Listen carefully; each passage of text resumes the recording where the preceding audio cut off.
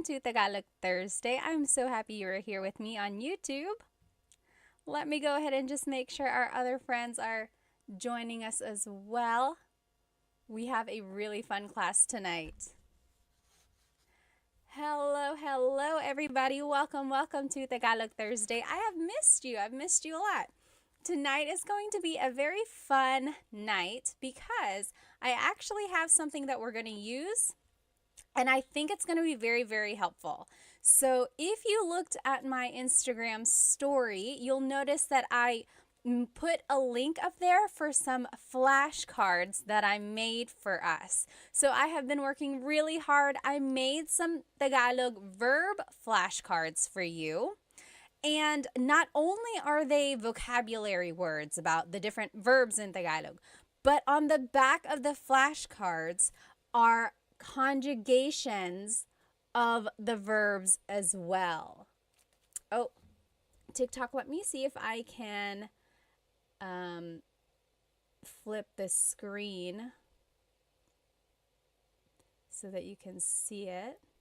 Is that better? Yeah, there we go. Okay. So these flashcards are so great because they have the word on them, and then on the back is how you conjugate the verb.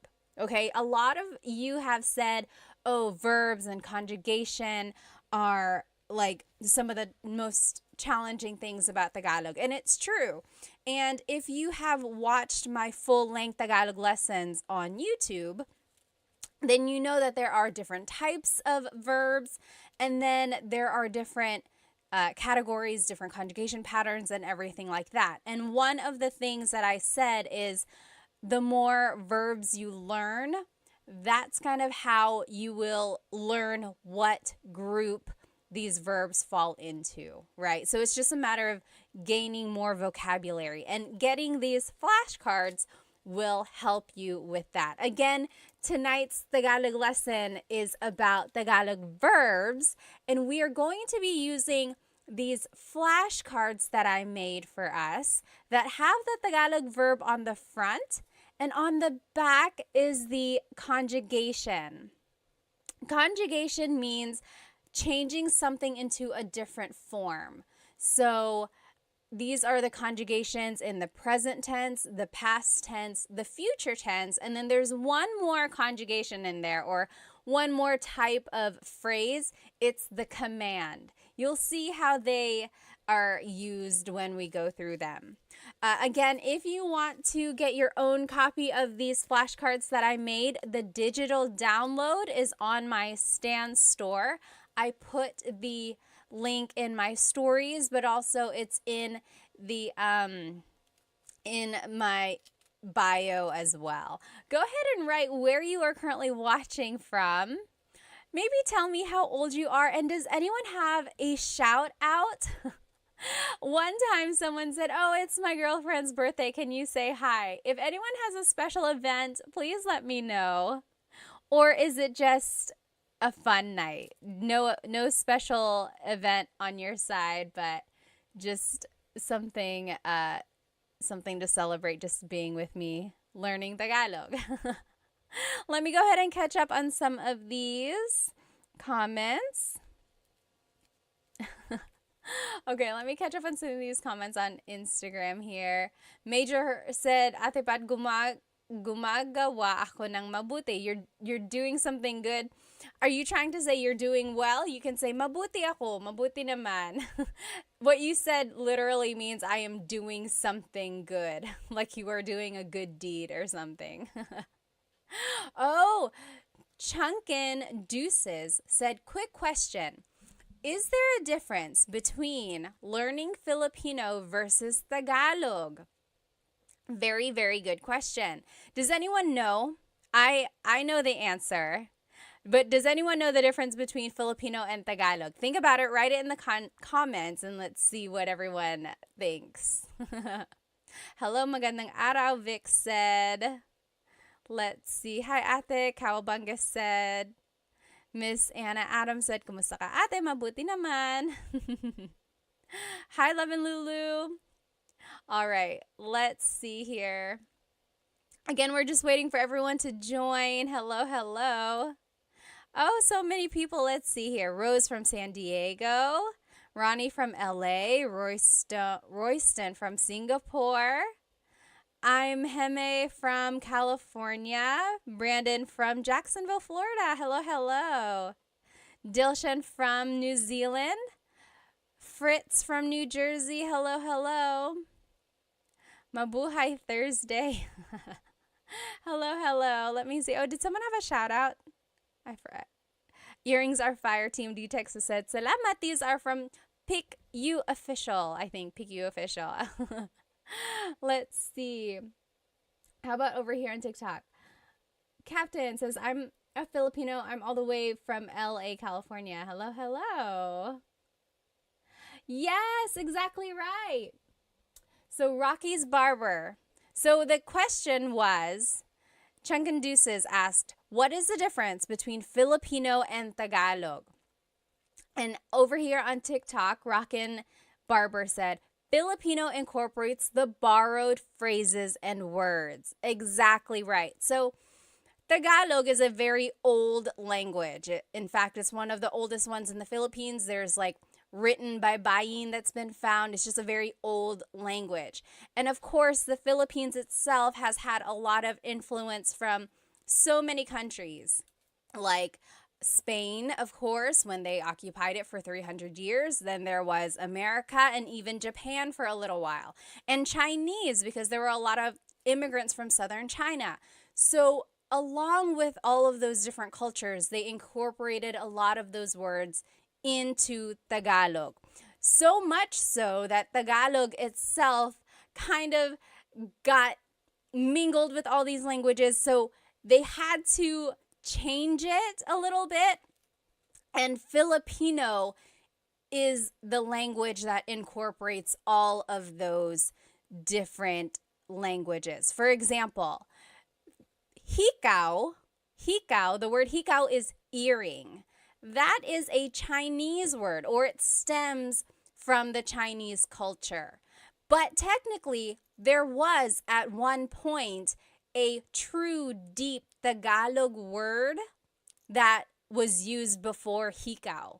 And usually, I love Tagalog, like deep Tagalog, because it's very literal.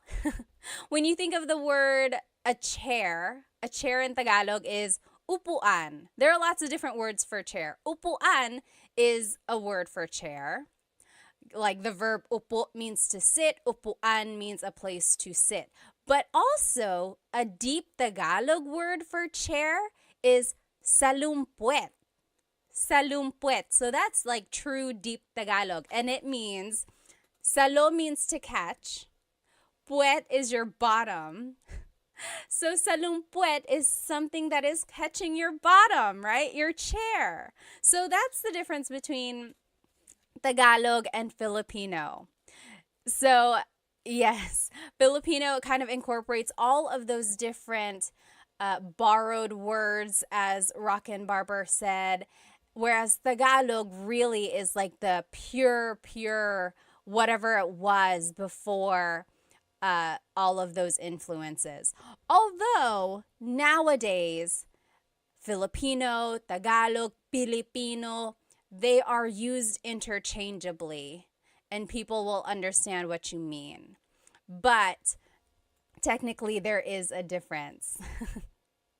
Oh, hello, Tagalog Kurt. Someone is saying hello, Tagalog Kurt. Are they here? Anyway, again, thank you. Let's go ahead and get started.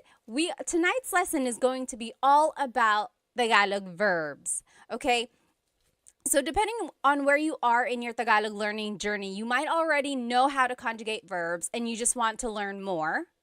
Or maybe you are a true beginner, you just want to gain more vocabulary. This is a good way to do it. Or maybe you are kind of a little bit more experienced and you just want to quiz yourself, or you just want to make sure you know the right words.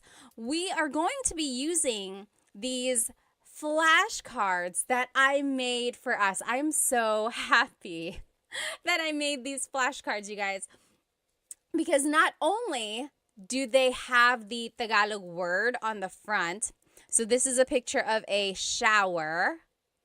To shower in Tagalog is maligo. And it says that on the front, okay? On the back of the card has the conjugation of the or of the verb. Okay, so it's like there are different ways you can use these cards. One way is to cover the Tagalog word and then quiz yourself. Be like, okay, what is to shower? What is to shower? Then you're like, okay, it's maligo. Now, what if I want to say, I am taking a shower? What is it again? What is it again? Then you look on the back, you're like, oh, naliligo ako. Naliligo ako. Okay, so you can purchase your own copy of these flashcards on in my Stan store. The link is in my IG stories right now, or the link to my Stan store is in my bio as well. I will note that when you purchase it, it is just a digital copy. So you're going to be purchasing the PDF form, and it's going to look like this. Okay, it's just a PDF form, a document, and you will be responsible for cutting them out and putting it back to back if you want. And then I even went farther and put a lamination on them just to make it have that flashcard feel. Okay, but if you don't want to do all that, you could just print it out, maybe like put holes in it and put it in a 3-ring binder, or even just put a staple in it and call it a day. You know, this is just a really good way to review, I think. Let me check over here on YouTube. Okay.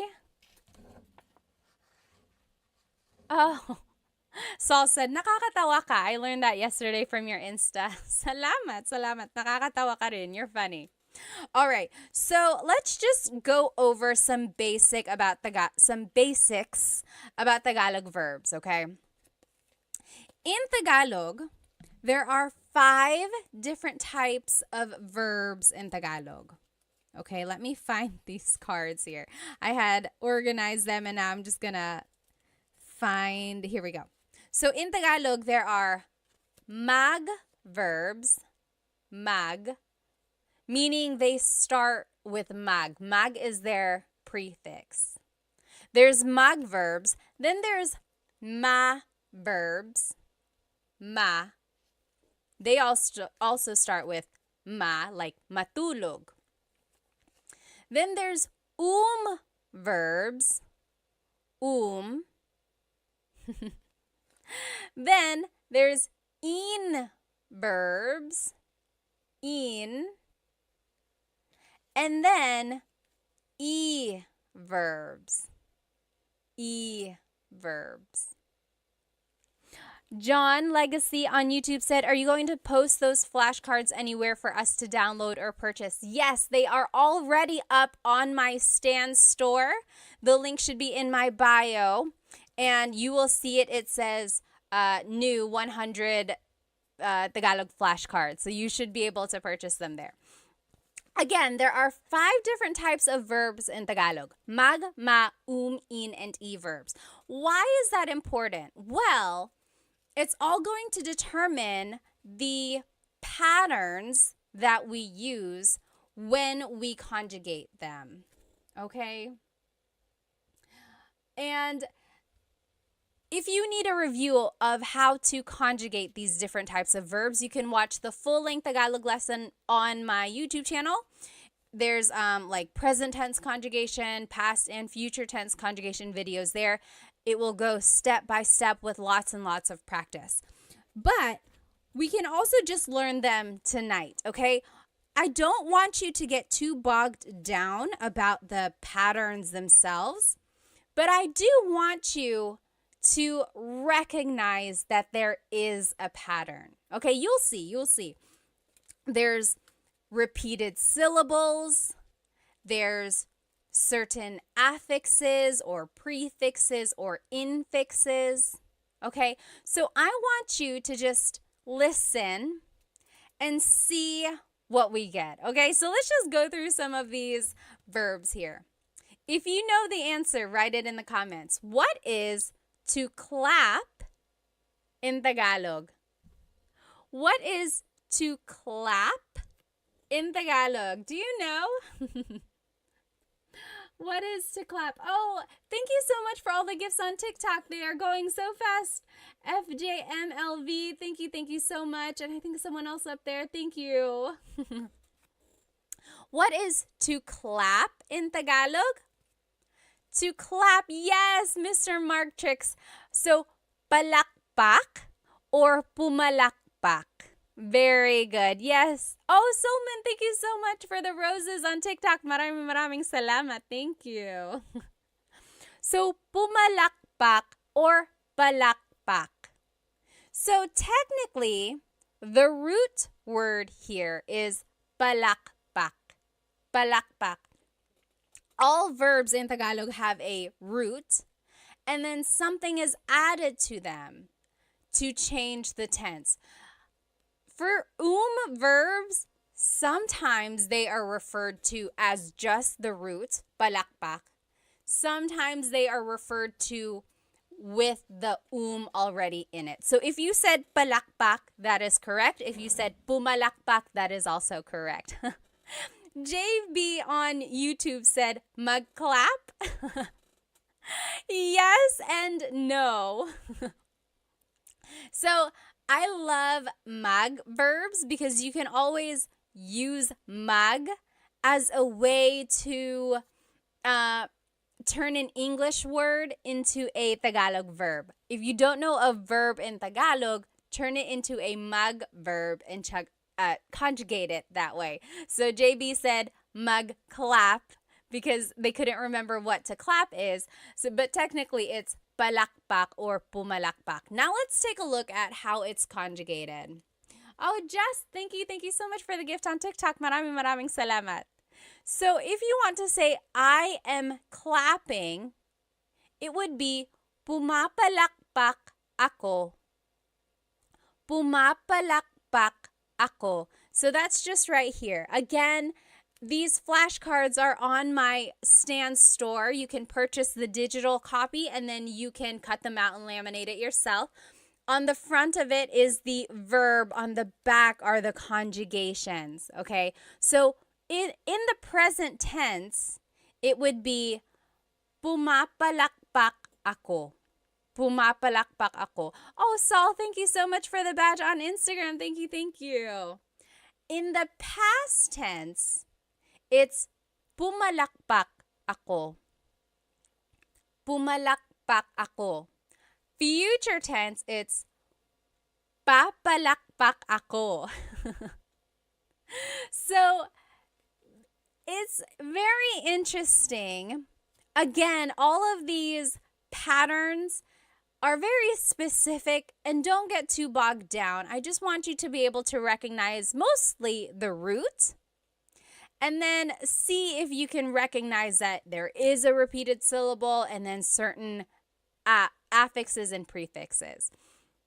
Now, if you want to say it as a command, it would be pumalakpak ka. Pumalakpak ka. Clap your hands. Okay? So, pumalakpak means to clap or palakpak. Interestingly, the noun form of clap, like applause, is palakpak. So sometimes it can be confusing if you don't use the People can be like, are you talking about the verb or the noun? And of course, you would just use context clues from there. All right, let's keep going. What is to yell in Tagalog? To yell. Do you know what to yell in Tagalog is? To yell in Tagalog is sumigaw. Sumigaw. So in the present tense, sumisigaw ako or sumisigaw siya. Yes, very good. Warhawk got it right on TikTok. Sumisigaw siya. She is yelling. Or sumigaw siya. She yelled. Sisigaw siya. She will yell. Okay, so sigaw or sumigaw means to yell. Sumigaw. Okay, what is our next verb here? What is to dance in Tagalog? What is to dance in Tagalog? To dance in Tagalog is... Oh, Christina, thank you so much for the rose on TikTok. Thank you, thank you. To dance is, sumayaw. Yes, very good. Leonardo on TikTok got it right. Jasmine, very close. Jasmine on Instagram said masayaw. So that's another tricky thing there. It's like you might know the root, sayaw, but then you have to figure out, is it a ma verb, a mag verb, or an verb? Sayaw is an verb. So sumayaw means to dance. Again, on the back is the conjugation for your review if you do want to learn them. Sumasayaw ako, I am dancing. Sumasayaw ako. Sumayaw ako, I danced. Sasayaw ako, I will dance. And then as a command, it would be sumayaw ka. Dance. Sumayaw ka. Dilshan said, isn't masaya happy? Yes, masaya means happy. Sumayaw is a little different from masaya. Okay? I guess we're in this stack of verbs. What is to cry in Tagalog? What is to cry in Tagalog? Oh, Cam said, where can I get the flashcards? You can download the flashcards from my Stan store. You can, when you download them, they will come as a PDF and you just print them out yourself. And you can cut them, laminate them like I did, front and back, or just print them, maybe put a staple or put holes in it and put it in a 3-ring binder. So however you want to use them, you're going to download it. It'll come like this. What is, yes, JB, you got it on YouTube. To cry is iyak, umiyak, umiyak. Very good, JB. Very good, very good. Umiyak means to cry. So in the present tense, umiiyak ako. Umiiyak ako. Past tense, umiyak ako. Umiyak ako. Future tense, iiyak ako. And then as a command, wag kang umiyak. Wag ka nang umiyak. Don't cry. Don't cry. Okay. So Dilshan said, diba means isn't it? Yeah. Means like right, correct? Or is it not? Yep, that's exactly right. Okay, next verb here on our list. What is to laugh in Tagalog? What is to laugh in Tagalog? To laugh. Yes, very good, Cam. Tumawa. Very good. So to laugh in Tagalog is tumawa. Tumawa. Very good. So tumatawa ako. I am laughing. Tumatawa ako. Or tumawa ako. I laughed. Tumawa ako. That's past tense. Tatawa ako. I will laugh. Tatawa ako. Or as a command, tumawa ka, laugh. Tumawa ka. Okay? Here's another verb. What is to sing in Tagalog. To sing in Tagalog. You might have heard this if your family is into karaoke. People will always make you try to sing. Yes, Cam is exactly right. And Warhawk. Yes. Very good. Kumanta. Kumanta. Yes. Alpoblit. Kumanta. Very good. JB said, once again, where do we download these cards po? It's in my Stan store. So the link should be in my bio, or if you just go to my profile, look for the Stan store link. Again, when you download it, it will be a PDF like this, and then you will print it yourself and turn them into flashcards, or you can just keep it like this, put it in a folder, things like that, okay? So, kumakanta ako, I am singing. Kumakanta ako. Kumanta ako, I sang. Kumanta ako. Kakanta ako, I will sing. Kakanta ako. And as a command, kumanta ka, kumanta ka. If you've ever gone karaokeing or if you've ever karaokeed with Filipinos, they have probably said that to you. Kumanta ka, sing, kumanta ka. They leave no one behind with the singing. What is everyone's go-to karaoke song, by the way? I like Crazy for You by Madonna. I like, what else do I like? I don't know. I'm not like an amazing singer or anything. Oh, what's that one song that I like? I'll have to think about it. Yes. Okay. Oh, you might have already seen it. What is to hug in Tagalog? To hug. Oh, Captain said All of Me by J.M. Guzman. Oh, I don't even know what song that is. I'll have to look that up. Hart said Whitney or Mariah Star Spangled Banner. Number 1, do they even have that version? And number 2, I need some evidence, please. Yes, very good, very good. Oh, Captain said rap songs by Andrew E. Do you know who Andrew E. is? Andrew E. is a popular rapper in the Philippines. I feel like he was a lot more popular in like the 90s or early 2000s, like just really, really fast Tagalog raps. Are you into Glock 9? Glock 9 and like Ruby Ibarra, of course, Phil Am. There are lots of newer. Oh, and Easy Miller, hello. Like a lot of newer rappers out there. Yes, very good, very good. Yakap or yakapin means to hug. Yakapin. So, yakap is the noun, a hug, yakap.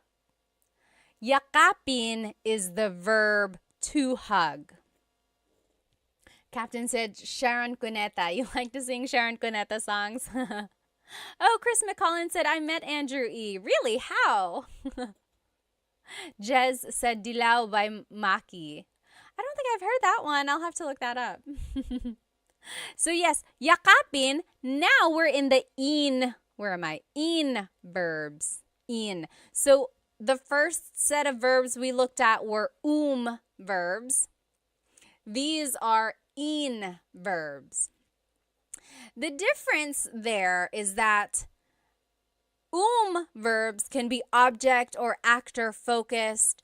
In verbs are usually object focused. Again, all of that is nitty gritty. If you do want to get into all that, be sure to watch my full length Tagalog lesson videos about present tense conjugation and future and past tense. Oh, Serrano said maybe this time. I love that song. I love that song. Ozzy Mandia said, hi, I just wanted to thank you for the lessons. I plan to visit the Philippines later this year. I'm pretty good at the language. Oh, at language, so I'm absorbing everything. Good, good. JB said, my way. Do you know what happens when you sing My Way in the Philippines?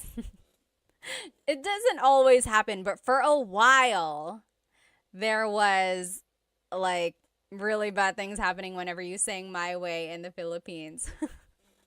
It used to be like maybe like 10 years ago, for a while, when people sang My Way, they would they would get unalived. They wouldn't, I don't know what would happen. Like, it would be so violent. And then, yeah, so for a while, there was just that thing where it was like, don't sing My Way, or it became a joke where it was like, oh, you're going to sing My Way. So be careful with that song. Okay, yeah, so yakap or yakapin means to hug. In the future tense, it's, I'm just trying to think because I don't want to say it wrong.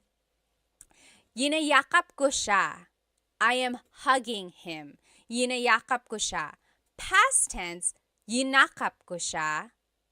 Future tense, yayakapin ko siya. Okay, so yakap is an in verb. As a command, maybe you can use this on your sweet, lovey, loved one. Yakapin mo ako. Yakapin mo ako. That means hug me. Yakapin mo ako. I'll put it up here so you can see it. That's the command. Hug me. Yakapin mo ako. Try saying that to your honey tonight. I'm sure it'll make them super kilig. Yakapin mo ako. Okay? Someone put it or wrote a question up here. Someone asked why. Why is it that when you sang My Way, you would get like unalived? I don't know. It was just like, maybe it just happened to be that when people were singing that, there were like violent people around them. I don't know. But for a while, you should look it up. It was like singing My Way at karaoke was kind of dangerous. Oh, and then someone asked, do you know how to speak Bisaya? No, I do not, but I know someone who does, and I'll be sharing them with you in just a little while, like maybe next week or in a couple weeks. Oh, someone up here asked, Ladorabi said, is Filipino Sign Language the same as American Sign Language? So I feel like either last year or the year before, I posted a video of Filipino Sign Language. And then people commented, oh, it's the same as American Sign Language because American Sign Language actually is universal. So people said it's the same, but I'm sure there might be some nuances. But that is a great question. If anyone knows, like, is there a difference between Filipino Sign Language and American Sign Language? Let us know. Jasmine said, I heard of you sing it badly. So maybe if you sing My Way badly, then that's why it was so violent. Patch said, your tutorials really helped me in my tutoring sesh with my US students. Thank you, thank you, thank you. Maraming salamat. Thank you, din. Oh, interesting. Okay, so PJ said Japanese Sign Language is a little different. Interesting. Okay, so yeah, there might be some similarities between Filipino Sign Language and then like American Sign Language, but also there might be some differences as well. Warhawk said, I'll never sing that song in the Philippines. Yeah, don't sing My Way. You might not want to. Okay, and then someone asked, do I speak Waray? No, I do not, but I'm looking for someone who can teach it. If you know anyone who can teach Waray, send them my way. Okay. What is to pull in Tagalog? What is to pull in Tagalog? Yes, JB, yakapin was an in verb. We're actually in the in verbs now. Tots asked, can you speak Kapampangan? No, I cannot. I wish I knew people who could, though. Yes, Serrano. Hilahin. Very good, Warhawk. Hilahin. Hilahin. Very good.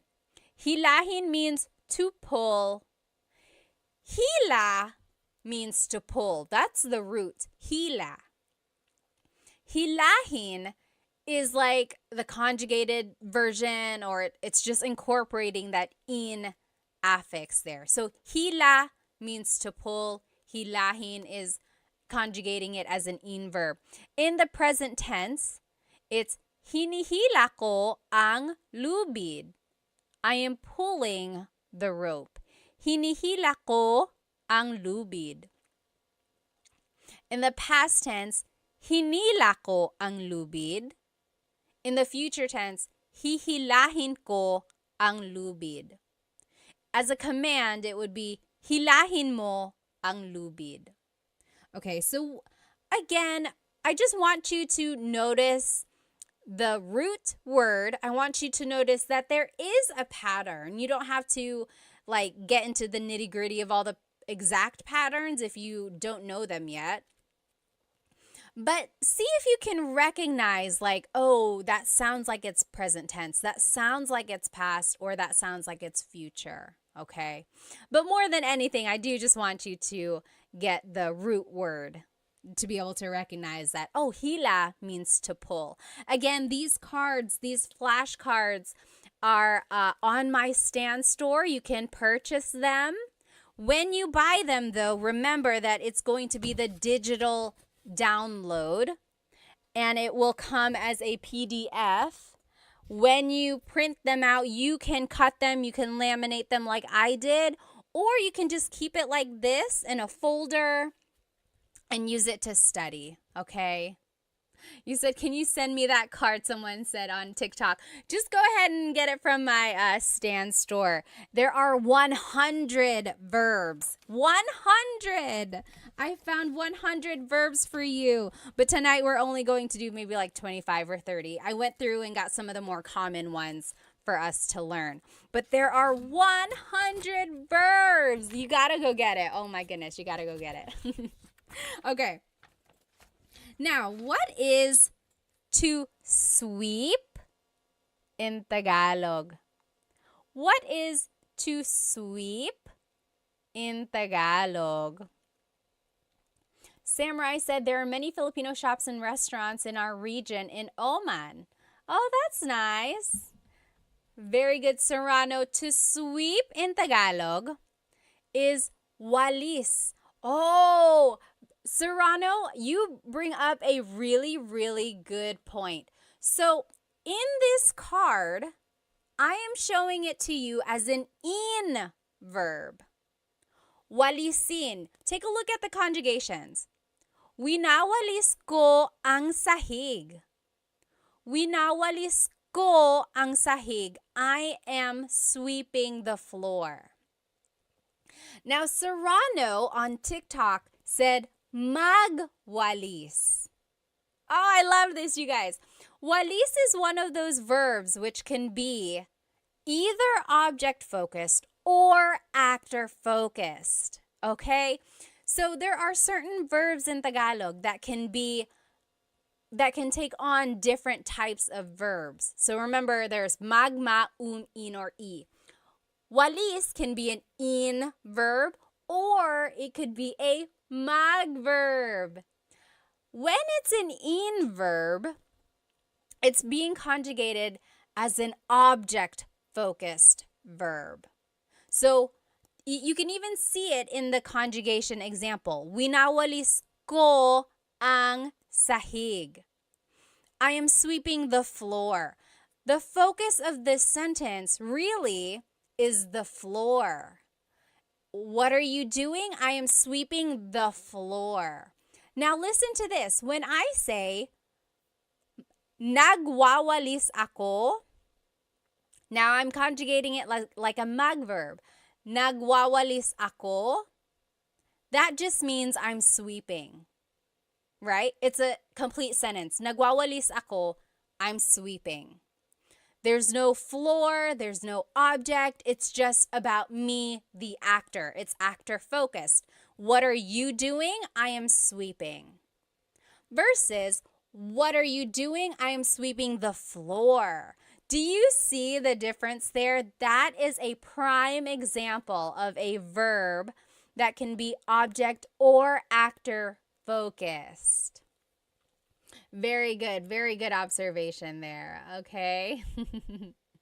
Tim said, I love those cards. Thank you. Thank you. Again, these cards you can get on my Stan store as a digital download. When you purchase them, it's going to come as a PDF form, and you can cut them out and laminate them like I did, like front and back. Or you can just keep it in a folder and use it to study that way. There are 100 verbs in this pack. Okay? Okay. Oh no, I have to go, Rayo said. Bye. Salamat. Let's see. This random name said, are you American? Yes, I am. And I'm also Filipino. Okay. What is to tell or to say in Tagalog?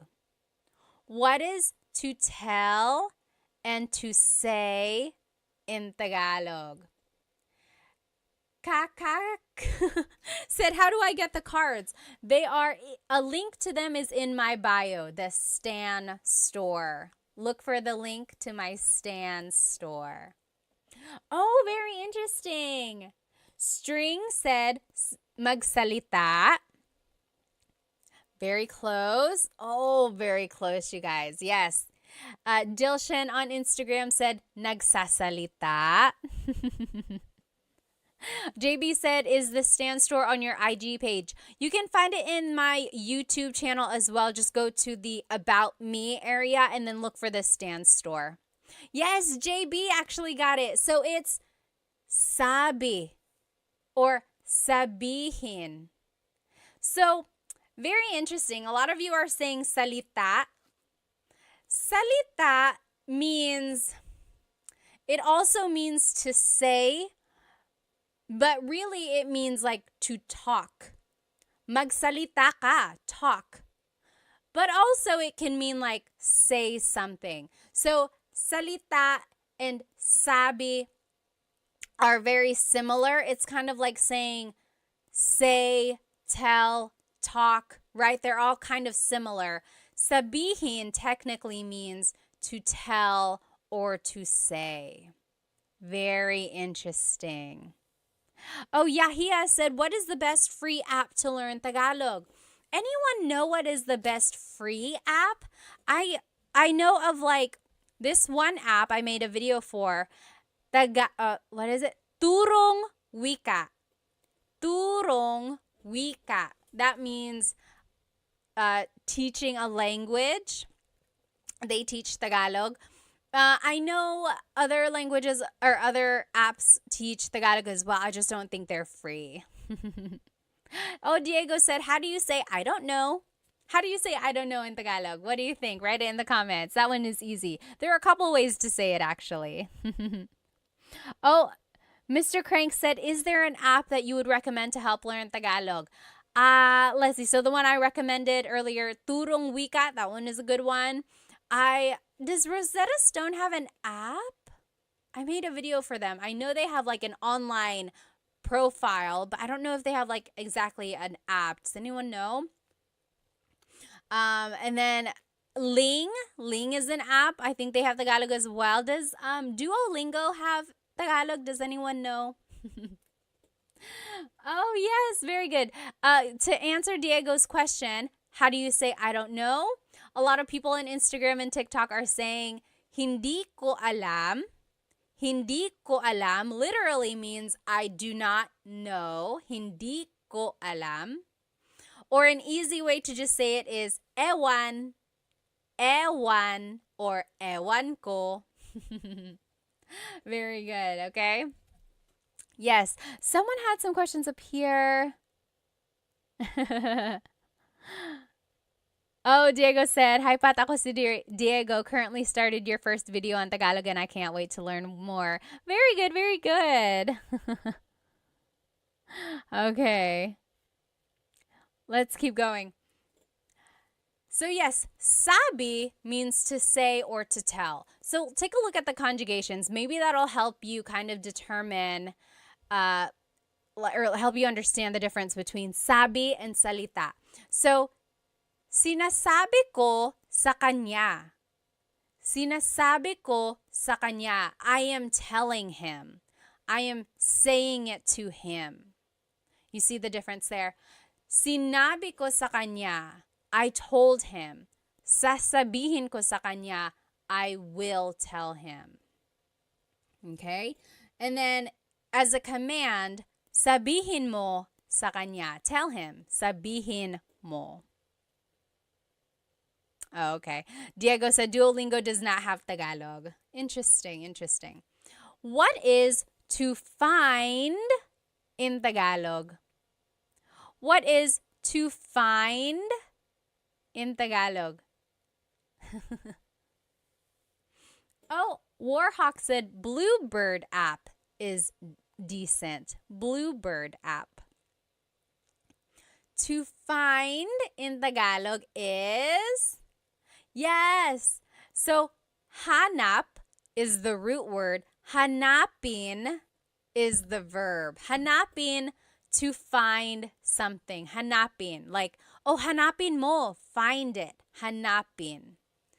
So, here's the conjugation. Hinahanap ko ang susi. Hinahanap ko ang susi. I am looking for the key. Hinahanap. That's the present tense. Past tense, hinanap ko ang susi. Hinanap. I looked for the key. Hahanapin ko ang susi. Hahanapin ko. I will find the key. Okay? So again, hanap means to find. Hanap. Oh, JCast said, where do you buy these flashcards? You can buy them from my Stan store. Link is in the bio. Look for my Stan store. You will get the digital download. You will get the PDF form, and it looks like this. And then you can cut it, laminate it like I did, or you can just keep it like this, maybe put it in a folder or in a binder, and then use it to study like that. But I have 100 verbs for you. 100. Oh my goodness. I'm so happy for you guys that you have this resource. But we're only going over like 25 tonight. Oh, thank you so much. Sean said, I bought them. Salamat. Maraming salamat. Okay. What is to run in Tagalog? What is to run in Tagalog? Oh, Major said, Ate Pat, can you give me a Tagalog tongue twister? Ooh. Let's see. Let's see. There's so many. I don't want to say it wrong now. There's that one. It's like Mecánico ni Monica. Minicánico ni Monica. Minicánico ang... I don't even know what it is now. Someone write it in the comments. Minicánico ni Monico ang makina ni Monica. Minicánico ni Monico ang makina ni Monica. That means Mokino, the mechanic, fixed Monica's machine. Minikaniko ni Monico ang makina ni Monica. Oh my goodness. And then there's so many more.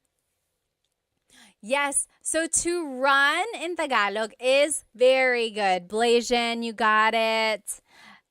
La, Yesam, and JB, you got it. Tumakbo. Yes, very good. Tumakbo. So takbo is the root word, takbo. Tumakbo is showing that it's an conjugation. Tumakbo. So if you want to conjugate it, tumatakbo ako. I am running. Tumatakbo ako. Or tumakbo ako. I ran. Tumakbo ako. Tatakbo ako. I will run. Tatakbo ako. Julie and Captain both just asked back to back, where can we get these cards? Yes, so these flashcards are on my Stan store, stan.store/Tagalog Time Pat, or you can just go look on my bio. Look for the link that says Stan Store, and it's going to be a digital copy.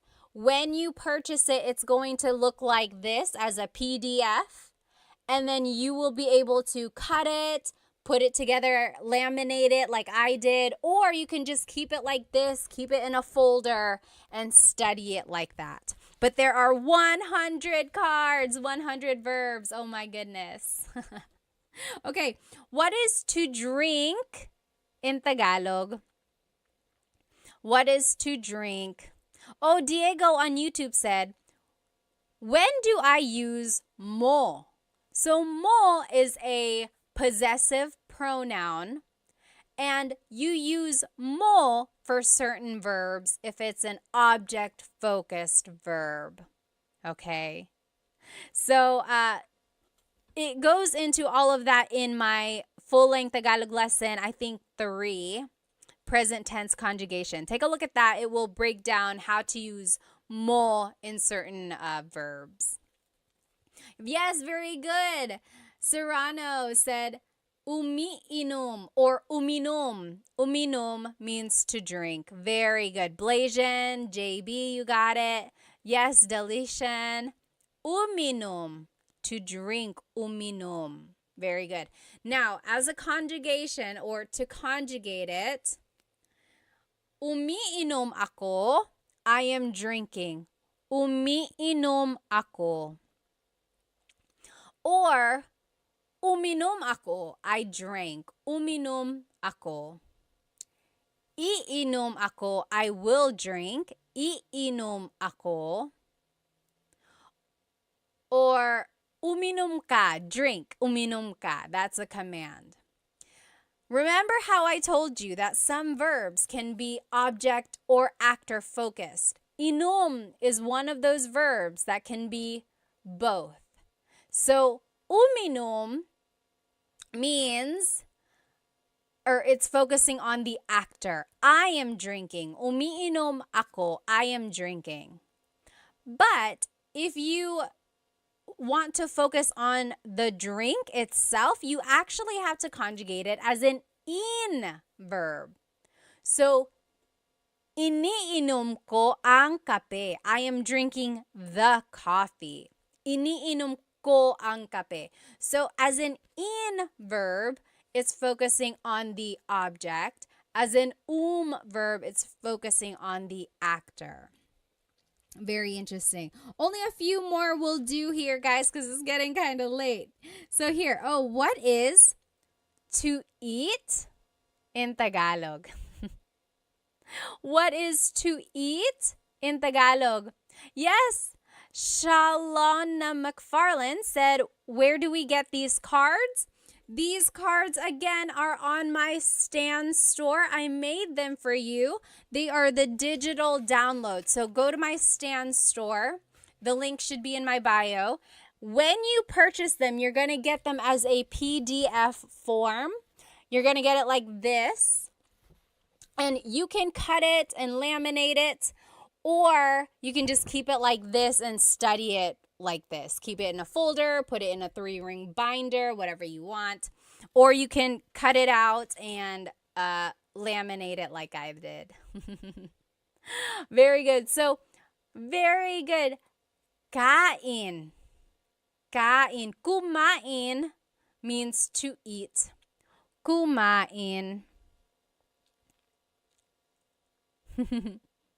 Yes. Blasian said, pwede bang magtanong? Can I please ask? Why does it change to ininom?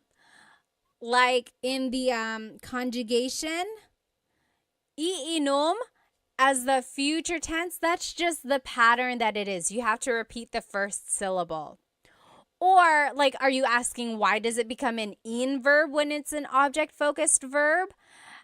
It's just one of those things that it's like a thing in the Tagalog language. Some verbs can be actor or object focused, And that's how it would change. It would change by the affix or prefix. And not all verbs are like that, just certain ones. Very good.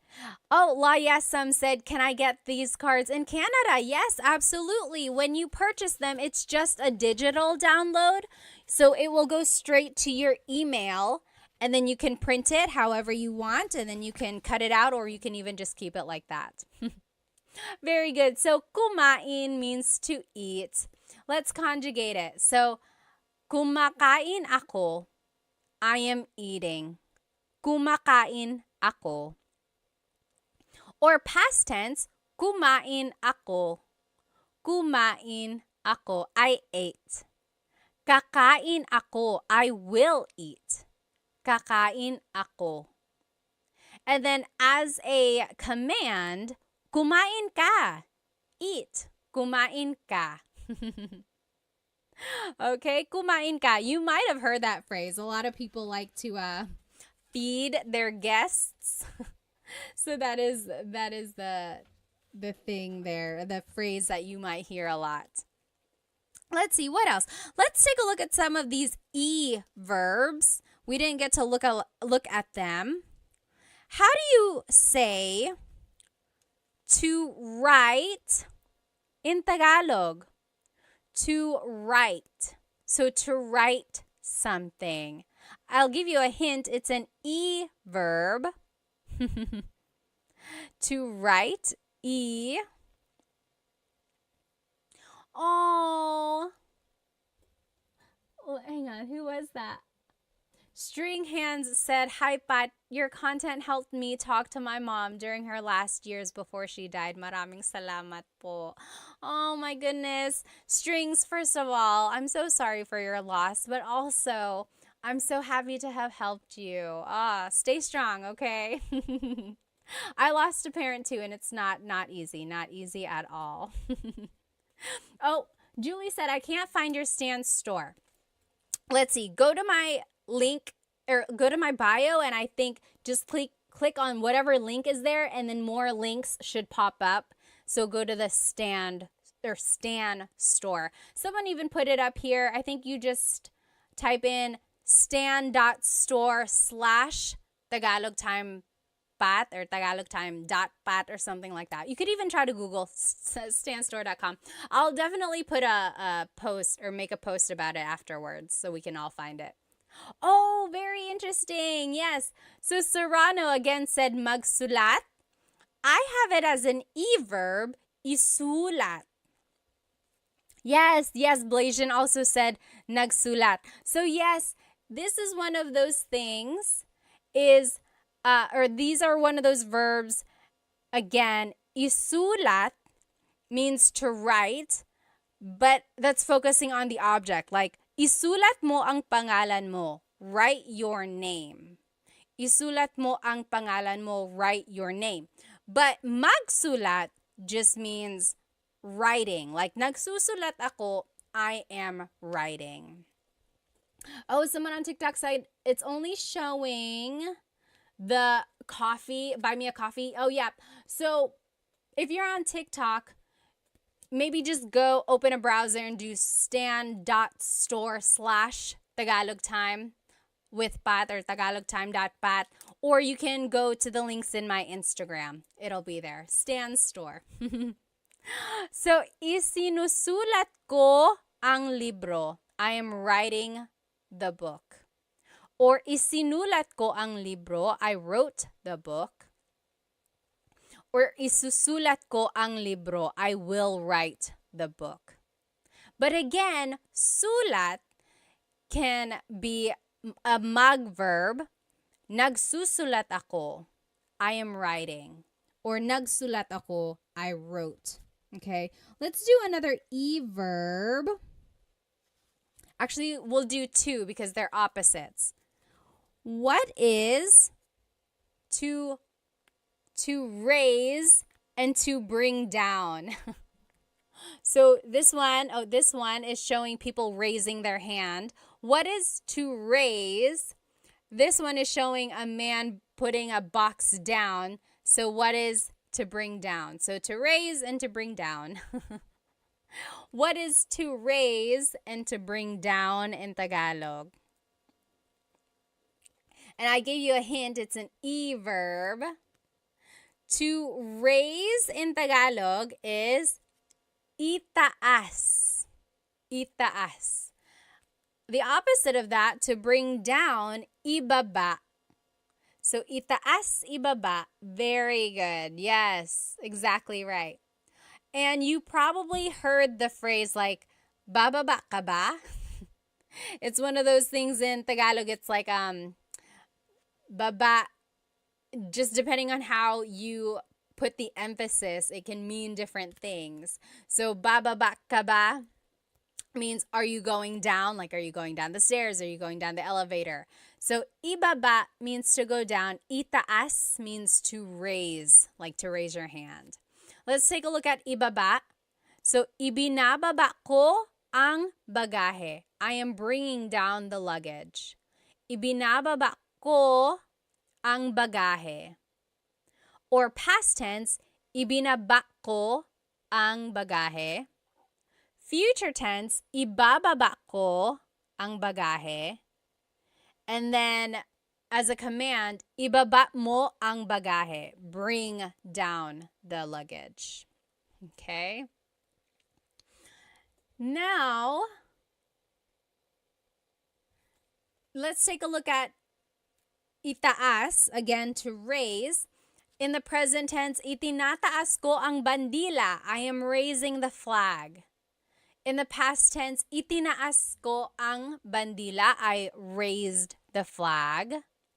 And then in the future tense, itataas ko ang bandila. I will raise the flag. And then as a command, itaas mo ang bandila. Raise the flag. So Love said, spaghetti pababa, pababa ng pababa. Does anyone remember that song? So baba means to go down, and there was this song back in the day, maybe like, was it early 2000s, I think? Spaghetti pababa, pababa ng pababa, Iser said. And then, spaghetti pataas, pataas ng pataas. And it was just this silly, silly dance, and you heard it on every variety show on the Filipino channel. You heard it on the radio all the time. People still dance it. I don't know why it's like that. It's like, why is the spaghetti going down? Why is it going up? Oh my gosh. You can't like not dance when you hear that song. Yes, Blasian said, is there another word for flag? Yes, so I said bandila. Bandila means flag. But watawat also means flag.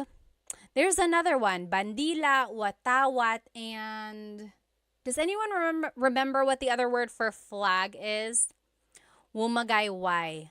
Watawat, wumagayway. Wumagayway means to wave, or like to wave around, correct? I'm pretty sure. So watawat is like waving the flag, exactly. Oh, thank you. FJMLV said, I just got the flashcards. They look so good. I'm glad they have the sentences with them. Again, if you just joined, you can purchase these flashcards that we were using during the lesson. On the front is the Tagalog verb. And then on the back are the conjugation patterns in the present tense, past, future, and a command. It's like an example. So I think it'll really help you learn more verbs. And when you download it, it is a PDF digital download. So you will be able to cut it out and laminate it if you want to, like I did. Or you could just keep it like this. Maybe put a staple in it, or you can put it in a 3-ring binder and just use it to study that way, okay? And there are 100 verbs, 100. I looked up all of the different verbs for you, so I think this will really help if you're trying to learn more Tagalog verbs. Again, you can get it from my Stan store. Stan store. The link should be in my Instagram bio. I think on TikTok we're having a hard time finding it there. So just go to my Instagram or YouTube. The link is in there. Bandera. Yes, I think that's another word for flag as well. Well, you guys, I had so much fun with you tonight. I hope to see you again soon. There are so many more verbs. Again, there are 100 in this pack. This is only like 25 or 30. So maybe next time we will go through more. Oh, FJM said, what are on your YouTube slides? I'm trying to learn more for my fiance. The YouTube slides, if you decide to buy those are just the whatever slides you see in the video. So back up. I make full-length Tagalog lesson videos on YouTube, so those slides are what go with the full-length Tagalog lesson videos. Okay. Budak Baru said, where can I get the flashcards? I'm not from the Philippines. You can get them on my Stan store. Go to my Instagram, click on the link in my bio, and look for Stan store. And it will be a PDF download, and you can download them, you can cut them out, you can laminate it, or you can just keep it like this and study it, okay? Yes, let's see. Yes, Benny, did you get that? Benny also asked, where can I get them? Again, on my Stan store. You just get the digital download, and then you can make the cards or you can keep it like this, okay? Well, I will see you guys next time. I hope you have a great rest of your night. Maraming salamat po. See you next time.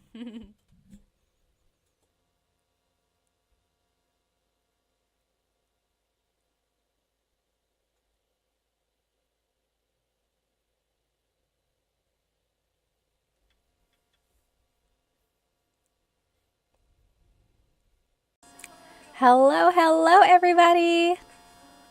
Welcome, welcome. Let me just go ahead and invite our friends. If you can hear me, let me know. Of course, write it in the comments where you are currently watching. And also write maybe how old you are, because I like to see how old everyone is. Also, let me know on YouTube if my mic sounds okay. I was watching the replay last week, and I heard a lot of like, it didn't sound very good. So if it's too like close, I can always scoot back. I just want to make sure it sounds okay for everyone. Let me go ahead and invite our other friends, of course. Hello, hello, everybody. Welcome, welcome. You know what day it is. Happy Thursday. Happy Tagalog Thursday, in fact. Let me know if you can hear me okay, especially on TikTok. I'm trying out this new microphone. And actually, it would help if the mics were up here. Okay, again, let me know if you can hear me okay. If I am too close, I will simply push it back. If you can't hear me, let me know. I'll try to make some changes. Let me know if you can hear me by writing where you are currently watching and maybe how old you are. And as always, this Tagalog lesson is up on my YouTube channel. I am live on YouTube, TikTok, and Instagram.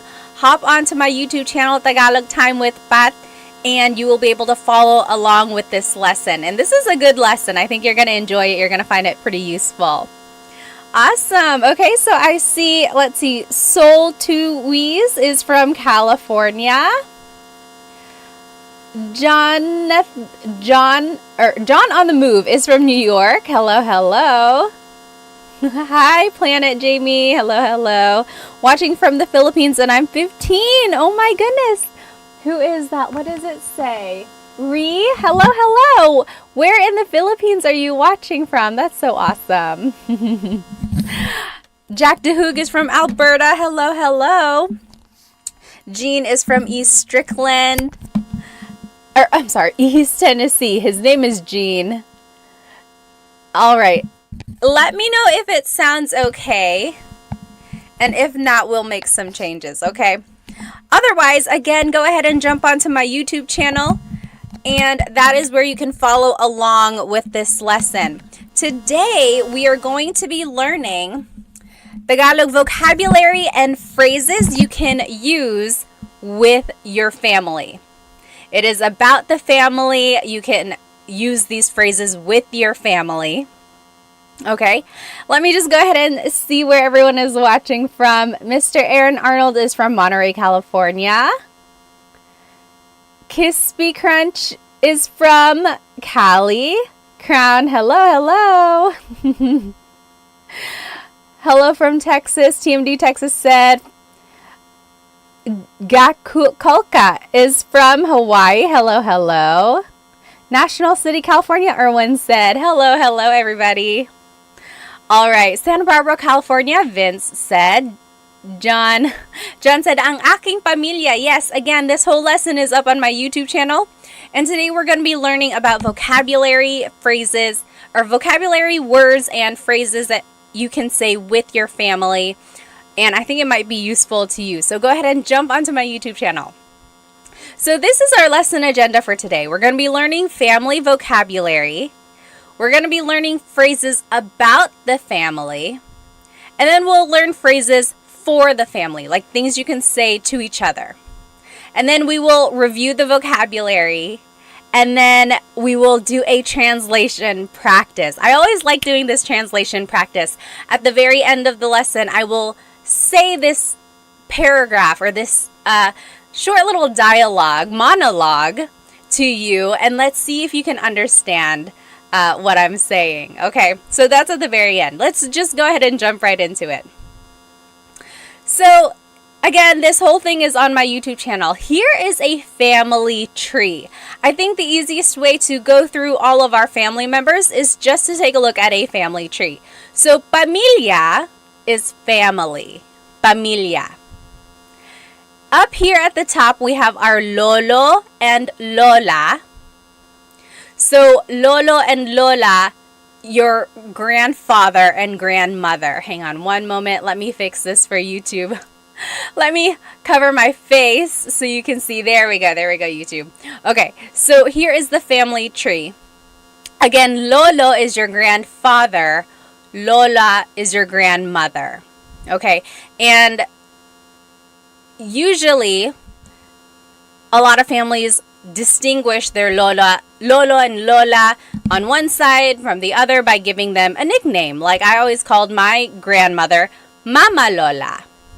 And my other grandmother, she passed away before I was old enough to really get to know her, but she was Lola as well. So some people call their Lolas something else, and their Lolos something else. Kind of like in English, we might call our grandparents like Nana, Papa, or something like that. What do you call your grandparents? Just wondering. Go ahead and write it in the comments. Hello. Oh, Yaz says, hi, I like all your videos. Maraming salamat. Music says, magandang umaga. Hello, hello. Oh, thank you so much for the gift. Maraming salamat. I wish it said the name whenever a gift was bought. Grin, thank you so much. Alrighty. Oh, my mother's name. My mother's name was Lola. Like Lola? Awesome. Yes. Mary Loves says Nanay. That's a very common name to call a Lola. Like even I call other people's Lolas and Lolo Nanay. I'm like, oh, kamusta si Nanay? How is your grandmother or grandfather?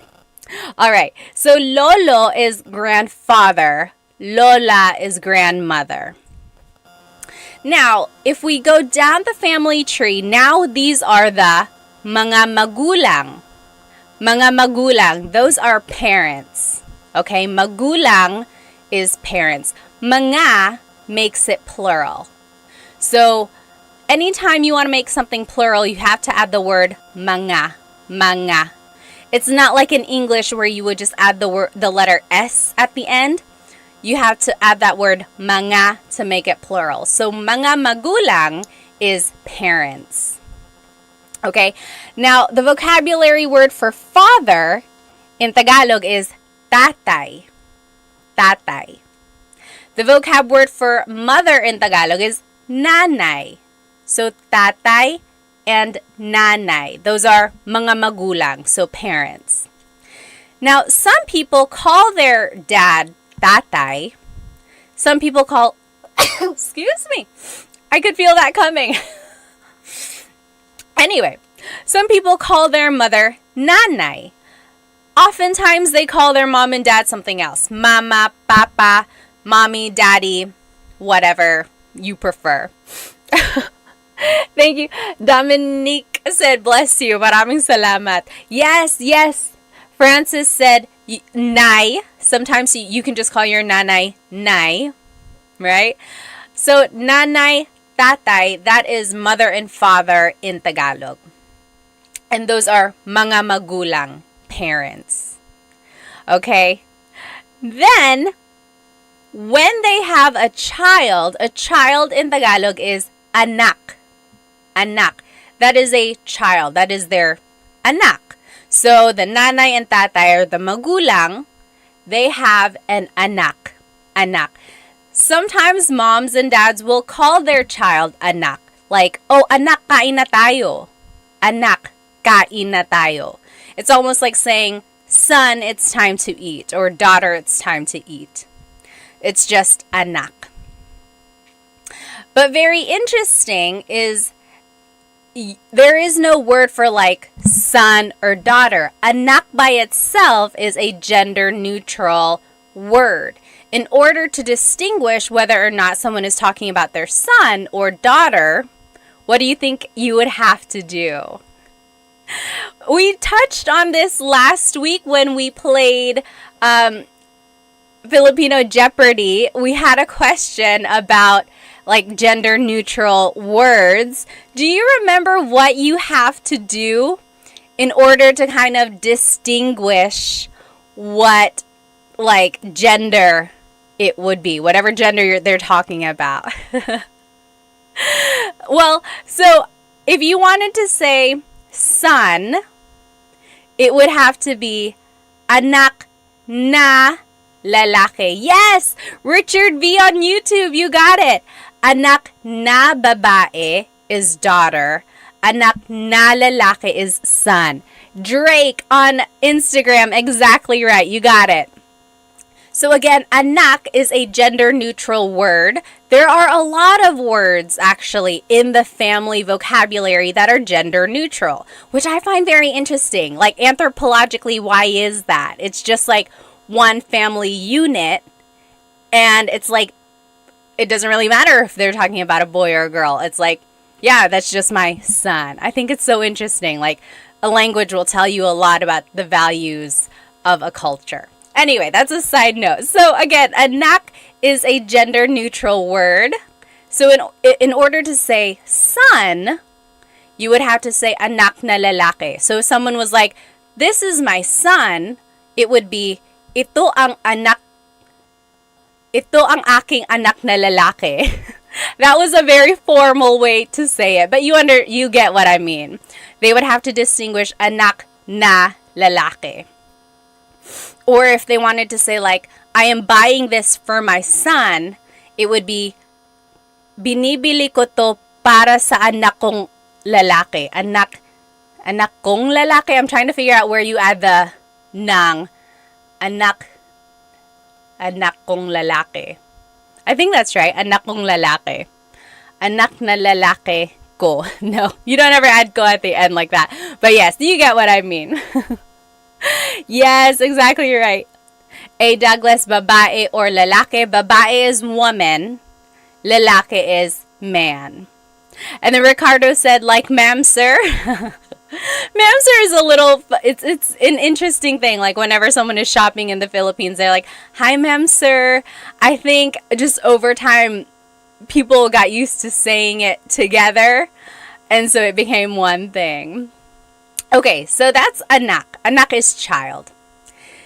Now, if a person gets married, that would be their asawa.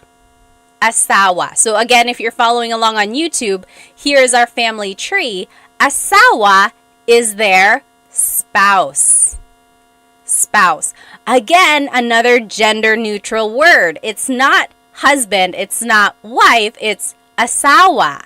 Like I call my husband asawa, not literally, but like he is my asawa, and he calls me, I am his asawa. You know, it's not like husband or wife, it's just spouse.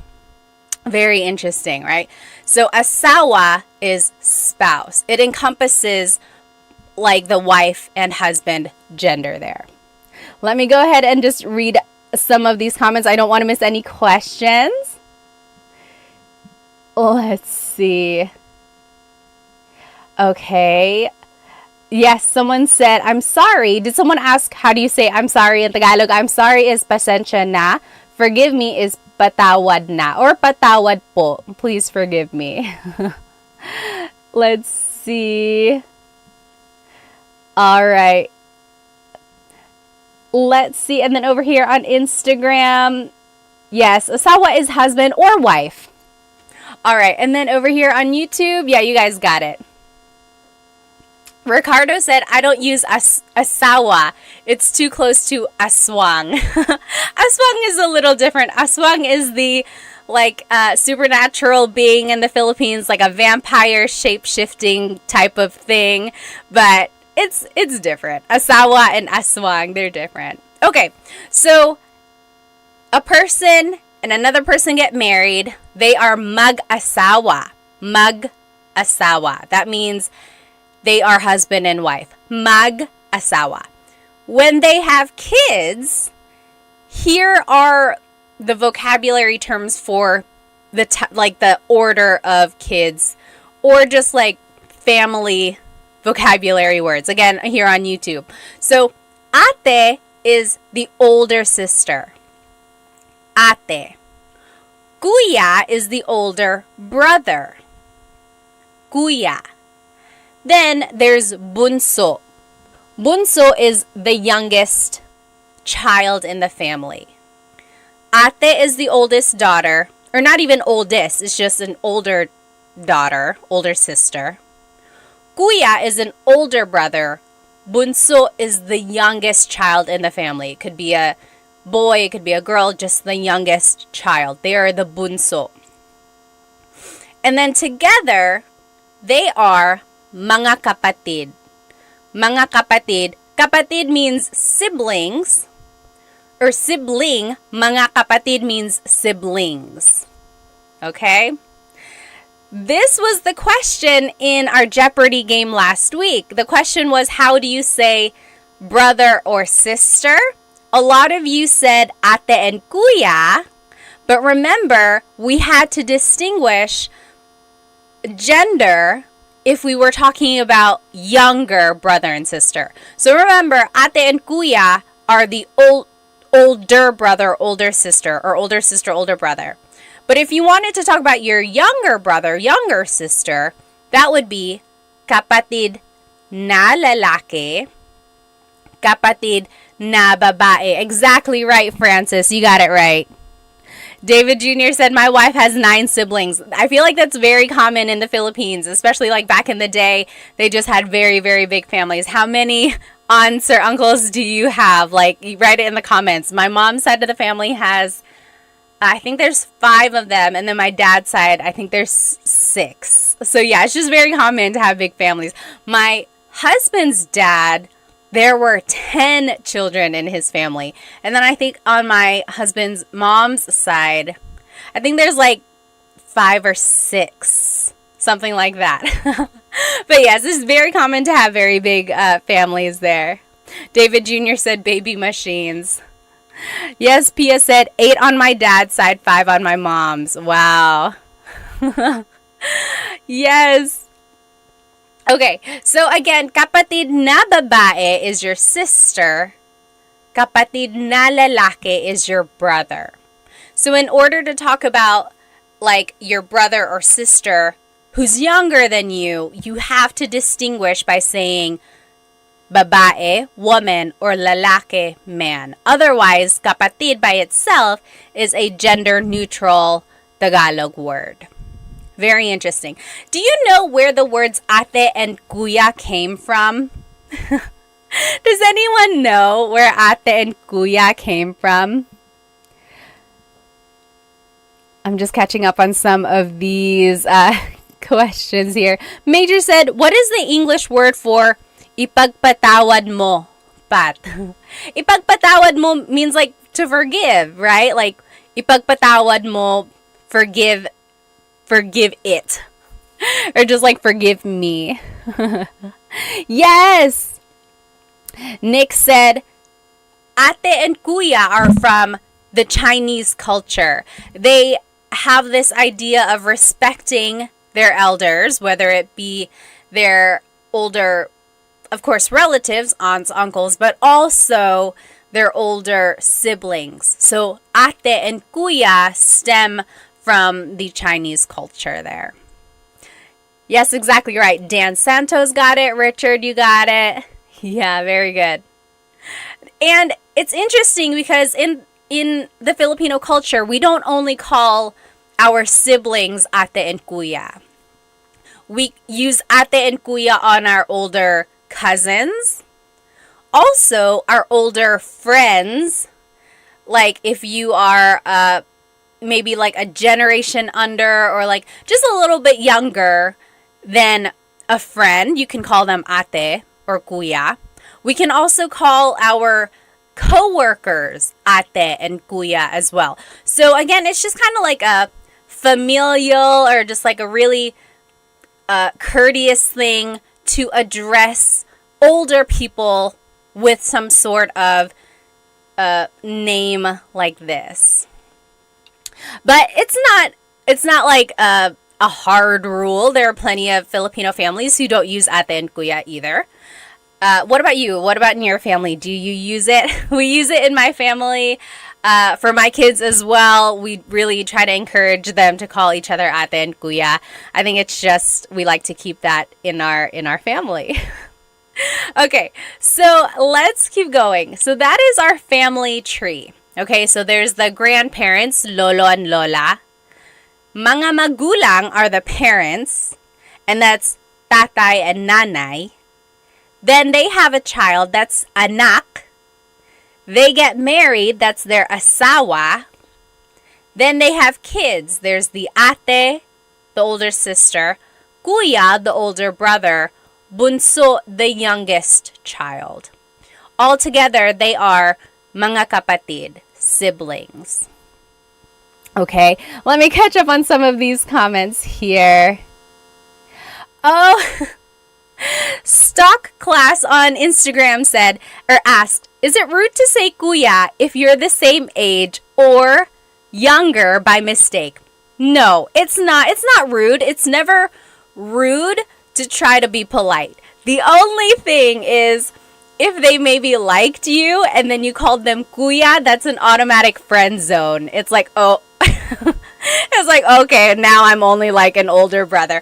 But it's never rude. And, you know, they'll correct you. They might be like, oh, you don't have to call me kuya. Just call me by my name. Or they might be like, hey, I think we're the same age. You don't have to call me kuya. But it's never rude. When in doubt, I would use it. Let's see. Any other questions here? Oh. Yes, Pia said, would not be caught lacking, not calling my sister ate. Have you seen that video floating around? There was someone who, she calls her older sister ate, and then one time she was like, calling my sister by her first name. And then her sister was like, I don't like that. Don't do that anymore. Again, it's just one of those things. It's like respect, but also it's just like a family thing.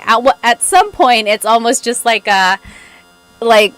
something you are familiar with, and it's a bond almost. Okay, someone up here on TikTok also had a comment. Yes, Nick said, absolutely, you're almost shunned if you don't. So in some families, they do take it pretty seriously if you don't use, what do you call it? I keep wanting to call it like a name or like a title, I guess. If you don't use ate and kuya, for some families, it's almost like really rude there. Rizzle Dizzle said, pare ko. So pare is almost like saying like dude, or it's like what guy friends call each other. Girls can call guys pare too, but again, it's almost like a hey dude, hey man, pare ko. Pare ko is like my man, my dude. So that's, if you ever hear anyone say like, oh, kumusta pare ko? It's almost like, hi, my man. Hi. I can't even say it. It sounds so weird when I say it. What else? Oh, yes. Yeah, Rizzle Dizzle was like, I call my coworker pare. Exactly right. Yes. P.S. Chris said, church members too, you can use ate and kuya. Yeah, so anyone you're in like some sort of community with, or some sort of like, I don't even know how to say, like, just like a connection or a community or group, you can call each other ate and kuya. Oh, okay. Yes. Jordan said, sometimes I see Filipinos use pre in comments. What does that mean? Pre is just short for pare. So again, it's that word of like dude, man. It's just like, hey man, hey dude, pre. Yes. Jay from the Bay said, I thought pinsan is cousin. It is. We will go through that in just a second. Okay. Let's keep going here. Yes, Timothy said, I noticed that many Filipinos call their relatives cousin even if they aren't, even if they are technically not. That's a very common thing. Almost like we call our parents, friends, tito and tita, even though they are not literally our aunt and uncle. It's just one of those titles that we use. Again, it's almost like we are all just one big family. Okay, let's keep going. So here are just some more vocabulary words about the family. Someone mentioned it here on TikTok. Pinsan is cousin. Pinsan. Again, pinsan is one of those gender neutral words. So if you wanted to say my girl cousin, my guy cousin, it would be pinsan na babae, pinsan na lalaki. I guess in English too, cousin is pretty gender neutral. It's not distinguished there. So pinsan is cousin. Then there's pamangkin. Pamangkin is niece or nephew. Pamangkin na babae, niece. Pamangkin na lalaki, nephew. And then tito and tita is your aunt and uncle. I'm sorry, uncle and aunt. Tito and tita. But again, we use that for people who are not even related to us. So our parents' friends, or any sort of older acquaintance, maybe at work or things like that. So tito and tita is definitely what you want to use when you are talking to an older person who's not within your generation. You never ever want to call anyone by their first name. It's all up to you, of course. You are your own person, but I would highly recommend you not calling anyone by their first name. It comes off as very, very rude. Hipag is sister-in-law. Hipag.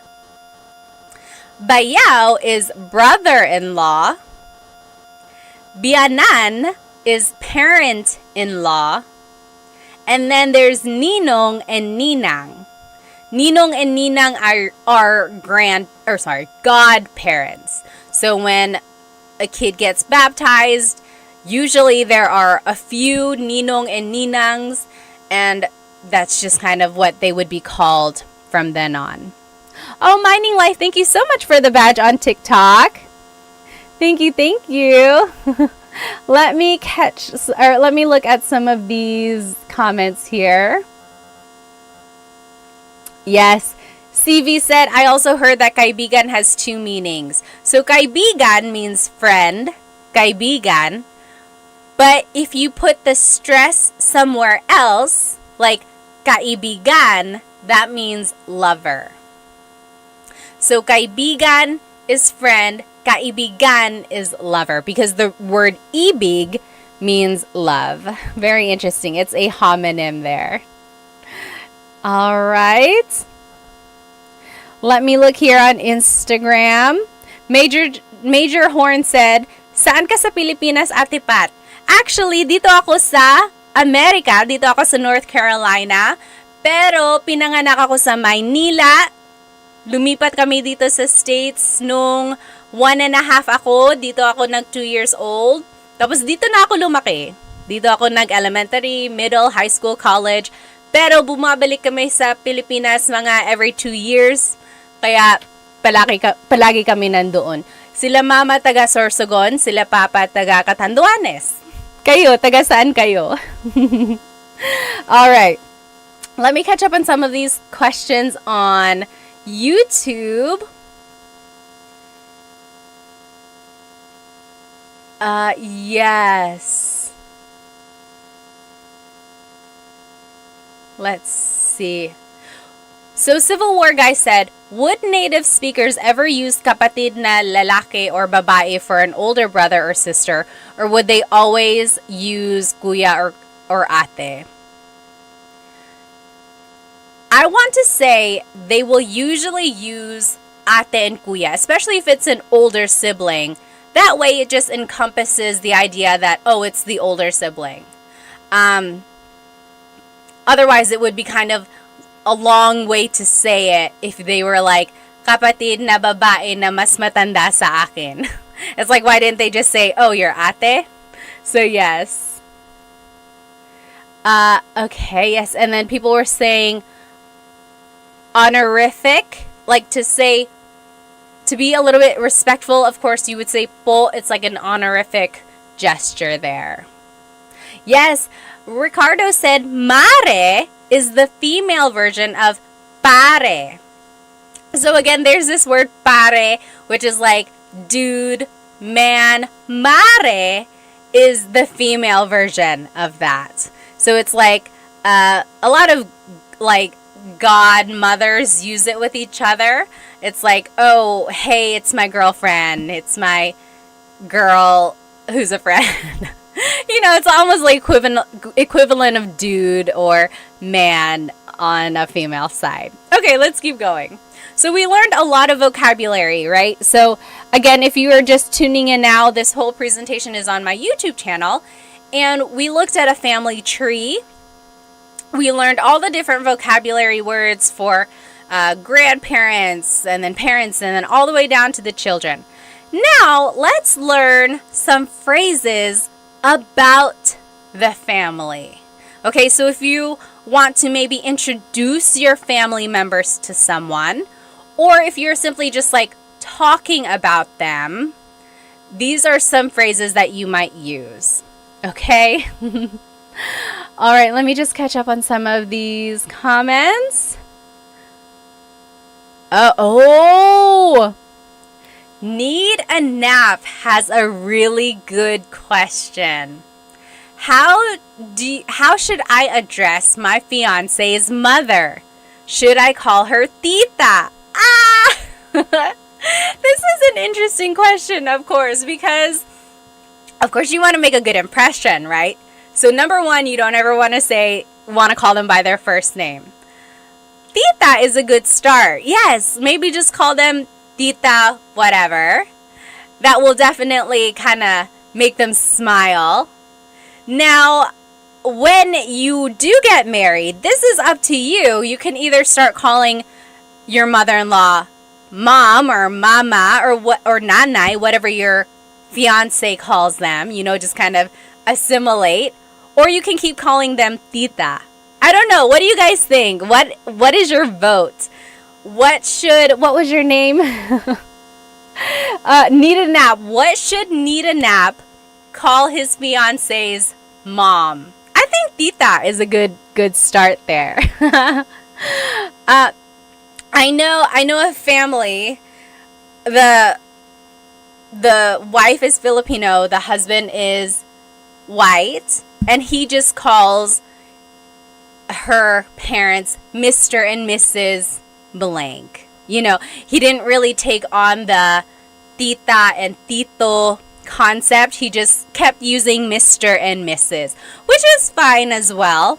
But if you really do want to kind of assimilate more to the Filipino culture, I would encourage you to use tita and tito. TMD Texas said, call her Lola. Maybe if you want to give her a heart attack. Maybe if you're like, hey, Lola, she's going to be like, are you guys pregnant? So I don't know if you should do that yet. Okay, Ben on TikTok said, call them mom. I don't know. They're not quite married yet. I guess you could. She might be like, I don't know if we're there yet. Oh, yes. RK Nudson on Instagram kind of has a similar idea. What should I call my father-in-law? Okay. Oh, see, very interesting. So, what was your name again? RK Nud was asking, what should I call my father-in-law? My wife calls him tatay. Is it appropriate for me to call him that as well? I would say it is appropriate. I don't think it's rude. Maybe ask your wife, though. Just say like, hey, do you think I should call him tatay like you? If she wants you to, yes, by all means, go ahead. If she feels a little weird about it, you know, she knows her dad a little bit more, then just kind of go off what she says. Maybe she'll say, you know, maybe just call him Tito or something like that. But I think give it a try. Ask your wife, see what she would suggest. Oh, okay. So Sam said, before I got married to my Filipino husband, his parents told me to call them tita and tito. Very interesting. So Sam's in-laws told her to call them tita and tito. You could ask. That's a perfectly good question. It's like, what would you prefer me to call you? Or ask your significant other, and then they'll tell you. Oh, yes. Don't hate what I say said, I assimilated to make it easy, and I just call her nanay. I think that is so sweet. Also, props to my husband. Like, as soon as we got married, he started calling my mom mama. That is so sweet. Even now, he's like, hey, is mama home? Or, hey, does mama need food? So sweet. I think it's nice. You'll definitely get bonus points. Oh, and then Sam said, and then on my wedding day, they said to call them mom and dad. Oh, you crossed over. How sweet. Let me catch up here on YouTube. You guys are still talking about po. Yeah, so po is an honorific, like, part of speech. You use it to be respectful. Yes. Okay. So here are some phrases about the family. If you wanted to introduce someone, like introduce, oh my goodness, what is happening, Instagram? Why am I sparkling? Okay, there. For some reason, sometimes I hit a filter and then it makes me look different. For a while over the summer, I always had like dog ears and stuff. Okay, so if you want to introduce your family member, you would say, ito ang blank ko. This is my blank. For example, ito ang nanay ko. This is my mother. Ito ang kapatid ko. This is my sibling. Ito ang asawa ko. This is my husband or wife, my spouse. Okay, so if you want to introduce a family member, it would be ito ang blank ko. Ito means this. Ang is a part of speech that can take on many different things, but in this phrase, it kind of translates to is. Ko is my. So, ito ang nanay ko, this is my mother. Ito ang kapatid ko, this is my sibling. And you can use that for anything. Like if you're like, oh, ito ang ballpen ko, this is my ball pen, this is my pen. Ito ang cellphone ko, this is my phone. So this is my blank. That's just the sentence structure there. If you want to be specific and you want to add someone's name, you would add this word si. Si. si is a part of speech in Tagalog which is used to introduce a person.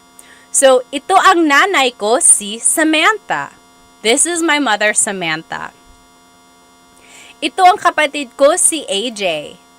This is my sibling, AJ. Ito ang asawa ko, si Chris. This is my husband, Chris.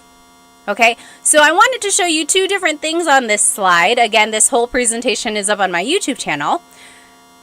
First, just get to know, become familiar with this phrase, ito ang blank ko. This is my blank. Ito ang nanay ko. Then, if you want to be specific, you can use this word, si. So, ito ang nanay ko, si Samantha. This is my mother, Samantha. Okay, let me catch up on some of these comments. I don't want to miss any questions. Let's see. Oh, Guardian Angel said, besides using all of your videos, how is the best way to learn Tagalog? This is going to be a little biased, but I think the best way to learn Tagalog is having one-on-one tutoring, which, by the way, I have Filipino Tutors LLC. If you go to myfilipinotutors.com, that is my very new tutoring company, and I have some really good tutors for you. I have 3 Tagalog tutors, 1 Bisaya tutor, and then 1 tutor who is really good with math, college prep, and SAT prep. And then 2 of my Tagalog tutors can do grade school subjects like reading, writing, grade school math. So check out myfilipinotutors.com for one-on-one tutoring. Okay, let's see. Okay. Oh, Nita Knapp said, my mom will get jealous if I call my in-law mom. Yeah, that can happen sometimes. Again, just kind of ask your significant other, maybe get a feel for what you think they would feel like. Okay, let's see. Manglia said, ito ang aso ko. Oh my gosh, what is this filter? Okay, yes. So Manglia said, ito ang aso ko. This is my dog. Exactly right. So if you want to just talk about something that is yours, you can use this phrase, ito ang blank ko. Okay? Civil War Guy on YouTube said, is it incorrect to say itong? Very good question. In Tagalog, it's very common to put words together, especially when the word is ang. But in this case, you keep them separate. Not a lot of people say, itong nanay ko. You can if you're speaking really fast. But usually, it would be, ito ang nanay ko. Ito ang nanay ko. So it's one of those instances where you don't usually put it together. Very good question, though. Usually, you do put ang together with the other word to make yourself sound like a native speaker. Oh, yes, Richard V said, can you use siya instead of ito? Yes, so siya is a pronoun that means he or she, right? So it works. You certainly can. You can say, siya ang nanay ko, si Samantha. She is my mother, Samantha. So if you want to say she, like, she's my mother, you can. Or you can say, this is my mother. Up to you if you want to say, she's my mother, or you can say, this is my mother. It depends on the context, depends on how you're wanting to present your mother, right? Okay. Let's see here. Oh, yes. Santasio said, I have started one-on-one tutoring, but I have nobody to speak Tagalog with and practice. Do you have any advice? My advice, if you don't have anyone to practice Tagalog with, is to practice with yourself, right? That's all you have. So when you are driving, maybe have a conversation in your head. You could say, "Oh, Pat, kamusta yung araw mo ngayon?" Mabuti naman, medyo busy, pero marami naman akong nagawa. O talaga, anong ginawa mo? Naglaba ako, naglinis ako, nag-alaga ng mga bata. Wow, ang busy naman. You see, I'm just talking to myself. So, practice that. Practice asking yourself questions, and then practice like responding to yourself. Okay, give that a try. Okay, what else? What else? Yes, Stevie said. Just basically talking to yourself. Exactly right. Also, maybe find someone who is also learning Tagalog. Maybe like a Facebook group, or I'm trying to think like if there are any online groups that I know of. But like, try to find other people who are also learning Tagalog. That's a good way to practice. Okay.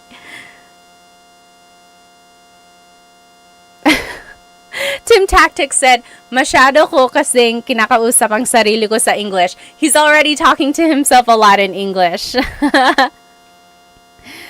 Yes. Let's see. Nita Nap said, my friend says uy a lot. So uy is just an expression that means like, oh. Let's see. CV said, should we call our dad's male friends kuya, bossing, or pare? So if it's your dad's friends, I would usually call them tito, because they're like the same generation as your dad. I guess depending on your relationship with them, they could also be kuya, but like usually it would be tito to me. Yeah, like uncle, exactly right. Tim Tactic said. Okay, let's keep going here. Oh, Jumpin', my Mercedes said, I know the basics of Tagalog, but do you have any apps or websites you would recommend? As for apps, I think was anyone using Ling? I think someone had mentioned Ling. I'm not sure how good that is. I've never used it myself. What are some apps that people use? I don't think there's Tagalog on Duolingo. I don't think so. And then I know Rosetta Stone has Tagalog. Do they have an app? I made a video for them, but I can't remember if they have an app. I think they just gave me a login for their actual program. But, and then websites. What are some good websites? I know, like, I think there's Filipino Pod on YouTube. Of course, there's Tagalog Time as well. But other than that, I think trying to watch movies, that's another good way of trying to get Tagalog vocabulary, but also figuring out the flow of conversation. Oh, yes. Nita Nap said, I've been waiting for Tagalog in Duolingo for years. I don't know why they haven't made one yet. Okay. What is that? Pinsler is a subscription, but it's worth it. Interesting. Okay, so let's keep going. So again, that is how you say, this is my blank. Ito ang blank ko. Ito ang asawa ko. This is my husband or wife. Now,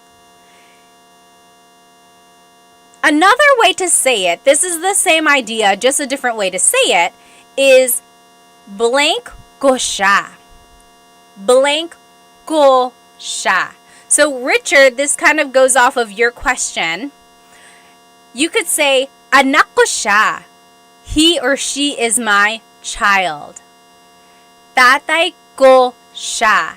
He is my father. Or asawa ko siya.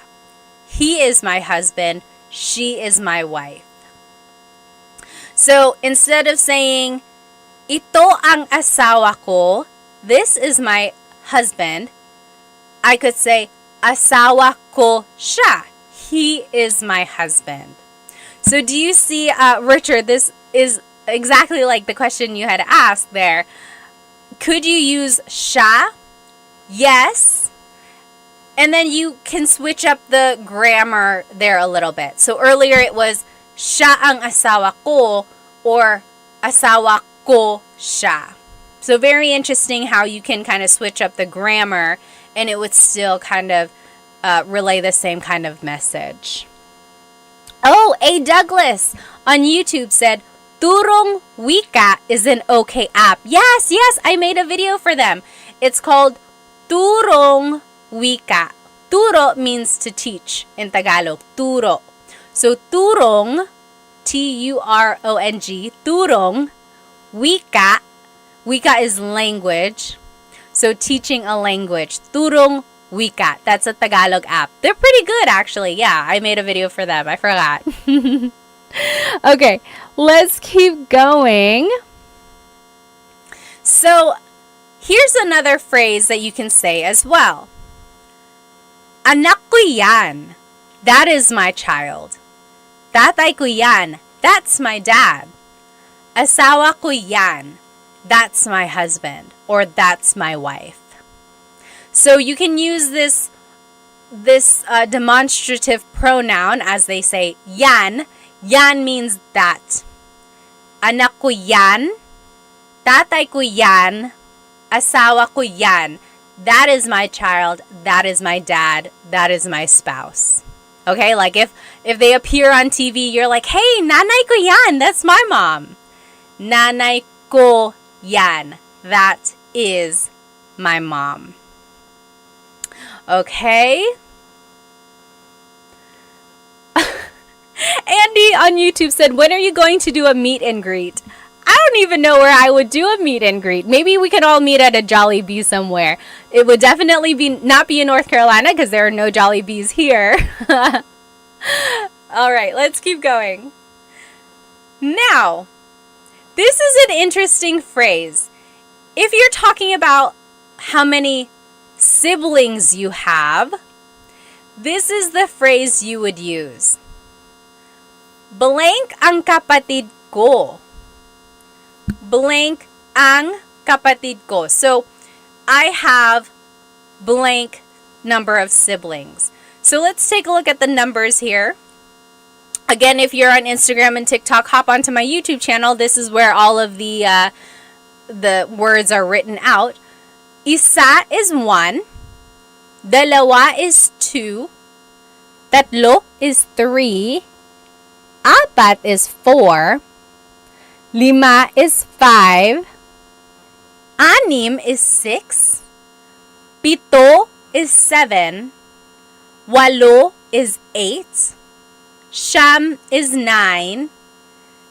Sampu is 10. Okay, so those are just the numbers in Tagalog, 1 through 10. Isa, dalawa, tatlo, apat, lima, anim, pito, walo, siyam, sampu. Okay, so those are just numbers 1 through 10 in Tagalog. Now we're gonna use these numbers in this phrase. So if you want to say I have 3 siblings, it would be tatlo ang kapatid ko. Tatlo ang kapatid ko. So I have 3 siblings. Tatlo ang kapatid ko. Okay? Now, if you want to add like other words to be specific here, you could say like, isa lang ang kapatid ko. Isa lang ang kapatid ko. That means I only have 1 sibling. I only have 1 sibling.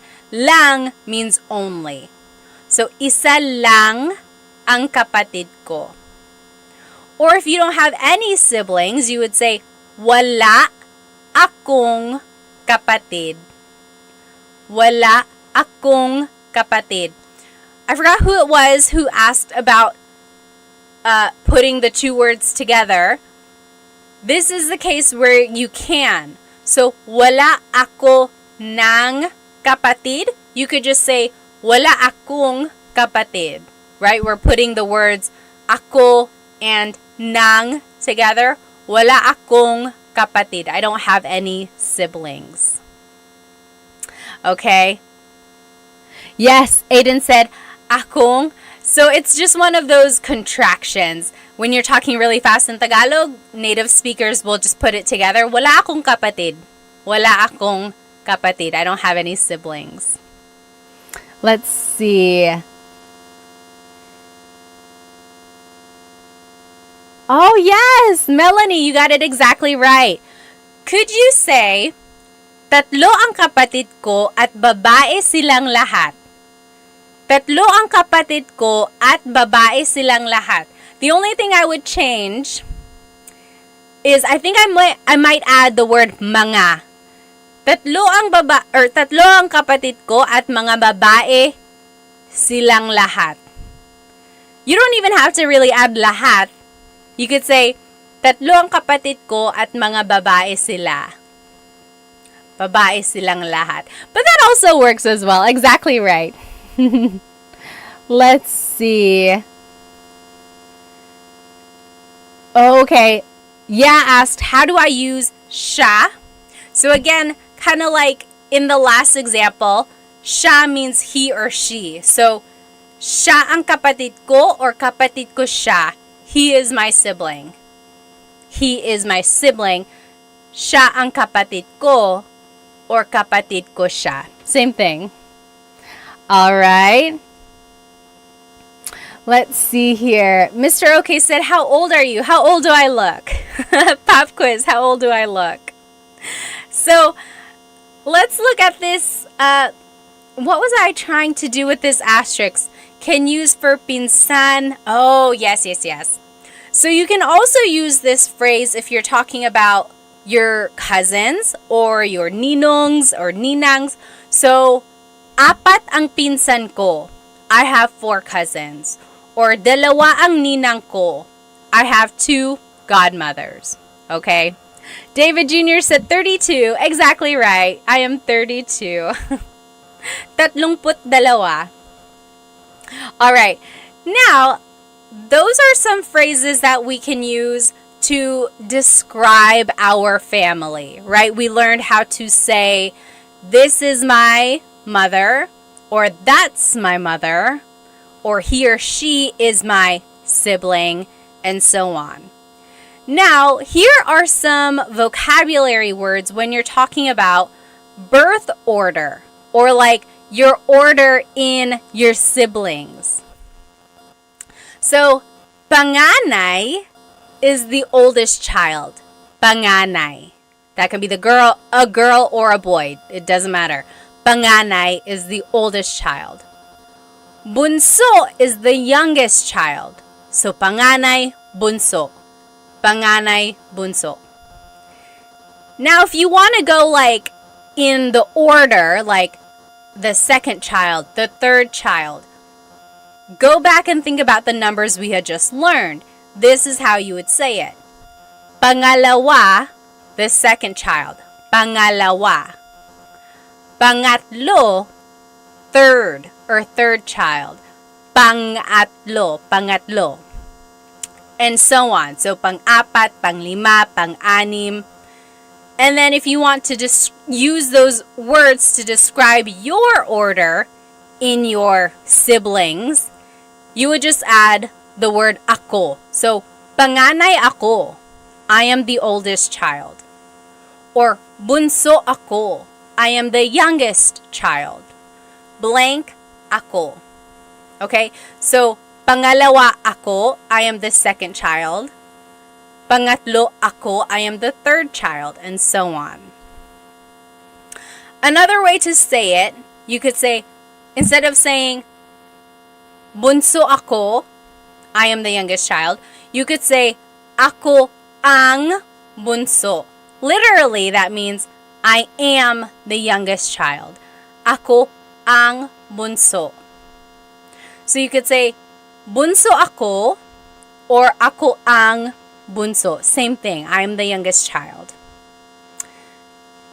if you want to just be like long-winded and you want to say the whole phrase, you could say, pangalawa ako sa magkakapatid. Pangalawa ako sa magkakapatid.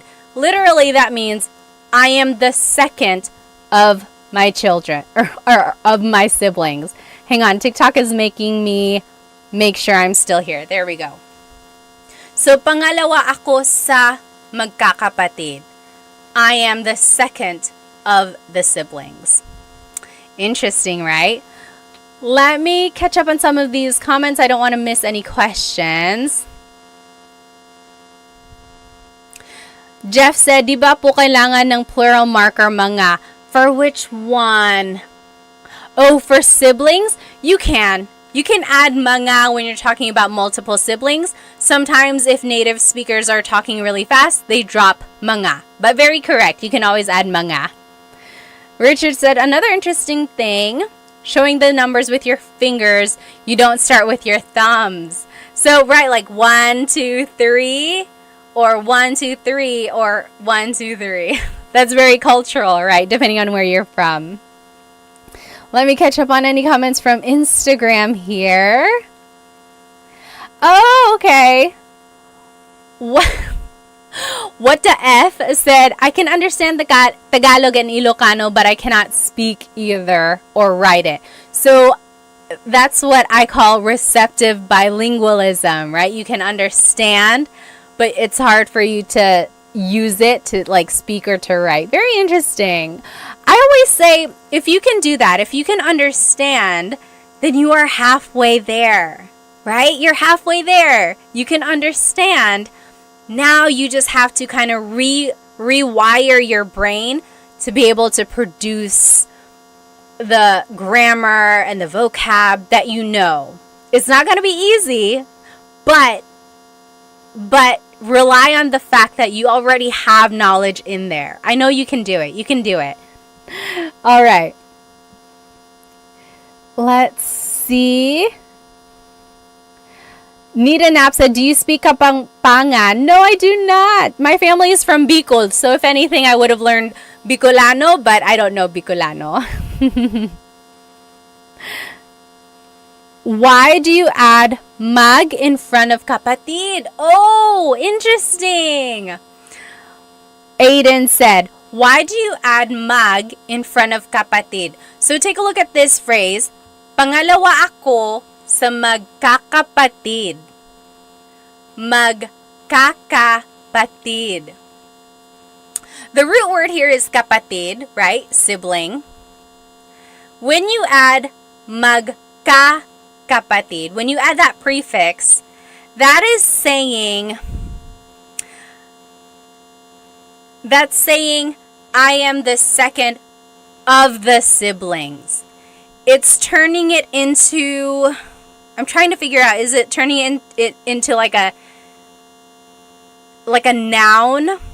The noun is the group of siblings. So it's like the noun of being in a sibling group. If that makes sense.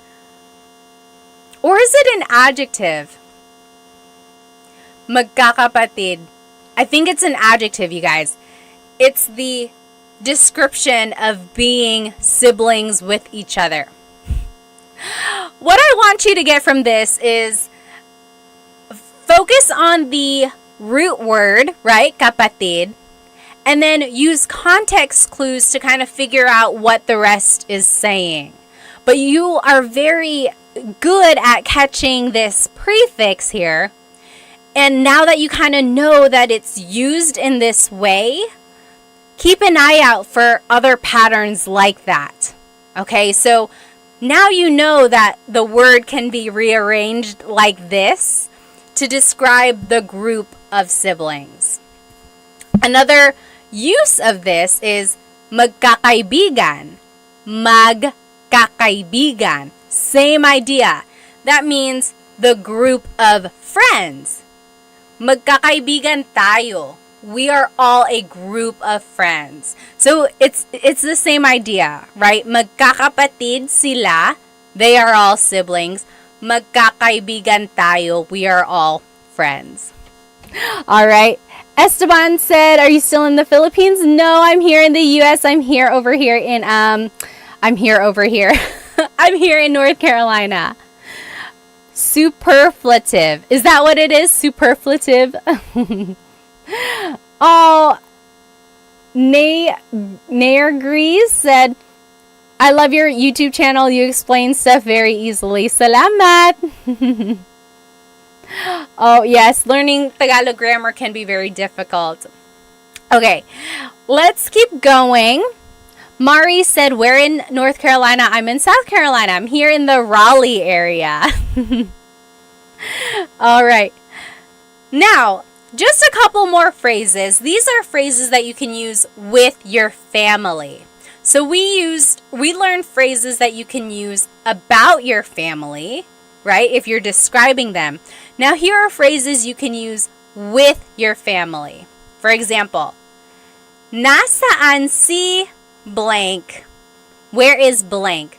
Nasaan si nanay? Where is mother? Nasaan si ate?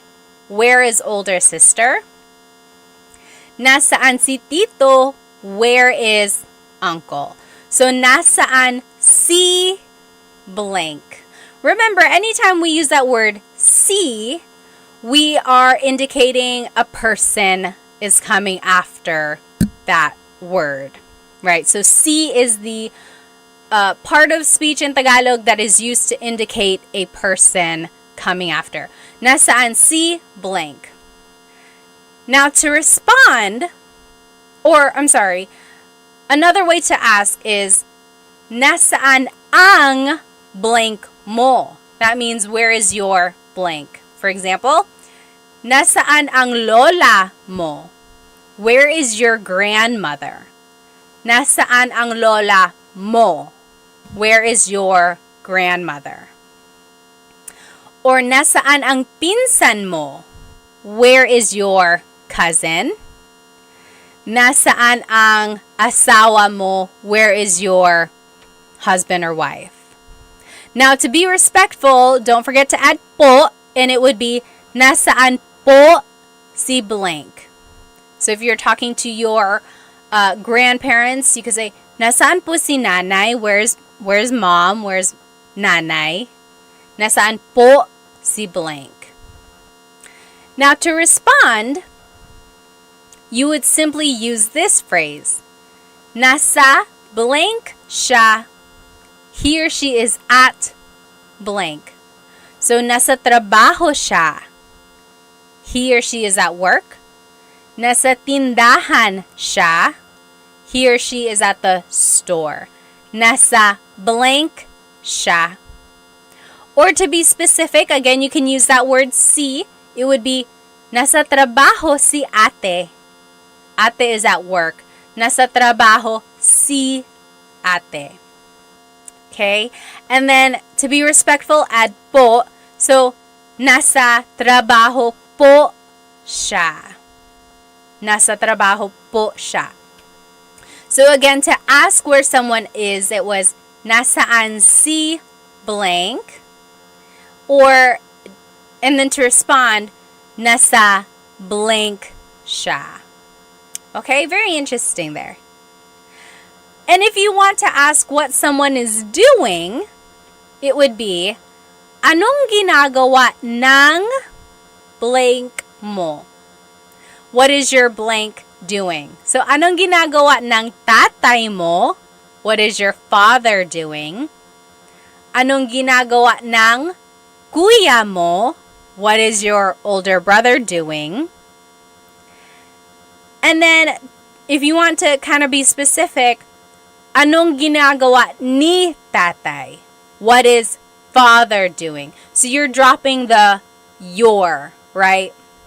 So anong ginagawa ng tatay mo versus anong ginagawa ni tatay? Both asking what is father doing versus what is your father doing.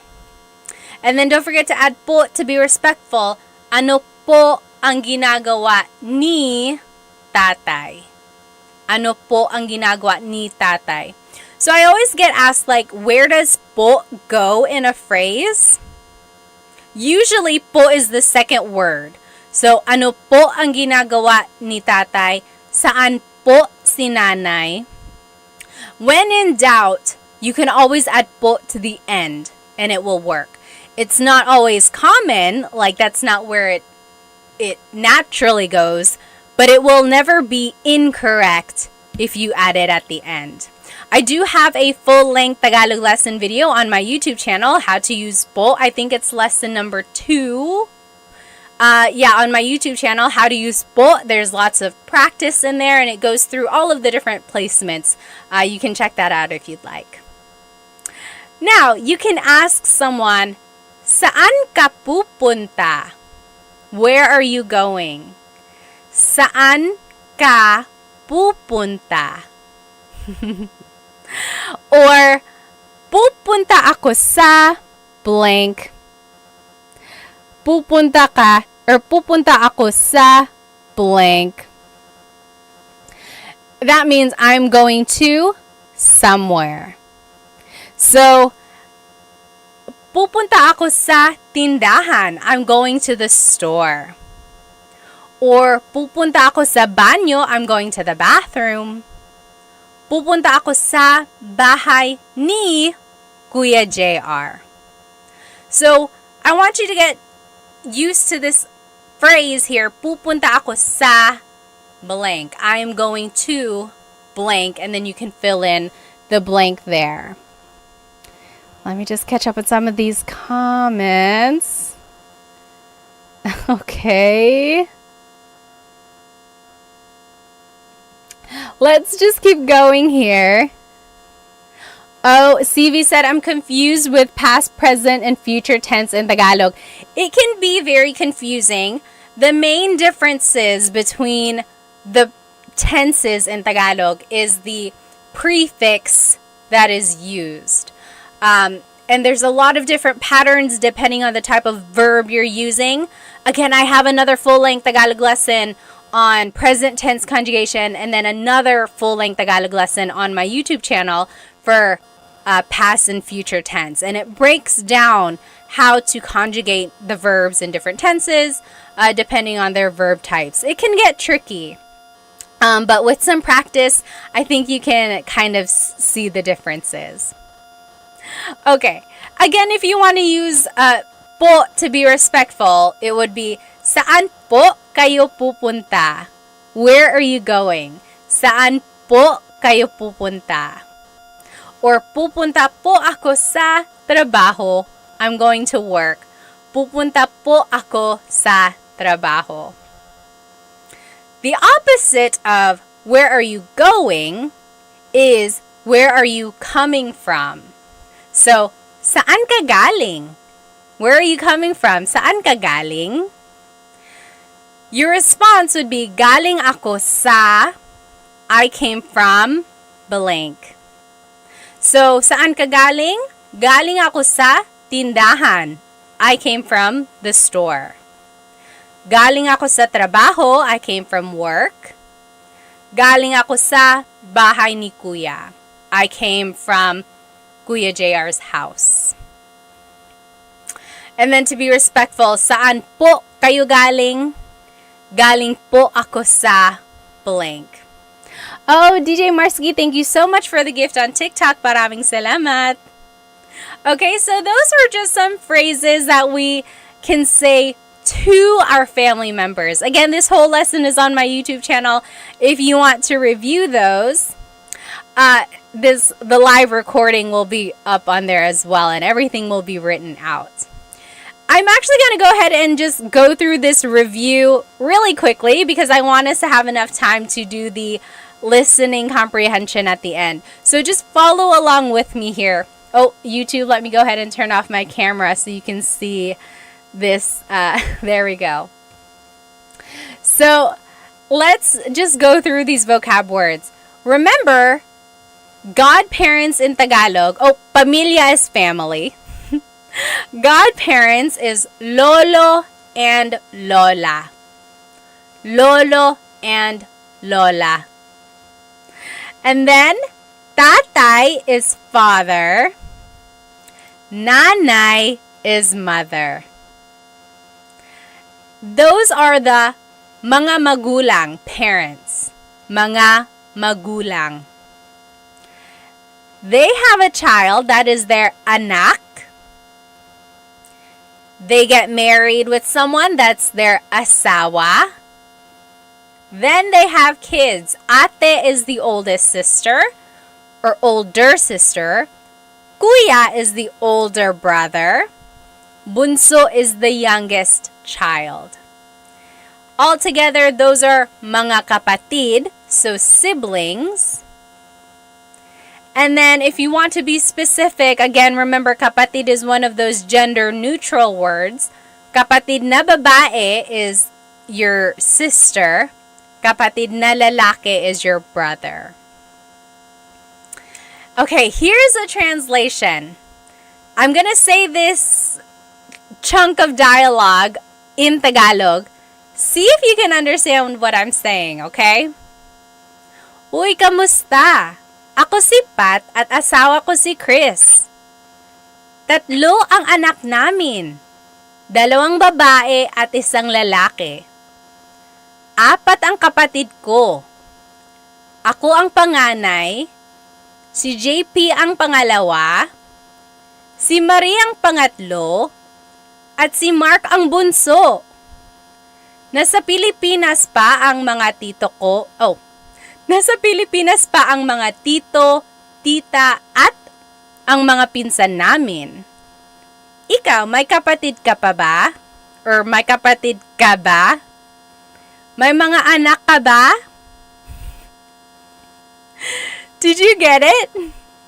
I'll say it one more time, okay? I'll go slower. David said, "What?" And this is not accurate. A lot of this was just made up so I could use the vocabulary words. Someone was like, "You lost me at 3 siblings." I'll say it one more time, okay? Kamusta? Ako si Pat at asawa ko si Chris.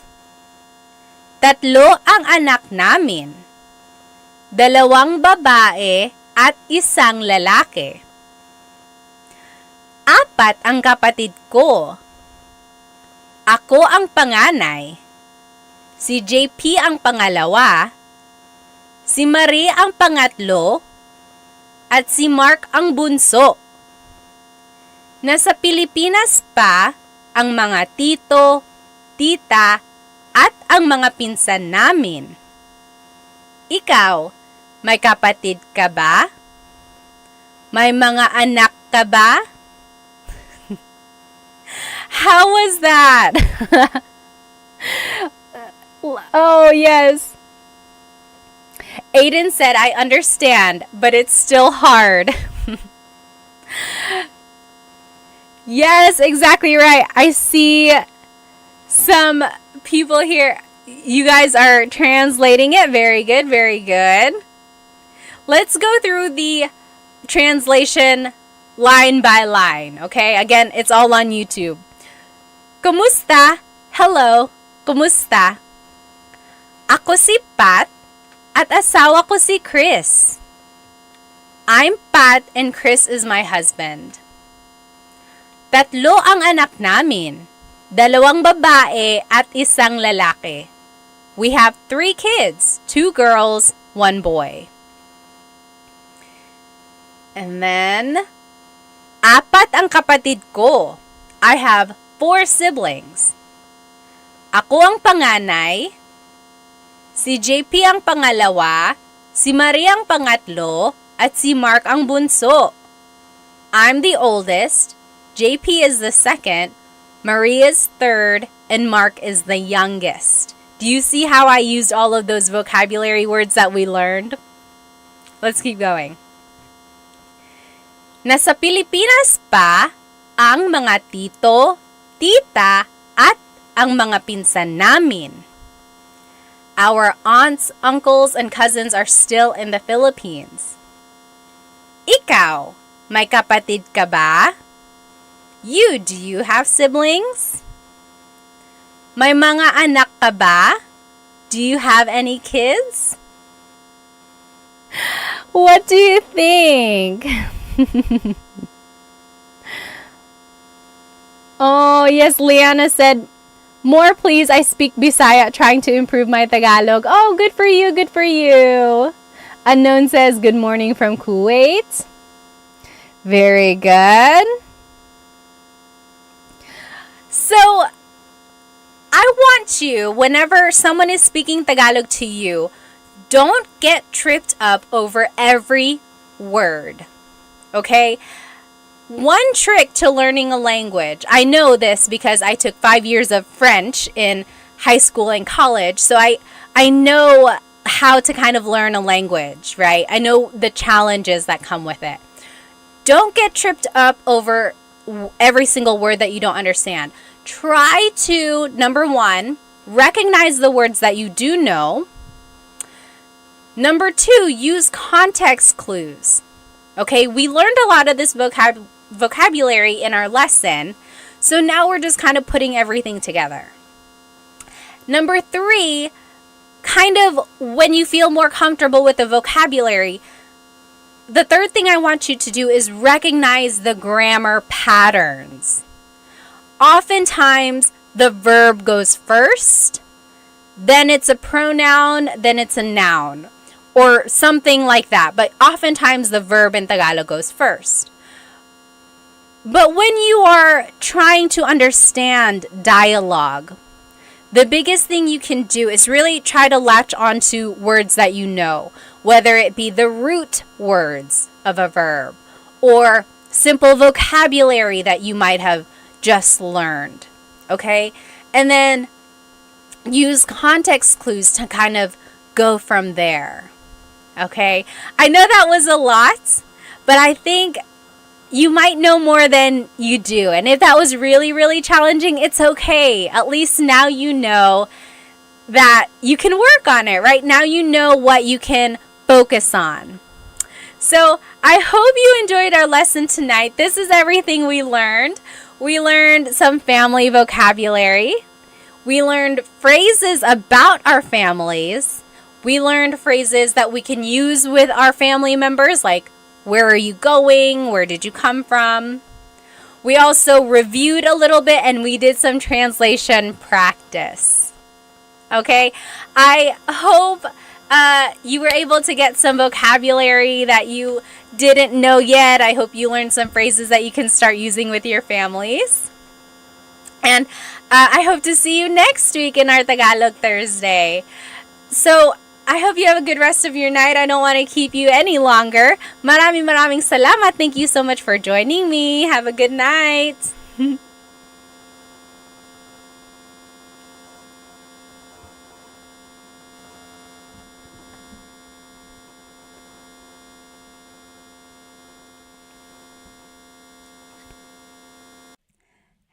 Hello, everybody. Welcome.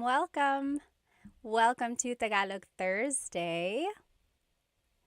Let me go ahead and log on to my Instagram here. Hello, everybody on Instagram. If you are joining me, welcome to Tagalog Thursday today. We will be learning some useful phrases that I think you can use every day.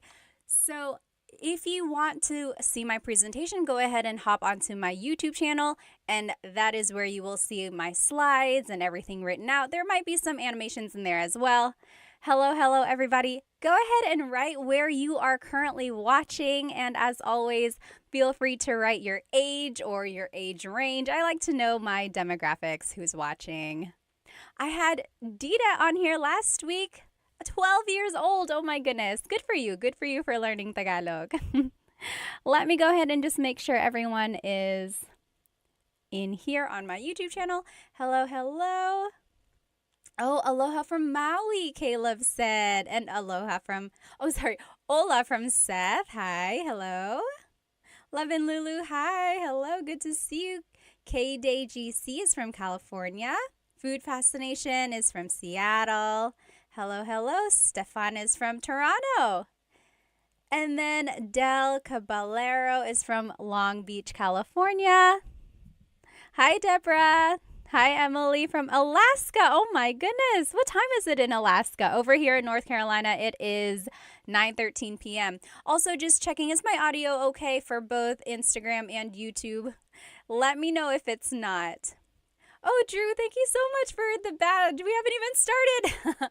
If you enjoy anything from these lessons, from the lesson that I'm teaching tonight, please feel free to send me a super chat on YouTube or a badge on Instagram. Thank you so much. Any donation really helps me support Filipino businesses. By the way, my earrings tonight are from bling.co. If you can see them, they're handmade polymer clay earrings, and they have the Filipino sun on them. Hello, everybody. Oh, Kelly said, just married the love of my life. That is so great. Congrats. All right, let's go ahead and get started here. So again, this whole lesson is on my YouTube channel, and the recording will be on YouTube as well. So if you happen to not catch it, or if you want to rewatch it later, it will be here on my YouTube channel. Kelly is from Louisiana. Oh, Emily said audio is good. Good. All right. David is from New Hampshire. Deborah is watching from India. Hello. Okay, let's go ahead and get started. So today we will be learning some shopping phrases, or phrases that you can say while shopping in the Philippines, or phrases you can say while eating at a restaurant. However, a lot of these phrases will also work in different contexts. So I want you to take a note of them, even if you're not shopping in the Philippines or eating at a restaurant in the Philippines anytime soon. You'll see that a lot of them can be used in other contexts. So let's take a look at these. Hello. Mr. Sean is from Tampa, Florida. Welcome. Okay, so first of all, I just want to go over the different types of stores in the Philippines.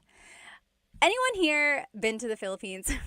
Raise your hand or just give me a thumbs up. I know many of us might have. Some of us might not have ever been there. Maybe we are just never had the opportunity to go.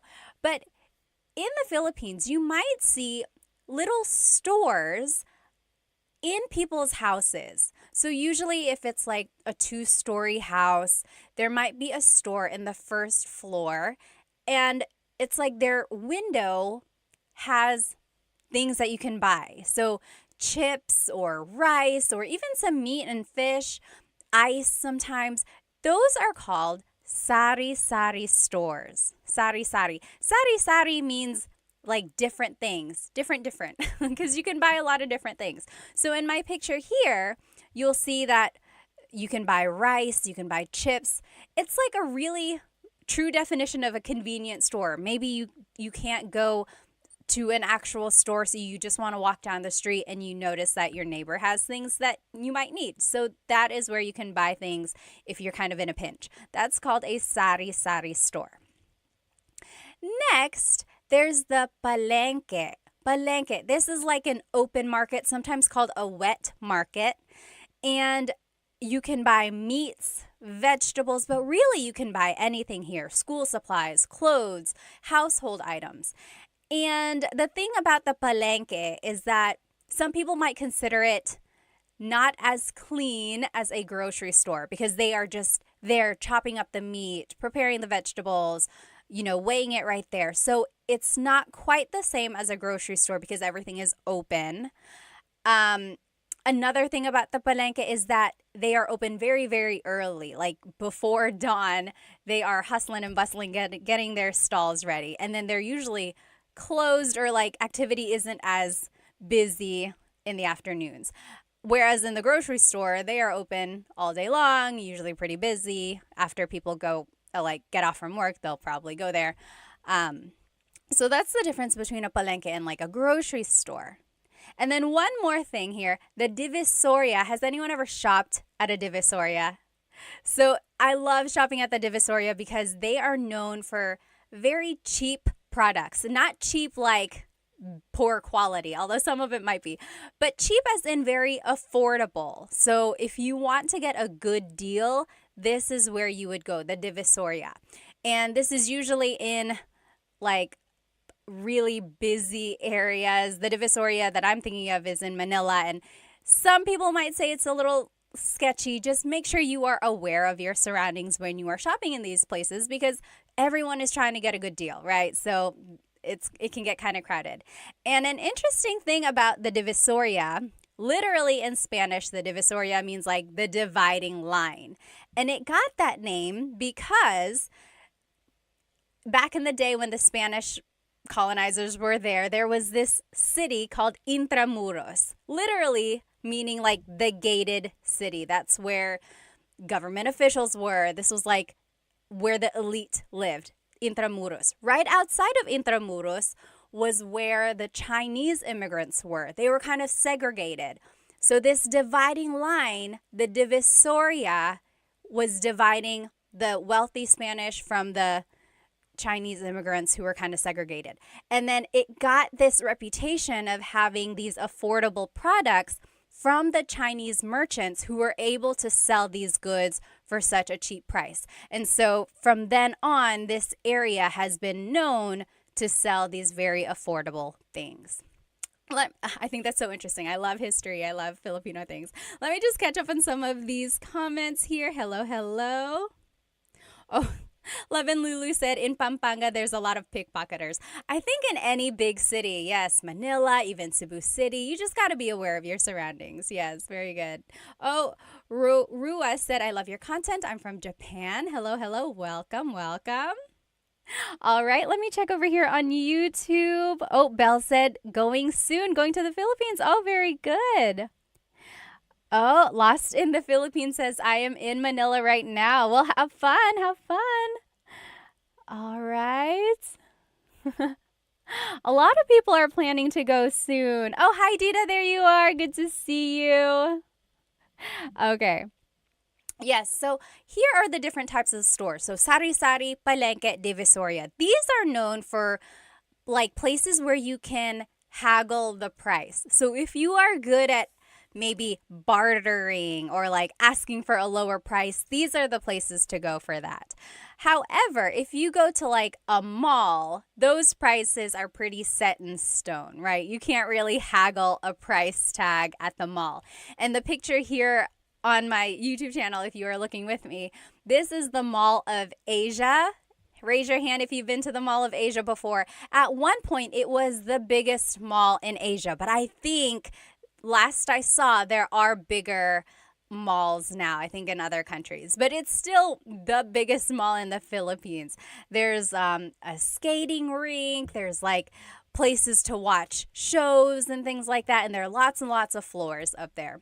If you have been there, what is your favorite part of the Mall of Asia? I haven't been there in a very long time. I think one of my favorite things about the Mall of Asia is the surrounding, like it's surrounded by water and you can get a lot of good pictures over there. All right, so that's the mall. That is another place you can go shopping. And then lastly, nowadays, people can go shopping online. So online selling, I don't know if you've ever seen them. It's much like here in America, or if you're just scrolling through your TikTok, a lot of people will sell things online. They'll just hold up the product and then whoever says mine in the comments, that will go to them. So those are just some different stores in the Philippines. Okay, awesome.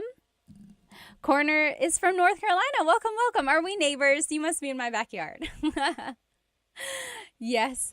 Frank said, amazing that they have a skating rink inside of the Mall of Asia. Oh, yes. Oh, TMD Texas says, Mall of Asia fireworks. I don't think I've seen the fireworks at Mall of Asia. Yes. The great Chadsby said MOA. That's what they call it, Mall of Asia, MOA. Very good, very good. Okay, so let's jump into these phrases now. So if you are shopping, oh my goodness. I don't know why I have this filter on my Instagram. If you're looking at me, I have dog ears. I don't know how to undo that. So it's going to have to stay like that. I'm sorry. If anyone knows how to turn off this dog filter on Insta, let me know. Anyway, we're going to keep going. So here are some phrases that you can use while shopping. So an employee might come up to you or they might ask, ano po ang gusto nyo? Ano po ang gusto nyo? So ano means what, Po is a sign of respect. Ang means is, or sometimes it's an article. Gusto means to want or like, but in this case, it means to want. Nyo is referring to you. So, ano po ang gusto nyo? What do you want? That is something they might ask you when you enter a store. Yes, very good. And then to reply, you can say, pabili ng blank. Can I please buy blank? Pabili ng blank.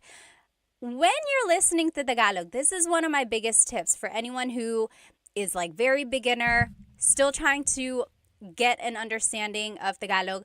Listen for root words. Okay, so let's take a look at pabili ng blank. The root word here is bili. Bili means to buy. Pabili, the prefix pa, is turning it into like a question. Can I please buy? Pabili ng blank. Can I please buy? So here's some things you might ask for. Pabili ng tubig, water, tubig. Pabili ng yellow, ice, yellow. And then pabili ng chocolate, chocolate, chocolate. So pabili ng blank. Ng means some or a thing. Can I please buy some water? Can I please buy some ice? And so on. Okay? Now, if you want to be specific, you can add an amount or like a number. So, pabili ng dalawang tubig. Can I please buy 2 waters? Pabili ng dalawang tubig. So, let's just take a look at some of these numbers. Isa, 1, isa.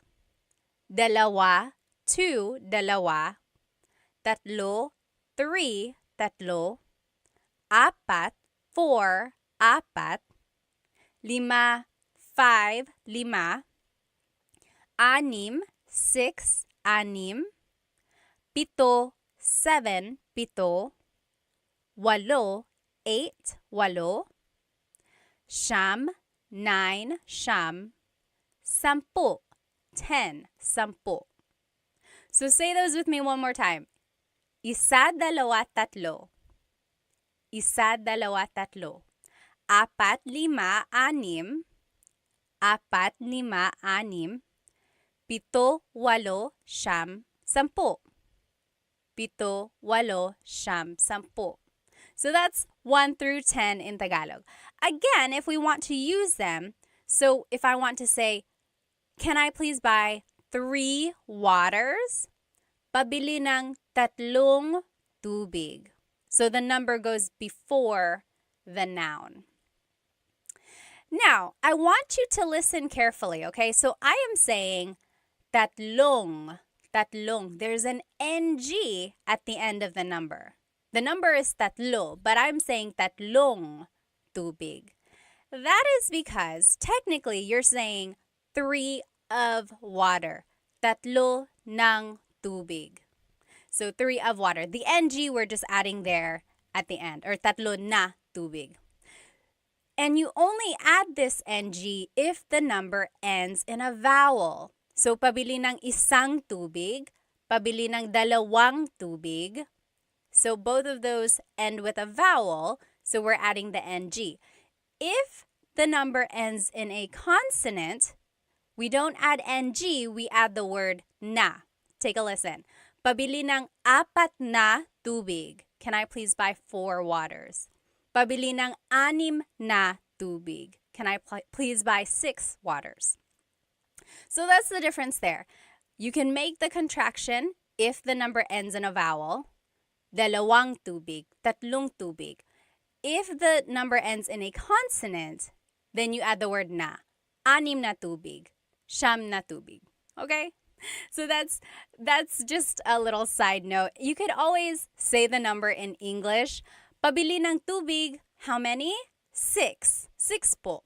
They'll get the idea. Okay? But if you want to practice your numbers, that's a good chance to do it. Okay. Now, let me see. Oh, Ben said the audio is completely out of sync on Instagram. Is that like if I'm speaking, Can you not hear? Is it like really lagged? Also, gosh, these headphones or these dog ears are so annoying. I don't know how to turn it off. I'm sorry. Any questions? If you have any questions, please feel free to write them in the comments. Okay. Okay. Okay.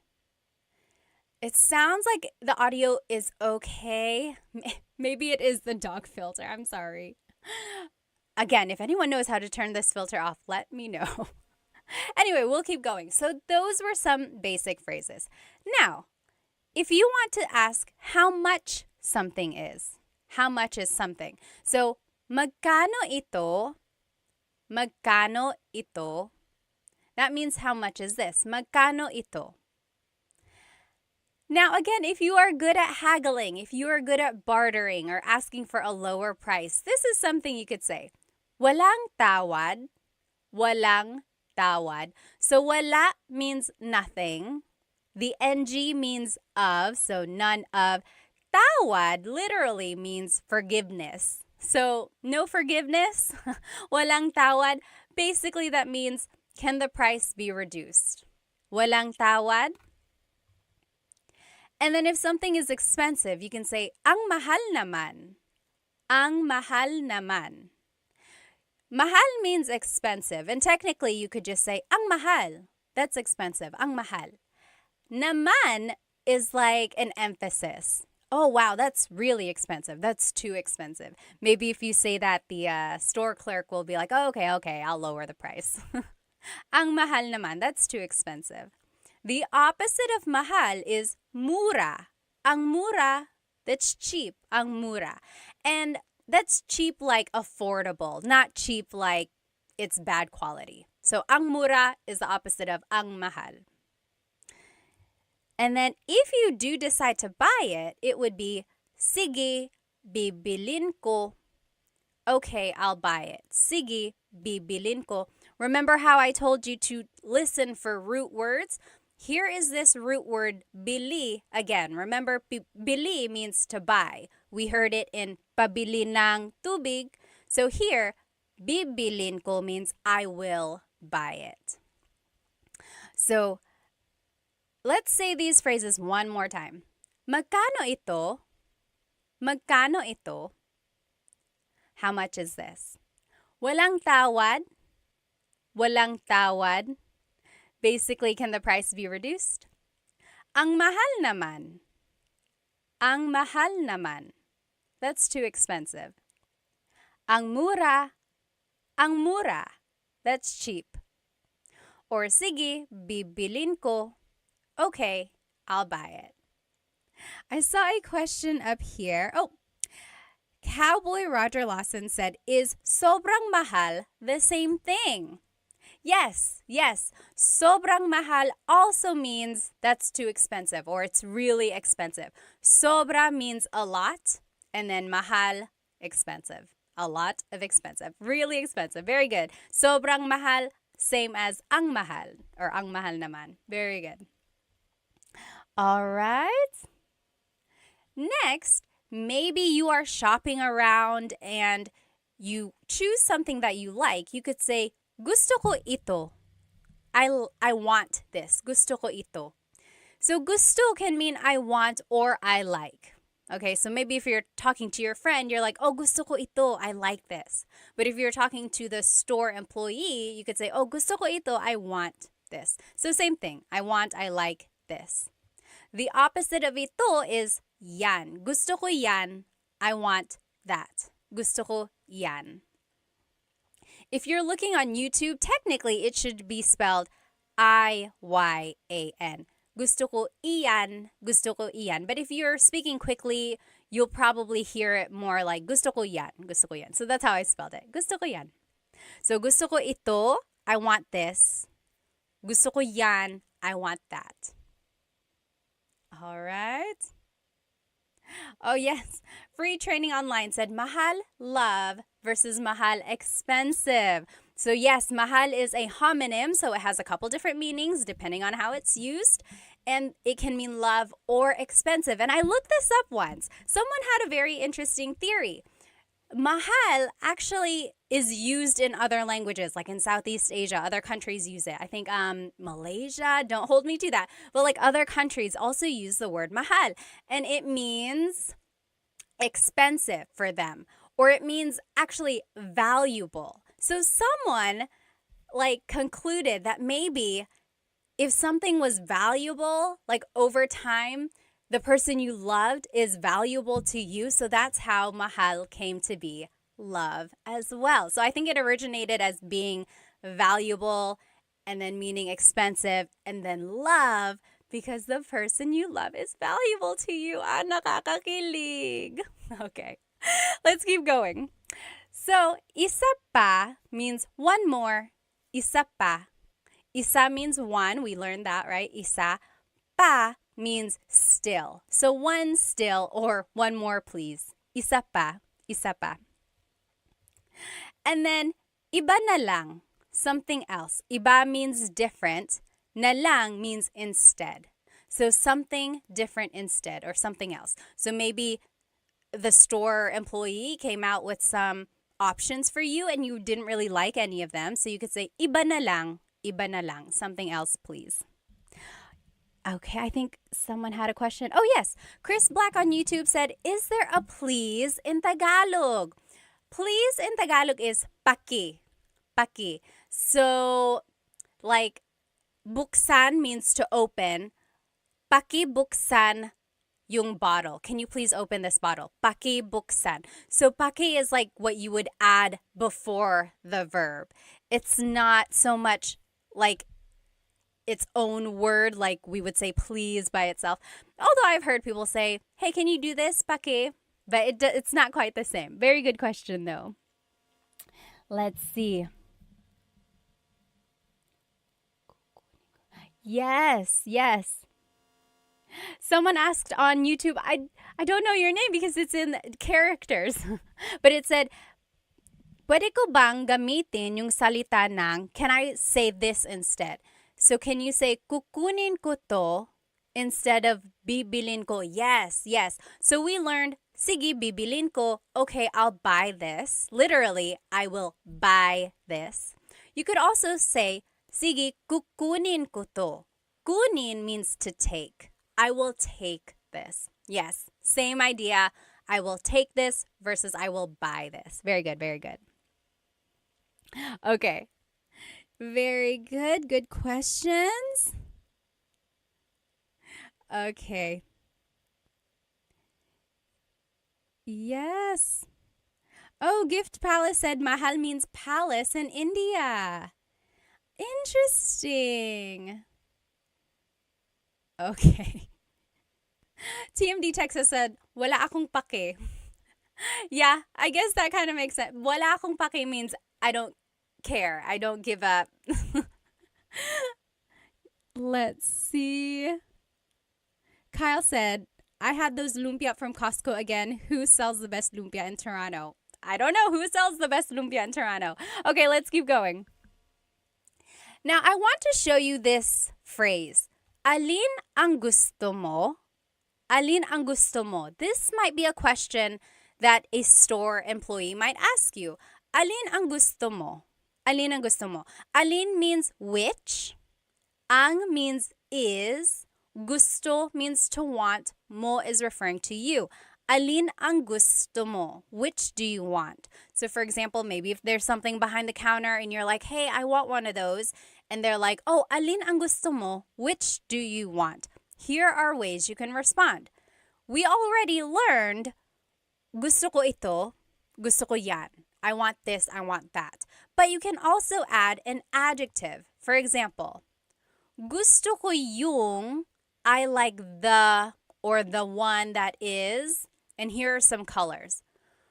Gusto ko yung pula, I want the red one. Gusto ko yung kahel, I want the orange one. And then just some other colors. Dilaw, yellow, dilaw. Verde, green, verde. Azul, blue, azul. Lila, purple, lila. Puti, white, puti, itim, black, itim. Now, before you get on my case, yes, these are the Spanish colors, because remember the Philippines has a lot of Spanish influence both in the culture and the language. There are true Tagalog colors, like for verde and azul, but most commonly, they would just say the Spanish color. And I want you to sound natural, right? I want you to sound like you know what you're talking about. So there are true Tagalog colors. They are just not as commonly used. You are welcome to use them, but these are the ones that are just more commonly used in conversation, and I want you to sound natural, okay? So again, this is the phrase or the sentence structure you could use if you want to say, oh, I want the red one. I want the blue one. Which one do you want? I want the white one. Gusto ko yung puti. Gusto ko yung itim, the black one. So you would just add the adjective there at the end. If you're talking about something and it's not a color, you could use a different adjective. For example, gusto ko yung malaki. I want the big one. Gusto ko yung malaki. Malaki means big. Or gusto ko yung maliit, the little one. Gusto ko yung maliit. So you see, you're just sticking the adjective there at the end, and it means I want the blank one, the small one, the big one. Okay? And then another example, gusto ko yung mahal. I want the expensive one. Gusto ko yung mahal. Or the opposite, gusto ko yung mura. I want the cheap one. Gusto ko yung mura. Okay, so that's kind of a simple one there. Simple sentence structure. And then you could use this sentence structure for other things. Like if you're trying to decide on what you want to eat for dinner, you could say, oh, gusto ko yung adobo. I want the adobo that we had yesterday. Or gusto ko yung pansit. I want the pansit that you cooked. Okay? So gusto ko yung, I want the blank. Now, I always get asked in my classes, what is the difference between ang and yung? Because we learned gusto ko yung blank. Ang and yung both mean the. They are both articles. However, ang is usually used more in a general sense, whereas yung usually is used more for a specific thing. So, in our example, gusto ko yung puti. I want the white one. If someone said, gusto ko ang puti, it's like, I like the white one. Like, it's not as committal. I don't know. It's hard to explain. Here's one way to take a look at it. So, it's the dress versus the dress. There's the dress, that's ang. Then there's the dress. That's yung. So it's kind of like a different way to think about something. Okay. All right. Let's keep going here. Oh, Chandra said, are you taking online classes? We are just wrapping up class 4 now. So I did 1, 2, 3, and 4. So my class sets are just about done. Hopefully I can start another set in the fall. Okay, but I will still try to do these Tagalog Thursdays. This is like my 4th or 5th week. These have been fun. So join me every Thursday.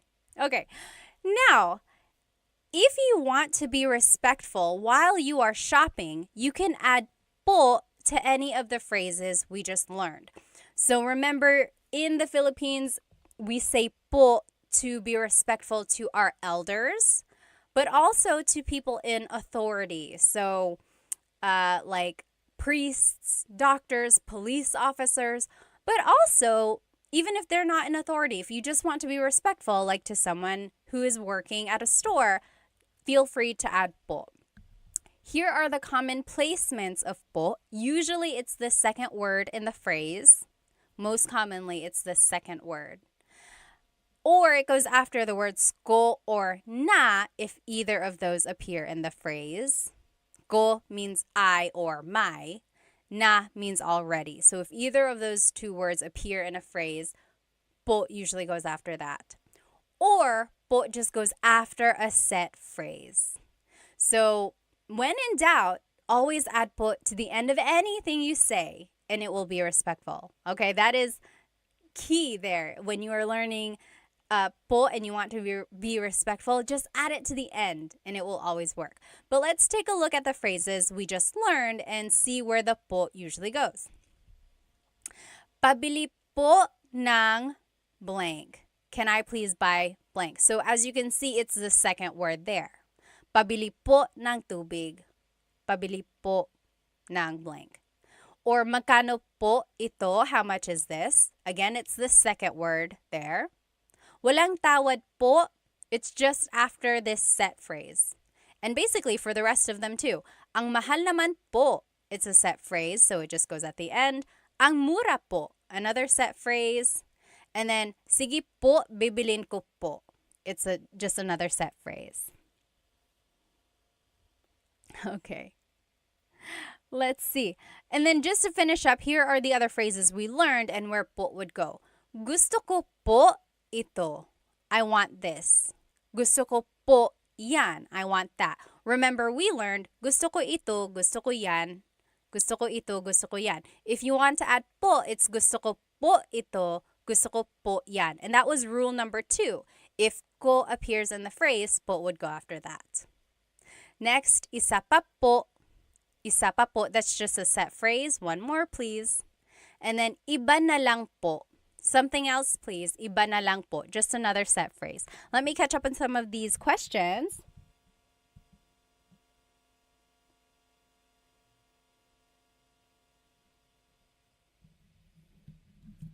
Yes.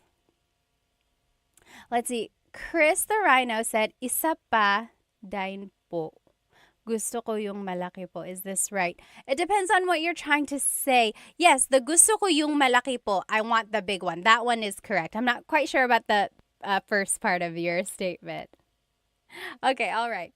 Yes, let's keep going.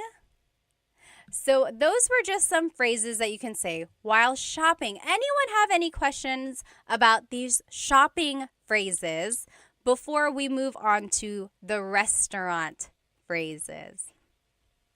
So a lot of these you can use in other contexts.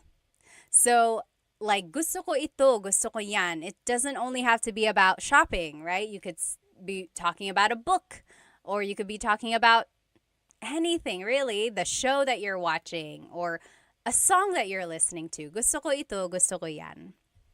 Okay, now let's keep going. Here are some phrases you can use while eating at a restaurant.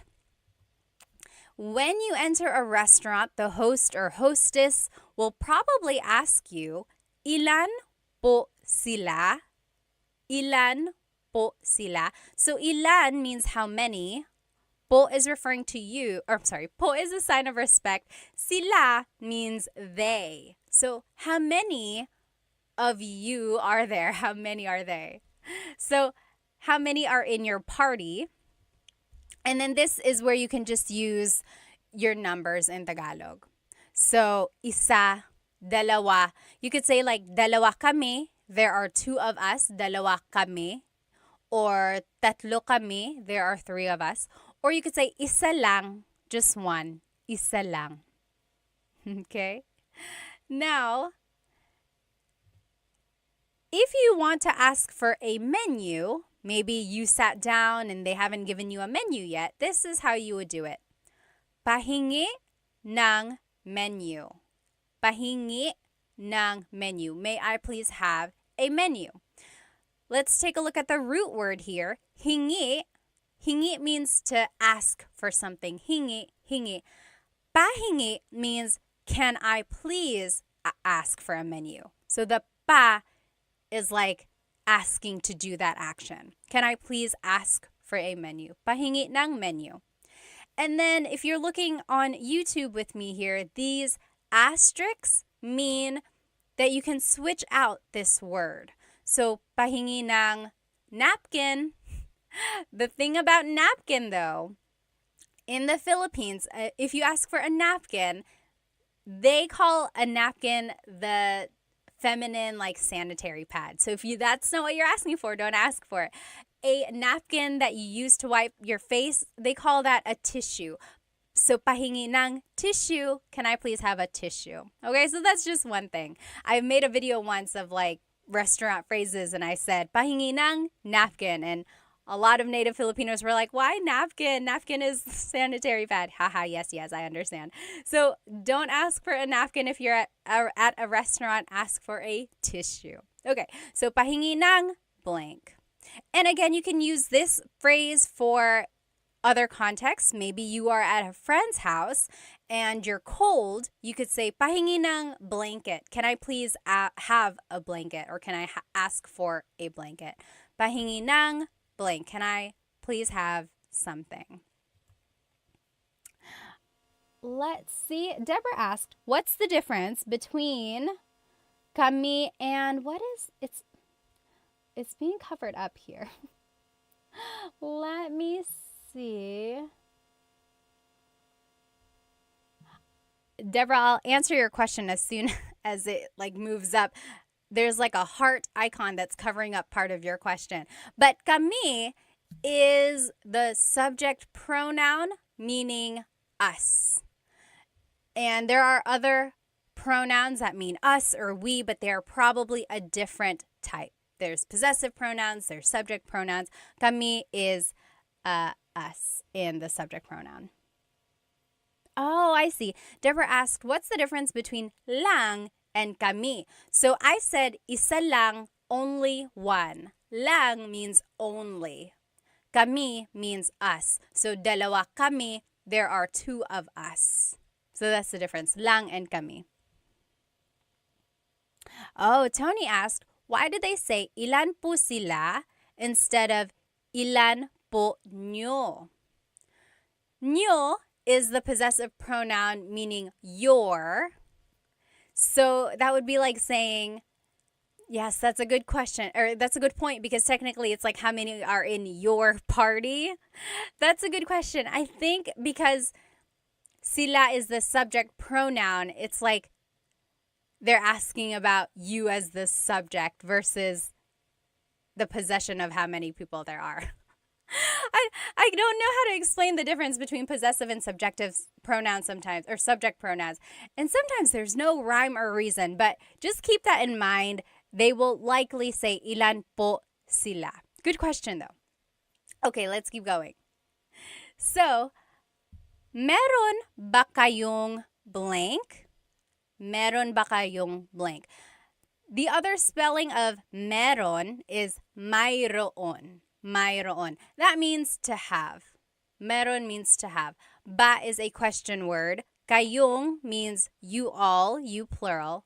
And then adobo, do you have adobo? Maybe you are looking at the menu and you just want to ask or double check, meron ba kayong adobo? Do you have adobo? So that is one question you can ask. And then again, it's underlined because you can always switch that out. Meron ba kayong pansit? Meron ba kayong blank? Meron ba kayong sinigang? Do you have pansit? Do you have sinigang? And then you can use this phrase in other contexts. Meron ba kayong aso? Do you have a dog? I'm scared of dogs. Meron ba kayong aso? Do you have blank? Okay. Next, if you want to ask about the food, you can say, maanghang ba ito? Is this spicy? Maanghang is spicy. Ba is a question word. Ito means this. Maanghang ba ito? Is this spicy? And then they would say, oo or hindi, yes or no. This is a good phrase to know if you are allergic to something. So, allergic ako sa blank. Allergic ako sa blank. I am allergic to, and here are some things you might be allergic to. Allergic ako sa mani, peanuts. Allergic ako sa mani. Or allergic ako sa gatas, milk, gatas. Or allergic ako sa itlog, eggs, itlog. And feel free to fill in the blank with an English word. So, allergic ako sa garlic, allergic ako sa blank. And it doesn't only have to be food. It could be allergic ako sa pusa. I'm allergic to cats. Allergic ako sa blank. I am allergic to something. Next, maybe you are done reading the menu and the waiter comes over and says, "Ano po ang order nyo?" Ano po ang order nyo? Ano means what? Po is a sign of respect. Ang means is or are. Order is order. Nyo is referring to you. So what is your order or what would you like to order? Ano po ang order nyo? Ano po ang order nyo? Your response would just be, gusto ko ng blank. Gusto ko ng blank. I want blank. And if you want to add a couple different things, the word and in Tagalog is at. So let's take a look at these. Here are some things that you might order. So kanin is rice, kanin. Kape, coffee, kape. Tubig, water, tubig. Tsaa, tea, tsaa. Gulay, vegetables, gulay. And prutas, fruits, prutas. So if I were to ask you, ano po ang order nyo? What is your order? You could say, gusto ko ng kanin at gulay. I want some rice and vegetables. Or, gusto ko ng tsaa at kape. I want tea and coffee. Okay, so that's how you would kind of respond there. Let me just catch up here. All right. The great Chadsby said, allergic ako sa isda. He is allergic to fish. Yes, that's one way you can use that. Oh, thank you, Spooky. I'm glad you've enjoyed my videos. Thank you, thank you. Yes, Dave asked, nag-stream ba kayo sa YouTube? Yes, this is on YouTube right now, so you can follow along. Okay, any questions about any of these phrases that we have learned so far? So we know how to say how many are in our party. We've learned how to order something. We've learned how to say things we're allergic to. Now, maybe the food is finally here. You can say, ayan na. There it is, ayan na. Ayan na. That's just an expression. And you can use that in other contexts, not just at a restaurant. Maybe you are at a concert and the opening number was taking a long, long time. You're like, where is the people I actually want to see? So you could, when they come out, you could say, oh, ayan na, there they are. Ayan na, there it is. And then a lot of people say, kain tayo, let's eat. Kain tayo. Or kain na tayo. Na means already, or sometimes it's like an emphasis. Let's go ahead and eat. Kain tayo, kain na tayo. Now, here are some ways to ask or to talk about the food if it's delicious. So, masarap ba? Masarap ba? Is it good? Is it delicious? Masarap ba? Masarap ang pagkain. Masarap ang pagkain. The food is good. You can switch out pagkain and say masarap ang adobo. The adobo is good.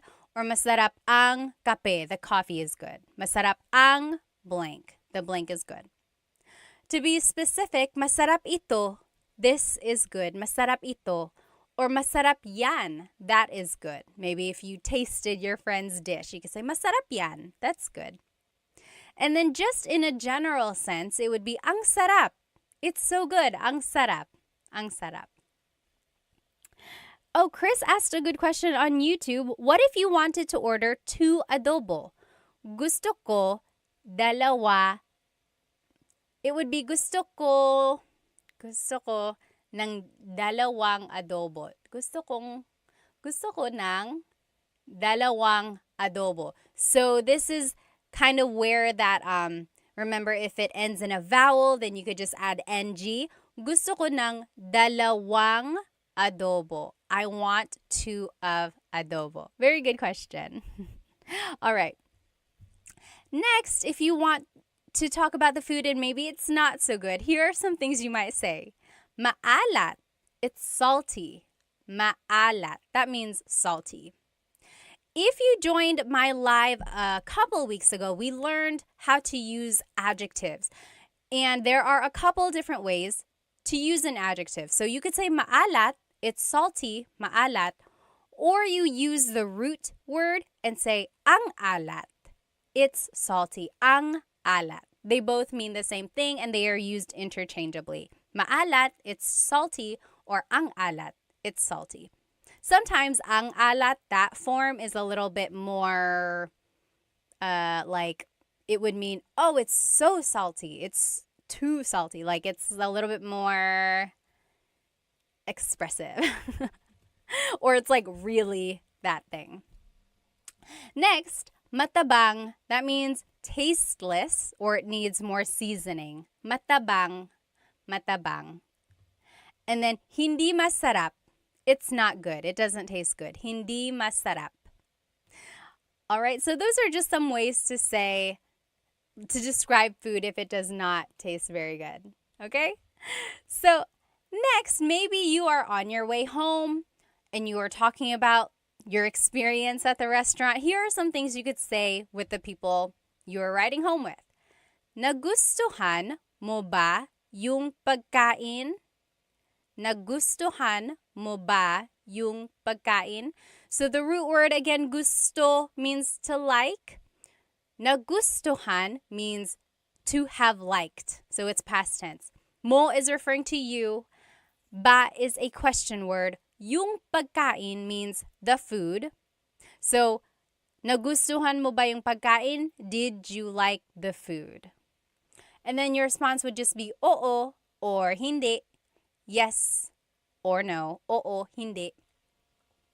Let's see. Free Training said, how would you say I don't like something like food?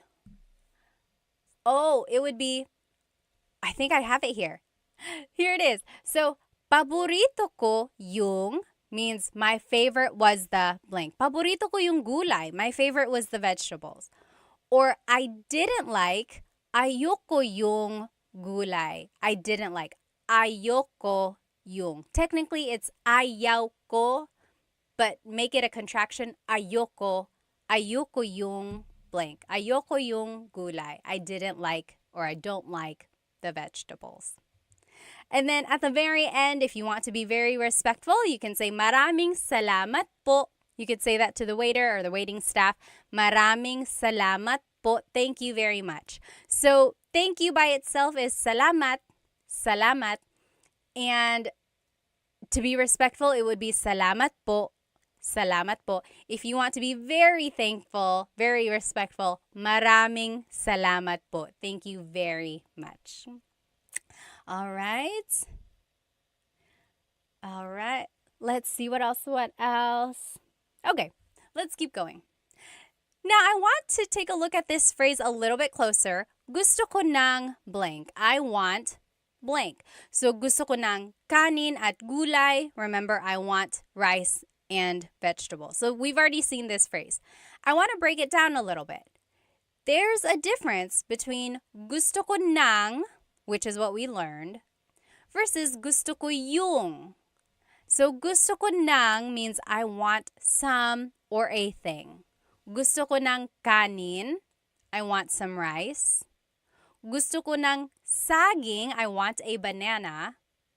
Gusto ko ng tubig, I want some water. So, as you can see, ng can be some or a thing, depending on what you're trying to say.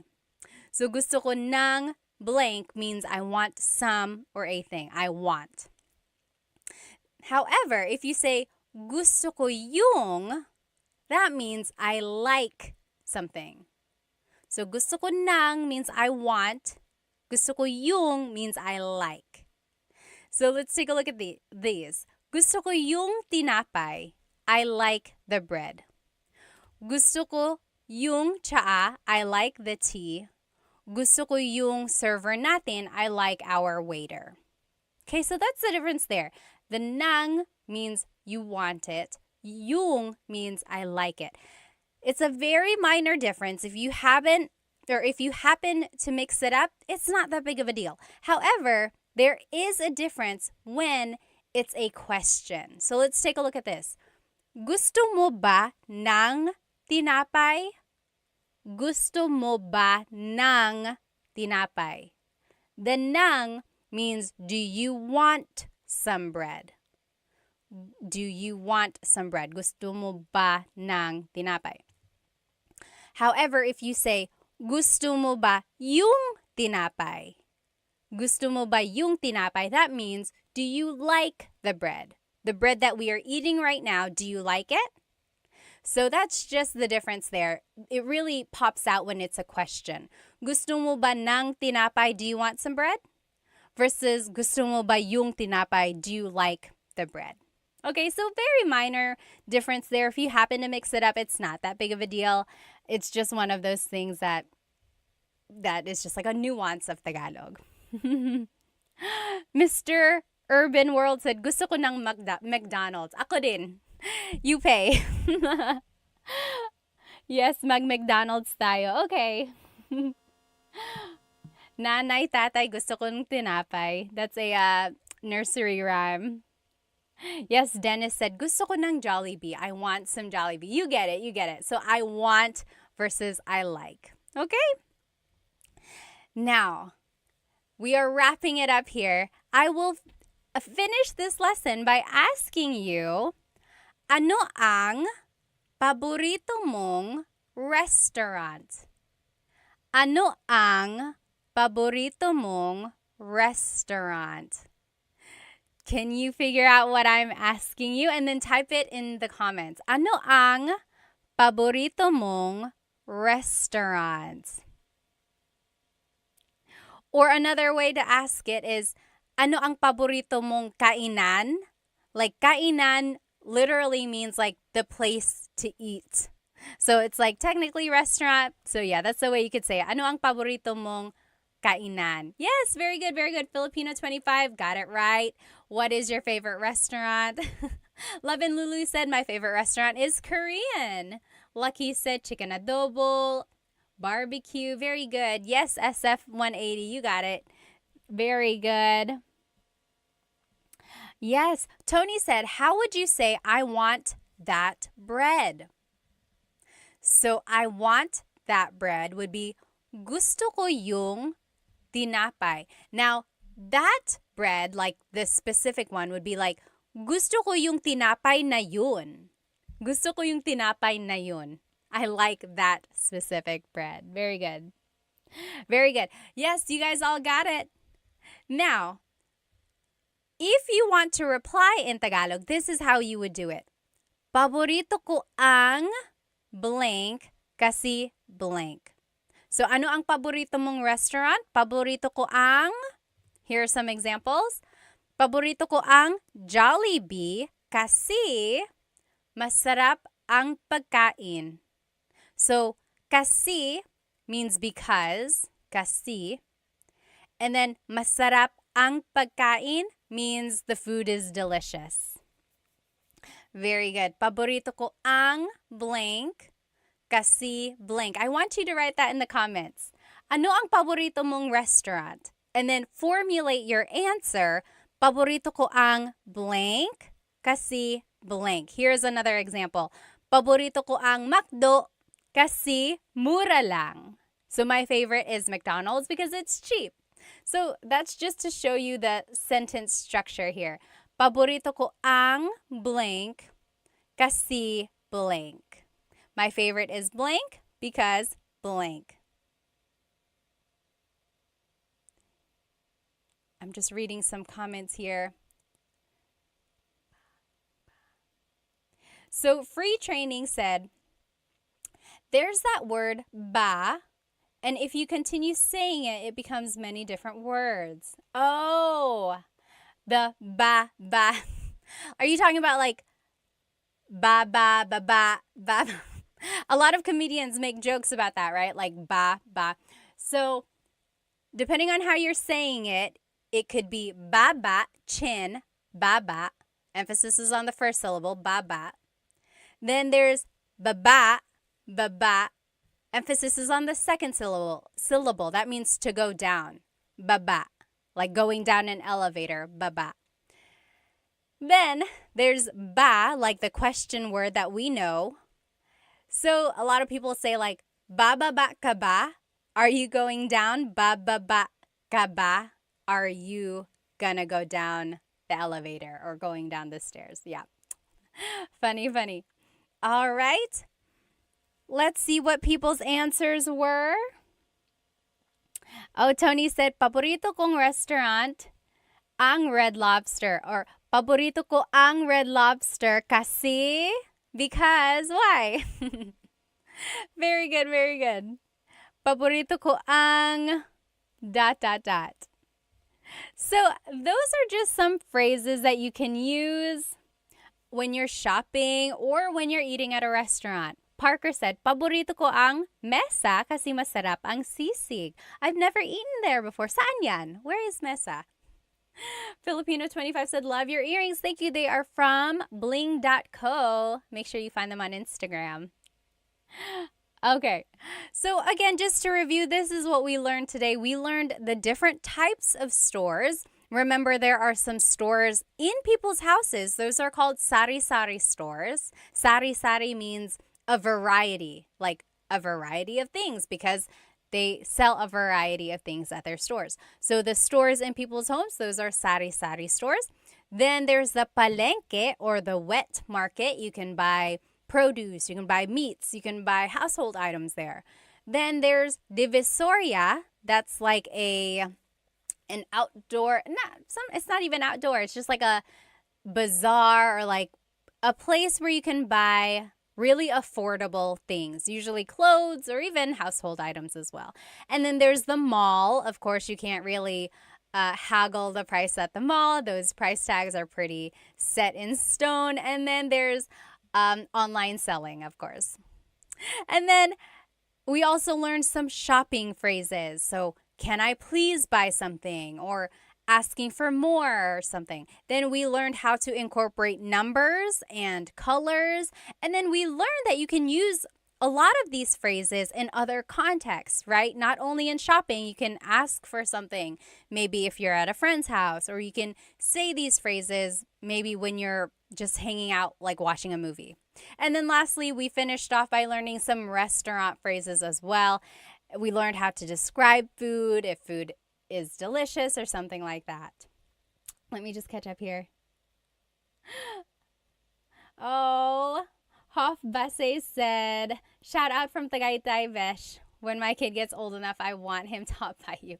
Sige, kaya mo yan. You can do it. G-Max said, hi from Canada. Hello from Victoria, BC. Hello, hello, everyone. Oh, Deborah said, what's pasalubong? Anyone know what pasalubong is?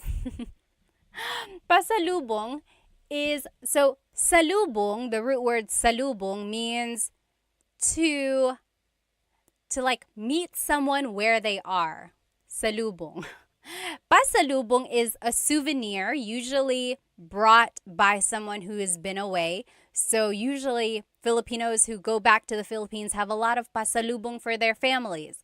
So chocolates, t-shirts, toys for kids, a lot of the things that they can't afford on their own, or things, just a way to show that you've been thinking of them. Or like if you just happen to go on a business trip, you might bring a pasalubong back for your family because you thought of them while you were away. That's a pasalubong. All right. Jackie said, hey from the Bay Area. Hello, hello. Alrighty. Yes, you meet them and give them a gift, Love and Lulu said.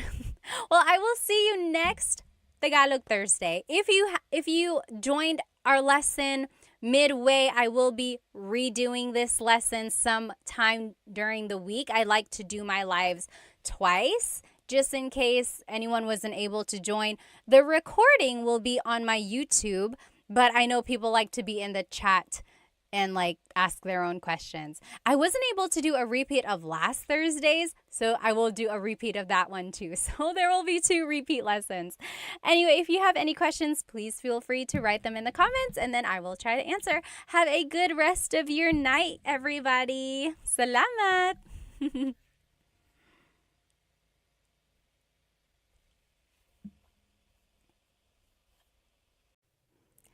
Hello, hello, everybody. Welcome to another live Tagalog lesson on YouTube. I am starting my TikTok now as well. So, hello, hello. If you are joining me tonight, we are going to be doing a live Tagalog lesson on YouTube. And I would suggest you go ahead and hop onto my YouTube channel so that you can see the presentation that I made. There are examples that we're going to do together as well. So go ahead and grab a piece of paper or something to write with so that we can all do these practice examples together, okay? So welcome, welcome. If you're just joining, go ahead and write where you are from and give me an idea of your age. You don't have to tell me your exact age, although if you want to, go ahead and do that. And if not, you can just say, oh, I'm in my 20s, I'm in my 30s. I like to know where my audience is and how old everyone is. So welcome, welcome. This is a new Tagalog lesson. If you saw me the other day, I did a repeat lesson of what I had taught last week because I was testing the waters of when people watch. Because usually I do these lives on Thursday nights. And I wanted to see if people are active during the day as well. And it seemed like it was. So maybe I will try that, like teaching the same class some other time in the week, just so other people can join if they were not able to join live. So again, this is a live Tagalog lesson on my YouTube channel, Tagalog Time. And if you want to see the presentation that I made, there are practice examples, go ahead and jump onto my YouTube channel. Otherwise, you're welcome to stay on my TikTok. Okay, so let's go ahead and get started. Hello, hello, everybody. It looks like we have, let's see, Starry Moon is from Calgary, Canada. Killionaire is from Oahu. Hello, hello. Thank you for joining us. David is 64. Taho 0000 is from California. Hello. The Gehring family is from Ohio. Welcome, welcome. Let's see. We have someone from Pennsylvania. Kenna Morrow. Hello, hello. David is from Auckland. Who is here with us on TikTok? Let's see where everyone is from. I'm here in North Carolina, the east coast of the United States. So it's about 8:30 p.m. here. Oh, Hima, thank you so much for a gift. Thank you so much. If you enjoy anything that you learned tonight, please feel free to purchase a super chat on YouTube or a badge or one of the gifts on TikTok. They really help because it helps me support Filipino brands. As you can see, I'm wearing Filipino earrings. So again, I just love supporting Filipino companies. So any donation you give really helps. Let's see. Oh, user 488 is from LA. Hello, hello. Who else do we have? Oh, someone is Korean. Well, welcome, welcome. I hope you learned some Tagalog. Okay. Oh, Trent is from Iowa. Hello, hello. Okay, let's go ahead and get started, guys. Flo Cash is from West Virginia. Hello. Joe is from Alaska. Taga Japan. Someone is from Japan. Sure is from New Mexico. Hello, hello. Good to see you. James is from Texas. Johnny is from Oklahoma. Okay, let's go ahead and get started. So again, we are on YouTube and on TikTok, but if you want to see the presentation, it's on YouTube. And we will be learning some adjectives as well as some sentence structures so we can say some simple descriptions and compliments or any like short phrases to describe someone or something. Okay, I think this will be a very useful lesson because then you'll be able to start saying short, useful phrases. So when you want to describe someone, the simple sentence structure is adjective, then pronoun. So the adjective comes first, then it's the pronoun. For example, maganda ka. You are beautiful. Maganda ka. And that's a very common phrase. A lot of people already know how to say that. Maganda ka. You are beautiful. So there's the adjective, maganda. And then it's the pronoun ka, meaning you. You are beautiful. Or you might hear matalino ka. You are smart. Matalino. Matalino means smart. Matalino ka. Or nakakatawa ka. You are funny. Nakakatawa.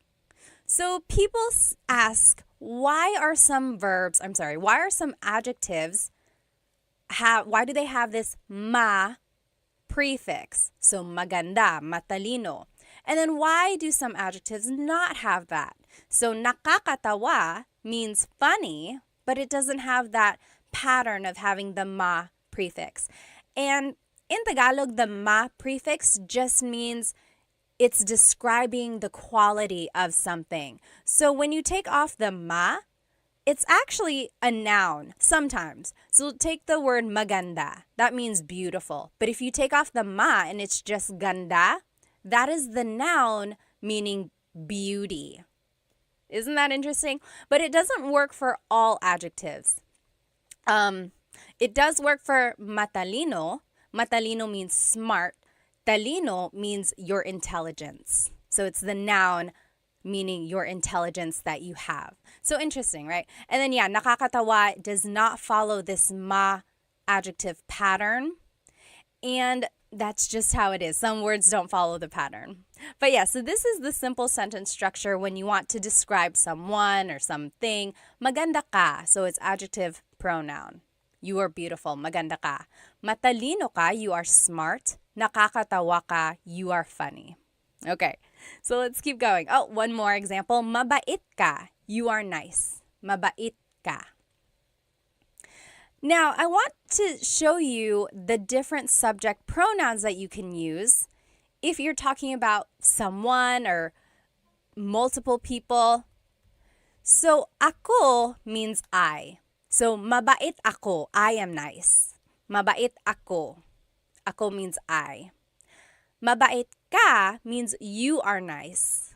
Mabait ka. And then, mabait siya, he or she, mabait siya. A couple things I want to point out about siya. First is the pronunciation. It looks like it should be pronounced siya, siya, but it's actually pronounced sha, sha. So the S-I-Y, it's a sha sound, sha.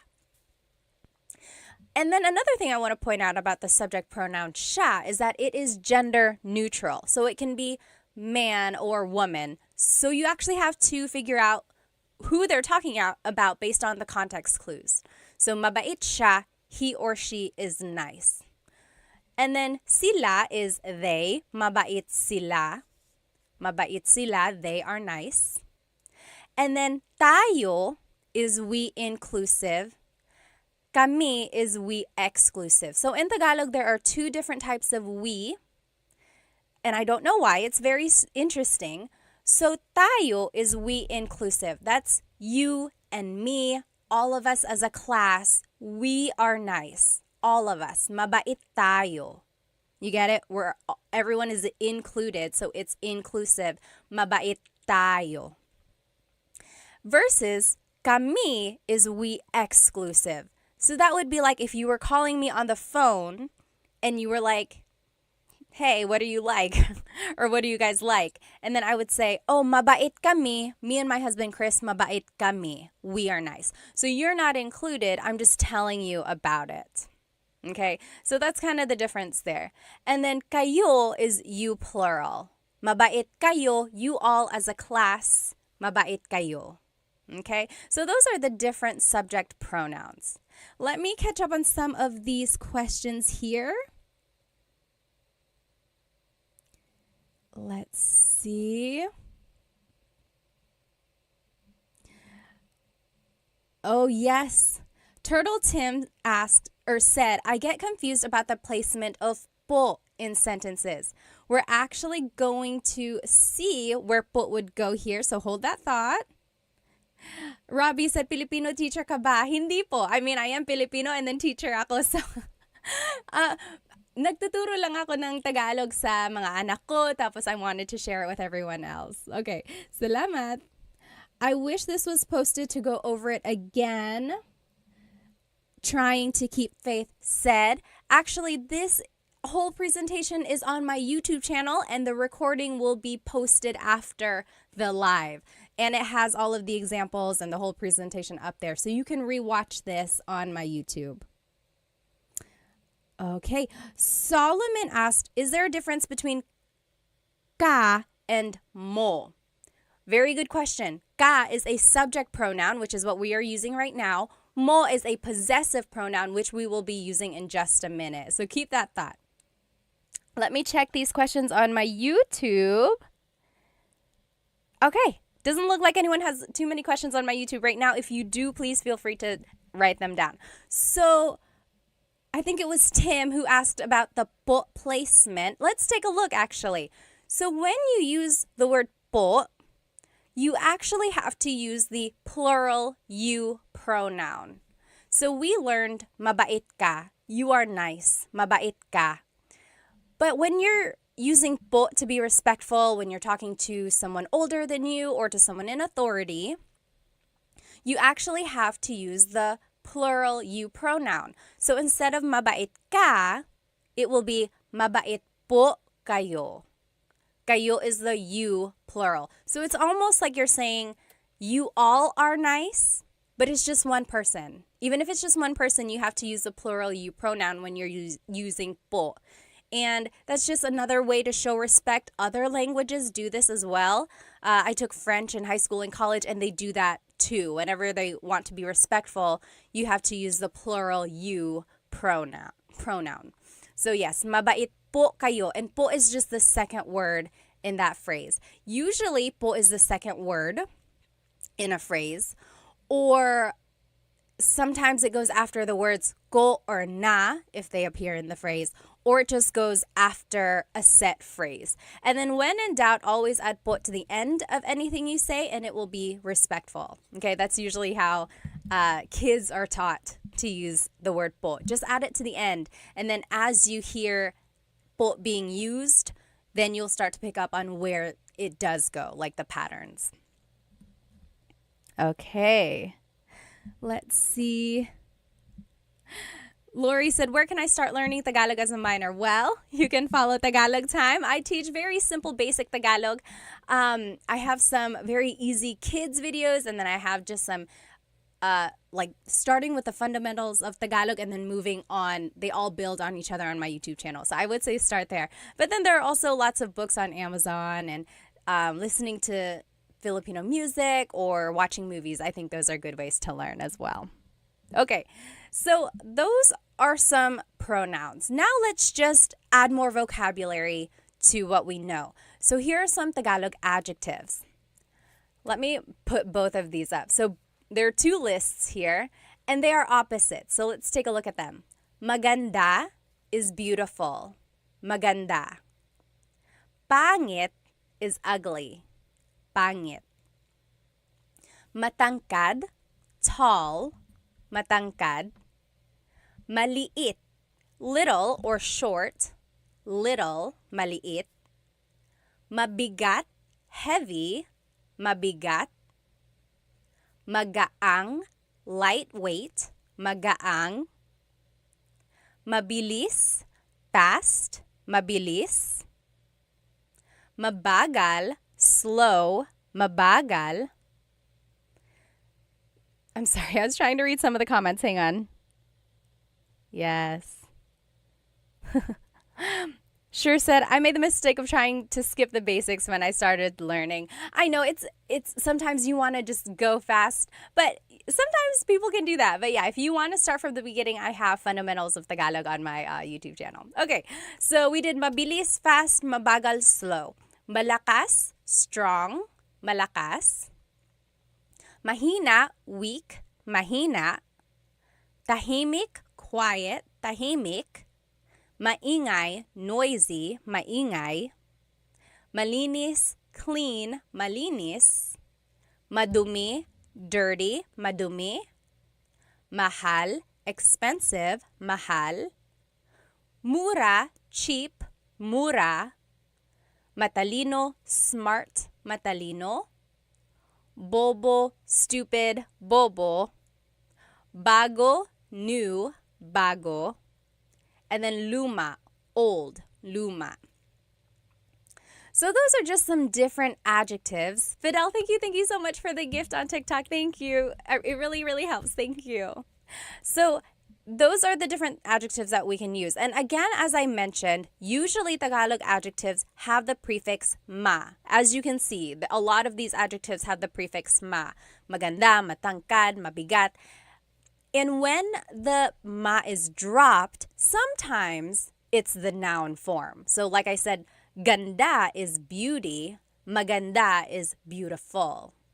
But it doesn't really work for all of them. Like mahina is weak. Hina isn't like weakness. Kahinaan is weakness. So you kind of get the idea. If you can kind of recognize root words, that'll help with your translation. Yes, Deborah asked, is mahal the same word for love and expensive? Yes, it is. Mahal can mean expensive, like, oh, ang mahal ng pagkain. The food is expensive. Ang mahal. Or it can be love. Mahal kita. I love you. Mahal kita. Interesting, right? Okay. Oh, Solomon asked on TikTok, is it right to say ganda mo? Hold that thought. We're going to see that. Okay. So I want us to do some practice. So here on the top left corner are the is the sentence structure. Adjective plus pronoun. And the example is maganda ka, you are beautiful. Maganda ka. There's the adjective, there's the pronoun. Under that is the subject pronouns. So ako is I, ka is you, siya is he or she, sila is they, tayo, we inclusive. Remember, that's all of us, tayo. Kami is we exclusive. So me and someone else. That's kami, we. And then kayo is you all. So those are the different subject pronouns. Now on the right side of your screen, you will see the practice questions. I gave you the English statement, and I want you to translate to Tagalog. And I even gave you a hint in the parentheses is a vocab word that you might need in the phrase. So for example, they are happy. They are happy. How would you say that in Tagalog? Let's do number 1 together. They are happy. So remember, we're just following this sentence structure. Oh goodness, my face on YouTube is covering up the part of the screen. I'm just going to turn off my face over here on YouTube. Okay, there we go. So sorry about that. So there we go. So this is what you're going to need to do these practice questions. Top left is the sentence structure. Bottom left are the subject pronouns. And then to the right side of your screen, you will see the practice questions. They are happy, and I gave you the hint. Masaya means happy. So let's do that one together. The adjective, happy, is masaya. And then it's the pronoun, they. What is they? They is sila. Masaya sila. They are happy. Masaya sila. Easy, right? It's just 2 words. Masaya sila. They are happy. What do you think he is new is in Tagalog? He is new. How would you say that in Tagalog? Go ahead and take a minute to answer that. I'm just going to catch up on some of these questions or comments.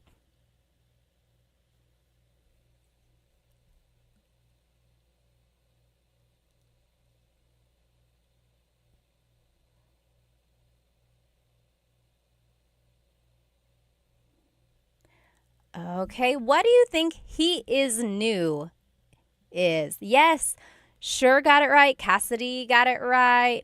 Rebe got it right on YouTube. Very close over here on TikTok. Very close. Yes, I'm seeing some very close answers. So in Tagalog, if you want to say he is new, it would be, the adjective goes first. New in Tagalog is bago. And then he is siya. Bago siya. Bago siya. He is right. Yes, bago siya. Yes, Tony got it right. You did. Very good. Eileen got it right. Very good, everybody. So bago siya. That means he is new. Again, that could also mean she is new because siya is gender neutral. So you would just have to listen to the context clues there. Next, we inclusive are angry. Angry in Tagalog is galit. Galit. How would you say we inclusive are angry? That means all of us as a class. That's inclusive. Everyone, all of us, we are angry. How would you say that? We are angry.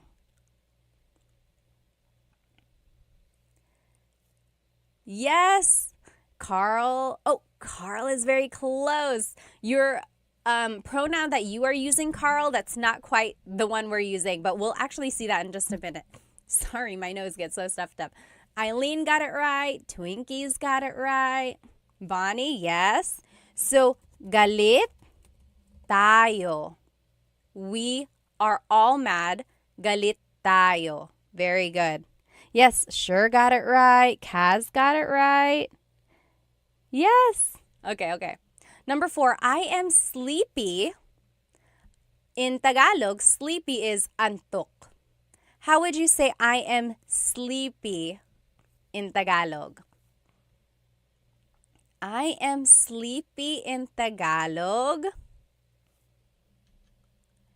I am sleepy is very close. Yes, Eileen, antok na ako. So, antok is the adjective and it goes first. And then it's just ako. Antok ako. I am sleepy. When you add na, like Almarie did and like Eileen did, na can mean already, like, oh, I'm already tired. I'm tired already. Or sometimes it's an emphasis. So like, oh man, I'm tired. Antok na ako. So yes, very good. But you could also just say, antok ako. I am sleepy. Antok ako. Yes, very good. Doctor got it. Sure got it. Very good. Yes, Cassidy asked on YouTube, can I use inaantok ako? And then someone on TikTok said that as well. Yes, inaantok also means sleepy. It's almost like the verb form of I am feeling sleepy, if that makes sense. Machi, thank you so much for the gift on TikTok. Thank you. But yes, basically the same. Inaantok ako and antok ako both mean I am sleepy, I am feeling sleepy. Very good. Last example here. Are you tired? So now this one is a little different because it's a question form. So I want to see if you can guess how to make it a question. So are you tired? Pagod is tired. Ba is the question word that you would add. Where do you think it would go? Are you tired? How would you say that in Tagalog?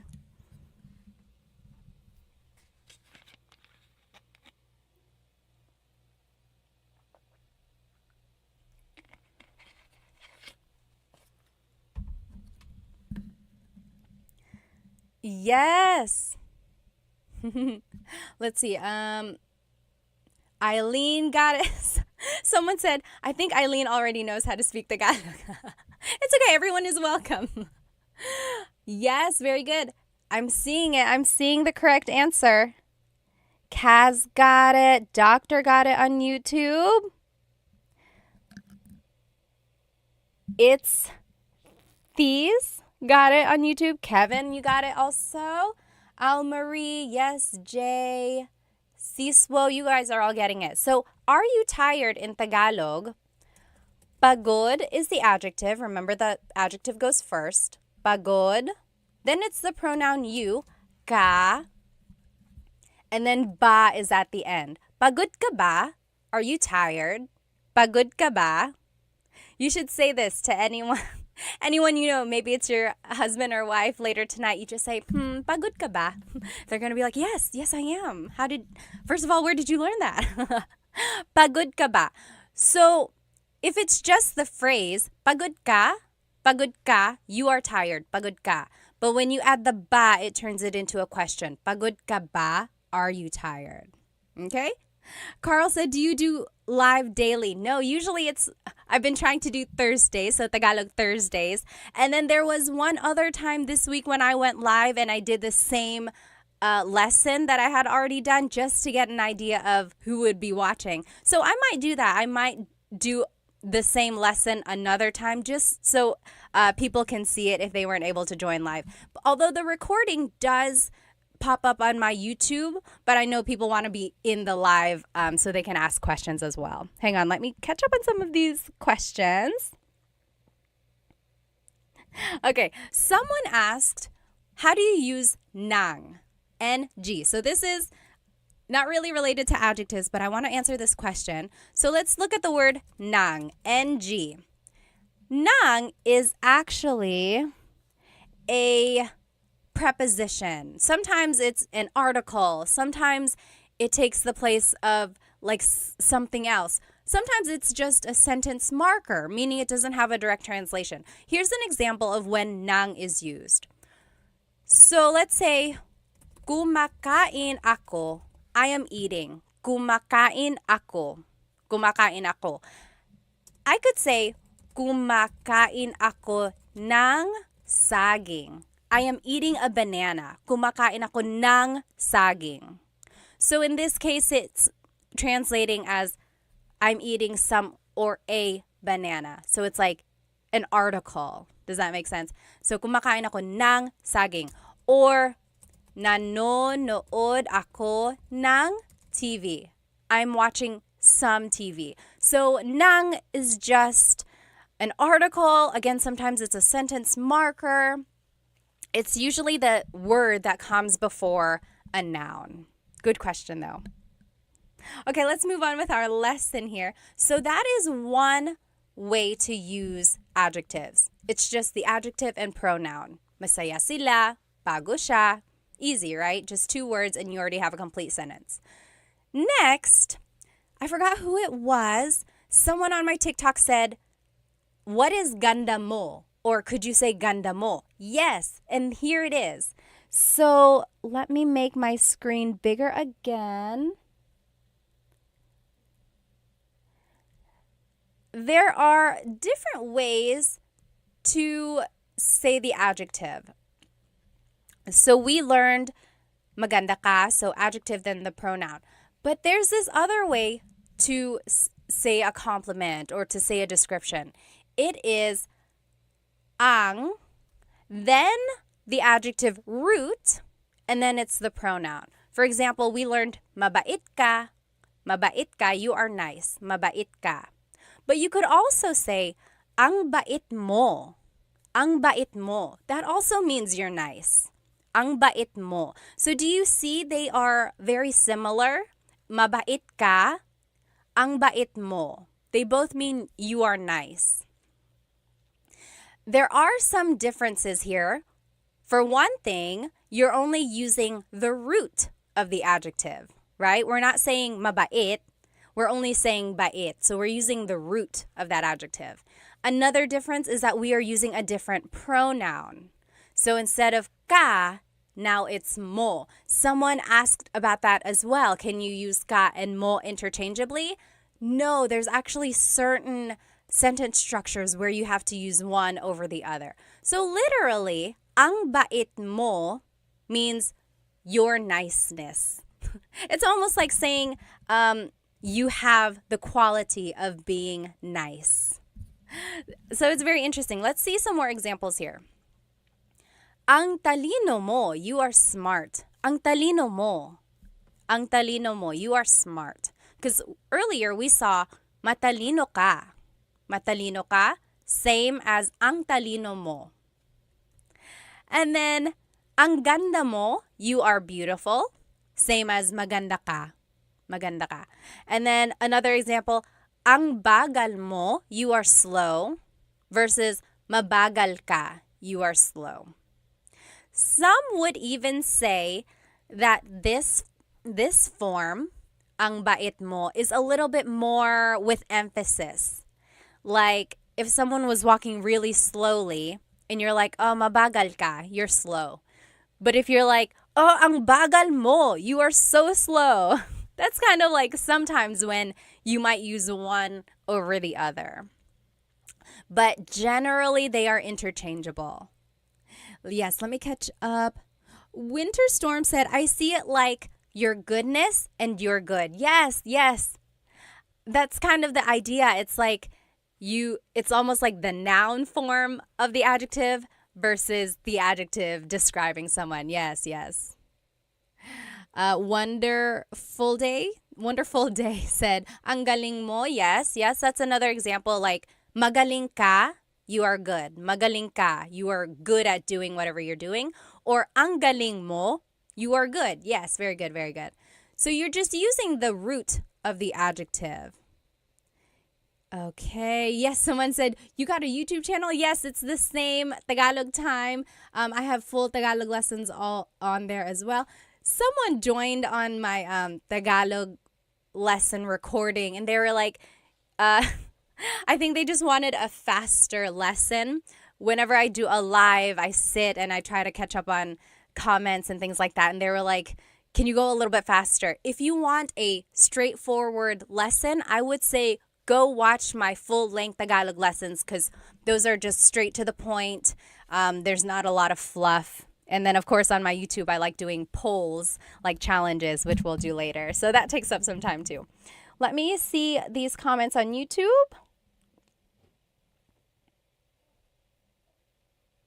Okay, so Sure said, when asking a question like this, do you always have to add ba? Yes, that's right. Sometimes native speakers don't add ba. That is exactly right. Sometimes you don't have to add the word ba. You can just change the intonation of your voice, right? Like, pagod ka? Are you tired? Pagod ka? But if you want to emphasize that it is a question, yes, add ba. So as for the question, do you always have to do it? No. But you're welcome to. And then again, it just emphasizes that it is a question. Yes, good question, good question. Okay. Is the ang construction stronger? David asked. Yes, a little bit. So it's kind of like an emphasis. I kind of mentioned that earlier. It was like, oh, mabait ka, you're nice. You're a nice person, mabait ka. Whereas maybe you did something really nice and then someone is like, oh, ang bait mo. You are so nice. Ang bait mo. Yeah, so it's a little bit like it has an emphasis. Sibay says, I have a question po. Yes, what is it? Go ahead and type it out and then I'll answer it when I see it. So let's move on with our lesson. I want to show you the different possessive pronouns that you can use with this sentence structure. So now, ang bait mo is using a possessive pronoun. Earlier, we were using a subject pronoun. So these are the different possessive pronouns. Ko means I.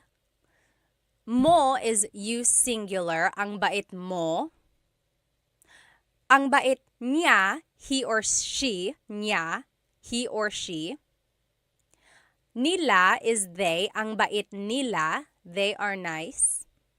Natin is we inclusive. Maybe we all did something nice, so I'm like, oh, ang bait natin. We are so nice. Ang bait natin. All of us.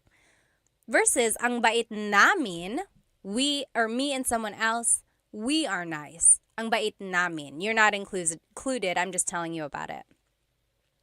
And then ang bait ninyo, you all as a class. Ang bait ninyo. Okay. So those are the different possessive pronouns. So whenever you're using the ang sentence structure, you have to use a possessive pronoun. And it's almost like, because bait is a noun, so it's almost like the person in the sentence possesses that quality. That's kind of how I see it. So again, when you're using po, you have to use the plural you pronoun. So instead of ang bait mo, it's ang bait po ninyo. Ang bait po ninyo. And po goes after the word bait here. And that doesn't really fall under the po placement rules that I had mentioned earlier. Usually po is the second word, or it goes after the words ko or na, or it goes after a set phrase. This one is just like a miscellaneous placement. But again, you can always add po to the end and it would work. Okay. Now, let's do some examples. Oh, I just want to show you again these Tagalog adjectives. We just saw these, and I want to show you that you can use them in this ang format. So, mabilis ka, you're fast, mabilis ka. Or, ang bilis mo, you're so fast, ang bilis mo, ang bilis mo. Again, it's not always an emphasis, but that's kind of sometimes when it's used. Or, madumi ang bahay, the house is dirty. Madumi ang bahay. Or ang dumi ng bahay. Ang dumi ng bahay. So again, same translation there, just kind of a different way to say it. But they are interchangeable. Feel free to use whichever you would like. So let's do some practice questions with this ang sentence structure. So it's the word ang, which technically means the, but sometimes it translates to it is. So ang, and then it's the adjective root, and then it's the pronoun. And then beneath that are the possessive pronouns that we talked about. So over here on the right side are the examples that I want us to do. You are nice. Mabait is nice. But I want us to use the ang sentence structure. So we actually wouldn't use the whole word mabait. It would be ang, and then the root bait, and then you, pronoun is mo. Ang bait mo. You are nice. Ang bait mo. Okay, let me just catch up. You try number 2. I am beautiful using this ang sentence structure.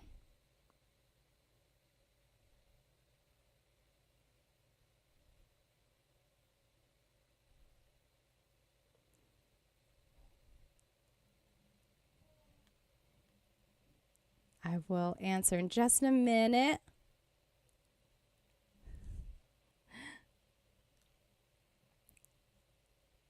Oh, thank you. Thank you, Solomon, for the rose on TikTok. Oh, thank you. Thank you. AJ asked, when was the last time you went back to the homeland, tita? First of all, you don't have to call me tita. And then I went back to the Philippines last July. I went to Manila, and then my husband's family is from Cebu. We went there as well. Let's see. There was one question. Oh, yes. Solomon asked, does Tagalog have to be, like the verb to be, or is it left out most of the time?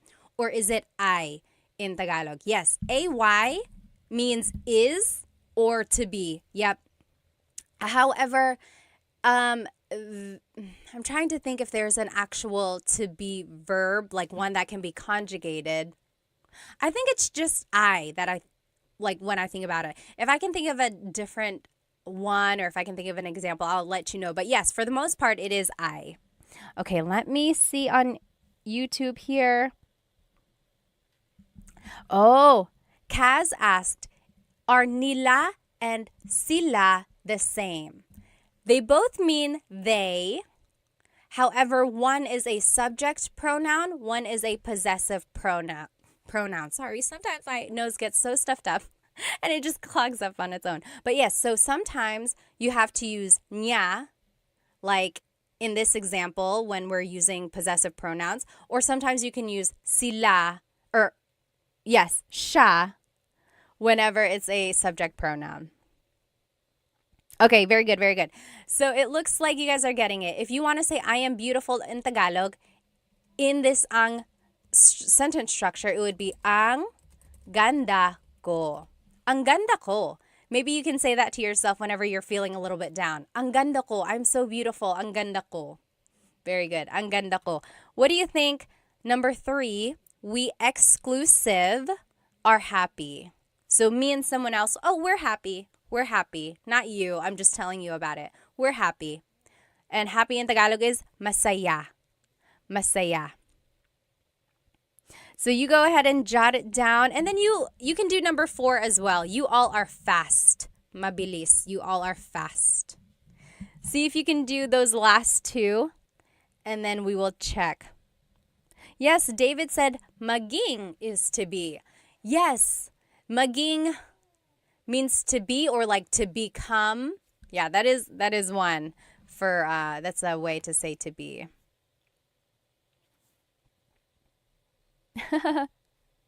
Nez said, mapalad ako kasi guro mo ko po.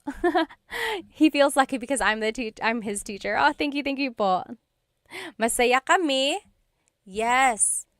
Oh, Very close, very close. So yes, those are good those are good answers. But when we're trying to say it in this ang sentence structure, it would be ang saya namin.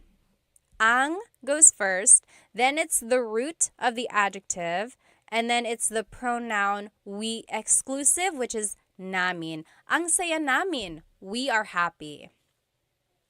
And then how would you say you all are fast? You all are fast.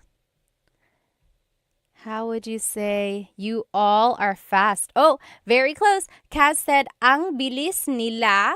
You plural is actually ninyo.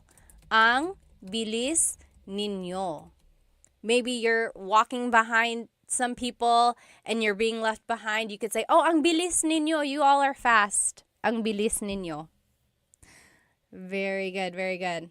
I know these these possessive pronouns can get a little bit tricky. I would say try listening to a native Tagalog speaker or watch a movie and you will see when these different pronouns are used. And I think that'll help kind of decipher when to use a subject pronoun, when to use a possessive pronoun. But when you're learning, it's okay to mix it up. It'll come the more you use them. Tony asked, are you a teacher? I am. I used to teach like elementary faith formation, like at church, those like CCD classes. And then I got my teaching license. At one point, I could teach high school, which was very hard because I look very young. But yes, and then I just love teaching Tagalog. You guys on YouTube, why didn't you tell me that my face was covering up part of the page again? I'm so sorry. Next time I'll make sure that's not covering it. But yes, okay, let's go ahead and do this other sentence structure. So those are some ways to use adjectives with a pronoun. Now, if we want to use it with a noun, it would be adjective, then it's the word ang, then it's the noun. For example, mabilis ang kotse. The car is fast. Mabilis ang kotse. Or you could say, mahal ang bahay. The house is expensive, or a house is expensive. Mahal ang bahay. Mahal ang bahay. Or you could say, bago ang mga sapatos niya. So the adjective is bago. Then it's the word ang. Then it's mga sapatos, shoes, mga sapatos. And then niya is hers. So her shoes are new. Bago ang mga sapatos niya. And I wanted to show you the mga sapatos because if you want to make something plural, you have to add this word mga. Mga sapatos, shoes. And then another example, maliit ang pusa. The cat is little. Maliit ang pusa. Okay? Kaz mentioned on YouTube, I've been speaking Tagalog wrong for so long and people don't correct you in the Philippines. Sometimes they don't care. Sometimes they will correct you and help you out. Okay. Oh yes, Nez said make a video of how to use nang as a marker. I will. Maybe some prepositions, a video about that. Let me see on TikTok. Tony asked, do people mostly speak Tagalog or Bisaya? So it depends on where you go. In Luzon, up in like the northern area of the Philippines, sometimes in the central areas as well, those are the Tagalog speaking regions. When you go south, like in Cebu or Leyte, that's where they speak Bisaya. And then all around the Philippines, there are lots of different languages and dialects as well. Let me see. Okay. Yes, Winter Storm said TFC and GMA are TV channels that you can watch. They're Filipino channels. Okay, so those are just some ways to use the sentence structure. Adjective, then ang, then noun. So let's do some practice. Pretty easy, right? You just have to plug in the vocab. Up here in the top left is the sentence structure that we just learned. And then here's some examples. The food is hot. And I gave you some vocab words. Mainit means hot. Pagkain means food. How would you say the food is hot? We can do this one together. So the adjective goes first, which is mainit. Then it's the word ang. Then it's the noun. Food in Tagalog is pagkain. You guys on YouTube, I'm covering it up again. We'll fix that. There we go. So mainit ang pagkain. The food is hot. You try number 2. The show is scary. The show is scary. How would you say that in Tagalog? Baby Doll said, I love this live. When will you be doing these lives? I try to do Tagalog Thursdays. So, yes, hopefully on Thursdays I'll be here again.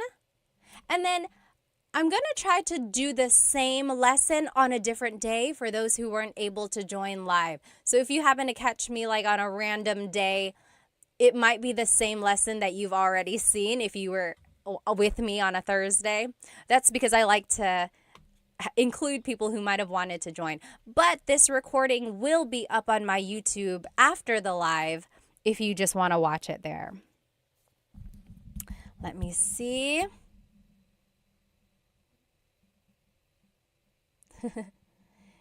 Yes. Az said hello from Brazil. Hello. Okay. Oh, thanks everyone for telling me about my screen on YouTube. Okay. So let's go ahead and answer this one. The show is scary. So the adjective for scary is nakakatakot. Nakakatakot. Then it's the word ang. Then it's the noun.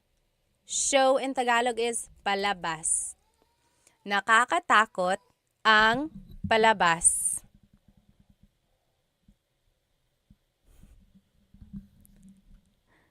Yes, you're right. Very good. Everyone is getting it. Nakakatakot ang palabas. Okay, next. The house is messy. The house is messy. Magulo means messy. Bahay means house. David asked, is ang takot ng palabas okay? So this is an example of when you cannot use the ang sentence structure. So you cannot use ang takot ng palabas. That doesn't really work. It's almost like you're saying the show is scared or something like that. So it doesn't really work like that. There are certain adjectives where you can't use them in another sentence structure. Okay, very good. Solomon got it right. Ang gulo ng bahay, you can say ang gulo ng bahay, or you can say magulo ang bahay. Magulo ang bahay. Very good. Dennis got it right. Kaz got it right. Amy got it right. Very good. Busset got it right. Awesome. Okay, next, the woman is beautiful. Babae is woman. Maganda is beautiful. And then if you want, you can go ahead and do the last one as well. The man is handsome. Lalaki is man. Guapo is handsome. So how would you say the woman is beautiful, the man is handsome in Tagalog? The woman is beautiful is maganda ang babae. Yes, very good. Dennis got it right. Very good. And Dennis and Kaz both said, magulo ang buhay ko. So instead of bahay, they said buhay. Buhay is life. Yes, my life is crazy. My life is a mess. So if you want to say the woman is beautiful, it would be maganda ang babae. Maganda ang babae. If you want to say the man is handsome, it would be guwapo ang lalaki. Guwapo ang lalaki. So that's just the simple sentence structure. Adjective, then the word ang, and then it's the noun. Very good, very good. Amy got it right. Base got it right. Pilipino kasi ako, ate. Mabuti naman. Okay. So that's another sentence structure. And this is the last sentence structure that we will see here. So now, if you want to be specific about a person and you want to say their name, this is how you would do it. So it's the adjective first, like we've been seeing the whole time. And then it's this word, si or sina. And then the person. So you'll see what I mean. Tahimik si Tita Baby. Tahimik si Tita Baby. That means Tita Baby is quiet. Tahimik si Tita Baby. Versus malakas sina Paul at Sam. Malakas sina Paul at Sam. Paul and Sam are strong. Paul and Sam are strong. You'll see the difference here. When it's just one person, it's si. Tahimik si Tita Baby. Versus when it's more than one person, you use the word sina. Malakas sina Paul at Sam. So that's the difference there. When it's one person, you use the word si. When it's more than one person, you use the word sina. And that word si or sina is kind of like a preposition or like a sentence marker before a person's name. Here's another example. Matangkad si Tito June. Matangkad si Tito June. Tito June is tall. Tito June is tall. And then another example. Is there another example? Oh, that's it. So those are the three examples. So the only thing to remember here is if it's one person, it's si.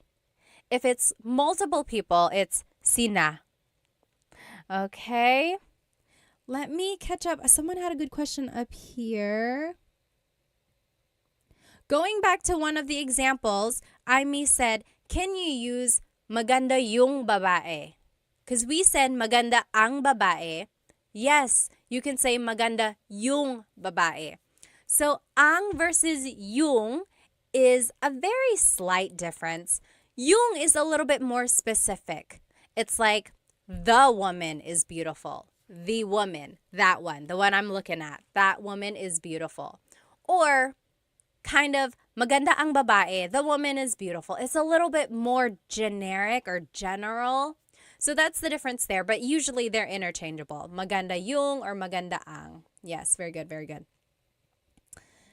Solomon asks, when do you attach the ng or ang to the adjective? So yes, in Tagalog, we like to make a contraction or put words together when we can. Usually if the adjective ends with a vowel, then you can add the ng at the end. Yes, very good, very good. Okay, thank you again for another Rose Solomon. Thank you so much. Let's see. Pogi is another word for handsome. So in our example, we used guapo.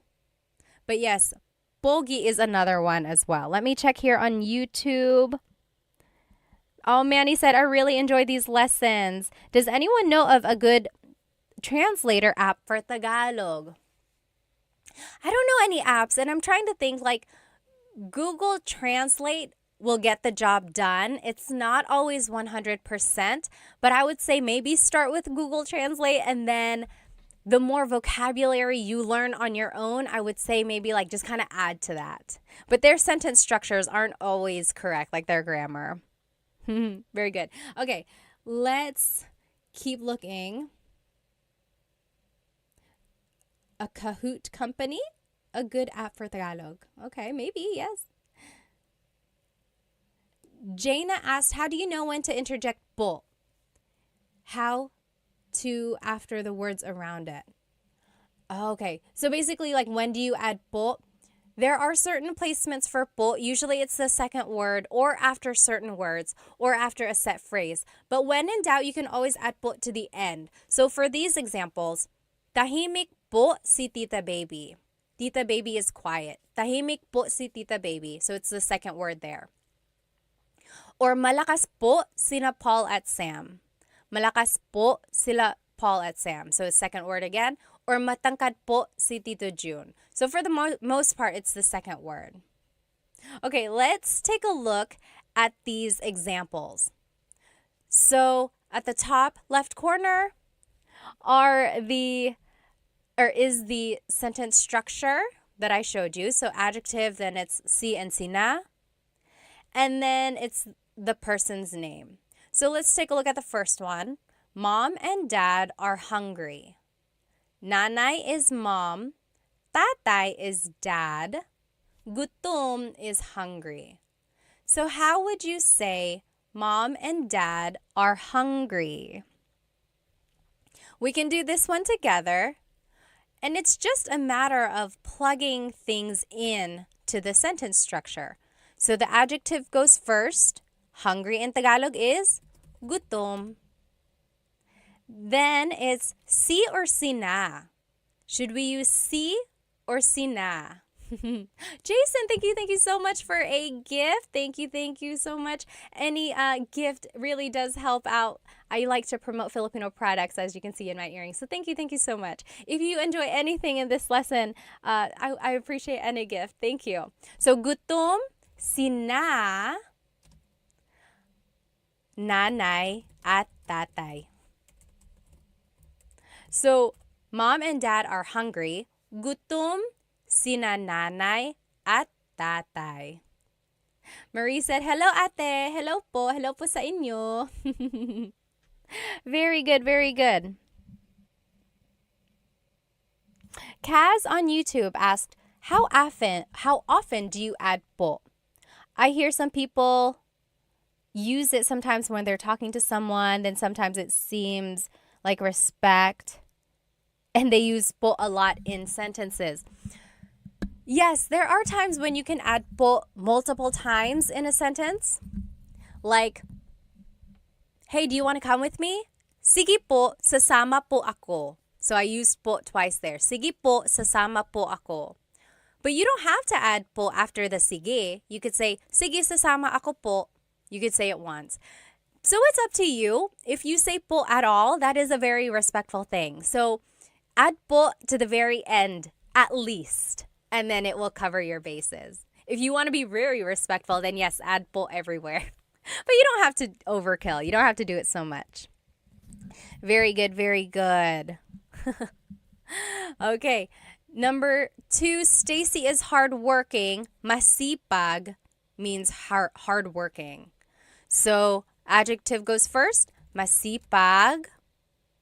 And it's just one person. So it's si. And then Stacy. Masipag si Stacy. Stacy is hardworking. Very good. Masipag si Stacy.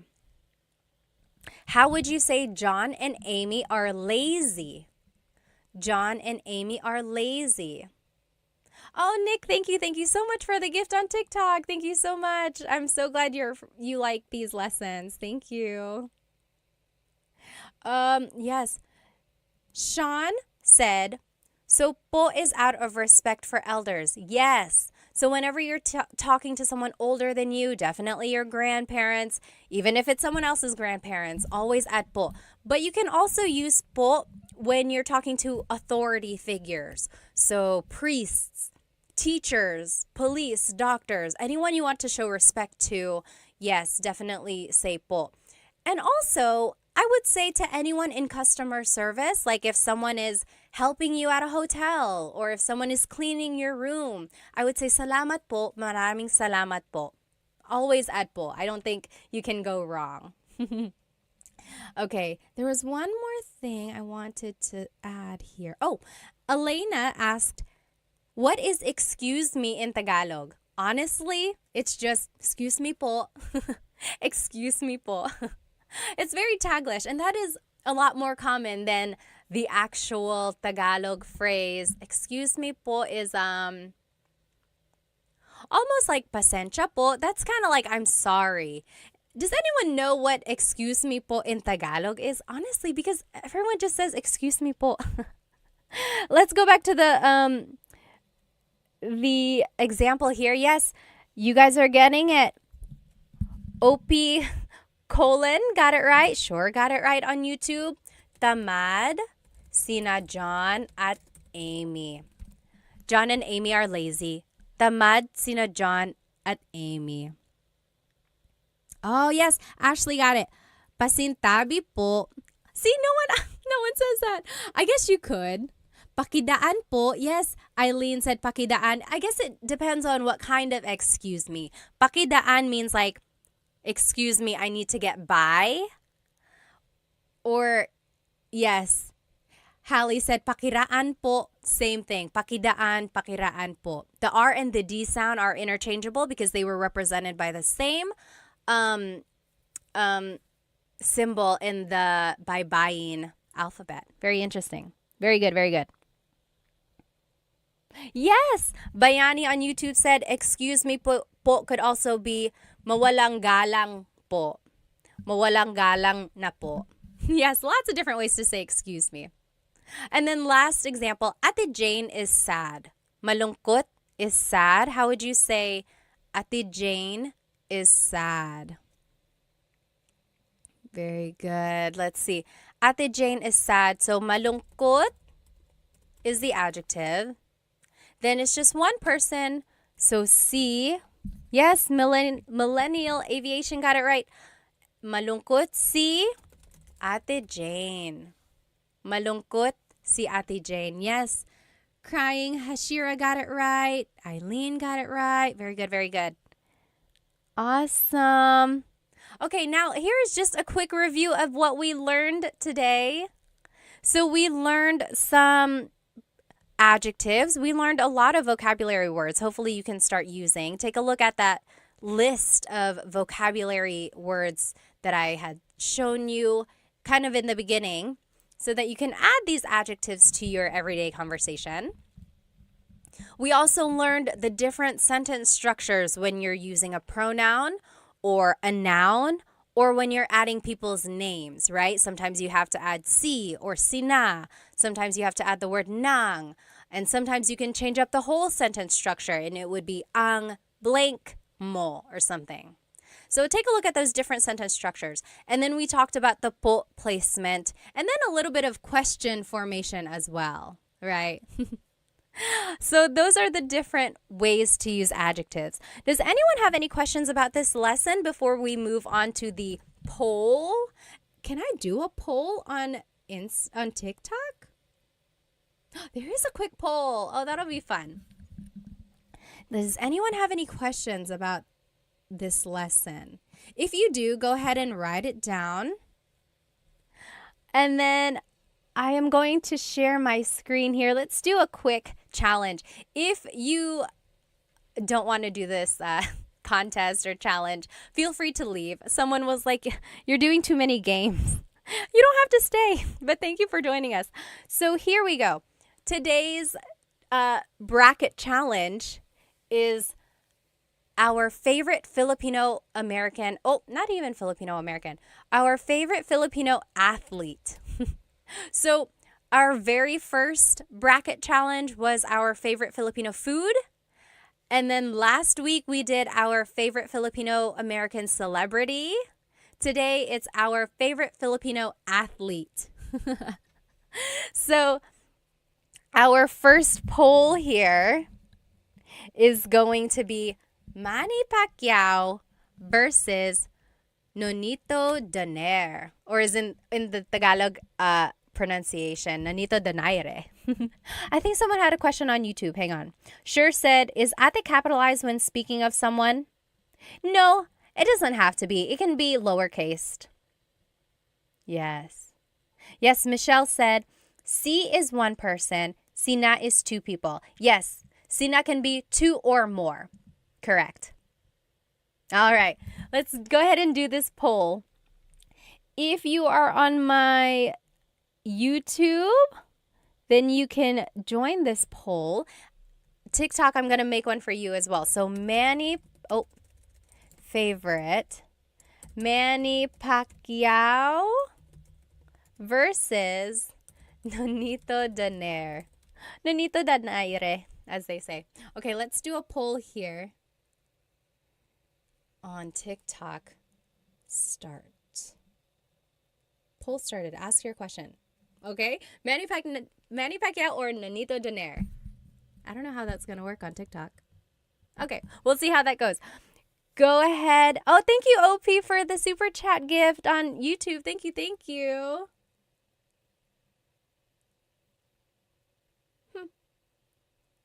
Okay. There we go. So take about 30 more seconds. Who is your favorite Filipino athlete, Manny Pacquiao or Nonito Donaire? And then we'll move on to the next part of the bracket. Oh, I see. I see how it's working now. Okay. Yeah, so it looks like Manny Pacquiao is the winner by a landslide. Okay, so Manny Pacquiao is going to move forward in our bracket. You can follow along on YouTube if you're over here on my TikTok. So now it's Jalen Green versus Jordan Clarkson. So these are both Filipino-American basketball players in the NBA. Let's see, favorite. Jalen Green versus Jordan Clarkson. Jalen Green is on the Rockets, and then Jordan Clarkson is Utah Jazz. Oh, Kaz said, do a Jollibee and McDonald's poll. Oh my gosh, maybe we should. Favorite Filipino fast food restaurants. That will be next week's. Very good, very good. Michelle said, when do you do these lives? I just found you today. I'm trying to do Tagalog Thursdays, so catch me next Thursday. But I'm also going to try to do the live on a different day, but the same exact lesson, because I know people want to be in it when it's actually live. Very good. Oh, okay. Bayani said, informal writing, yes, ate should be capitalized because it's like a title. Yes, that's true. It's like Mr. or Mrs. Ate and kuya. Yes. I guess I never thought of it like that. Okay. Millennial said, is there a neither option? Just don't vote. That's okay. Sure said, Clarkson used to be on the Lakers. Okay, okay. Let's see. Okay. It looks like it's Jordan Clarkson over here on my YouTube. He is the winner. He's going to be moving forward. So Jordan Clarkson. And then, do you guys know about Bianca Bustamante? On Insta, she goes as Bia, Racer Bia. She is an F1 racer, and she's so cool. I wish I could be like her when I grow up. She's an F1 racer. I think she's like working with Sephora. She's in Miami practicing. But yeah, she's a really cool racer. So Bianca Bustamante. And then Heidelin Diaz. Anyone know who Heidelin Diaz is? She was the weightlifting gold medalist in the Olympics. What was that? Was that 2020? I can't remember now. Yeah, she was the gold medalist in one of the Olympics. Alrighty, so, very nice. Okay. Kaz said, Cebuano Saturdays. Do you know a Cebuano teacher? Because I want to learn. If you know, please tell me who they are. Solomon asked, is it night or day where you are? It is night for me. I'm over here in North Carolina, so the East Coast, same as like New York and Florida. It's 8:38 p.m. Or no, I'm sorry. It's 9:40 p.m. here. Okay. Yes, the only gold medalist ng Pilipinas, Bazit said. Yeah. Okay. Bianca Bustamante is winning. Bianca will move forward. She is an F1 racer, like I mentioned. Oh, my screen is getting so crowded here. Oh my gosh, YouTube. Why are we not sharing the screen? I am so sorry. I'm the worst. I am the worst host. Here we go. Here we go. Ah, there we go. You guys are so nice. No one is like, hey, we don't see anything. Okay. Next, it's going to be Efren Reyes. Anyone remember him? Efren Reyes. He is a billiard champion. So pool. And then Alex Iala. She is a tennis player. So definitely different generations there. Alex is young. Efren is a little older. Let me see. Bayani said Jordan Clarkson should start learning Tagalog. Yes.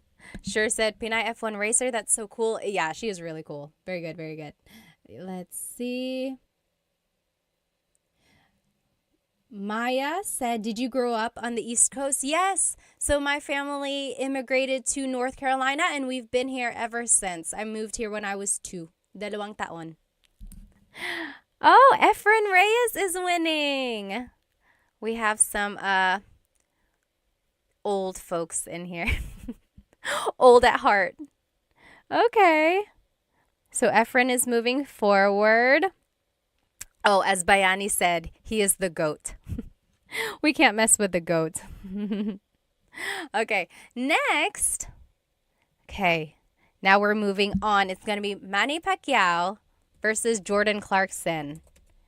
Manny Pacquiao versus Jordan Clarkson.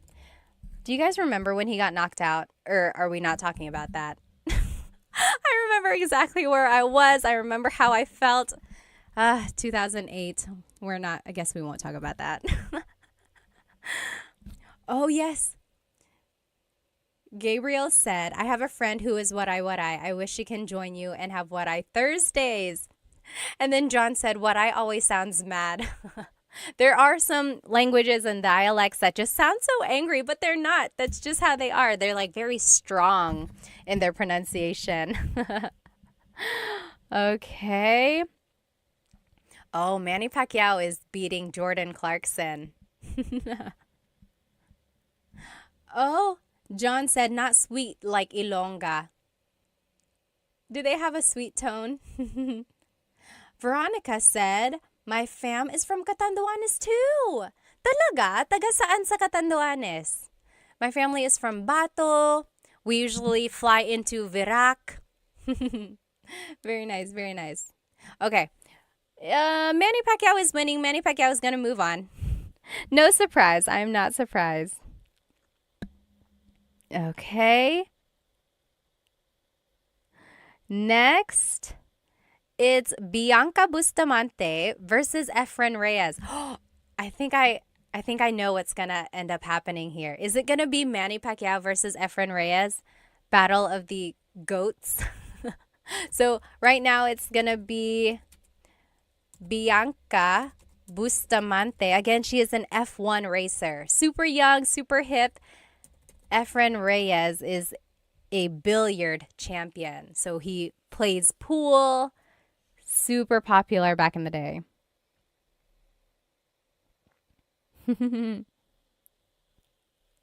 Kaz said, Ilocano is the angry bird dialect. On a scale of 1 to 100, how would you rate your Tagalog in terms of speaking? I would say 95%. I'm pretty confident in my Tagalog speaking skills. There are times when I get nervous. So when I'm speaking to my mom, for some reason, whenever I'm speaking to my mom, I speak to her a lot in English because I don't know, I feel like I get nervous in front of her. But she was the one who really pushed me to speak Tagalog when I was growing up. I remember when I was a kid and I would be speaking a lot of English, she would tell me, hindi ka na nagtatagalog. You're not speaking Tagalog anymore. Hindi ka na nagtatagalog. So then that would like push me back into speaking more Tagalog. So yeah, I get nervous around her. I get nervous around my family in the Philippines sometimes. Like, I just get kind of self-conscious about my accent and then I stumble over my words. But that happens to everyone. So if it happens to me, I mean, don't worry about it if it happens to you, right? Let's see. Maayong buntag po. Hello po. That's Cebuano, right? Tagalog is easier, but I'm still at nosebleed level. So nosebleed is what people say whenever they're having a hard time speaking. Usually Filipinos will say, oh, nosebleed ako, or I'm having a nosebleed because they're having a hard time speaking English. Let's see, who's the winner? What? Bianca Bustamante is beating Efren Reyes. I'm kind of surprised here. I really thought it was going to be a battle of the goats. Like a battle of the older male athletes. Wow. Well, go Bianca. Racer B on Instagram, by the way. Let's see. Now it's going to be Manny Pacquiao versus Bianca Bustamante. Let's see here. It's the final one. It's the championship. Favorite. So Manny Pacquiao versus Bianca Bustamante. Who is our favorite Filipino athlete? Someone had a good question up here. Okay. Oh, someone asked, born and raised ka sa US? Hindi po, pinanganak po ako sa Maynila, tapos lumipat kami dito ng 2 taon po ako. Tapos every other year, umuwi kami sa Pilipinas. So umuwi ako nung una nung 5 years old yata ako kasi nabantay yung mama ng papa ko. Tapos after that, mga every other year na kami umuwi. Tapos mayroon kaming TFC, tapos nagtatagalog yung mga magulang ko sa akin. So that's how I kept my Tagalog. Yes, Maya said, me and a lot of my friends that grew up in the US understand Tagalog but can't speak it. Why does this happen? You know, I have very young kids, and I am trying to teach them Tagalog. And of course, we're teaching them English because of school. And I know why it happens. I completely understand parents. It's hard. Like, you want your kids to succeed in school, and it's natural for them to kind of get confused or like mix things up. So parents just kind of default to only teaching English because it will help the kids. And I completely understand that. But I think if you push through and just kind of keep teaching it, it will all work out in the end. So I know a lot of people where they can understand Tagalog, but they can't speak it and they really, really want to. If you can understand it, you are halfway there. I think that's a good way to think about it, right? You can understand it. Now all you have to do is formulate sentences and then go from there. So don't feel bad if you can only understand.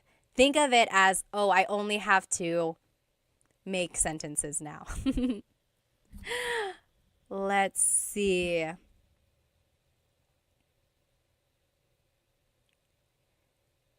Let's see. Tony, are you married? Yes, I am, and I have kids. Yes, we've been married for 17, 18, 19, 20, 21, 22, 23, 24. 7 years. Oops. I don't know what your name is. It's in characters. But yes, someone asked, that's rare, yung marunong magtagalog na lumaki sa US. Opo nga, ngayon ko lang na-appreciate actually, ngayon na matanda na ako. Pero nung bata ako, I always kind of got teased na marunong ako magtagalog. Okay, let's see who's the winner. Manny Pacquiao is the winner. He is the overall favorite Filipino athlete. Although I know there are some things that he's said and done that kind of make him not the favorite. Okay, Kaz said, I'm learning Cam Norte Bicol language. And then there's Sorsogon. Yes, my mom's side of the family is from Sorsogon, actually. Bayani said they forgot the greatness of Efren Reyes. I know, I was so surprised about that, actually. Let's see, does anyone have any questions about anything we learned today? Anything? Hello. Now that we are done with the lesson, I'll just turn on my camera here. Anyone have any questions about adjectives or about sentence structures? Or if there's anything you want to learn for next week, please write it in the comments because I love tailoring my lessons to what you want to learn. Otherwise, thank you so much for joining me, and I will see you next week. If you weren't able to join this live, I will try to teach this same exact lesson another day, or you can watch the recording of this later on, right after this live, actually. Okay? Thank you so much, everybody. Maraming salamat. Thank you for spending some time with me.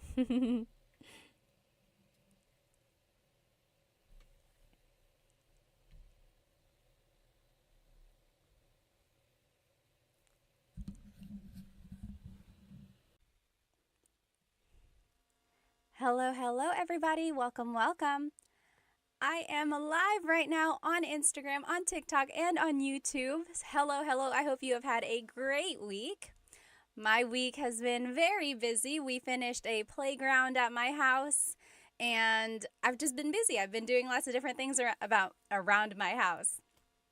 I have a really fun lesson planned for us tonight. If you are joining me on YouTube on Instagram or TikTok, go ahead and jump onto my YouTube channel because I have the whole presentation up here. You will be able to follow along. You can see the words, see any images up there that's associated with the lesson. If you are a paying Instagram subscriber, these slides will be posted on the news feed after the class. I would have done it before the class, but I just finished the slides. Next time I will do it early so that we can post it before the class.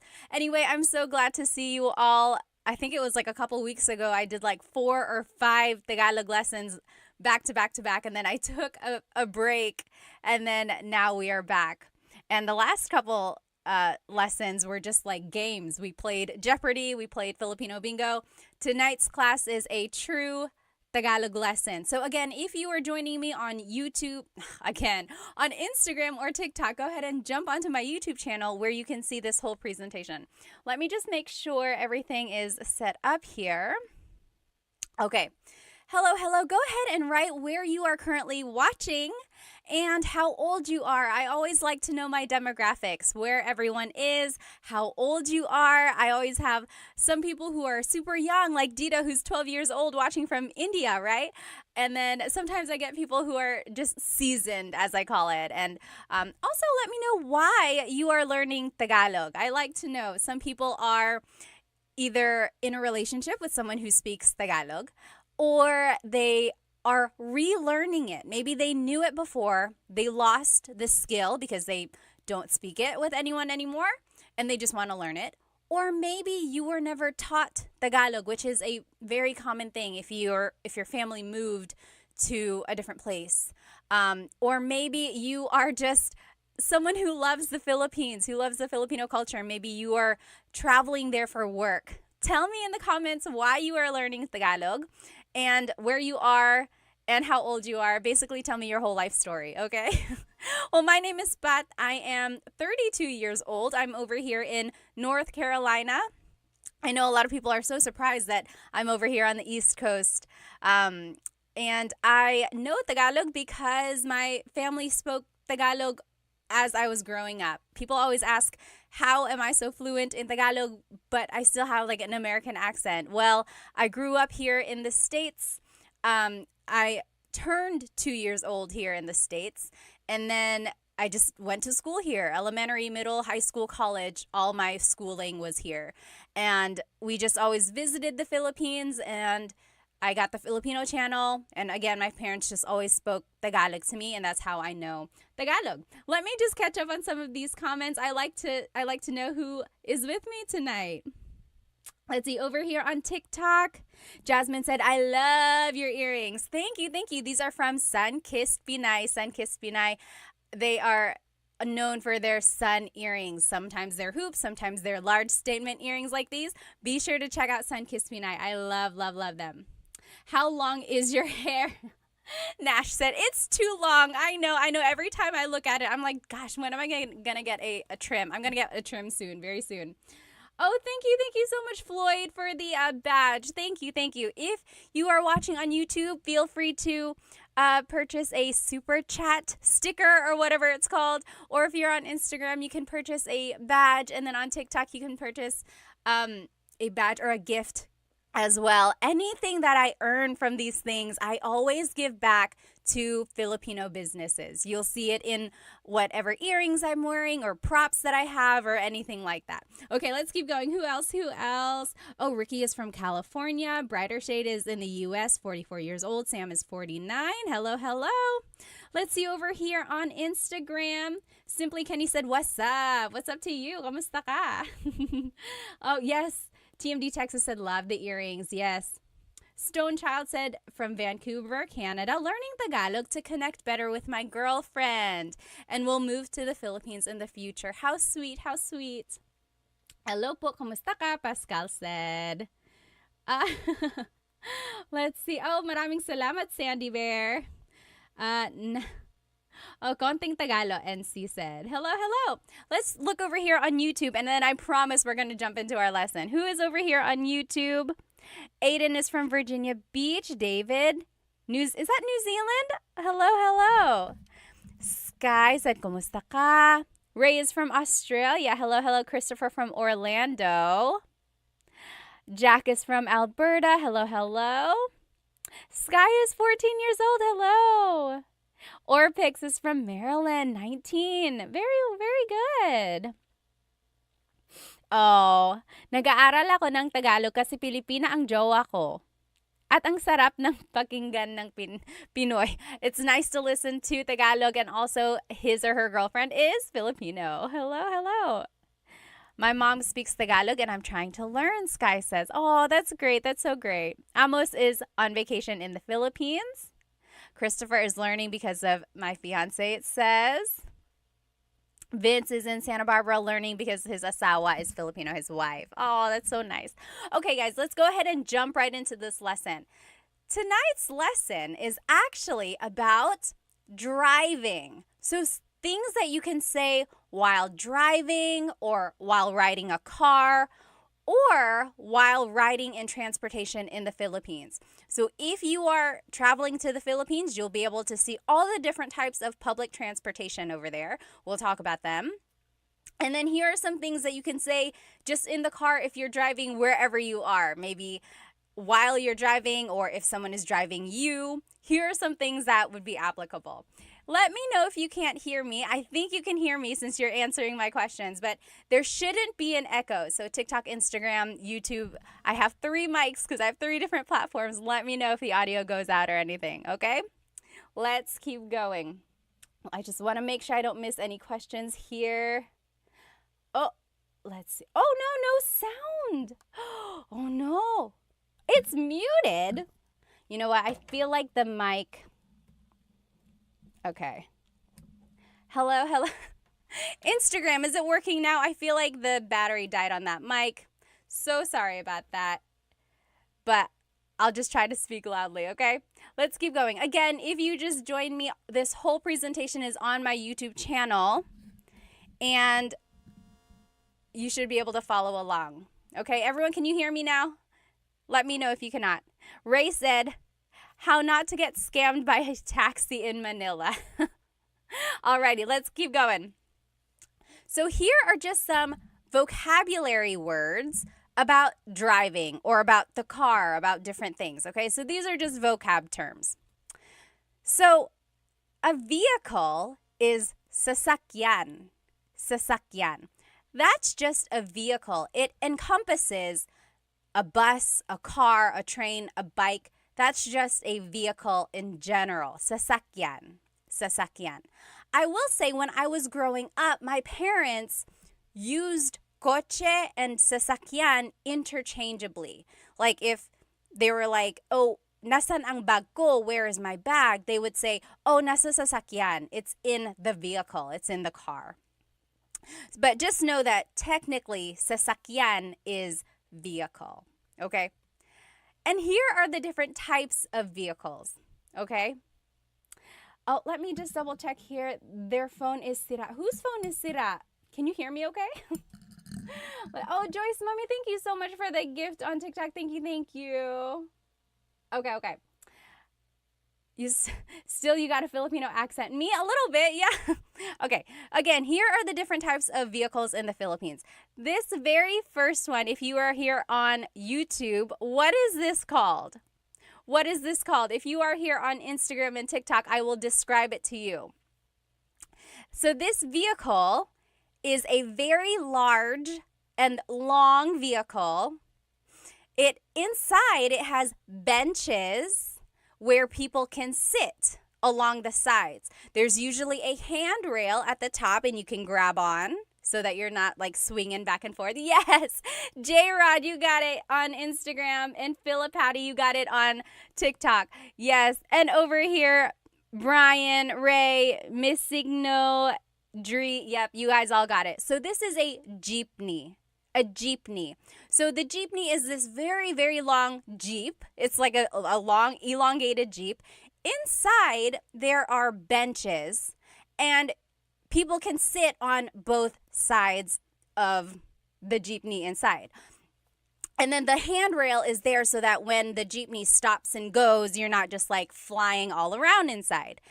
And some people like it, some people don't like it. I personally love riding in the jeepney, and my cousins always tease me for this because I love it. I love the fresh air. I'm doing air quotes because, I mean, how fresh can the air be in Manila, right? But I love the breeze that you feel. And then I love being with the locals, but I also love that some of these jeepneys are so decked out. Has anyone been in a decked out jeepney?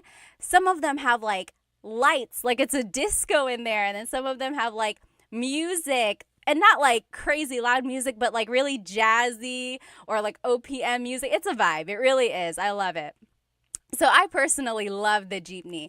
When it rains, if you're looking at the picture here on YouTube, the windows are just open. There's just a big opening on the sides here. When it rains, there's like a plastic tarp that you put down over the windows so that you don't get wet. And I love it because everyone knows that. Everyone knows that when it starts to drizzle, you go ahead, you untie this plastic, and you just pull it down. It's like a known thing. You don't have to wait for the driver to be like, hey, can you pull down the tarps? You just do it so you don't get wet, right? I love it.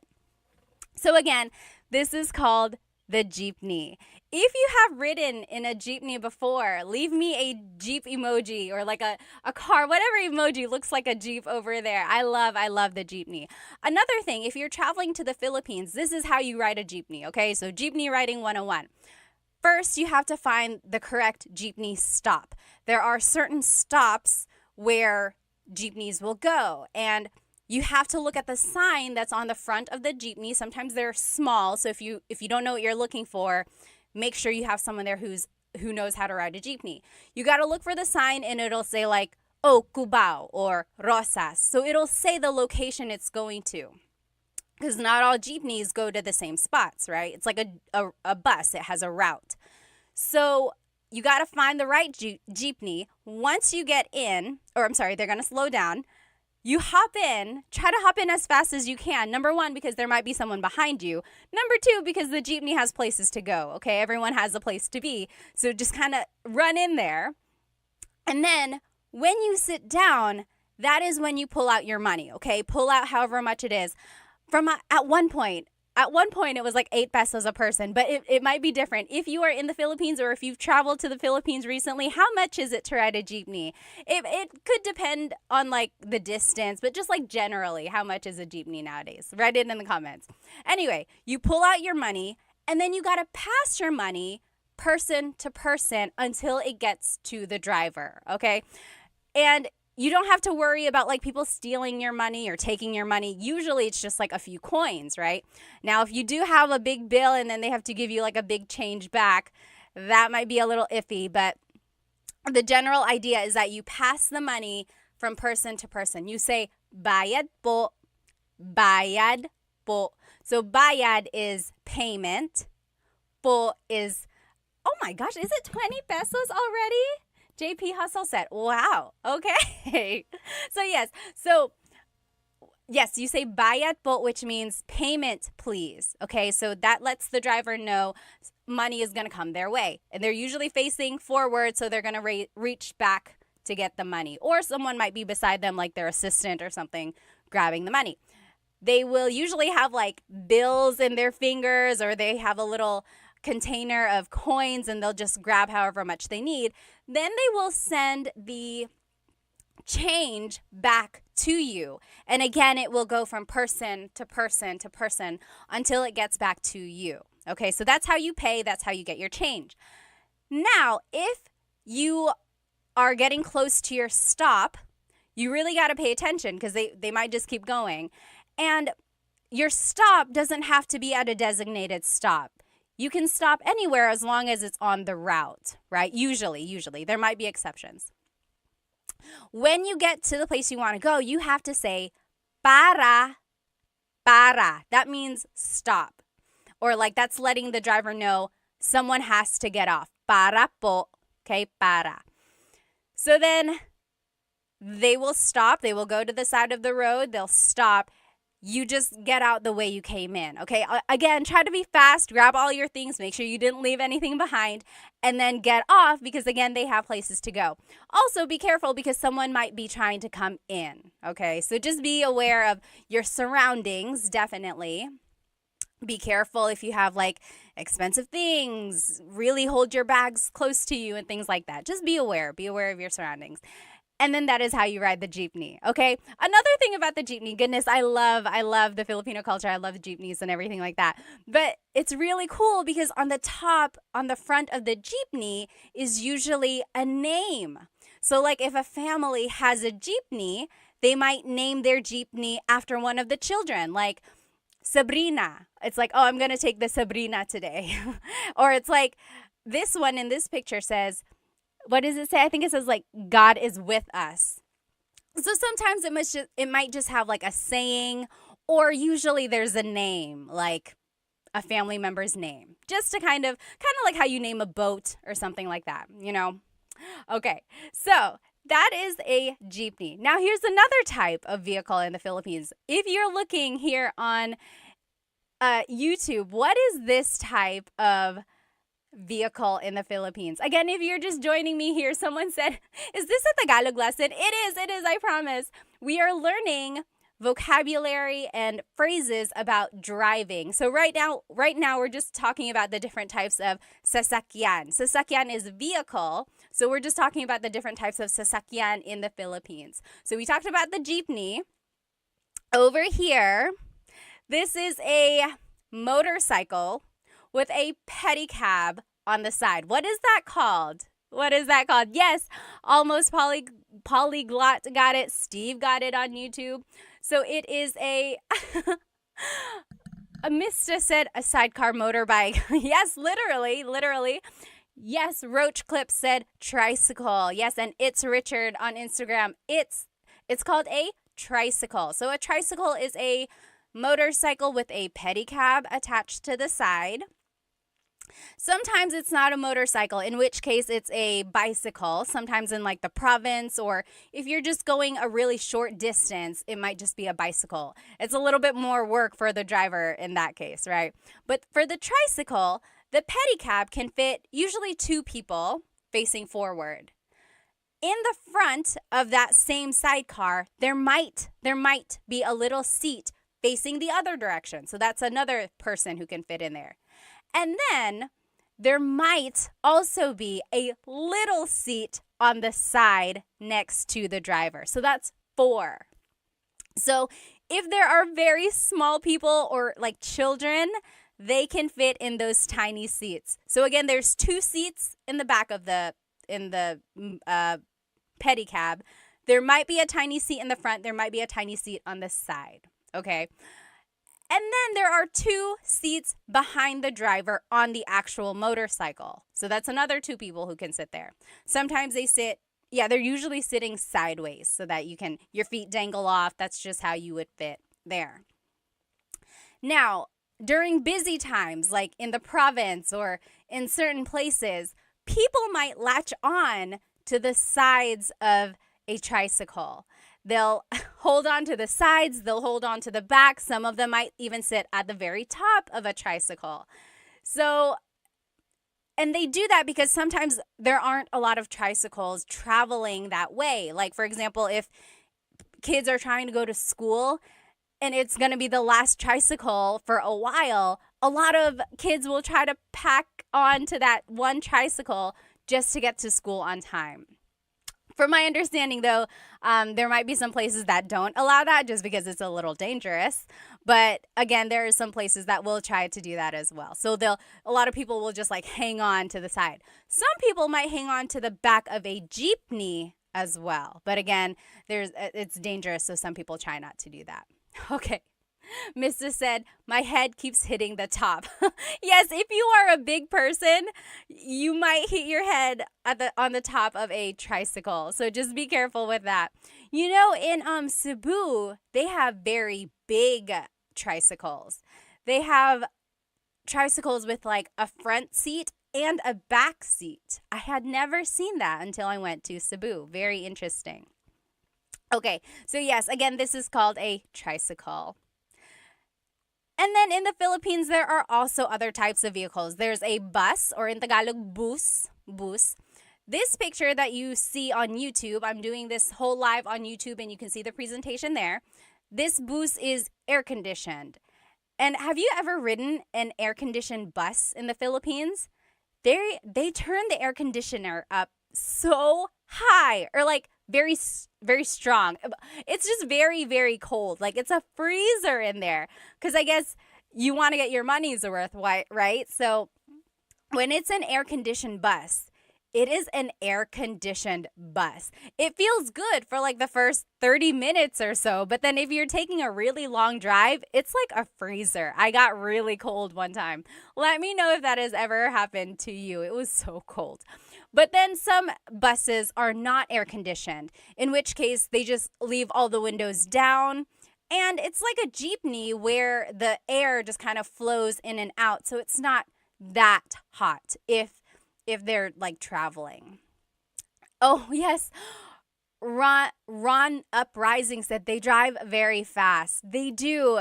Unfortunately, sometimes like these big, huge buses or even like cars, sometimes they drive so fast. Like if it's a highway or if it's like just a very busy street, you really, really got to be careful. There are some bad stories of like just accidents on the side of the road. And they're so big, right? It's like you don't want to get too close to it. Okay, so there's a bus or a bus. There's also taxis in the Philippines. Sometimes they are yellow, like a regular taxi. Sometimes they are white. I think I've seen other colors as well, but usually they're like white. So someone on YouTube mentioned, don't be scammed by taxi drivers. You have to be very careful, especially if you look foreign. One thing they might do is like hike up the price for you. Another thing that might happen is they might mess with the meter so that the price is not what it should be. Another thing is that they might take you to a place they're not supposed to go, or they'll take you a long way. When I was a kid, we wanted to go to Fort Santiago, but the person didn't hear us, they said, and they were taking us to Fort something else, like Fort San Pedro or something like that. Like we clearly had said Fort Santiago, but then they were taking us to a different fort because they misheard us. So they, it was just not a very nice thing. But yes, so just be very aware. They also have like grab cab or grab taxi or something like that.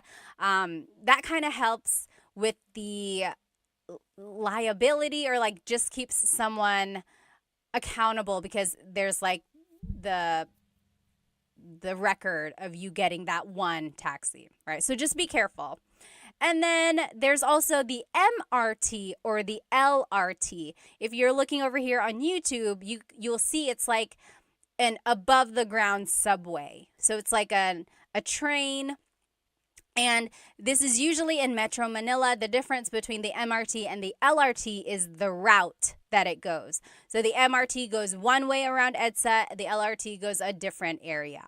Okay, but just know it's like an above the ground subway. So there are lots of different types of vehicles in the Philippines. Again, let's go back to our Tagalog lesson. So vehicle in Tagalog is sasakyan. Sasakyan. Okay? Now, coche is car. Coche. Coche. And again, the difference between coche and sasakyan is that coche is specific. Coche is car. Sasakyan is vehicle. Okay, so sasakyan encompasses lots of different types of vehicles.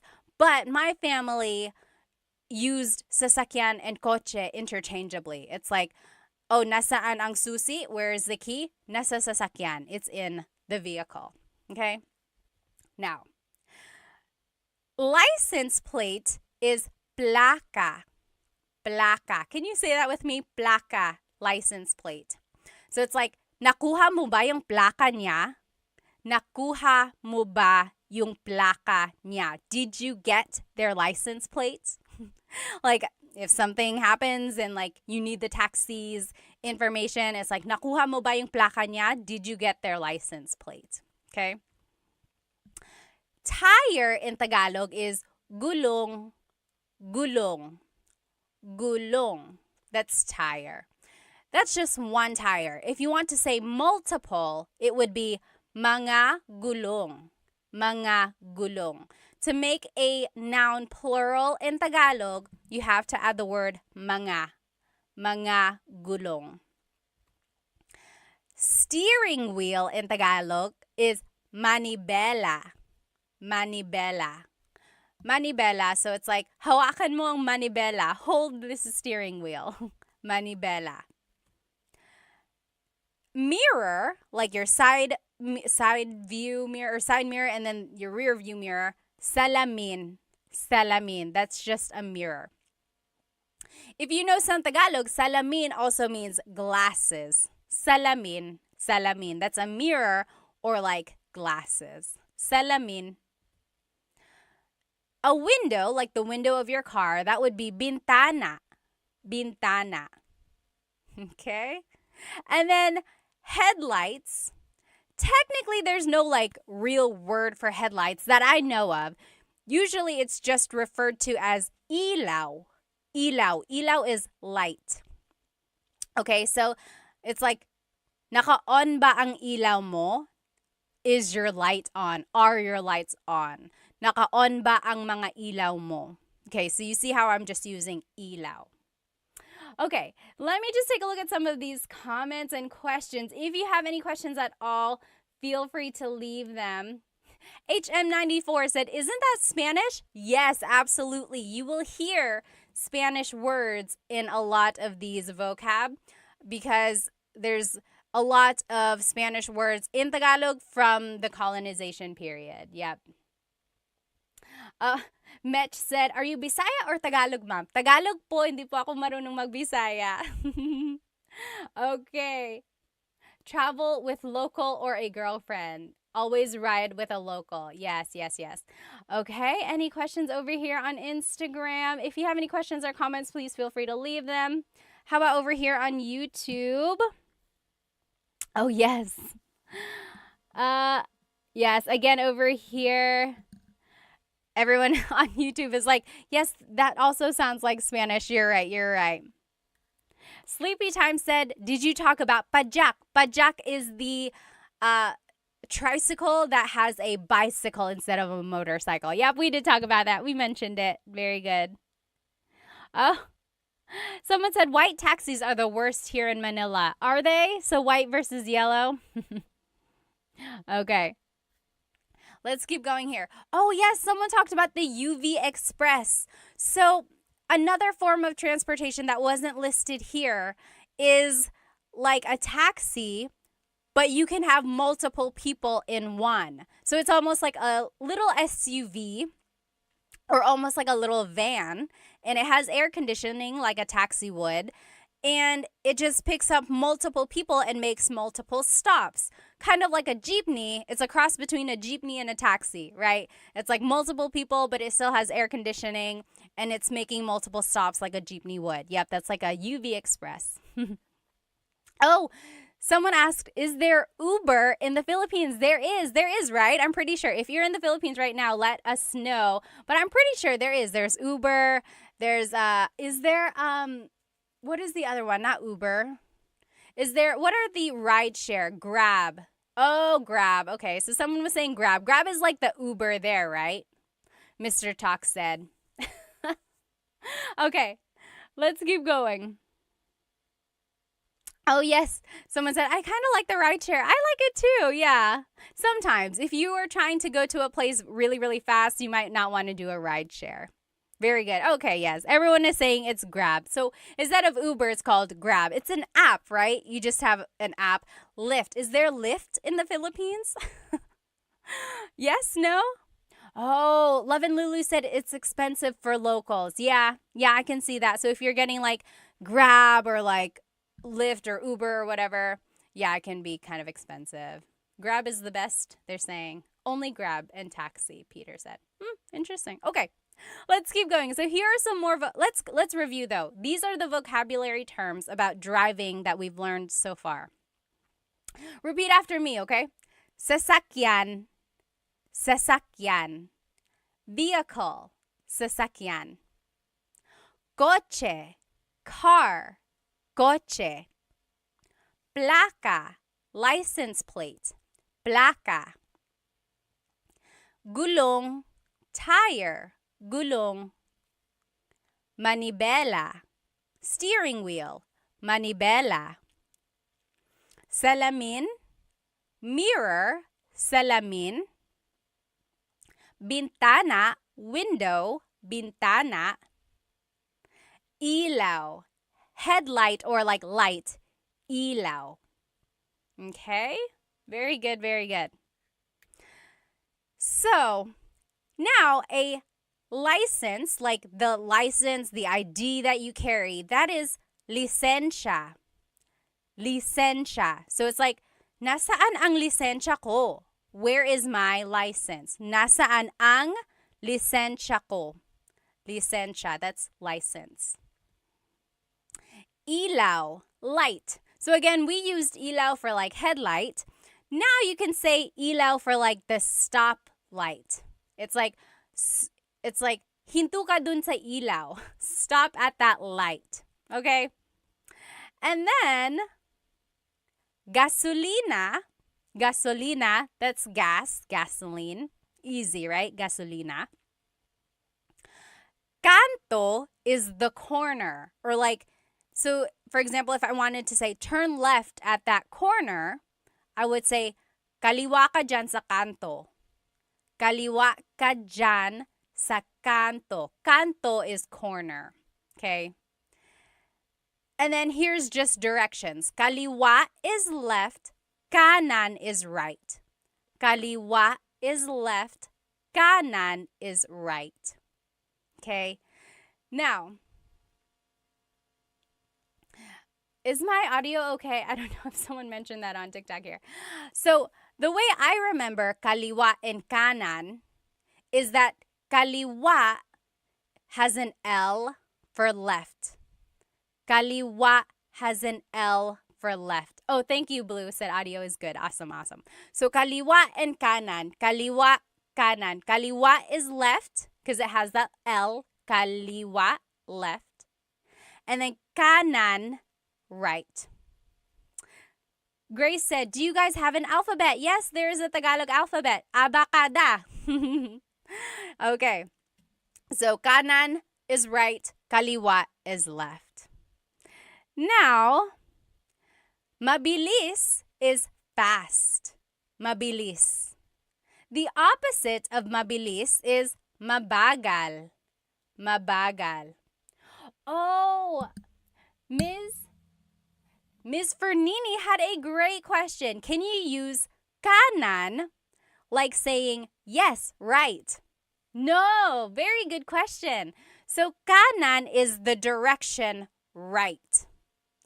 if you want to say right as in correct, that would be tama. Tama. Correct. Tama. Very good question. So again, kanan is right, the direction. Tama is right as in correct. Very good question. Okay, let's keep going here. So let's review these words again. So, lisensya is your license. Lisensya. Ilaw, stoplight or just light. Ilaw. Mabilis, fast. Mabilis. Mabagal, slow. Mabagal. Gasolina, gas. Gasolina. Kanto, the corner. Kanto. Kaliwa, kanan. Left and right. Kaliwa and kanan. Remember, how are we going to remember kaliwa? Kaliwa is left because it has the letter L. Kaliwa is left. So kanan has to be right. Okay. Now, here are just some verbs. Okay, so here are some verbs. One thing about verbs that I want you to get from this lesson is that all verbs have a Tagalog root. Okay, so for example, maglakad is to walk. Maglakad. If I want to say I'm walking, it's naglalakad ako. Naglalakad ako. Do you hear the root word lakad? Okay, so for all of these verbs, I'm going to give you the root word. So if you can recognize the root word in a conversation, that'll kind of help you with the translation of what someone is saying. Okay, so it's okay if you don't know how to conjugate them. It's okay if you don't know how to use them in a sentence exactly yet, but just try to use this to gain vocab so that you can recognize them in a conversation. Okay. Oh, thank you. Thank you so much for the gift, Will. Thank you so much on TikTok. Thank you. Thank you. Okay. So, stop in Tagalog is hinto. Hinto. Okay, so stop in Tagalog is hinto.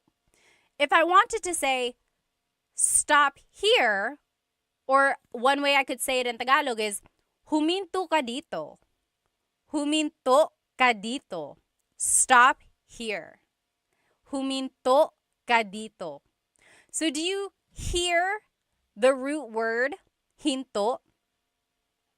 And then just kind of use that as a way to recognize how something is being conjugated or how the verb is being used in a phrase. Okay? Huminto ka dito. Stop here. So hinto means stop. Next. We learned this a second ago. There's another way to say stop. Stop, if you're in a jeepney, would be para. Para. Remember, if you're riding in a jeepney and you want to stop, you would say para po, para. That means stop the jeepney. But you only use that in the jeepney context.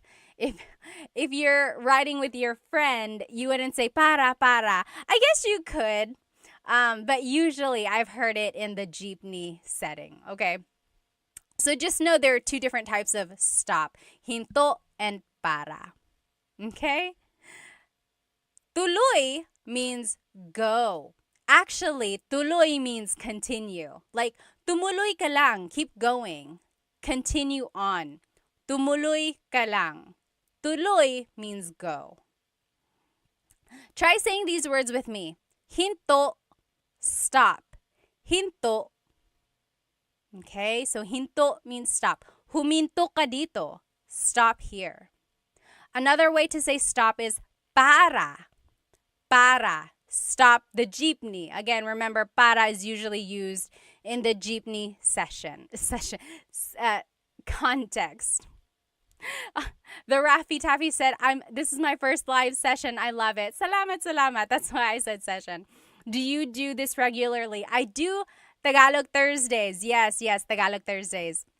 And then I try to do the lesson again, like I do a repeat of that lesson another time during the week, just in case someone wasn't able to join. But the recording is always up on my YouTube channel, but I know some people like to be in the live comments, so I like to do it a couple times.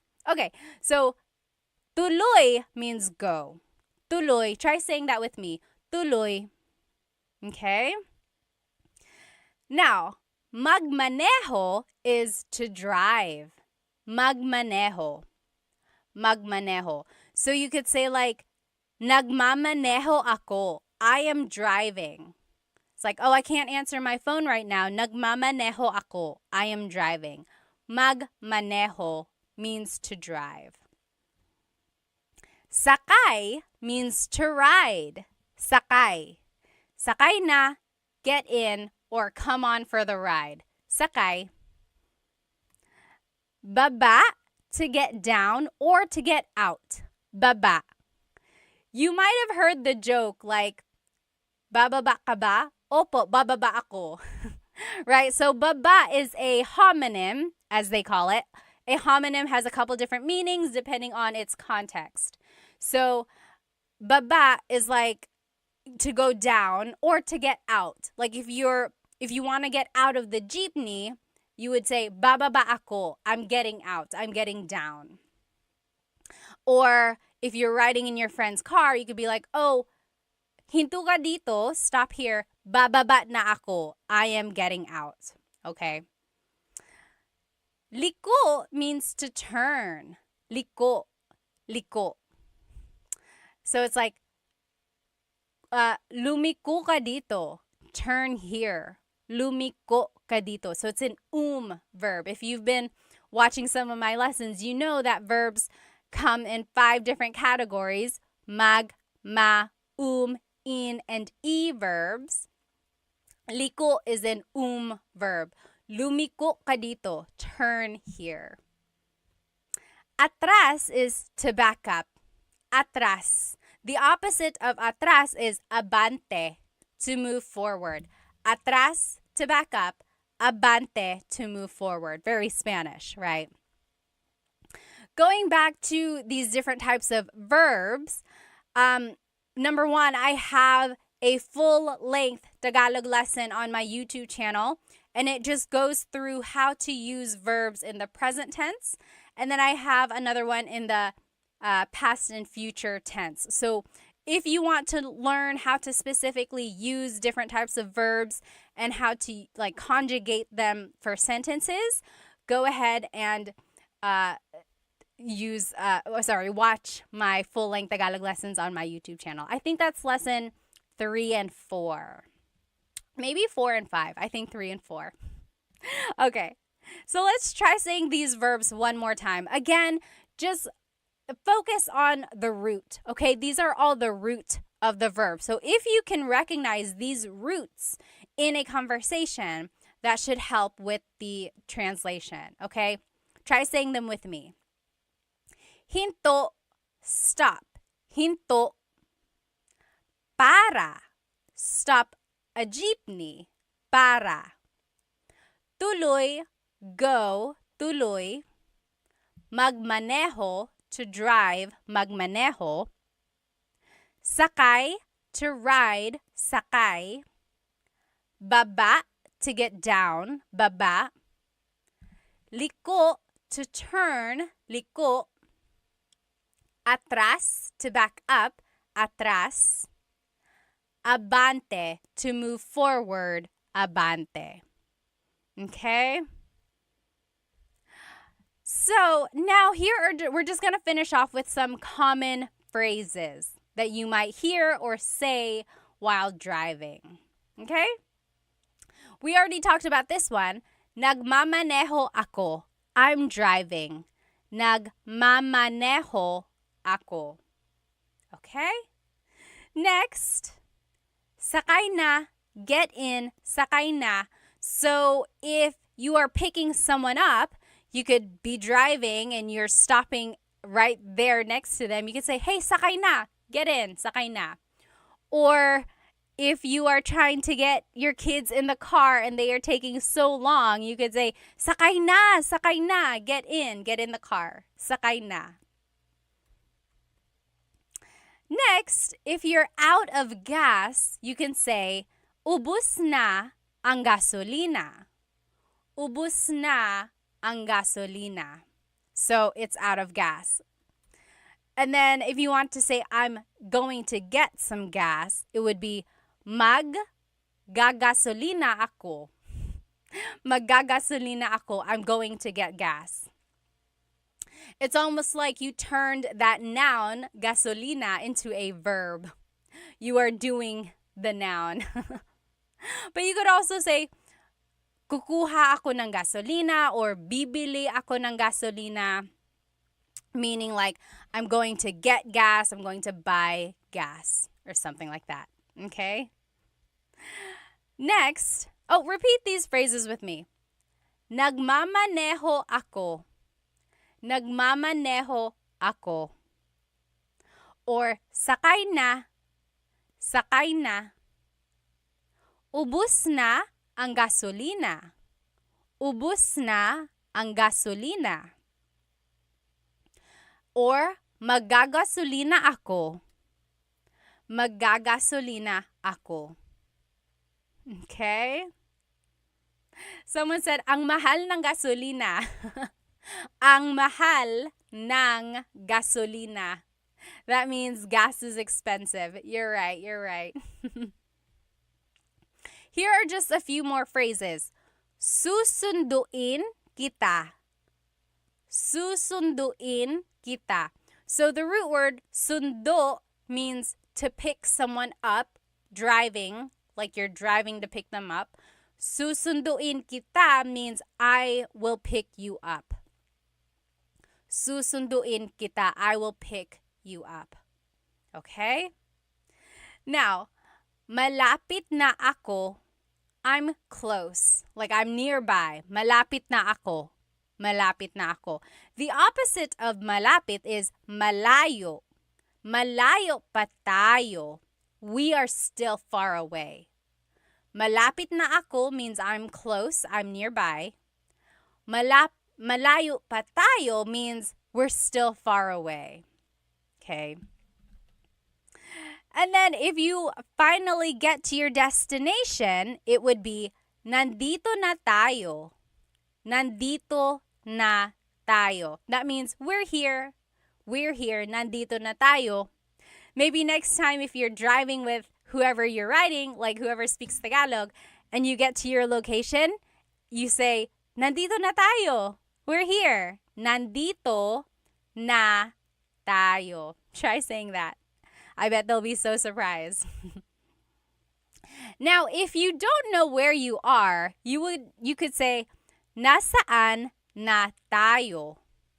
Nasaan na tayo? Where are we? So if I was driving around and I don't recognize the place, I could say, nasaan na tayo? Where are we? Nasaan na tayo?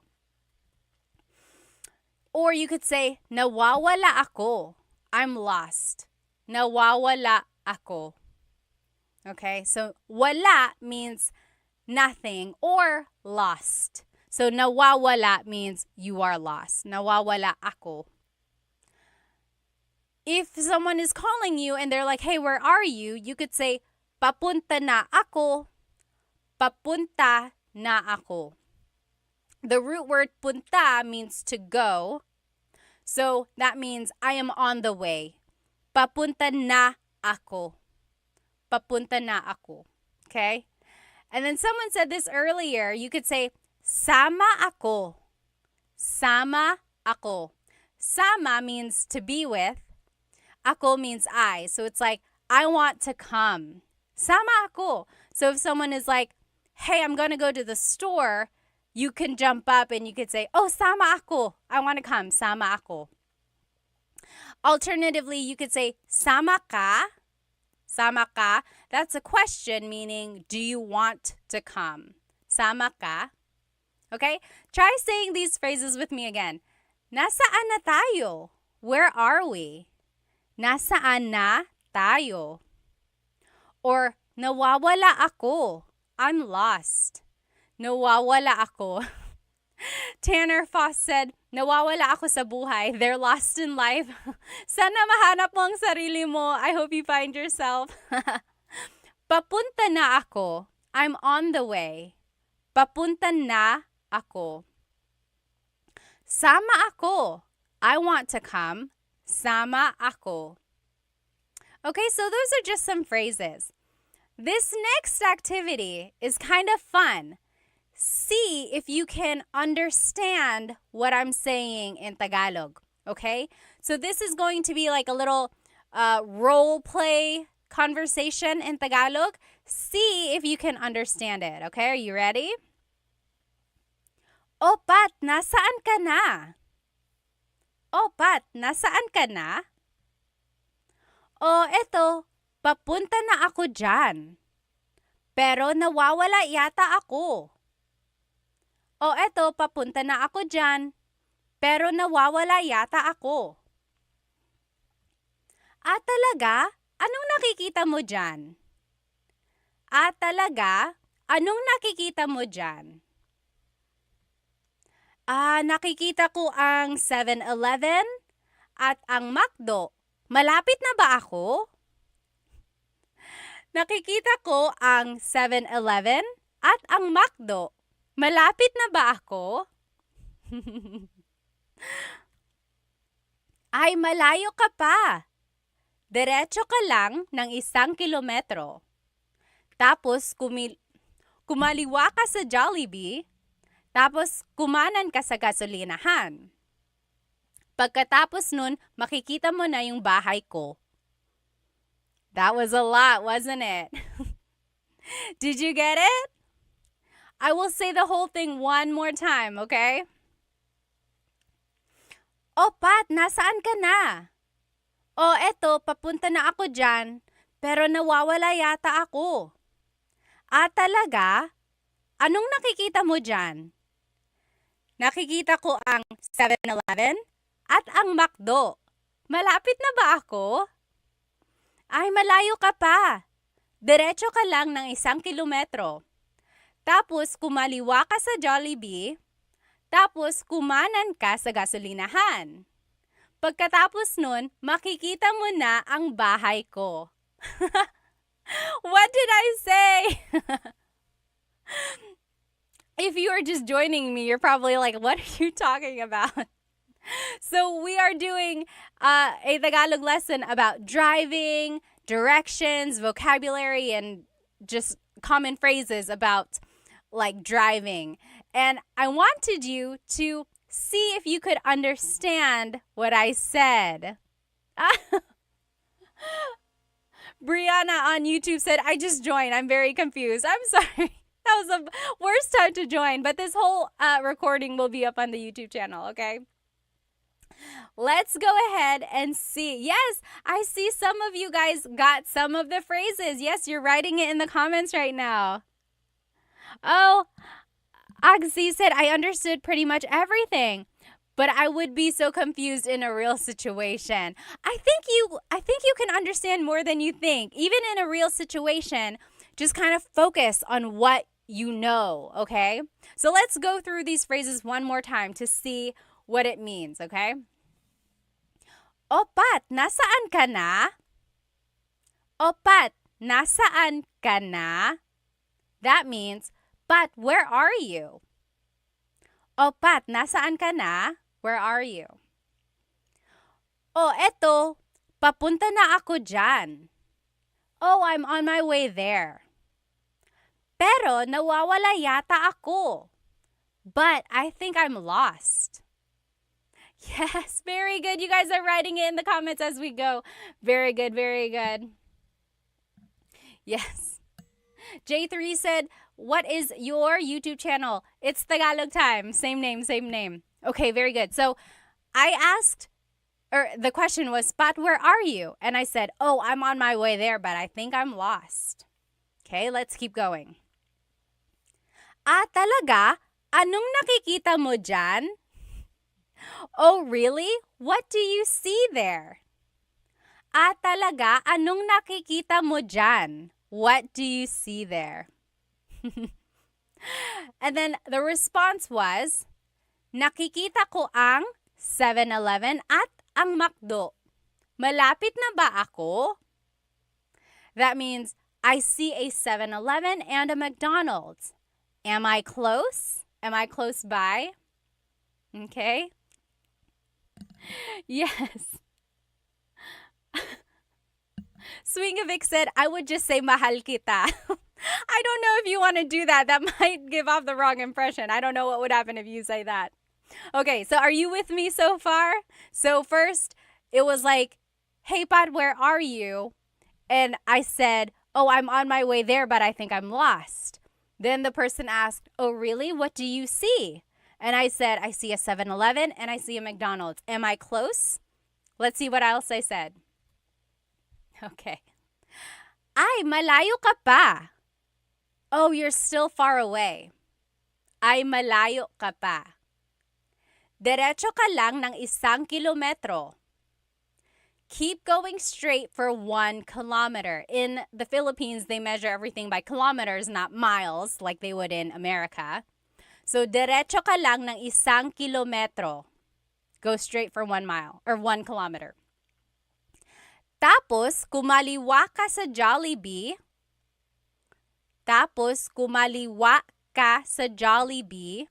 So, then take a left at Jollibee.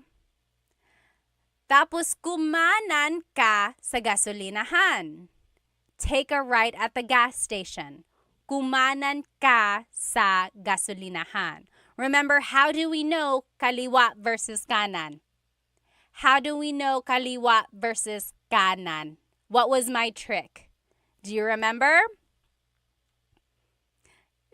Yes. Kaliwa is left because kaliwa has the letter L. Kaliwa is left. Kanan is right. Okay? So let's keep going. Pagkatapos nun, makikita mo na ang bahay ko. After that, you'll see my house. Okay? Pagkatapos nun, makikita mo na yung bahay ko. So how was that translation? I'm going to say it one more time. Now that you know the translation, pick out the words that you recognize. Also take a look if you can, or see if you can recognize any grammar patterns, okay? And then use all of that in the future, okay? It's okay if you don't understand right now, but that's why we're learning, right? Use this as an opportunity to take pieces, keep it in your pocket, and use it again in the future. Here's that conversation one more time. Oh, Pat, nasaan ka na? Oh, eto, papunta na ako dyan. Pero nawawala yata ako. Talaga? Anong nakikita mo dyan? Nakikita ko ang 7-Eleven at ang McDo. Malapit na ba ako? Ay, malayo ka pa. Diretso ka lang ng 1 kilometro. Tapos kumaliwa ka sa Jollibee. Tapos kumanan ka sa gasolinahan. Pagkatapos nun, makikita mo na yung bahay ko. Okay? Yes. Very good, very good. I hope you guys can recognize some of the words and phrases that we learned tonight in that activity there. Okay? And let's just do a quick review of some of these vocabulary terms. Again, if you're following me on TikTok and Instagram, these pictures are up here on YouTube. So, what is this type of vehicle? I'll describe it for you. This is a really, really long bus. And, sorry, hang on one sec. My phone is making me verify that I'm still active. There we go. So this is like a really, really long vehicle. People can ride in it on the sides. You pass your money down person by person, and you have to say para. What is that vehicle in the Philippines? Yes. Very good. Dog Mom says jeepney. Very good. Vibe for Soul said a limo. Not quite. Not quite a limo. So remember, the jeepney is a form of public transportation in the Philippines. You ride on the sides, you pass your money down, and then when you want to get off, you say para. I heard, though, they're trying to discontinue the jeepney. Have you heard that? They want to discontinue the jeepney because it's not very good for the environment. It gives off a lot of smoke, uses a lot of gas and things like that. I hope not. I hope they can just find a way to kind of make it better for the environment. My husband's family actually has made or has been involved in the making of an e-jeepney. Isn't that so cool? But yeah, I hope they don't take away the jeepney. It's such an iconic symbol of the Philippines. Alrighty. Next, what is this vehicle? So this is a motorcycle with a pedicab attached to the side. What is that called? Anyone? Yes. Charles Ryan said, save the jeepney. Save the jeepney. Yes, please. Alrighty. What is this term called? Or what is this vehicle called? So it's a pedicab attached to a motorcycle. Very good. The tricycle. Tricycle. Yes, absolutely. Oh, JB said, why get rid of it? It's historical. You're right. Both the jeepney and the tricycle came about in World War II. Did you know that? The jeepney was a vehicle that they used in the Americans used during wartime, or that's what they brought over to the Philippines, and then it became part of the culture as a public form of transportation. And then the tricycle was introduced to the Philippines by the Japanese when they came to the Philippines. Crazy, right? Crazy, crazy, crazy. Okay, so yes, very good. This is called a tricycle. Okay. Yes, next, what is this? So what is the Tagalog term for vehicle? Vehicle. Sorry, vehicle. Pinay said, I love learning from your videos. Thank you. In all caps. Salamat. Maraming salamat. I love teaching you. So really, it's my honor. Salamat. Yes, this is a sasakyan. Very good. Very good. Gibolicious. Yes, sasakyan. Very good. Sasakyan is just vehicle in general. Okay. Next, what is car in Tagalog? Ano ang car sa Tagalog? Oh, Sha, thank you so much for the gift on TikTok. Maraming salamat. Thank you. And Shawnee, thank you for the gift. Maraming salamat. Yes, car in Tagalog. Gibilicious got it right. Yes, Sergey got it right on YouTube. Coche. Coche. Oh, yes, I am seeing some different spellings here. So, someone mentioned the Tagalog alphabet. In the Tagalog alphabet, there is no letter C in Tagalog naturally occurring. The ch sound is a TS combination. Coche, coche, car is coche with a TS spelling. Very good. Ano ang license plate sa Tagalog? Ano ang license plate sa Tagalog? Do you remember license plate in Tagalog is? Plaka. Plaka. Salamat, Charles Ryan. Very good. Plaka. Very good, very good. Ano ang tire sa Tagalog? Ano ang tire? Yes. Very good. Almost Polyglot said it's like the word tsaa. Tsaa in Tagalog is tea, like the tea that you drink, and it's spelled T-S-A-A. Tsaa. Tsaa. That's such a Tagalog spelling. I love it. There's the T-S sound and then the double vowel pronunciation. Tsaa. It's so Tagalog. Yes, very good. What is tire in Tagalog? Gulong. Gulong. Oh, Tampa Souls said pagod. Pagod is tired. Tired. I said tire. Like the tire on a car. The tire on the car is a gulong. Tired, like feeling tired, is pagod. Common mistake. Easy mistake there. Very good. What is steering wheel in Tagalog? What is steering wheel in Tagalog? Oh, Big Boss on YouTube also said pagod. Sorry for the confusion there. Steering wheel. Yes, very good. Oh, I don't know your name because it's in different characters. But yes, Manibela. Manibela. Very good. Jean got it on TikTok. Gibalicious, you got it. I mean on Instagram. Very good. Manibela is the steering wheel. Okay? What is the mirror? So the mirror, like to see the back or like your side, and then the rear view mirror. What is a mirror in Tagalog? It's also the Tagalog word for glasses.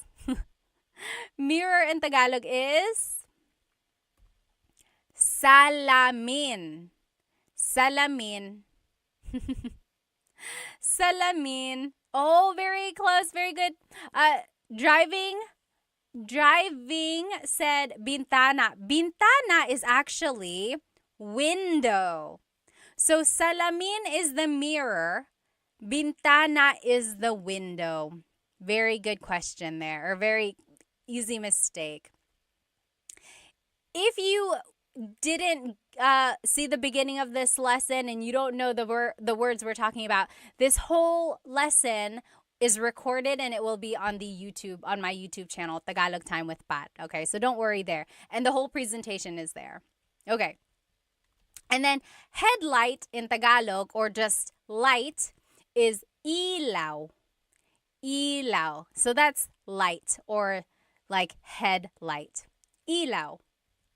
What is your license in Tagalog? License, like your ID. What is license in Tagalog? Yes, very good. Everyone is getting it. What is license in Tagalog? License in Tagalog is, yes, very good. Jelly Piggies. Lisensya. Lisensya. Nasaan ang lisensya ko? Where is my license? Lisensya. Very good, everybody. Bobby Mayo said hello from Louisiana. Hello, hello. Ano ang stoplight sa Tagalog? Ano ang stoplight sa Tagalog? This one is a little tricky. I'll just give it to you. Ilaw is what I would say. So light, ilaw. So it's like, kaliwa ka dyan sa ilaw. Take a left at the light, or something like that. Ano ang gas sa Tagalog? Ano ang gas sa Tagalog? Gas in Tagalog is, yes, B, very good, very good. Gasolina. Timothy, you got it on TikTok. Very good, very good. Jelly Piggies on Insta. Very good. So gasolina.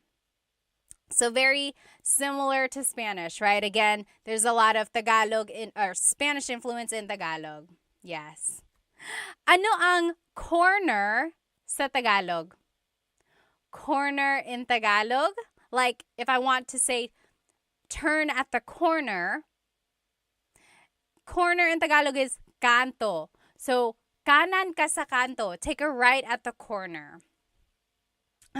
Tampa Soul said, stoplight, close the light. So yes, ilaw in Tagalog is light. And there's that running joke of Filipinos when they say close the light, right? When they want to say turn off the light, they say close the light. And that's because in Tagalog, if you want to say turn on the light, literally you say buksan mo ang ilaw. Buksan mo ang ilaw. That is how you would say turn on the light. However, buksan means to turn on or open. Okay, so that's why there's a little confusion when native Tagalog speakers are learning English. They want to say close the light because they are so used to saying open the light, right? So they're like, oh, well, what's the opposite of open? It would be close.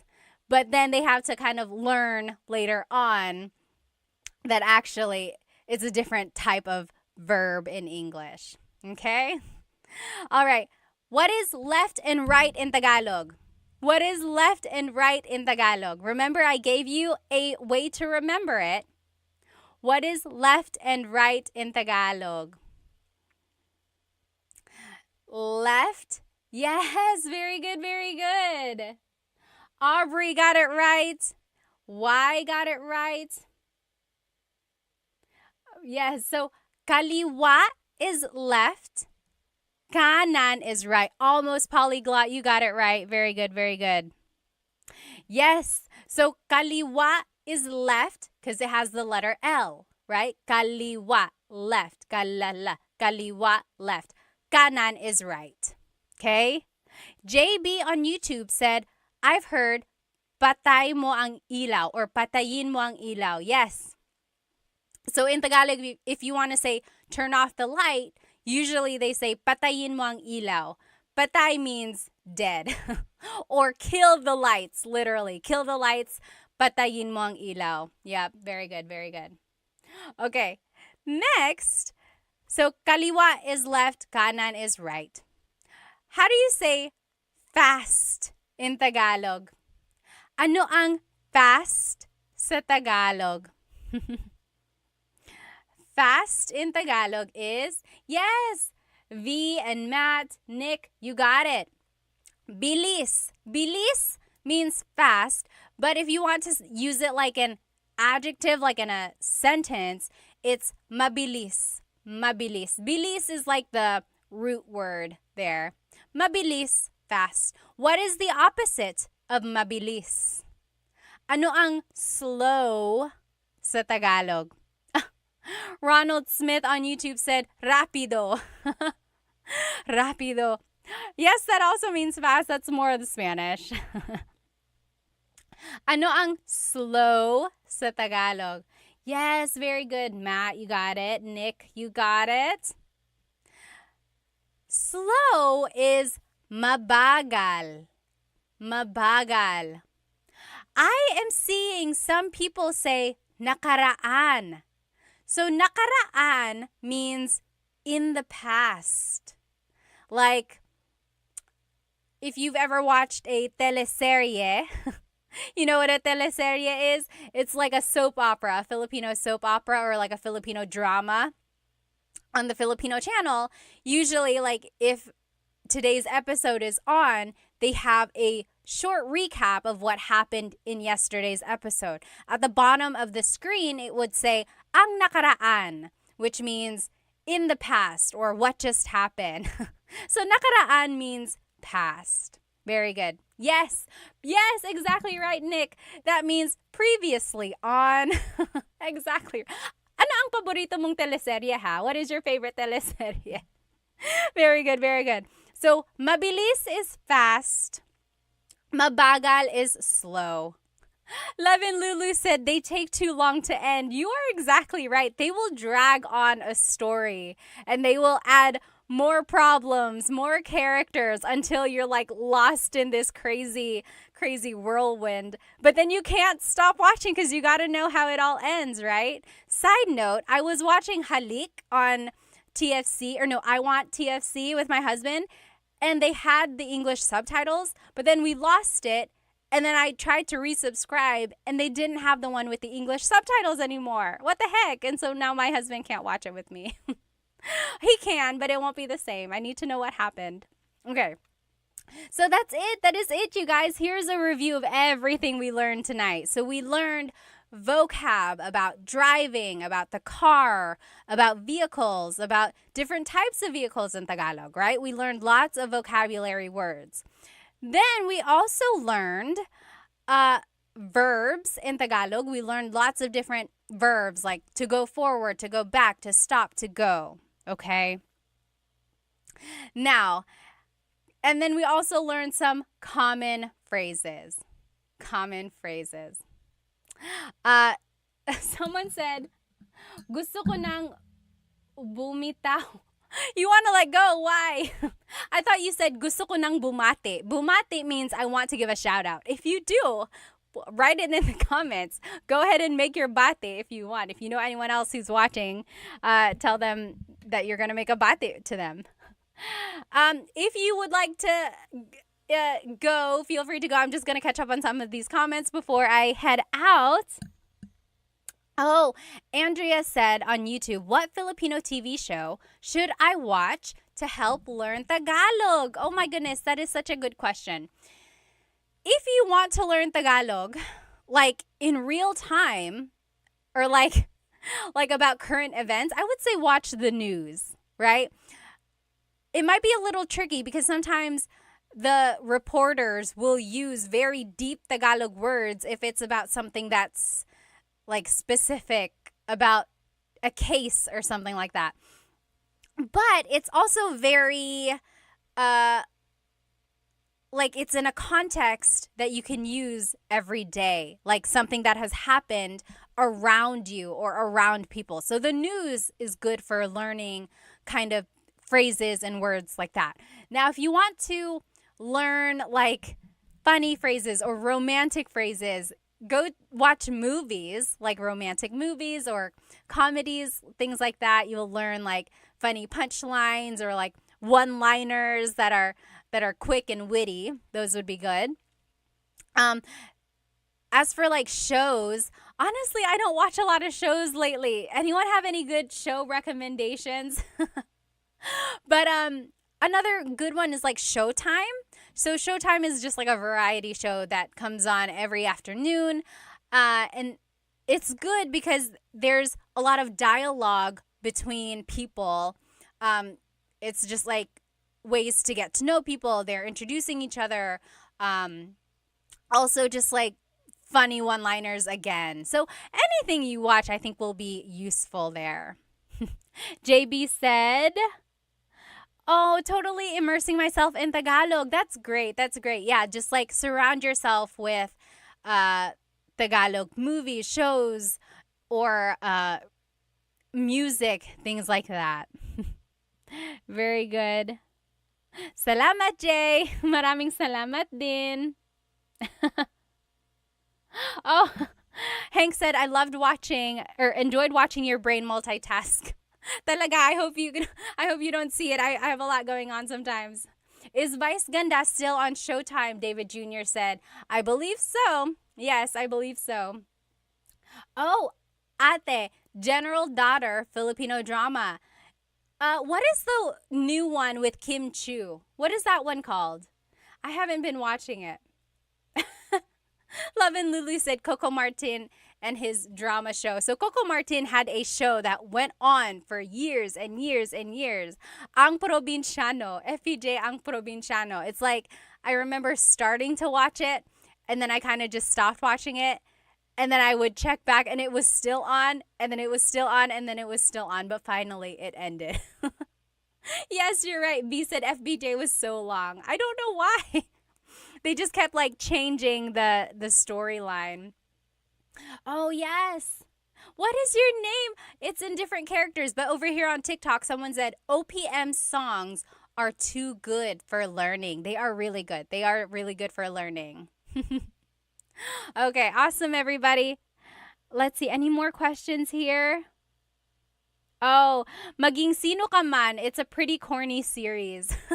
So the thing about Filipino shows and movies, if you're not used to them, you might find them to be corny or like the jokes are cheesy, right? And my theory for that is because Filipinos just love lighthearted things. A lot of us have things going on in our lives. Sometimes they can get really, really heavy. So what do we like to do? We like to laugh. We like to watch lighthearted things. So if things come off as corny or cheesy, it's just because Filipinos like cheesy and corny things because it's an easy laugh. Okay, so that's just my theory about why some things are really cheesy like that. I mean, when you think about it, sometimes life in the Philippines can be very hard if you don't have a lot of resources. So if you can watch something nice on TV, that's just one way. Oh, V said, what's the best way to learn to speak Tagalog if I already understand it perfectly? So you can understand, but you cannot speak. Is that correct? I would say congratulations to you because you are already halfway there. I know people always say like, "Oh, I can only understand, but I can't speak it." In that case, all you have to do is practice what you already know. I think you know more than you might think. Like a lot of us get embarrassed. We don't want to try speaking. We don't want to say anything wrong. We don't want to make a mistake. But just jump right in, start speaking it. What's the worst that can happen? Someone will laugh at you, so what? Who cares? At least you are learning, right? Really have a thick skin. Toughen up your mind. Focus on what you want and practice and practice and practice until you get better.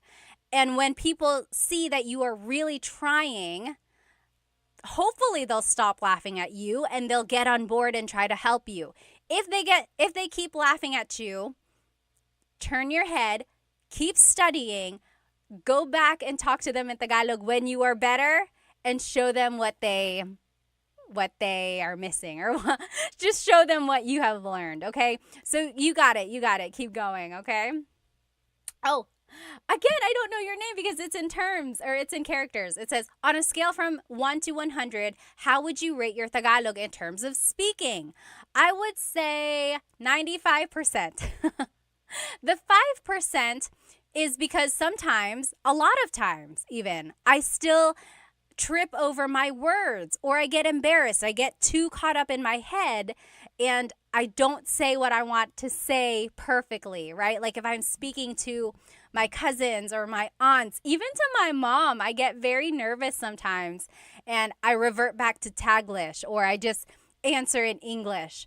But when I really push myself, I know I can speak Tagalog at a 95% level.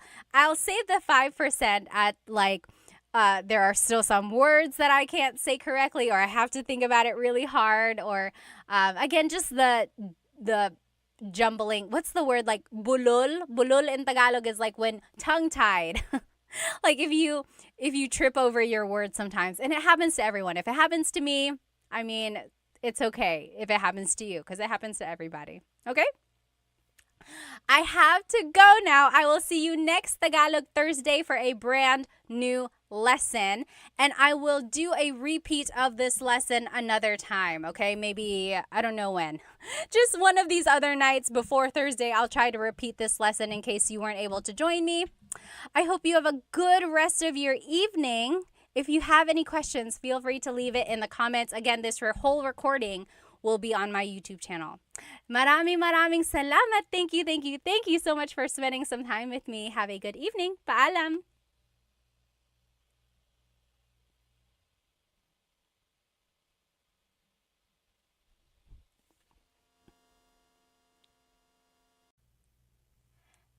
Hello, everybody. So sorry for the delay, but I'm so glad you're here with me now. Okay, I'm turning on my TikTok now. Let me go ahead and just make sure I can see all the comments because I do want to see you. Hello, everybody. Welcome to my live Tagalog lesson tonight on Tagalog Thursday. I think you're going to enjoy today's lesson. So today we will be learning some vocabulary. Last week we learned a lot of grammar. If you joined me last week, we learned adjectives and then we learned some simple sentence structures so that we can use those adjectives in sentences to describe people or to describe things. Today we will be focusing less on sentence structure, so less grammar, and this time more on vocabulary. I know a lot of you guys wanted to learn more useful phrases, so I think tonight will be a fun lesson for you. Hello everyone. If you are joining me on TikTok, you are welcome to join me on YouTube where you will see my presentation. And if you are on YouTube, hello. I know there's a little lag on YouTube, so if you are like listening to me on TikTok and then joining me on YouTube, there might be a little delay there. Yes, Maximilian, hello. You did exactly what I wanted you to do. If you would like, please tell me where you are currently watching and how old you are, or give me an age range. Like I'm in my 20s, I'm in my 30s, and so on. I just like to get an idea of my audience. So Maximilian is from Canada. Hello. Hi, Dita. Oh, you have school? Okay. You don't have school. Awesome, awesome. I'm so glad you're here. Hello, hello. Yes. Oh, thank you. Yes, my earrings are from Sunkissed Pinay, my favorite. Be sure to check them out on TikTok, Insta, everywhere. Sunkissed Pinay. Hello, hello. Dita is from Singapore, 12 years old. My goodness, Dita. Well, welcome, welcome. Sure is 33 from their house. James is in their 50s. Hello, hello. Aaron, thank you so much for sending me a badge on TikTok. Sorry. Any donation or anything you all give, I love giving back to Filipino businesses. Thank you, thank you. So if you like anything that you see in tonight's live, go ahead and either do a super chat or a donation on TikTok, but you don't have to. Thank you, thank you. Okay, so tonight we will be doing a Tagalog lesson about some vocabulary. So let's take a look here.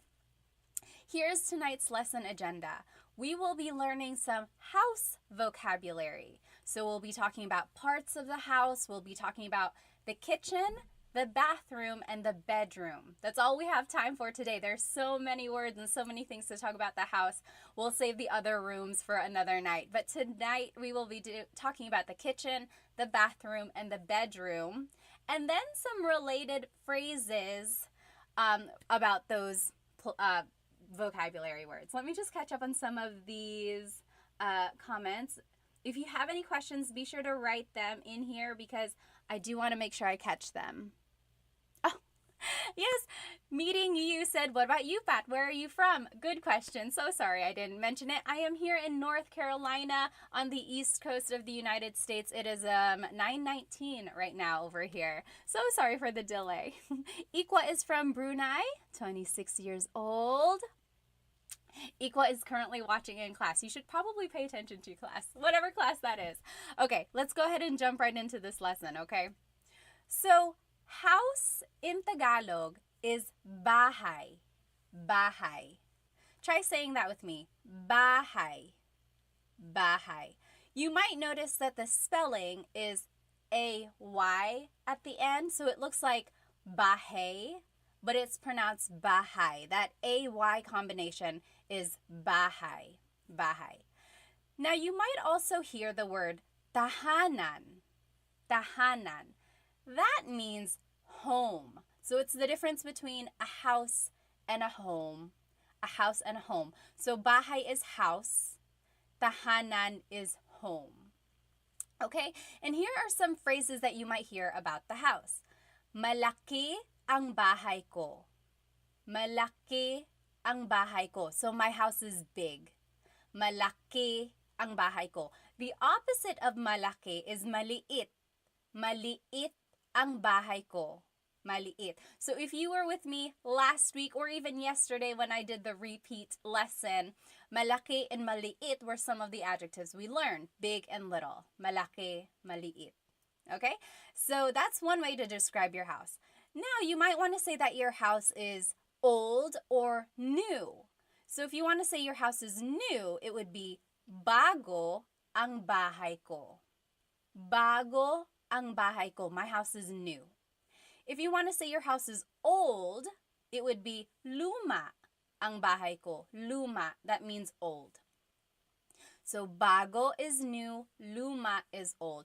And it's just the same sentence structure all throughout. And we learned this last week, if you remember. So it's adjective, then it's the word ang, which means is or are. Technically, it's an article. It's all different. And then bahay, which is the noun, and then the pronoun ko. So bago ang bahay ko, my house is new. Okay? And then the last thing you might want to say about your house is the distance of it. So, malayo ang bahay ko. My house is far. Malayo. Malayo.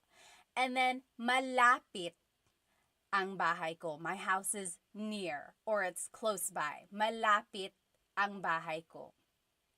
Okay? So, those are the different things you can say about your house. Let me just see if there are any questions. Oh, Little Duck said, ang bahay ko ay malaki. Yes, so you can say, malaki ang bahay ko, or you can say, ang bahay ko ay malaki. both of those mean my house is big, right? They are the same. They just have a different sentence structure. Little duck, I will say your phrase is a little bit formal. It's not uh it's not like what is commonly used in common conversation, but it's not wrong. It's like almost too correct. But you can say that if you would like. Yes, yes. Okay, let me see. Let me catch up on some of these questions here. Tony on TikTok said, my house is pangit. Pangit means ugly. I'm sorry. Let's see. Johnny said casa. Casa is house in Spanish. So not quite. Almost, almost. All right. Yes, yes. One initiative said, is she streaming on YouTube too? Yes, yes, I am. So this whole lesson is on YouTube. The recording will also be on YouTube afterwards. And then I will also redo this lesson next Wednesday, hopefully. So I tried to do this lesson a couple times. All right. So these are just some things you can say. Try repeating it after me. Malaki ang bahay ko. Malaki, my house is big. Maliit ang bahay ko. My house is small. Bago ang bahay ko. My house is new. Luma ang bahay ko. My house is old. Malayo ang bahay ko. My house is far. Malapit ang bahay ko. My house is near. Okay, so those are things you can say about the house. Oh, Cece, thank you so much for a badge on TikTok. Thank you, thank you. Alrighty. Now, here are some other vocabulary words about the house. Okay. Bintana is window. Bintana. Very similar to Spanish. Again, remember, the Philippines was colonized by Spain for 300 years, over 300 years, starting in the 1500s. So there's a lot of influence in the Tagalog language as well as in the Filipino culture, religion, everything. Okay, so bintana is window. Now, door is pinto. Pinto. That's door. Pinto. Do you hear the glottal stop when I say pinto? Pinto. So it's not pinto. It's not pinto beans, right? It's pinto. It's pinto. Pinto. Make sure you stop it at the end. Pinto. Okay. And then hagdan is stairs. Hagdan. You might also hear hagdanan. That is just another way to say stairs, hagdan, hagdanan, mostly interchangeable. Okay? So try saying those with me. Bintana, bintana. Pinto, pinto. And then hagdan, hagdan. Yes. Little Duck said in Spanish we say ventana. So the V. And in Tagalog, there is no letter V. They have the B sound. So they're like interchangeable there. Yes, yes. All right. Let me just catch up here. Yes, very good, very good. DC Stoy said, now it all makes sense. Well, I'm good, I'm good. Yes, that is true. DC said, I heard Tagalog was Latin-based. Yes, there are some similarities, I would say. Okay. Oh, Teddy Bear said it would be nice if we could see the spelling or kind of like a whiteboard.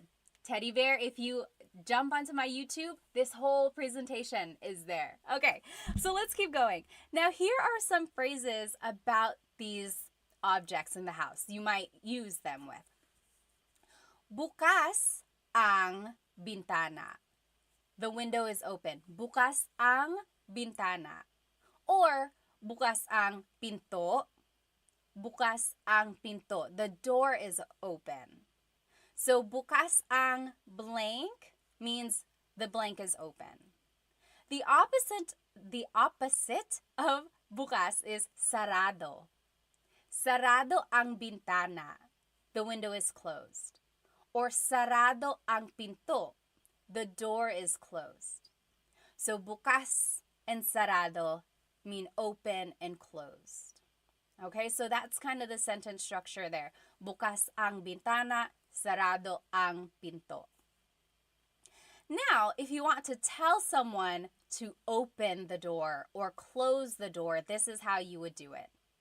Buksan mo ang bintana. Buksan mo ang bintana. Open the door. You go open the door. Or the opposite of buksan is isara. Isara mo ang pinto. Close the door. Isara mo ang pinto. Okay, so do you see that again? It's all on my YouTube channel live right now too. You'll see all of these words written out. So buksan means open, like to open something. Isara means to close something. Okay? Any questions so far? Yes, very good. Oh, Lord Cortez says, you are missing po. Very good observation. I'm just imagining maybe we are talking to our younger siblings or to our friend. But yes, if you are speaking to your parents or speaking to your grandparents or to anyone you want to be respectful to, always add po. Buksan niyo po ang pinto. Isarado niyo po ang bintana. So always feel free to add po. Usually, po is the second word in the phrase. When in doubt, add po to the very end and it will always work. Yes, good observation there. Clay said, magandang umaga ate, magandang umaga. Although sa akin, gabi, magandang gabi. Yes, D, the YouTube name is the same, Tagalog Time. All right, let's keep going. Alrighty, ding ding means wall. Ding ding. So right behind me, this is the ding ding. Puti ang ding ding. The wall is white. Ding ding. Roof is bubong. Bubong, roof.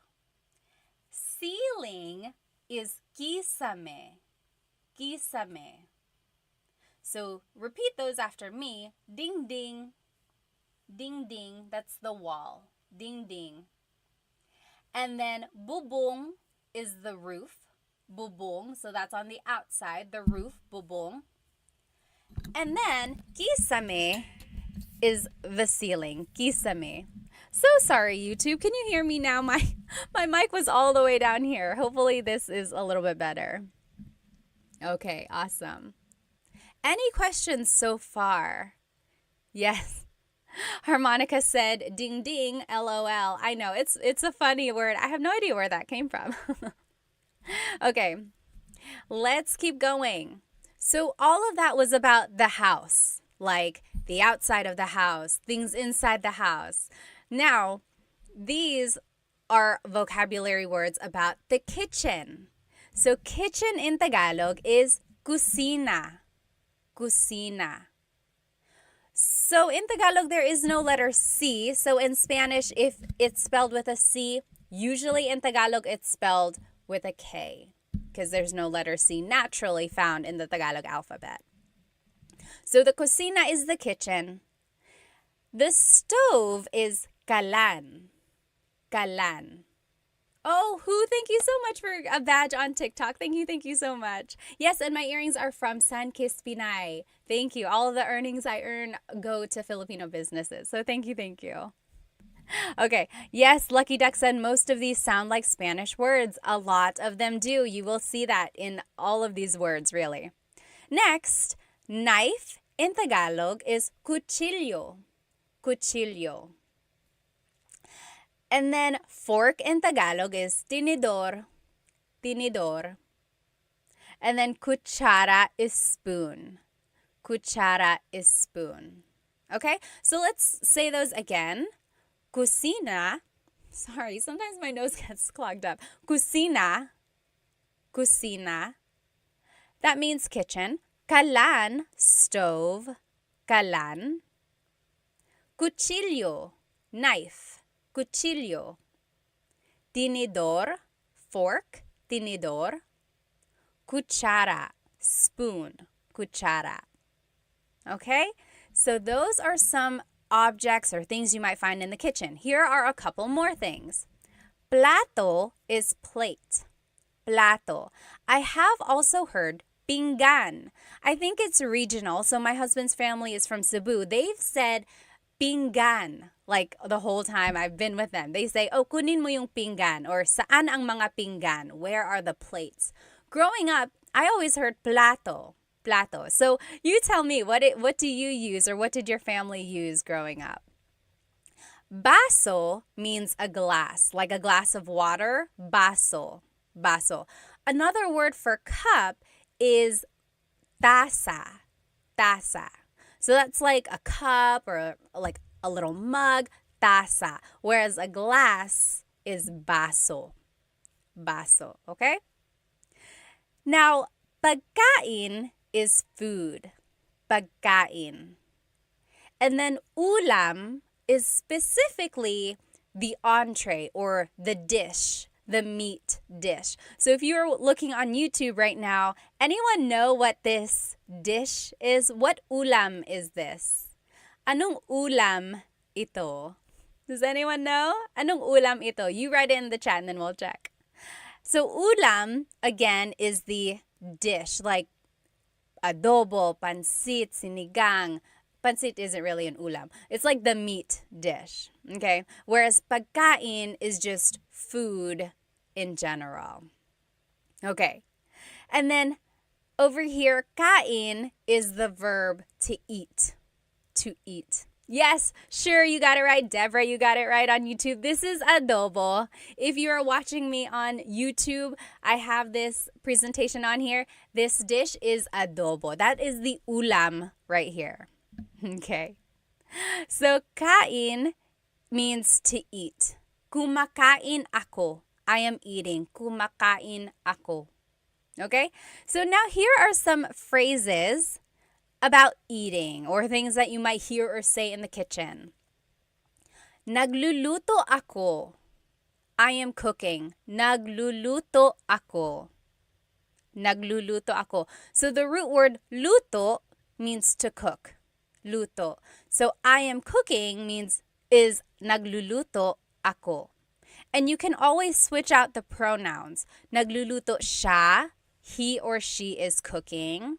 Nagluluto ka, you are cooking. Okay, but if you want to say I am cooking, it would be nagluluto ako. Nagluluto ako. Oh, Rui said my favorite dish is dinuguan. I like that too. Do you know what dinuguan is? Dinuguan is a dish usually made of pork. There's ginger, long green beans, but the main ingredient is pork blood. Dinuguan. Dugo means blood. So dinuguan means made of blood or bloody. And a lot of people call it like chocolate meat if you see it at Filipino parties. But I like it. It's one of those iconic Filipino dishes. You write it in the comment. What is your favorite Filipino dish? TikTok Pocket, thank you so much. Oh, Tick Pocket, thank you so much for the badge on TikTok. Thank you. All right. Okay. So the next phrase that you might hear in the kitchen, anong niluluto mo? Anong niluluto mo? So you might see the root word luto again. So we said, nagluluto ako, I am cooking. So now maybe you can figure out, okay, so something about cooking. Anong niluluto mo means what are you cooking? What are you cooking? Anong niluluto mo? That is a good question to ask. Maybe if your significant other is cooking something, you surprise them by saying, anong niluluto mo? Okay? Next, kain tayo. Kain tayo. That means let's eat. Kain tayo. Okay? Let me just check on some of these questions here. Yes. Sure said, I remember the difference between napkin and tissue from your last class. So if you are at a restaurant and you want to ask for something to wipe your face with, don't ask for a tissue. Don't ask for a napkin. So a lot of times in English, we would say, oh, excuse me, can I please have a napkin? Can I have a napkin to wipe my face? Don't say napkin. In the Philippines, napkin is what they call a sanitary pad. So things that women would use. So if that's not what you're asking for, don't say napkin. In the Philippines, they call that a tissue.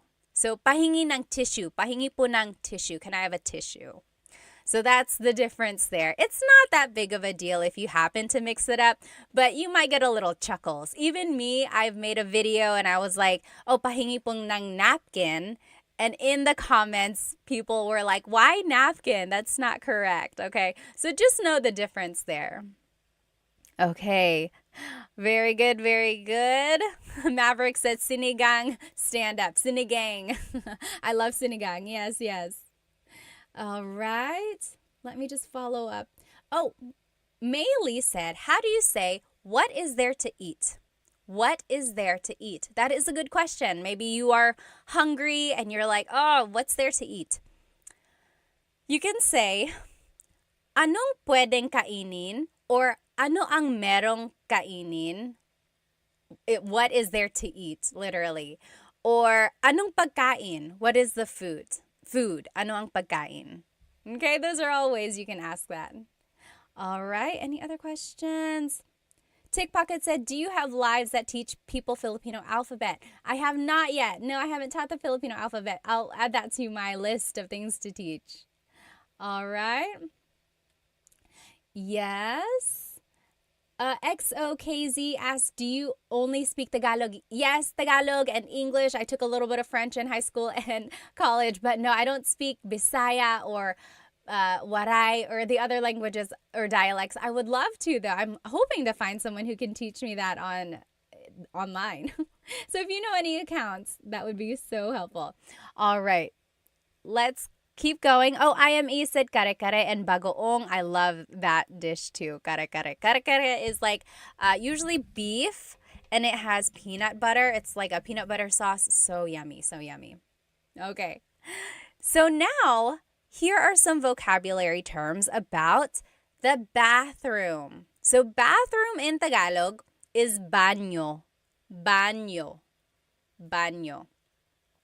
You might also hear it referred to as the CR. Anyone know what CR stands for?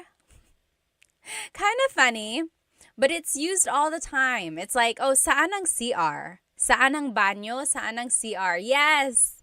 Sidewalk Chalk got it. Joseph got it. And Jack got it. Honey Badger. CR stands for comfort room. Yes, Richard, you got it too. Shaolin, conventional room. Almost. Yes. Bet said baño is the same as Spanish. It is. Yes, sure. And James and Deborah, you guys all got it. Man. So CR stands for comfort room. So sometimes that's what people call it. They say, saan ang CR? Where is the bathroom? Next, the toilet is inodoro. Inodoro. That's the toilet. Try saying it with me. Inodoro. Inodoro. Now, just to add to your vocabulary, here are some other things. So, pee is ihi. Ihi. That's pee. And then poop is tae. Tae. Just so you know the vocabulary, okay? Oh yes, Bumbero said dumihan. Yes, the toilet could technically also be called dumihan. Dumi means dirt, so it's the place to make dirt or to put the dirty things. Very good, very good. Okay, then lababo is the sink. Lababo. Lababo, that's the sink. And then paliguan is the bathtub. Paliguan, the place to take a bath. Ligo means to take a bath.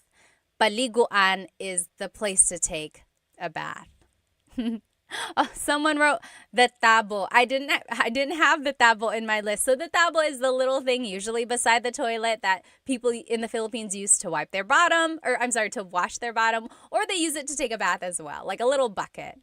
Very good. All right. Try saying these words with me again. Just repeat after me. Baño. Baño. Inodoro. Inodoro. Ihi. Pee. Ihi. Tae. Poop. Tae. Lababo. Sink. Lababo. Paliguan. the bathtub. Paliguan. Okay. All right. Coconut Dream said, tae isn't a rude word. I'm always hesitant to say that. It's one of those things like read the room or like see if it's a little bit okay to be casual about it, right? So tae is like poop. If you don't want to say poop, a lot of people say like dumi, so dirt. That's another way to say it. Yes, Sidewalk Chalk said paliguan is shower too. Yes, basically anything or anywhere you can take a bath or take a shower. Yes, yes. Okay, very good. Someone said tabo is the Filipino toilet paper. Yes, Maverick said, how to explain what a tabo is. A tabo, I would say, is like something in the Philippines or in some countries, they don't use toilet paper. Instead, they have to use water to clean themselves. And that is what the tabo is for. They use the water to wash themselves off after they've used the restroom. Or they also use it to take baths as well. Okay. So here are just some more words that you can use about the bathroom. Sabon is soap. Sabon. And then tuwalya is the towel or a towel. Tuwalya. And then maligo is the verb meaning to take a shower. To take a shower. So sabon, soap, sabon.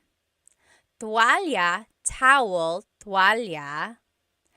Maligo, to take a shower, maligo. Okay. Very good. Oh, yes, good question, good question. Sure said, but is tae is not as intense as the S word? Tae is not. Correct, it's not. It's not like something that bad, right? That's correct. But again, if you don't want to use it, you could just say like dumi, poop, like something dirty. That's another way to say that. Yes. Let me see here. Pocket Full of Ramen said, I don't know how to say the words properly in the book. That is one tricky thing. So if you've ever bought like a Tagalog learning book, it's good to have all that information. But if you don't know how things are pronounced, that's kind of one tricky thing about having books. But I do know that some books come with an audio recording, either on a CD or like a downloadable things. I would say take advantage of those. Or you can also look it up like Google and type the word in. A lot of times they will have the pronunciation available online as well. Let's see. Mo Money said, do you teach intermediate to advanced classes? Not yet. Not yet. I only have the basic, really simple, from the beginning Tagalog classes right now. But hopefully I can have some though. Okay. All right, let's keep going. So now, here are some words about the bedroom. So we learned words about the house in general. We learned words about the kitchen. We learned words about the bathroom. Now we're learning words about the bedroom. Okay, so bedroom in Tagalog is cuarto. Cuarto. Repeat it after me. Cuarto means bedroom. Cuarto. And then unan, pillow. Unan. Cama, bed, cama. And then kumot, blanket, kumot. All right. So any questions about these? These are just super basic, straightforward words here. Repeat them after me. Cuarto, again, is bedroom. Unan is pillow. Cama is the bed. Kumot is the blanket. I don't know about you, but if you have ever, maybe in your family, someone speaks Tagalog and then another family member might speak another language, like my dad spoke Bicolano, and he always called the blanket not kumot. He called it tamong, the tamong. And they were always interchangeable at my house. He would say, oh, kunin mo yung tamong, go get the blanket. But then sometimes my mom would say, kunin mo yung kumot, go get the blanket. So to me, tamong and kumot were both blanket. And then I went to the Manila. I visited my cousins. Only a couple of my cousins speak Bicolano. And I said, oh, pahingi po ng kumot. Or no, I said, pahingi po ng tamong. And my cousins looked at me like I was an alien. They were like, what are you saying? I was like, pahingi ng tamong. Can I please have a blanket? And they were like, you mean a kumot? I was like, yes, that's exactly what I mean. And they're like, why are you saying that? They had to call their aunt over, my aunt, I'm sorry, their mom, my dad's sister. And she was like, she's speaking Bicolano. She's getting that from her dad. I was like, oh, I'm sorry. I didn't know. They were two different things. But so there you go. That's just one thing about kumot. All right. Now here are some other words about the bedroom or about going to sleep. So the verb for to sleep is matulog. Matulog. So matulog means to sleep. Hilik is snore or snoring. Hilik, hilik. Humihilik ka. You are snoring. Humihilik ka. And then panaginip is a dream. Panaginip. So, oh, nananaginip ako. I am dreaming. Panaginip is the noun. Nananaginip is the verb. Panaginip, that's a dream. Let me just catch up on these comments. Hang on, you guys are blowing it up. I don't want to miss any. Hang on one moment. Oh, that's so sweet, Mia. My boyfriend is Filipino and I'm trying to master Tagalog before we have kids. Good luck, good luck. I know you can do it. You can do it. Nikki, thank you so much for the gift. Thank you, thank you. Yes, Julia said very similar to Spanish. It really is. Mocha said, do you teach Waray? No, I don't. Oh, Bungie said, what is your opinion on people speaking traditional Tagalog, like maybe no English and minimal Spanish? That would be great. You know, I'm very guilty of speaking Taglish a lot. Like when in doubt, I always put in English. And I fully support people who want to speak Tagalog. I wish I could. Maybe I'll practice that a little bit more. I think it's great to preserve Tagalog in its traditional form. Yes, very good. Okay. Oh, happy and healthy said very similar to Portuguese. Yes, I bet it is. Okay. Oh, FJ Miv, thank you so much for the badge on TikTok. Thank you. Oh, Maverick, thank you. Miss Pat is the best. Oh, thank you. Ben, any tips on rolling the R? So it's hard to teach the R roll. It's one of those things. Try to focus the vibration in the front of your tongue. Like, what is a word with a letter R that we just learned? Oh, cuarto. I can't do it for too long. It really doesn't even have to be a long roll. Just focus the vibration in the front of your tongue. It's going to take some practice. Really try to move your tongue up and down and let the air flow around it. Does anyone else have any other tips for how to roll your R? It just really takes a lot of practice. Maverick said it's like exhaling a lot of hot breath. Yes. Okay, Dita asked, what is the difference between matulog and matutulog? Let's go ahead and look at these example phrases, and I think that'll answer your question, Dita. So, antok ako means I'm sleepy. Antok ako. I am sleepy. You could switch out the pronoun. Antok siya. He or she is sleepy. Antok siya. You can turn it into a question. Antok ka ba? Antok ka ba? Are you sleepy? So, antok is sleepy. Now, Dita, here is your question. What is the difference between matulog and matutulog? So, this is matutulog ako. Matutulog ako. I am going to sleep.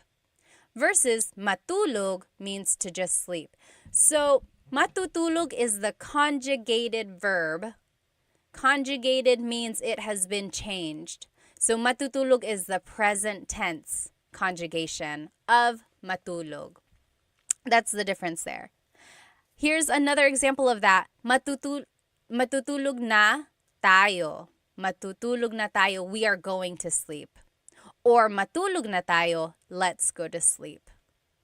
And then maybe in the morning, you want to say, ayusin mo ang kama. Fix the bed. ayusin mo ang kama. So those are different things you might hear or say in the bedroom. Oh, Lem said, Cebuano or Tagalog, which is more common in the Philippines? Very interesting question. So Tagalog is mostly spoken in like the Luzon area, maybe in the Bicol regions as well. And then Cebuano or Bisaya is spoken in the southern parts of the Philippines. From what I've seen, it looks like there might be a little bit more Tagalog speaking areas, but Cebuano and Bisaya are also very, very popular in the Philippines. It's funny because my husband's family is from Cebu, so we visit there sometimes, and they don't speak Tagalog there. They know how. They are taught it in school, but they would much rather speak to you in English because that's just what they are more comfortable with. Very, very interesting. And I don't understand Cebuano. Like, even when his family speaks it around me, it is a very, very different language / dialect, whatever you choose to call it. In my head, I call it a language, but I know people call it a dialect. And sometimes I've said it other ways, like, oh, I've called it a dialect, and people call it a language. You choose what you want to call it, and then stick with that. Yes, sure said, if I'm not mistaken, there are over 1,000 dialects in the Philippines. Yes, I don't know the exact number, but I know there are a lot. Yes. Oh, Coconut Dreams said, what is the difference between panaginip and pangarap? Very good question. So we learned panaginip is your dream. Pangarap is also a dream. The difference is whether or not you're awake. Panaginip is the dream you're having when you're sleeping. Pangarap is like your dreams and your goals in your life. Things you want to happen. Oh, pangarap ko yan. It's like, pangarap ko to have a Range Rover. It's my dream to have a Range Rover, right? Versus panaginip is like, oh, I woke up and I was having a good panaginip. I was having a dream. Or is like, panaginip ba to? Is this a dream? That's the difference there. Pangarap is like your dream achievements in the future. Good question. Yes. All right. Oh, Dita said, my mom is Filipino and my dad is Indian. That's why I'm learning Tagalog. Well, good for you. Good for you. Net said, thank you so much for creating these videos. My son has speech delay and I will try for him to view your videos. Yes, yes. All righty. Very good. Let's go ahead. Oh, yes. Is the third example the right translation? Yes, yes. You're right, Alu. I just read that. Matutulog na tayo means we are going to sleep. Let's go to sleep is matulog na tayo. Yes, you're right. All right. Sure said, baka pangarap ko to win the lottery. Me too, me too. Is it Cebu? Oh, southbound. How do you say Cebu? So Cebu, spelled C-E-B-U, is it Cebu or Cebu? So technically, in the Tagalog alphabet, the letter E can be pronounced E or E, like the letter I. So I say Cebu, Cebu. And I know some people say Cebu, but usually it's either Cebu or Cebu. Good question.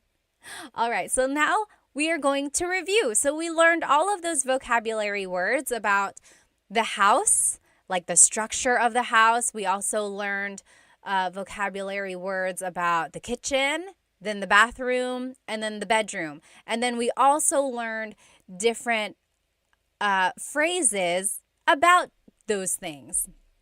Hang on one moment. Momani said, taga saan ka sa Pilipinas? Pinanganak ako sa Maynila. Yung mga magulang ko po, taga Bicol.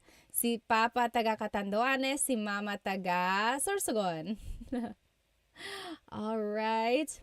Oh, Liv said, do you have any references for learning Kapampangan? I wish. You know Chris Punsalan, the caregiver, he knows Kapampangan. So maybe we could ask him to make some teaching videos.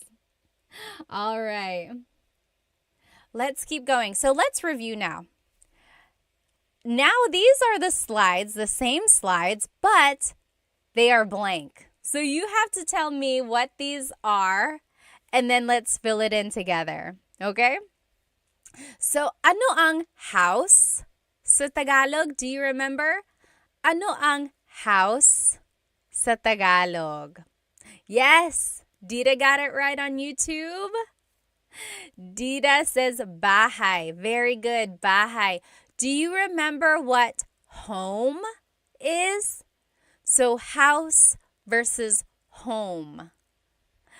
Bahay is the house. Tahanan is the home. So it's just the difference between like my house versus my home. Okay? How do you say my house is big? How do you say my house is big? Malaki ang bahay ko. The opposite of malaki is maliit. So malaki ang bahay ko, my house is big. Maliit ang bahay ko, my house is small. How do you say my house is new or my house is old? How do you say my house is new or my house is old? It would be, yes, Dita, you got it right. Bago ang bahay ko or luma ang bahay ko? Sure said, I always make a mistake with bahay and buhay. So bahay is house, buhay is your life. Yes, so malaki ang bahay ko, not malaki ang buhay ko. Very good. Yes, bago is new, luma is old. Very good, very good. Now, how do you say my house is far or my house is near? What is the difference between far and near? Oh, thank you, Hima. Thank you so much for the badge on TikTok. Thank you.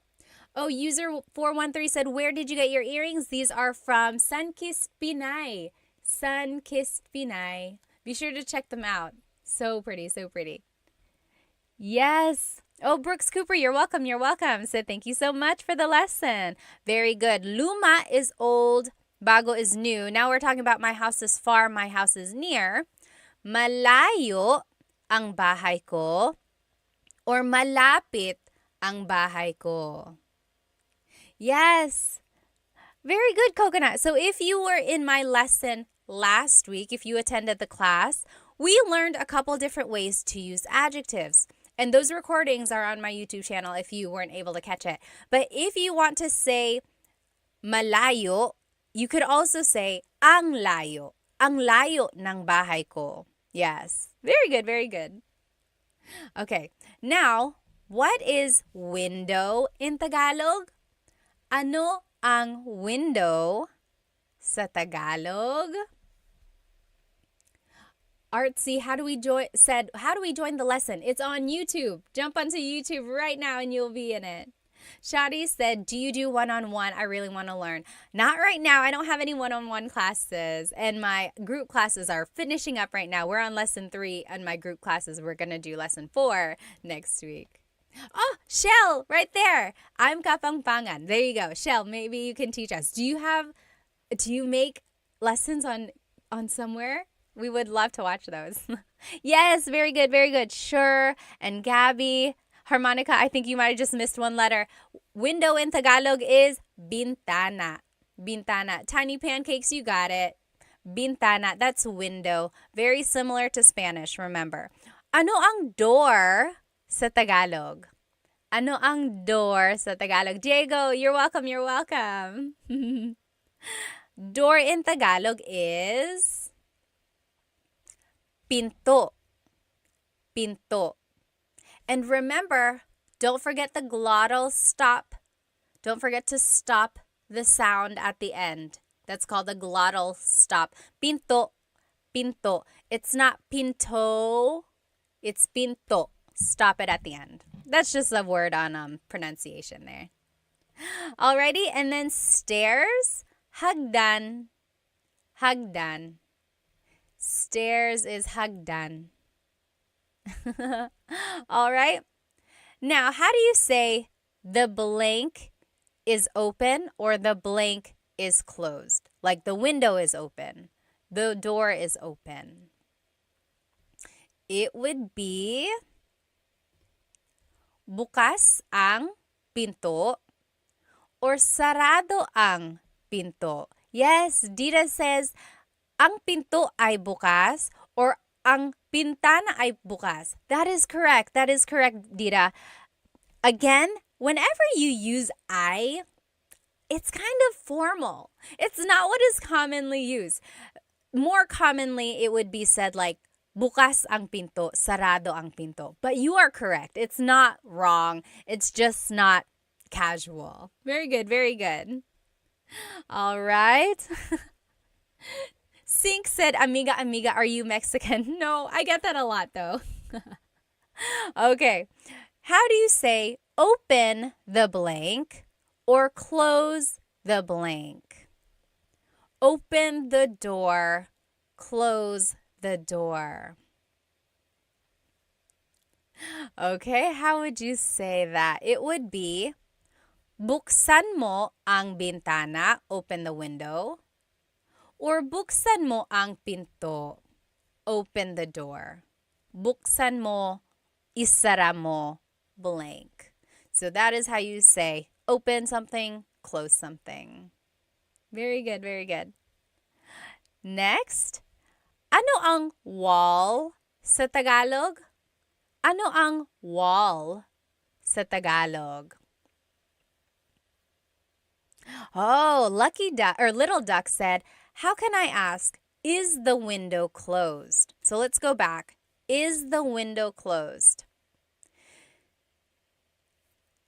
I would use the first phrase here. Sarado ba ang bintana? Sarado ba ang pintana? So, ba is a question word.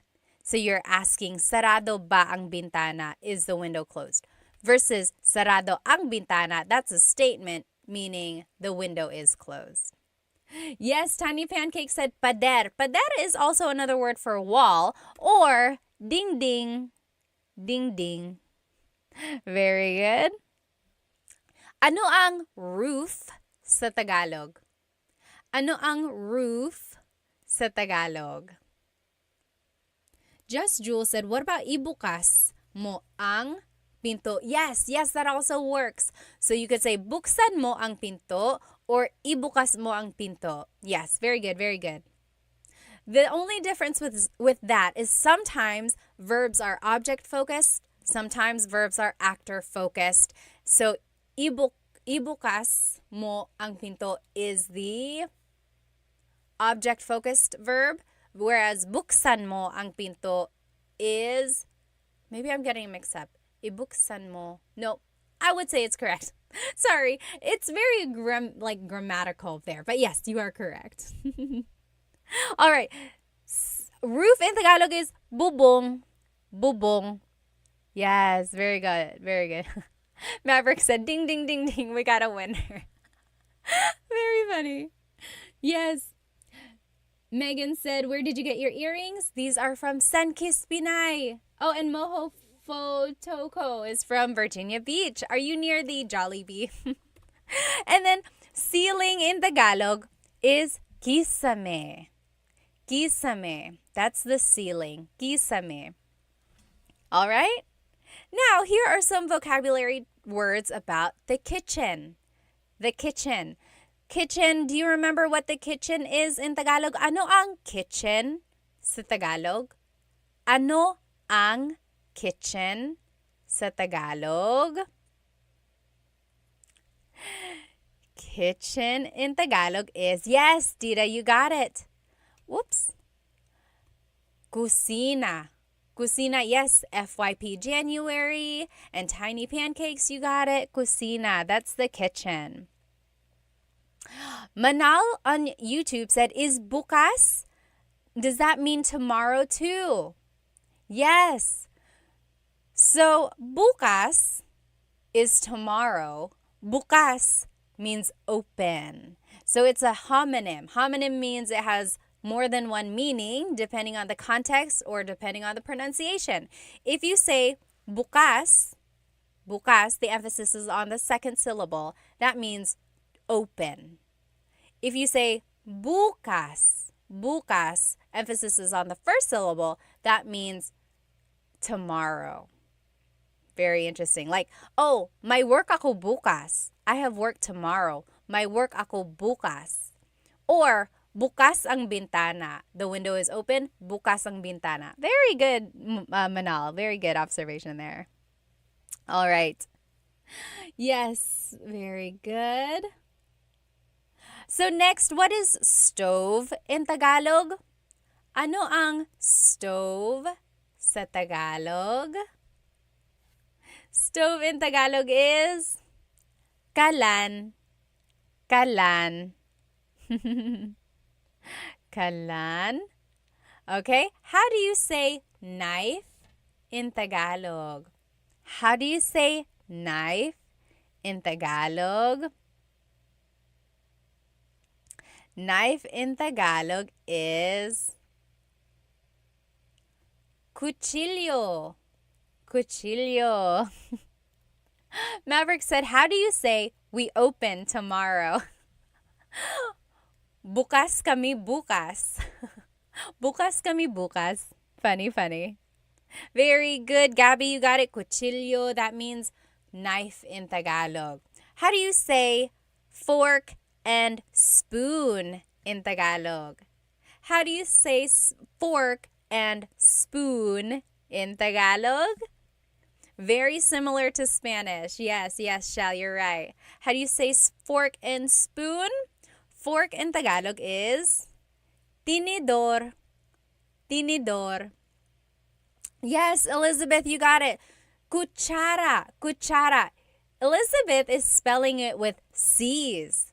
So instead of C's in Tagalog, it's K's. And the TS makes the ch sound. In Tagalog, there's no letter C in the abacada alphabet. That only came later on. In Filipino, in the Filipino alphabet, there is a letter C. So Filipino is different from Tagalog. Filipino incorporates all of the loan words and all of the influences from Spanish, Chinese, and English. So yes, the Filipino alphabet has the letter C, but the Tagalog alphabet, abacada, does not. Very interesting, very interesting. All right. Oh, Isa said, how do you say see you tomorrow in Tagalog? Kita tayo bukas. Kita tayo bukas. Kita means to see. Kita tayo means us. And then bukas is tomorrow. Very good, very good. Very good. Tinidor is fork, kutsara is spoon. Next, what is plate in Tagalog? Ano ang plate sa Tagalog? Ano ang plate sa Tagalog? What is plate in Tagalog? Plate in Tagalog is, yes, madapaka and, are you saying madapaka? And just Jewel, yes, you guys got it right. Plato, Gabby, you got it right. Dita, you got it right. Very good, very good. Plato, again, in different regions, it's different. Like in Bisaya, I've heard pinggan. Pinggan also means plate. Ano ang glass sa Tagalog? Ano ang glass? Like a glass cup. Ano ang glass sa Tagalog? Glass in Tagalog is baso. Baso. Baso is glass. If you are just joining me on TikTok, this whole lesson is on my YouTube channel right now. Okay, ano ang food sa Tagalog? Ano ang food sa Tagalog? Yes, Gabby, Manal, Little Duck, you guys all got it right. Cassidy, very good, very good. And then harmonica, correct. Tasa is for a regular cup. Tasa is a regular cup. Baso is for a glass. So what is food in Tagalog? Yes, very good. Just Jewel got it. Definitely not Robin got it. Harmonica and Gabby, yes. Pagkain is food. And then the meat dish or the entree is the ulam. Ulam. So ano ang ulam natin? What is our dish? Ano ang ulam natin? Oh, adobo or sinigang or kare-kare or dinuguan, all of those are ulam. James said ulam. O-O-O-L-A-M. Very good. And then what is to eat in Tagalog? To eat. To eat in Tagalog, what is the verb to eat? To eat in Tagalog is kain. Very good. Just Jewel, kumain. Yes. So you could say kain or you could say kumain. Kevin said kakain. So all of these are different conjugations or different ways to use kain. Very good. Very good. Someone had a question up here. Oh, Sure said, I always mess up pagkain and kumain. Yes, so pagkain is the noun food. Kumain is the verb to eat. Very good. Someone else had a question up here. Hang on one moment. Oh, Cody Paul said, do you visit the Philippines much? I do. I try to go every couple years, every 2 to 3 years. When I was younger, my family visited every other year, and I think that really helped me retain Tagalog. Yes, yes. Okay, very good. Alrighty. Now, how do you say I am cooking?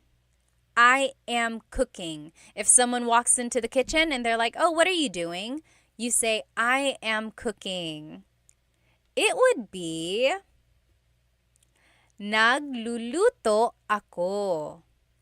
Nagluluto ako. So, luto means to cook. Luto. Nagluluto ako means I am cooking. Very good. Oh, Gabby said nagluto ako. Very close. Nagluto ako means I cooked. Past tense. I cooked. There's a repeated syllable there. Nagluluto ako.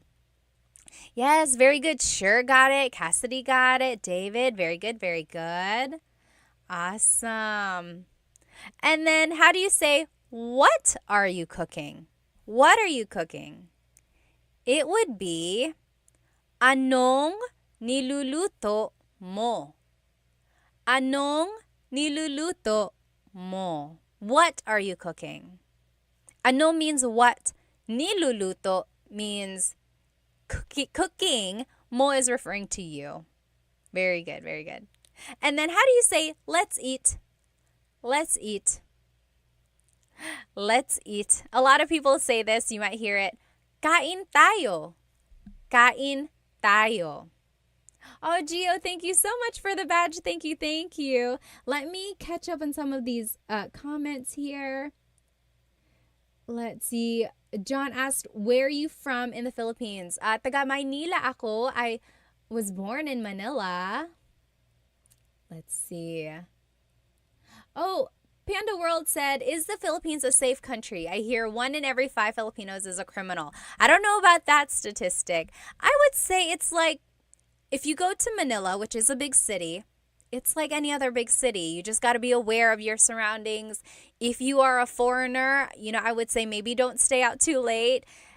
Be aware of like where your wallet is and try not to get too close to people who may not look very friendly. But if you are in the province, if you are in like just the rural areas, a lot of people there are quite nice. Even in the cities, people are nice.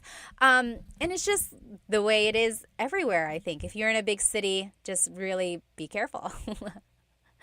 Oh, Marvel said, how do you say I'm back? Hang on one moment. Okay. How do you say I'm back? So maybe you came back from somewhere. It would be, there are a couple ways to say it. You could say like, andito na ako. I'm here already. Andito na ako or nandito na ako. Or, bumalik na ako. I came back. Bumalik na ako. Anyone else have any other suggestions for how to say I'm back? All right. Yes. Very good. Very good. Gabby said, how often do you do live lessons? I'm trying to do Tagalog Thursdays. So every Thursday, there's hopefully going to be a new live. I've done it for like 3 or 4 weeks now, Tagalog Thursdays. And then I try to do the lesson again live another time during the week. It's the same exact lesson, just for those who weren't able to join the live the first time. So I try to do the live twice with the same lesson.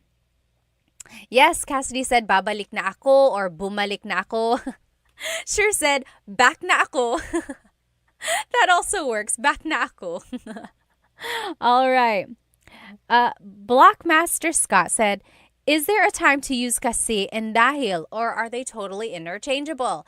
So this is off topic, but kasi and dahil mean because. So if someone asks you bakit means why, usually your answer is because ... So kasi is casual. You can use it with friends anytime you want to be casual. Dahil is formal. So yes, that one, you might want to stick to dahil if you are using po or if you just want to be formal. But dahil can also be used casually.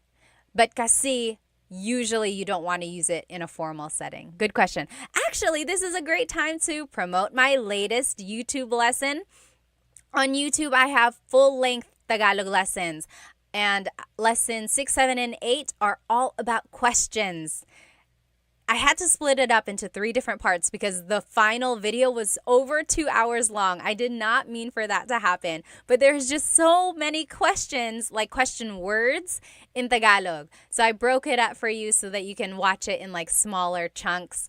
Go take a look at that. And I talk about the words dahil and kasi in there. All right. Let's get back to work here. Okay. Shell said Tuesdays and Thursdays for Tagalog lessons. Usually it's Thursdays. Sometimes the repeat is on Wednesdays. Okay. Now, how do you say bathroom in Tagalog? How do you say bathroom in Tagalog? Anyone know? Bathroom in Tagalog. There are 2 ways. Bathroom in Tagalog is?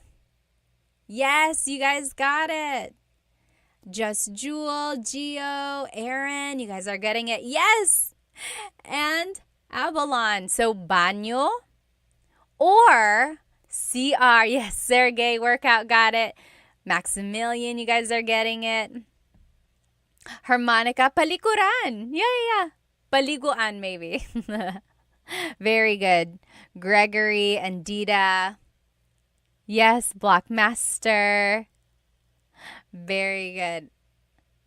Okay. So, how do you say toilet in Tagalog? How do you say toilet in Tagalog? So, CR, remember, stands for comfort room. Comfort room. So sometimes people say, saan ang CR? Where is the bathroom? Saan ang CR? Same as saan ang banyo. Inodoro. Inodoro. Toilet. That means toilet. Inodoro. Han Solo said, are you American? I guess technically I am. I'm an American citizen. I was born in Manila, so Filipino-American. And remember, just so you can have the vocabulary, ihi is pee, tae is poop. Now, what is sink in Tagalog? What is sink in Tagalog? Sink in Tagalog is? Yes. A lot of people on TikTok are saying, oh, it's so similar to Spanish. It really is. A lot of these words are so similar to Spanish. Oh, Tony, thank you. Thank you so much for the badge. And to Full Hound, thank you. Thank you so much. Yes, very good. Sink in Tagalog is lababo. Lababo. I always thought that was a fun word to say. Lababo. Lababo. Very good. Han Solo said, I knew it. Filipino Americans have the same look, either this or the one with eyelashes and mascara. Okay, I don't know. How do you say bathtub in Tagalog? How do you say bathtub? Let's see. K Fantasy said, how do you say see you Saturday? See you Saturday would be kita tayo sa Sabado. Magkita tayo sa Sabado. Kita tayo sa Sabado. Yes, sure said lababo reminds me of bubbles. That's a good way to remember it. Lababo, bubbles. Yes, very good. Ano ang bathtub sa Tagalog? Paliguan. Paliguan. It could also mean shower. Ligo means to take a shower or to take a bath. Paliguan basically just means a place to take a bath, a place to take a shower. Yes, William, you got it. Very good, very good. What else? How do you say soap in Tagalog? Soap in Tagalog. Soap in Tagalog is sabon. Sabon. Habon. I think I've heard that before. Yes, yes. Sabon, also soap. How do you say towel? Do you know how to say towel in Tagalog? Towel in Tagalog is... Yes, Little Tuck, you got it, you got it. The Mantis, you got that too. Yes, toalla. Toalla, towel, toalla. Very good. And then how do you say to take a shower? The verb to take a shower. Yes, Annalise says, so similar to Spanish. It really is. To take a shower is maligo. Maligo. Very good. Very good, everyone.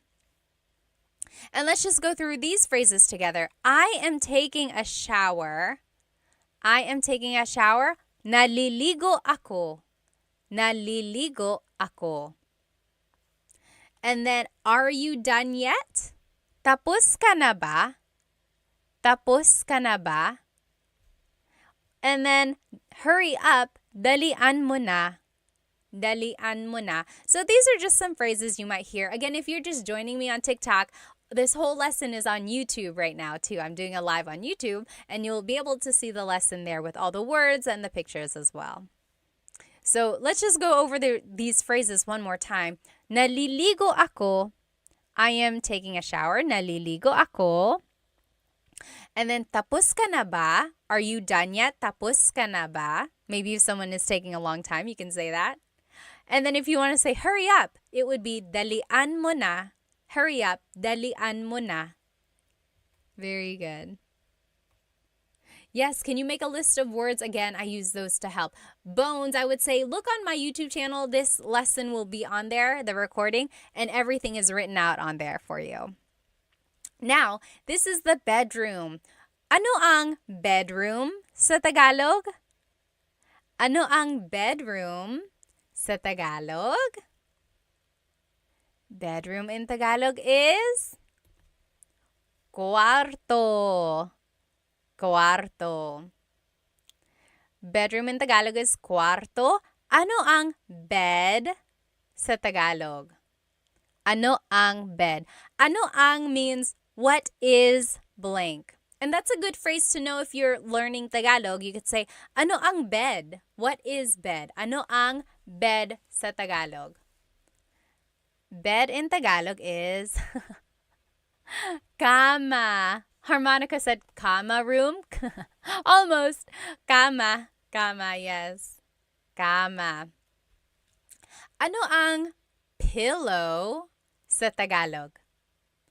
Ano ang pillow sa Tagalog? Yes, Cassidy said, can dalian be replaced with bilisan? So we learned dalian mo na. That means hurry up. Dalian mo na. But you could also say bilisan mo na. Bilisan. Bilis means fast. So bilisan means go faster. Hurry up. Go faster. Very good. Pillow in Tagalog is unan. Unan. Sergey said ulam. Remember, ulam is the food, the dish. Adobo is ulam, kare-kare is ulam, pillow is unan. Unan. I know they sound very, very similar. Very good. All right. How do you say blanket in Tagalog? Blanket in Tagalog is kumot. Kumot. Kumot is blanket in Tagalog. All right, and then just a few more words here. How do you say to sleep? The verb to sleep. How do you say to sleep? Yes, Dita, very good, very good. You got kumot. To sleep in Tagalog is matulog. Matulog. Oh, Twofold Hound, thank you for the ice cream badge. Thank you so much. Yes. Very good. Yes, Coconut said, I usually say bilisan too. Yes, they're interchangeable. Bilisan mo, dalian mo. Very good, very good. Matulog. How do you say snore? Do you remember what snore is? Oh, Daniel said higa. So, does anyone know what higa means? Higa is the verb to lie down. Nakahiga ako, I am lying down. That's like the adjective. Or mahihiga ako, I will lie down. Very good, very good. Very similar. Hilik is to snore. Hilik. Halik is kiss. That's different. Hilik is snore. Humihilik ka. Humihilik ka. You are snoring. Sergey, very close. You said hilig. Hilig means like things you like or your hobbies. Very good, very good. Yes. Juan said, does ako mean me? Yes, and it's very similar to aku in Indonesian. Very good. Oh, Sha said, how do you conjugate verbs? I have Tagalog lessons on my YouTube channel. I think Tagalog lessons 3 and 4 are how to conjugate verbs in the present tense, in the past, and the future. Take a look at those. Yes, Brian said, is this Tagalog? Opo, Tagalog po ito. It is.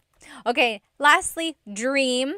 How do you say dream in Tagalog? Dream in Tagalog is panaginip. Panaginip. And remember, Coconut asked, what is the difference between panaginip and what was the other word for dream? Pangarap. So panaginip is the dream you have when you're asleep. That's just your dreams.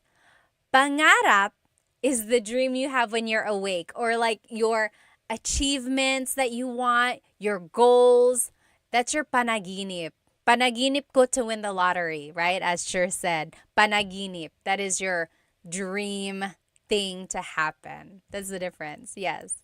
And then let's take a look at these phrases.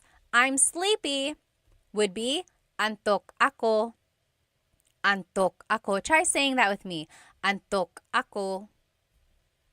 And then I'm going to sleep. Matutulog na ako. Matutulog na ako. And then let's go to sleep. This was the wrong one. Matutulog na tayo means we are going to sleep. If you want to say let's go to sleep, it would be matulog na tayo. Matulog na tayo. And then if you want to say fix the bed, like fix the sheets, fix the pillows, it would be ayusin mo ang kama. Ayusin mo ang kama. Very good. Oh, Sha said, can you omit ako? Can it be assumed? It depends on what you're trying to say. So like, antok ako, you need the ako there. Otherwise, you're just saying antok, antok. That means sleepy, sleepy. So it's not really a phrase. Also, with matutulog na ako, you need the ako there. Again, because you're saying, I am going to sleep. If you say matutulog na, you could say matutulog na if someone asks you, Anong ginagawa mo? What are you doing? Oh, matutulog na. I'm going to sleep. But usually you do need ako. So I would keep ako in there. Oh, Isa Turtle said, what about pagod? Pagod means, oh, Gabby on YouTube also asked that. Pagod means tired. Pagod ako, I'm tired. Antok ako, I'm sleepy. Very similar, but just a little bit different. All right. William said, is Tagalog a strange language? I guess it depends on what you think is strange.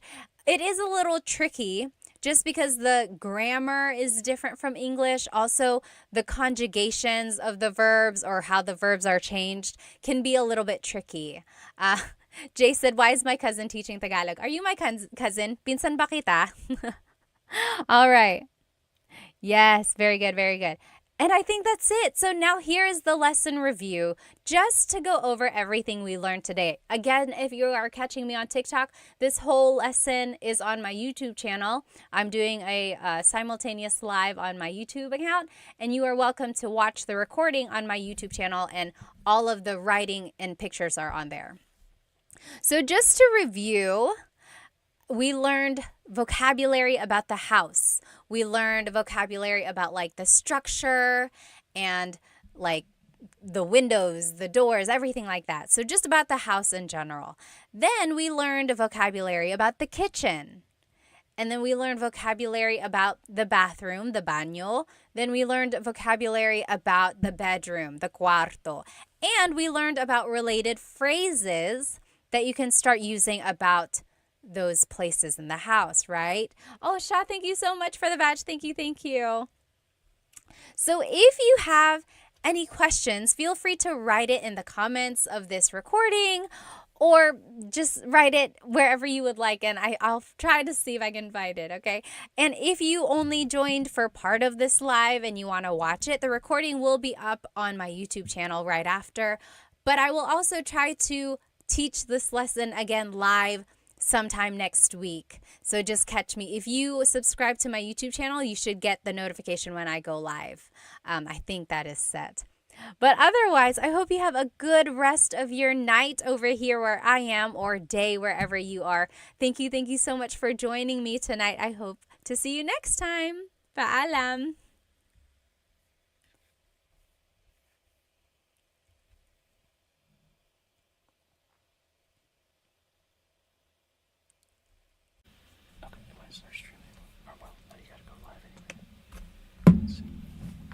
Oh.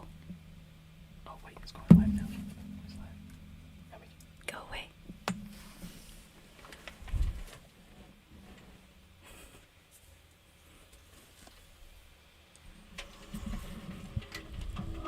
Hello, hello. Please let me know if you can hear me.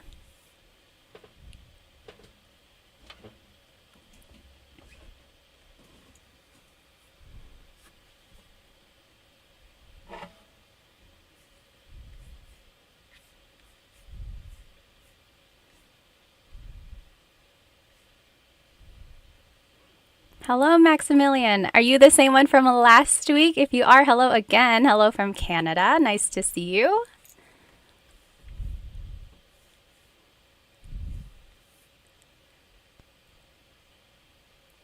Great. Loud and clear from Australia. Hello, hello.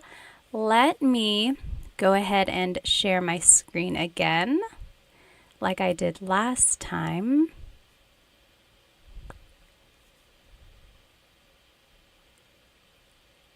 Okay, awesome. Welcome, everyone. If you are just joining us, go ahead and grab a piece of paper and something to write with. Today, we're actually going to be learning how to use gusto ko and ayaw ko phrases. So you'll be able to say things like what you like, what you don't like, or what you want. Let me see here.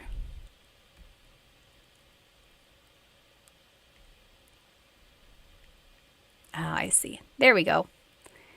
Okay, hello, hello. Again, welcome. If you are just joining us, we'll let everyone hop on in for another minute or so. So sorry I'm late. One of these nights I'm going to be on time, I promise. Go ahead and write where you are watching from. Let's see, Maximilian is from Canada. Hello, hello. Australia, Rob is from Australia. Dennis is from Sacramento. Alrighty, let's go ahead and hop right into this lesson. So last week, we learned some question words. We also learned how to use possessive pronouns. And we learned how to put everything into a sentence, a simple sentence, and then how to answer those questions as well.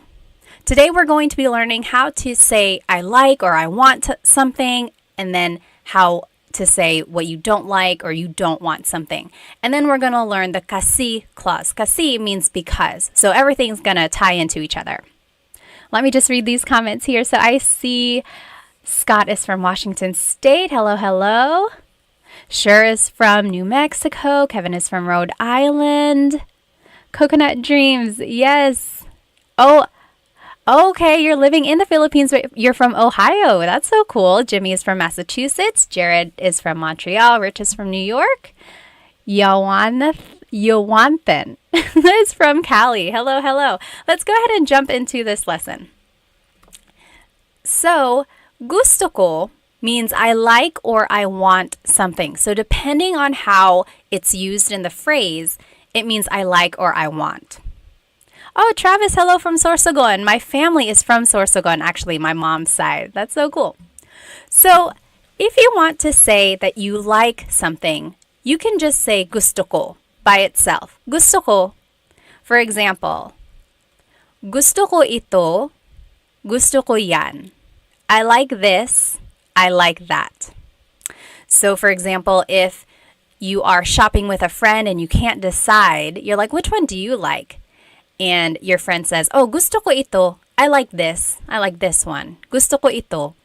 Or I like that. Gusto ko yan. Gusto ko yan.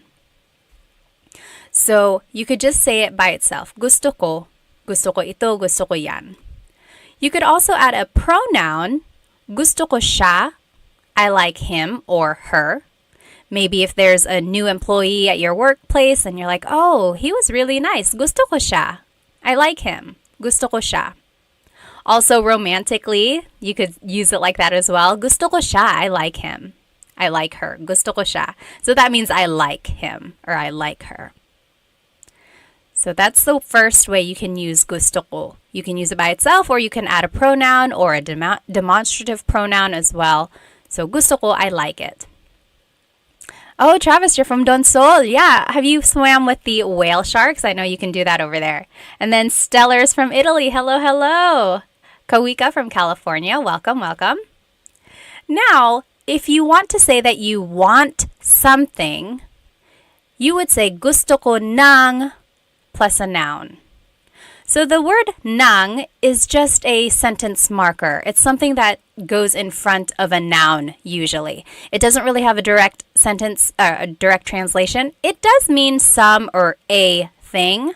So it could be either one of those, but technically it's just kind of a sentence marker is what they call it. Okay. So gusto ko ng pagkain. I want some food. Gusto ko ng pagkain. Or gusto ko ng aso. I want a dog. So gusto ko ng plus a noun is I want some or a thing. Gusto ko ng blank.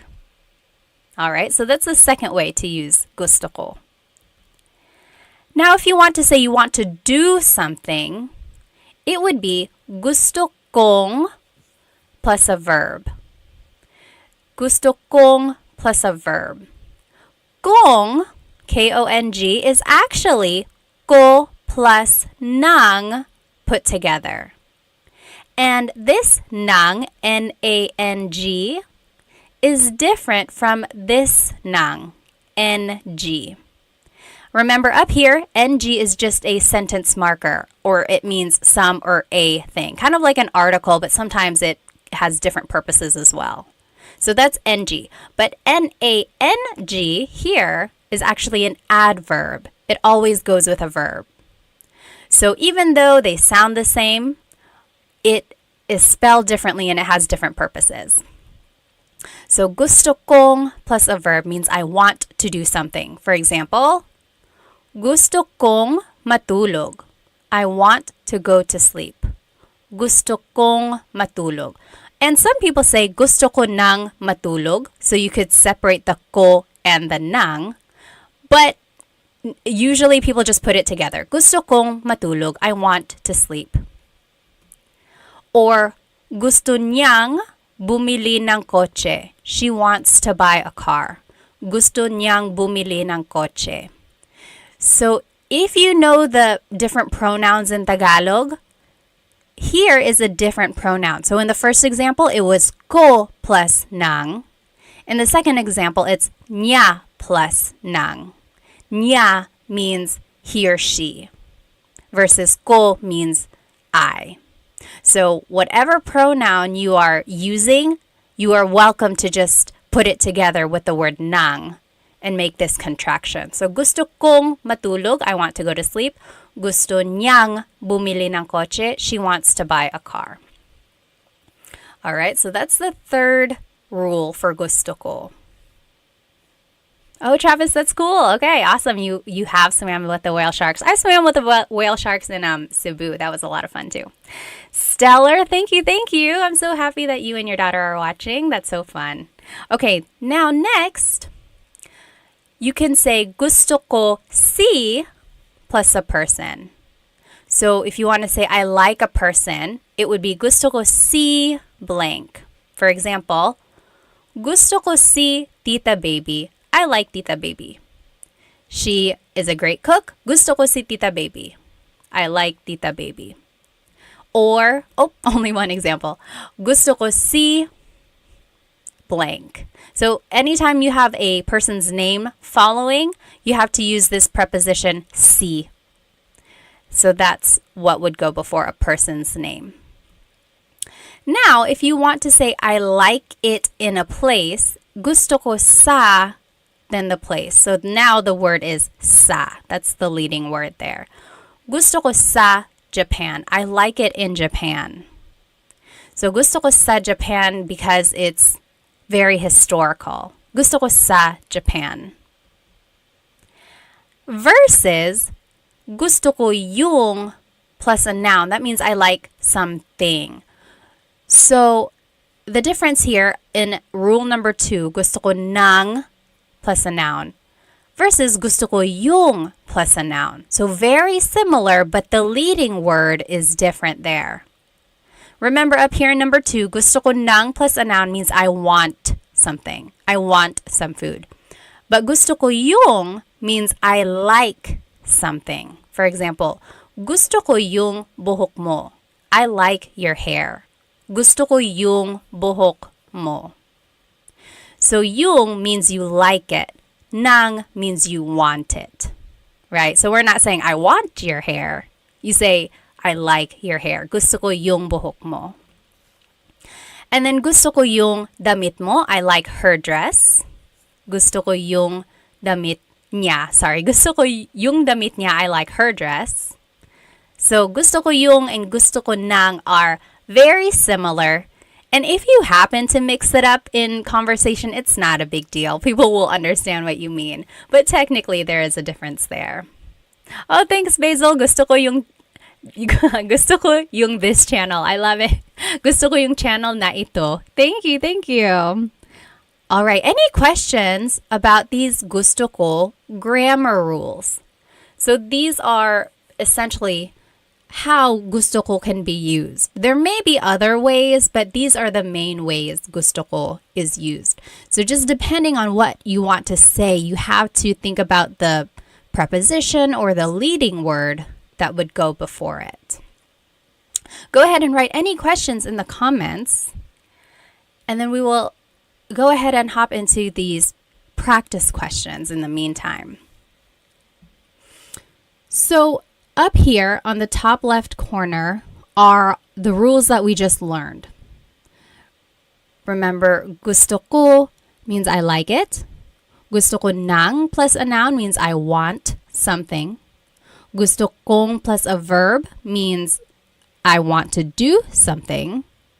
Gusto ko si plus a person means I like a person. Gusto ko sa plus a place, I like it in a place. And then gusto ko yung plus a noun, I like something. So now let's go ahead and do these examples.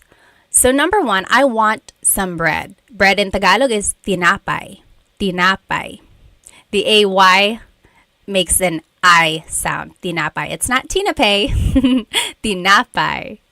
Okay, so I want some bread. Let's do this one together. Take a look at all of the rules here. Which one is I want something? So number one is I like it, so that's not it. Number two, I want some or a thing. Yeah, that could be it. Number three, I want to, but then it's a verb, so that's not it.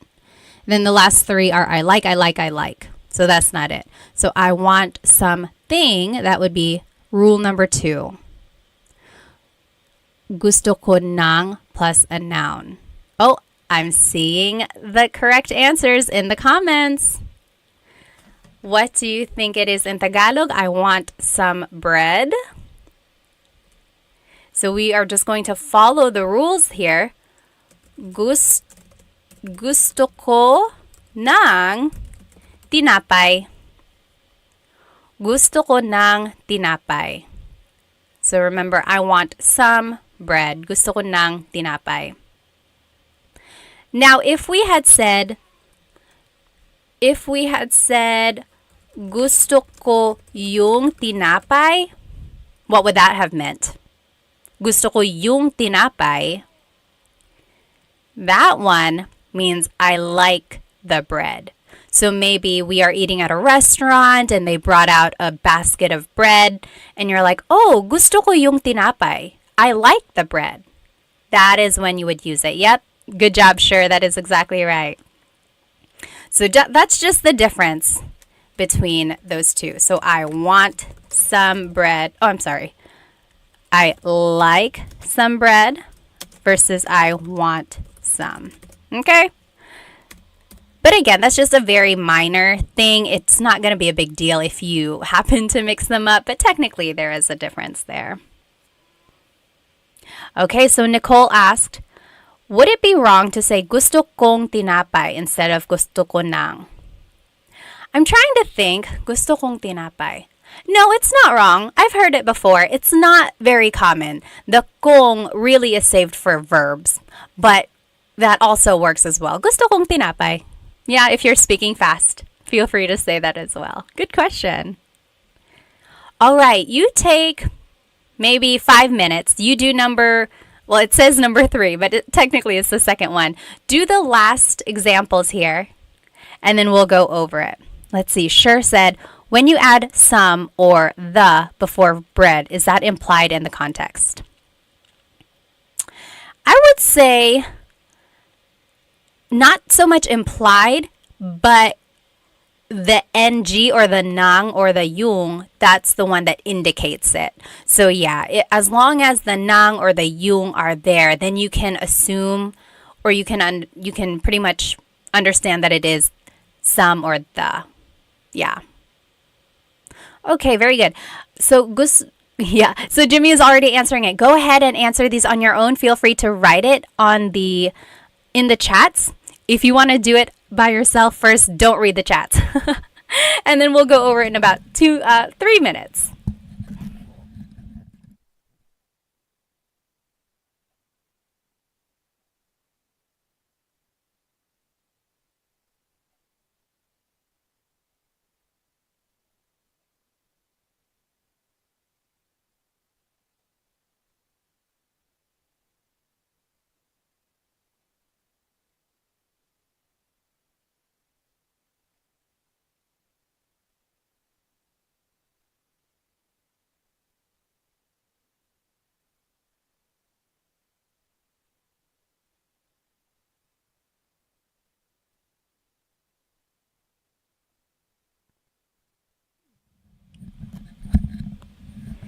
If you are just joining us, we are doing these examples. That's why it's pretty quiet. So we are learning how to say gusto ko or I want or I like something in Tagalog. And then here on the left side are the rules we just learned. So depending on what you want to say, there are certain prepositions or leading words before the rest of the phrase. And then we are doing these examples by just plugging in the vocabulary into the sentence structures. So go ahead and maybe take a few more minutes.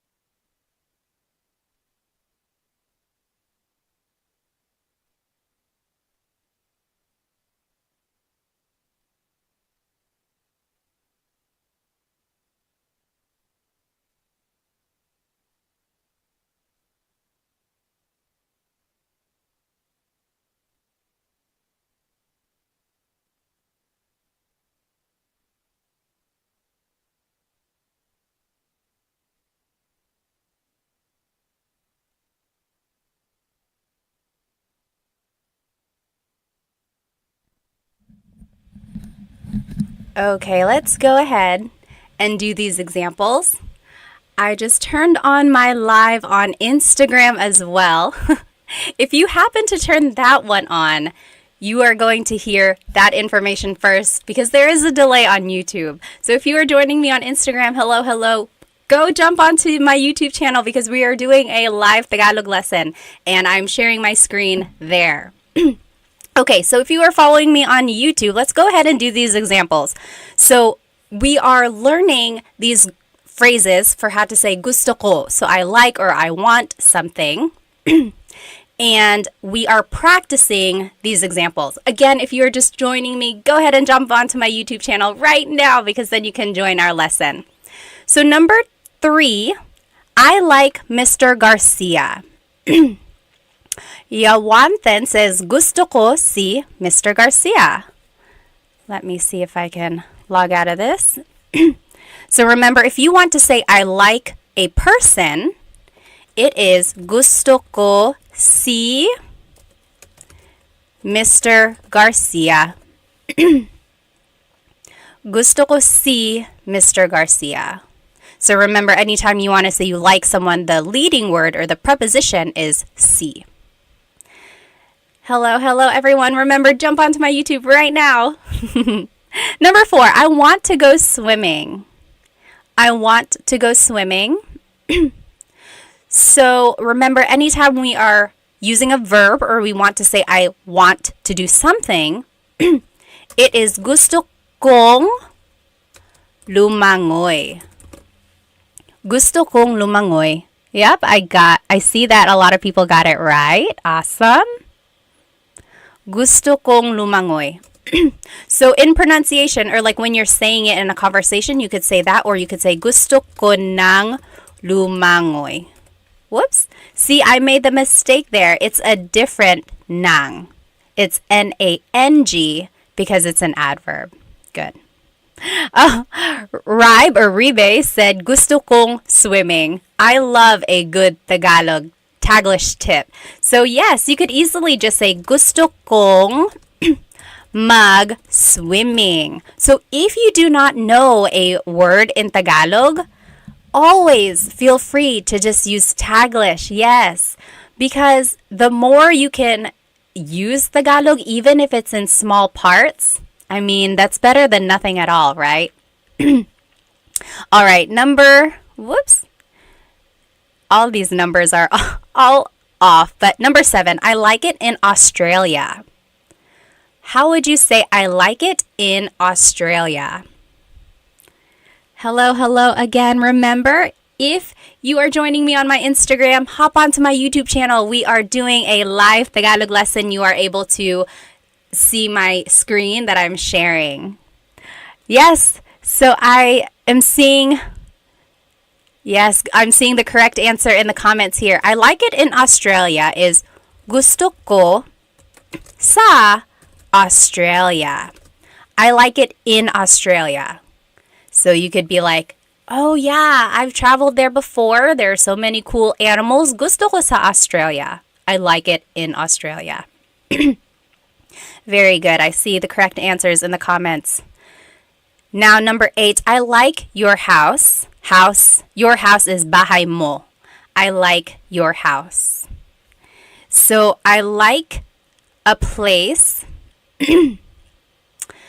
Oh, okay. So if you see number 8 and 9, they are very similar. Which one do you think it is? It's either number 5 or number 6, right? I like your house. Yes, very close. I'm seeing some close answers. Sure, got it right. Gusto ko yung bahay mo. Gusto ko yung bahay mo. I like your house. So in this case, bahay mo is like a noun. Gusto ko yung bahay mo, it's very pretty. Gusto ko yung bahay mo. So it's acting more like as a noun. Versus number 9, I like it at your house. That would be gusto ko sa bahay mo. So maybe if your house is too loud, you could be like, oh, can I go to your house where it's quiet? Gusto ko sa bahay mo. Very good, yes. So that's the difference there between 8 and 9. I like your house as a thing versus I like your house as a place. Anyone have any questions about that? Very good. All right. Again, if you are just joining me on Instagram, hop onto my YouTube channel. This is where the lesson is. Any questions about what we just learned? Well, go ahead and type it in if you do have a question. Let's take a quick intermission, and you know I love a good poll. So our poll last week was, what is your favorite Filipino food? And it was between like lechon and adobo at the very end. Today, we are going to do who is your favorite Filipino American celebrity? Okay, so if you are a big like Hollywood fan, or if you just love the Filipino culture like I do, you probably know a lot of these people. I mean, who doesn't? Hang on, let me see if I can make this bigger. Okay, it looks like that's as big as it's gonna get. Hopefully you can read it okay. So who is your favorite Filipino American celebrity? Let's do this one here. Oh, someone had a quick question. Let me see.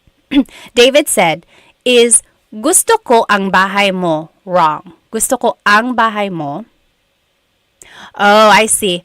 If you want to say, I like your house, gusto ko ang bahay mo. Yes, that is correct, actually. That's correct. I didn't mean yes, that's wrong. Yes, that is correct.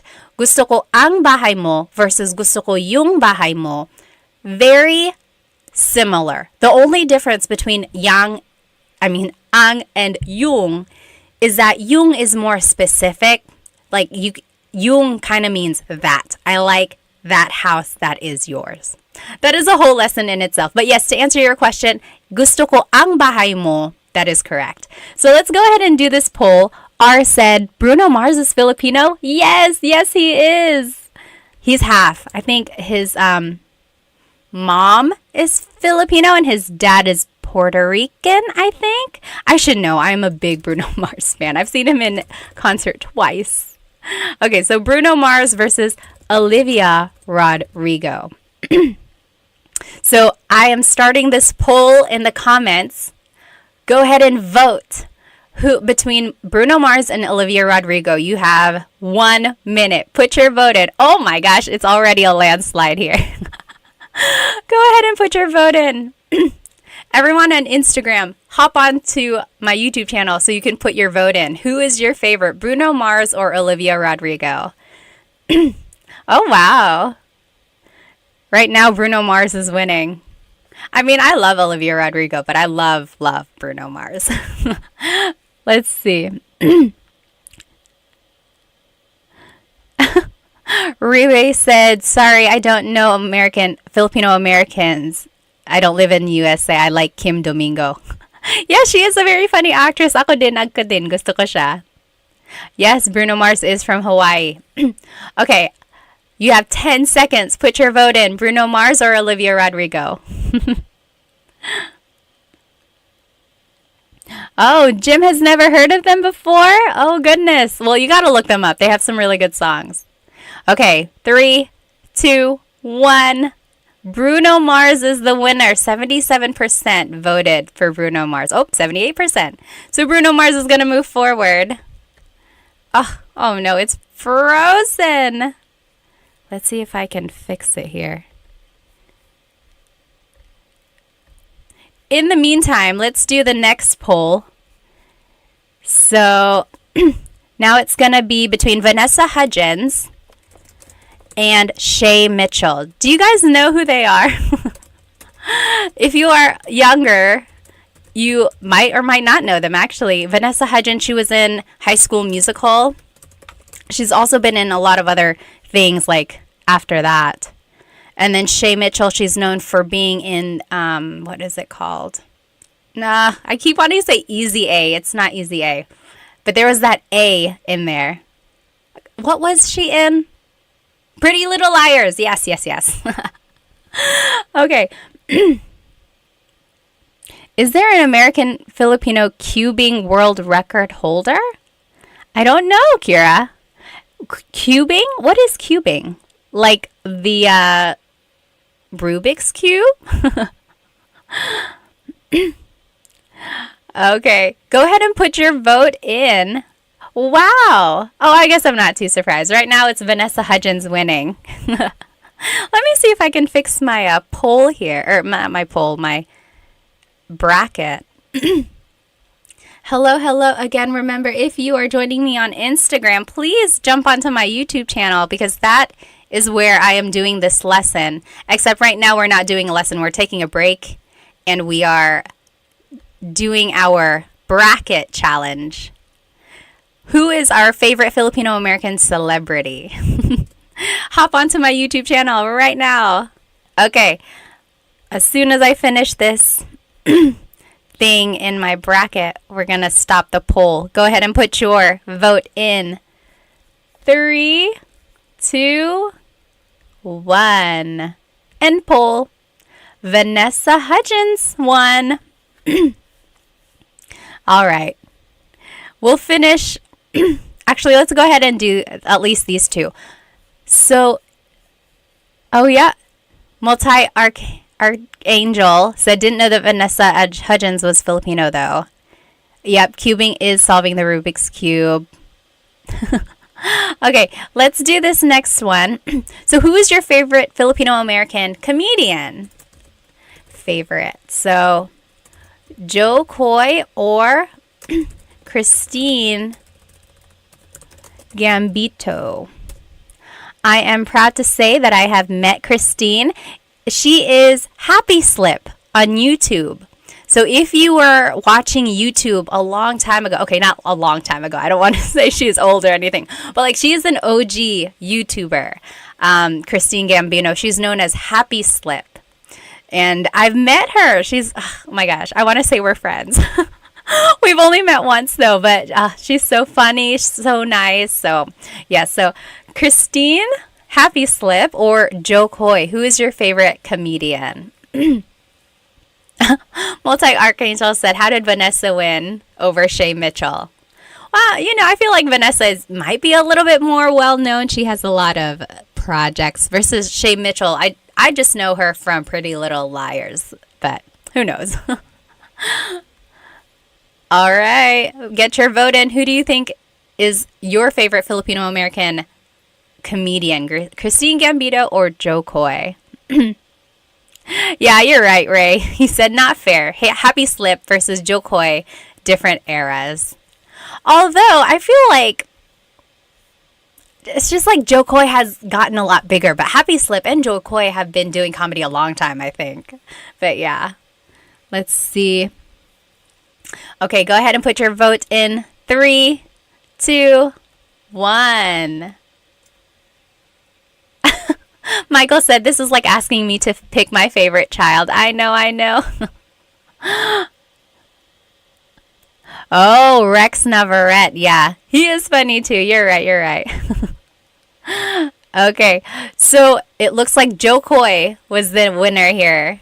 Joe Coy, let me find my mouse. Where in the world? Okay, here it is. So Joe Coy is moving forward. He is everyone's favorite celebrity, at least in this bracket. I like them both. You're right. I can't pick either. And then last one. Who is our favorite Filipino American pop singer? Pop or hip hop or R&B? Oh, I didn't mean to put it there. Hang on.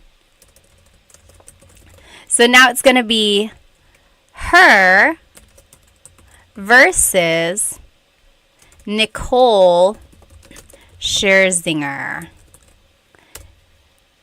Hello, everyone on Instagram. Join me on YouTube. We are doing a live Tagalog lesson, except not right now. Right now we are doing a poll or a bracket challenge to see who our favorite Filipino Americans are. Favorite Filipino American celebrities. Oh, sure can't vote on this one. It's just too tough. I know what you mean. Her was so good in the Super Bowl, though, don't you think? Goodness, if I could play the guitar and sing, wow. Hello, everybody. On Instagram, where are you guys from? Where are you guys watching? Go ahead and type it in the comments. In YouTube, we are from all over the place. There are people in California, there are people in Italy and Australia, Rhode Island. Someone is in the Philippines, but they're from Ohio. How about you guys on Instagram? Where are you guys watching from? Oh, wow. Pinoy Led Zeppelin.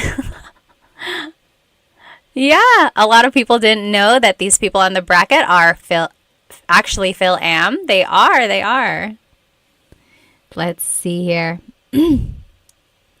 RJ is from the Bay Area. Oh, Ives and Bees, hello. I still have your candles. They are the best. I hope business is going well. They are from Miami.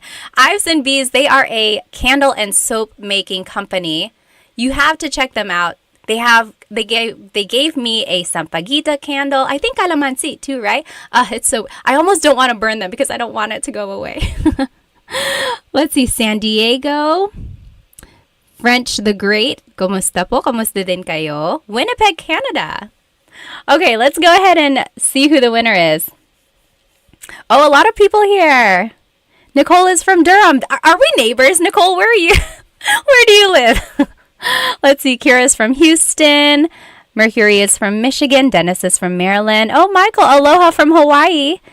Zandra from New Jersey. Samantha from Washington State. We got some New Yorkers, Canada, Greensboro. Hello, North Carolinians. Good to see you. Atlanta, Taiwan. Wow. Michigan and the Philippines. Okay, who is the winner here? Oh, it's actually pretty close. Her won with 62% of the votes. Her is going to move forward. Okay, let's go back to our lesson. That was fun. We'll finish the bracket here at the end. Let me go ahead and turn this presentation back on. Again, if you're just joining now on Instagram, jump onto my YouTube channel. We are doing a live Tagalog lesson there. Oh, hi, Bessie from Missouri, James from New Zealand, Albert from Seattle, Washington, Darla from Chicago, Adventure Foodie from Arizona. Hello, hello. Okay. So let's go ahead and jump right back into this lesson. So we just learned how to use gusto ko phrases. Before we move on, I want to actually show you that all of this can actually be used with ayoko or ayaw ko. So if you are following along here, I just typed in ayaw. Ayaw, excuse me, means I don't like something. So see, for the rule number 1, now it says gusto ko or ayaw ko. I don't like it. Ayaw. Or gusto ko or ayaw ko ng a thing. So, ayaw ko ng pagkain. I don't want any food. Ayaw ko ng aso. I don't want a dog. Same with the next rule. Ayaw kong plus a verb. I don't want to do something. So, ayaw kong matulog. Ayaw kong bumili ng kotse. I don't want to sleep. I don't want to buy a car. Or, ayaw ko see plus a place. So, that's all I'm doing. I'm just adding this word ayaw in the beginning. And that just means I don't want or I don't like something. So, that is the opposite of gusto. It's ayaw. Okay, so now you have it. So someone asked, where can I get a copy of these slides?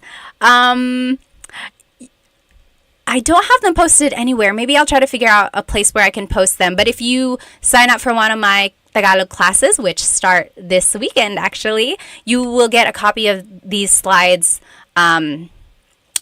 directly to your email. So yes, this is from the class, but I'm going to change it up for when the class actually starts.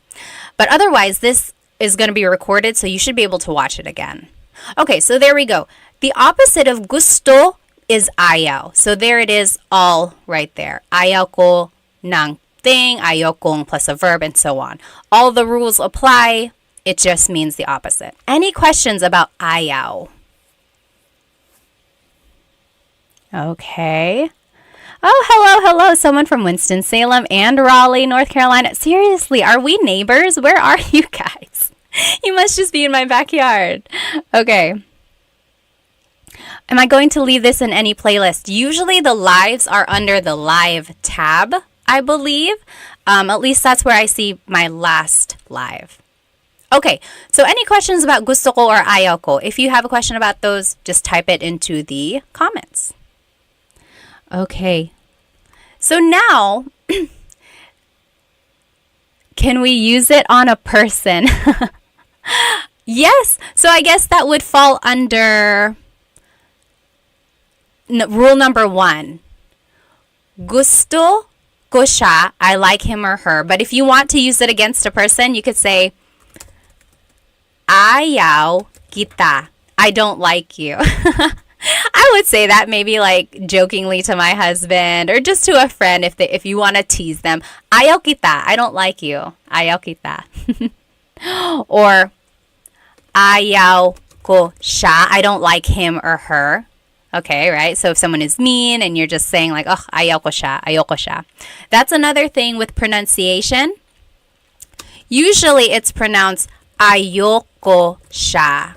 So if you want to sound a little bit more natural, you put everything together, ayoko siya.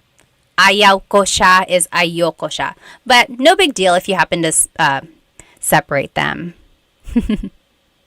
Oh, Marcus asked a very good question. What is the difference between ayaw and hindi ko gusto? So, hindi ko gusto means I don't like something. Ayaw also means I don't like something. So, I feel like there are just certain times when ayaw works better than hindi ko gusto. Like, ayaw ko ng pagkain, I don't want any food. Versus hindi ko gusto yung pagkain means I don't like the food. So it's like ayaw can be I want, or I'm sorry, I don't want, I don't like, whereas hindi ko gusto just means I don't like. So I'm going to make that distinction here. Ayaw means I don't want or like, whereas hindi ko gusto only means I don't like. Does that make sense, Marcus? That is a very good question. Let's see. Bug Bubble said, I always knew ayaw, ayoko. Is that the same thing? Yep, ayoko. That's just a pronunciation thing. Ayoko ng pagkain. I don't want any food. Yeah, but technically it's ayaw ko ng blank. Nicole said, is using hindi gusto more common? When would we use ayaw versus hindi? I would say they're actually used pretty often, like interchangeably. Although again, sometimes ayaw is more used in certain circumstances, like in the I don't want something. So yeah, good question. All right. Mercury said, ayoko durian, the durian fruit because it stings. Yeah, ayoko ng durian. Okay, awesome. What's up with ko ng versus gong? So remember that was up here in rule number 3. Does anyone want to explain? So just again, if you have already heard this, so sorry, feel free to kind of doze away if you want. But so kung is ko plus nang. N-A-N-G is an adverb, so it always goes with a verb. That's why we say gusto kong matulog. Anytime there's a verb, it's nang. Versus gusto ko nang ng. In this way, it's being used more as a preposition or an article, like some or a thing. So they are spelled differently because they have different purposes, but when you pronounce them, they are pronounced the same way. Okay. Oh, Amy said, you don't want to. Is it ayaw mo or something else? Yes. You don't want to. So if you want to say like, you don't want to go to sleep, like if you're asking someone, you don't want to go to sleep, you could say, ayaw mong matulog. You don't want to go to sleep, ayaw mong matulog. Yeah, ayaw mo. Does that make sense, Amy? So yeah, you could say ayaw mong matulog. Again, that's just the contraction there. Okay, keep asking those questions. We'll go ahead and just move on to this kasi clause. So kasi means because. If you were part of our class last week, we talked about the different words for questions and how to ask. So bakit means why, and usually the answer to a bakit question is kasi. So why did you do something? Well, kasi ... because ... So here are the different ways you can use kasi. And it ties into the gusto ko phrases we just learned. So, gusto ko ang sinigang kasi masarap ang sabaw. Gusto ko ang sinigang means I like sinigang. Because masarap ang sabaw. Because the soup is delicious. Okay, so that's just 2 clauses or 2 phrases here that was put together by this word kasi. I like the sinigang because the soup tastes good. Next, you could say, paborito ko ang cake kasi mahilig ako sa matamis. My favorite is cake. Paborito ko ang cake because I like sweets. Mahilig ako sa matamis. So it's just putting together like 2 phrases. So if you know some simple sentence structures, it's just kind of putting those together with this kasi phrase. And then lastly, ayoko yung sausawan kasi maanghang. I don't like the dipping sauce because it's spicy. Okay, so those are just some examples here. If I were to ask you, ano ang paborito mong pagkain? What is your favorite food? Ano ang paborito mong pagkain? I want you to jot it down using this kasi clause. Paborito ko ang blank kasi blank. So my favorite is blank because blank. And here are the examples again to the left. Gusto ko ang blank kasi blank. So paborito ko ang blank kasi blank. My example, let's go over these vocabulary words. Matamis means sweet. Matamis. Maalat means salty. Maalat. Maanghang means spicy. Maanghang. Maasim means sour. Maasim. Matabang means bitter. Matabang. Mainit means hot. Mainit. And then malamig means cold. So for example, I would say, on a hot summer day, paborito ko ang ice cream kasi malamig. My favorite is ice cream because it's cold. Paborito ko ang ice cream kasi malamig. Or I guess a more fitting statement would have been like, gusto ko ng ice cream kasi malamig. Okay, go ahead and jot it down, or you can write it in the comments here. What would be your answer to this question? Ano ang paborito mong pagkain? Hello again on Instagram. If you're just joining me, we are on YouTube. I'm doing a live Tagalog lesson. You will be able to see my presentation shared on your screen there. We are just doing an example here of how to use kasi clauses. Let me see if I can catch up on some of these comments.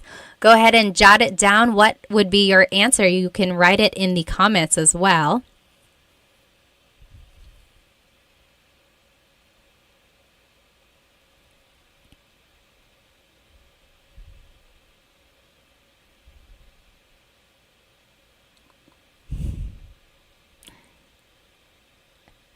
Okay. Let's see. Ano ang paboritong mong pagkain? Let's see what people said. Kira said, gusto ko ang boba kasi matamis. I like boba because it's sweet. Me too, me too. Sure said, oo, gusto ko sawsawan kasi maanghang. You like spicy dips? Gusto ko ng sawsawan na maanghang. David said, paborito ko ang sarsyado kasi matamis at maasim. Ano ang sarsyado? Sarsyado. Can you describe that? I'm not sure I know what that is. Elijah said, paborito ko ang sinigang kasi maasim. Ako din. Wendy said, paborito ko ang tamales kasi mainit. Do you mean maanghang, spicy, or hot? Like warm in temperature? Aldo said, paborito ko ang nasi goreng kasi maalat. I don't know what that is either. Bayani said, what's boba? So you can get like a cold, refreshing drink. Sometimes it's a smoothie. Sometimes it's a milk tea. Sometimes it's just a fruit tea. And they have little like balls or like jelly balls or like big tapioca balls. That's boba. Paborito ko ang adobo kasi maanghang. Maanghang ba ang adobo mo? My adobo isn't maanghang, but I guess it could be. Paborito ko ang mango kasi matamis. Yes, the mango is the national fruit of the Philippines. Let's see. Oh, warm. Yep. Okay. And then Ilocano dish, fish with sweet and sour sauce. Oh, I see. Okay. How do we say comfort food? I don't think there is a phrase for comfort food. I would just say paborito kong pagkain, my favorite foods.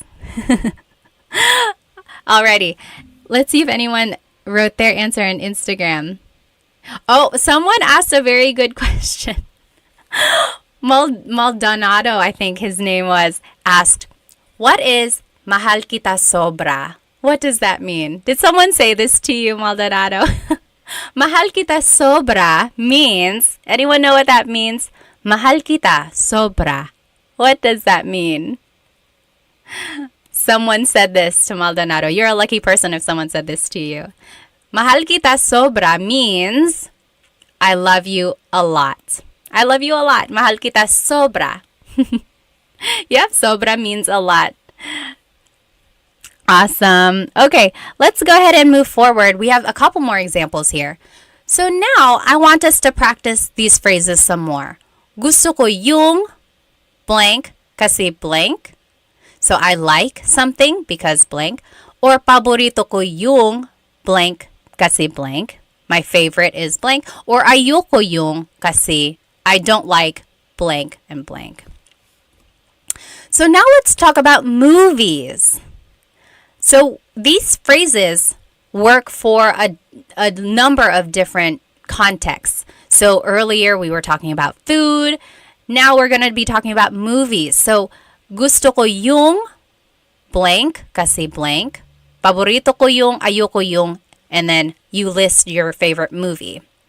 So here are the different ways to describe a movie. Nakakatawa. Funny. Nakakatawa. Maganda yung kwento. It's a good story. Maganda yung kwento. Nakakakilig means romantic. Nakakakilig. Boring. That just means boring. Very Taglish English there. Boring. Or violente. Violent. Violente. Nakakalito. Confusing. Nakakalito. And then nakakatakot, scary. Nakakatakot.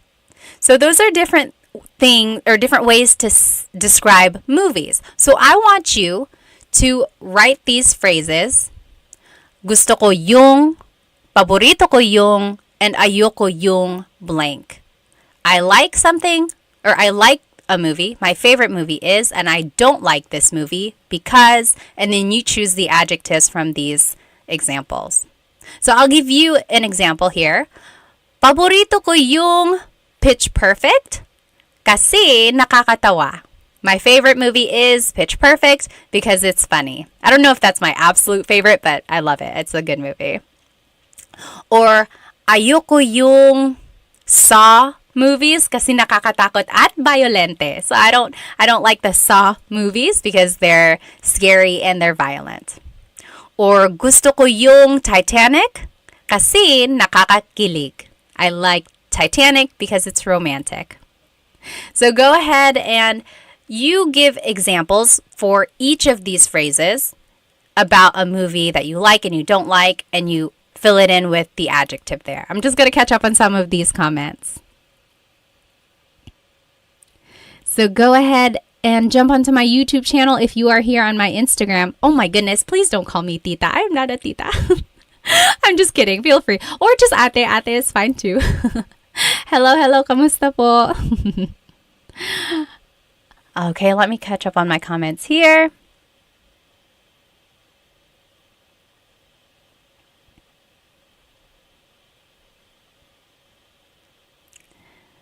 Let's see. Someone asked, where did it go? Oh, what does mahilig mean? Mahilig means you like to do something or you like something. So, mahilig ako magbasa. I like to read. Mahilig ako magbasa. Or mahilig ako sa strawberries. I like strawberries. Mahilig ako blank. That just means I like. EJ said, saan ka sa US? Pinoy here living in Miami. Dito ako sa North Carolina. So hello sa mga North Carolinians dyan. Okay, if you want to share your example, go ahead and type it into the comments. Let's see. Sure said, ayoko yung paranormal activity kasi nakakatakot. Ako din. Ayoko sa nakakatakot na pelikula. EJ said, ayoko yung Cannibal Holocaust kasi nakakadiri. Yeah, I've never seen that. Nakakadiri means gross. So, like, oh, vomit, nakakadiri, or something like that. Yeah, gross. So FF Noob said, I just joined. Can I watch this later when I Can I watch this video on your channel? Yes, it will be recorded and it should be under the live tab. So it should be there. Mooney said, gusto ko yung Friday kasi nakakatawa. David said, ayoko ang mga action movies kasi boring. Oh, really? Some people would think it's actually not boring. But yes, sometimes it's boring too. Mooney said, paborito ko yung hello, love, goodbye kasi nakakakilig. Okay. Royden said, gusto ko Kung Fu Panda kasi nakakatawa. Very good, very good. So again, you can use these phrases and these, like the kasi clause, in different contexts. So that was about movies, but you could also use it for a place. So, excuse me. For example, gusto ko sa a place kasi blank. Paborito ko sa kasi ayoko sa kasi blank. So as you can see now, we are using the preposition sa. Remember a couple slides ago, anytime we're talking about a place, like you like it at that place, you use the preposition sa. So now we're talking about places. Here are the adjectives you can use to describe a place. Maganda ang mga tanawin.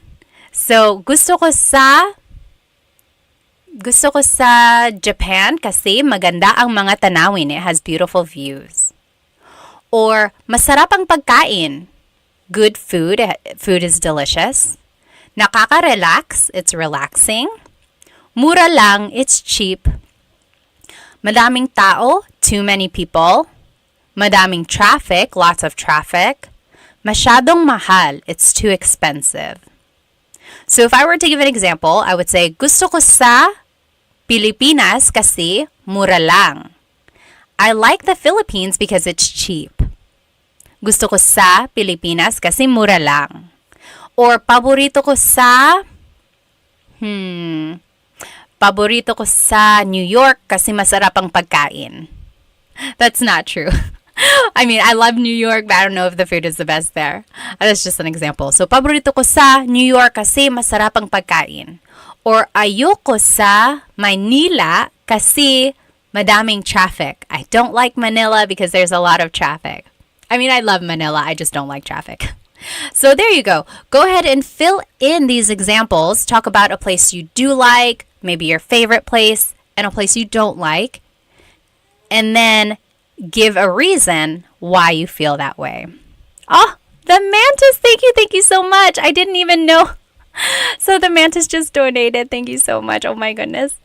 Thank you. I love teaching. I really do. So any donation or any sort of likes or shares, those are just icing on the cake. But thank you so much. It warms my heart. Let's see. I already see some examples here. Go ahead and take a couple minutes. We are just filling in these examples. Gusto ko sa, paborito ko sa, ayoko sa, kasi blank. Okay? And then here are the adjectives that we were using.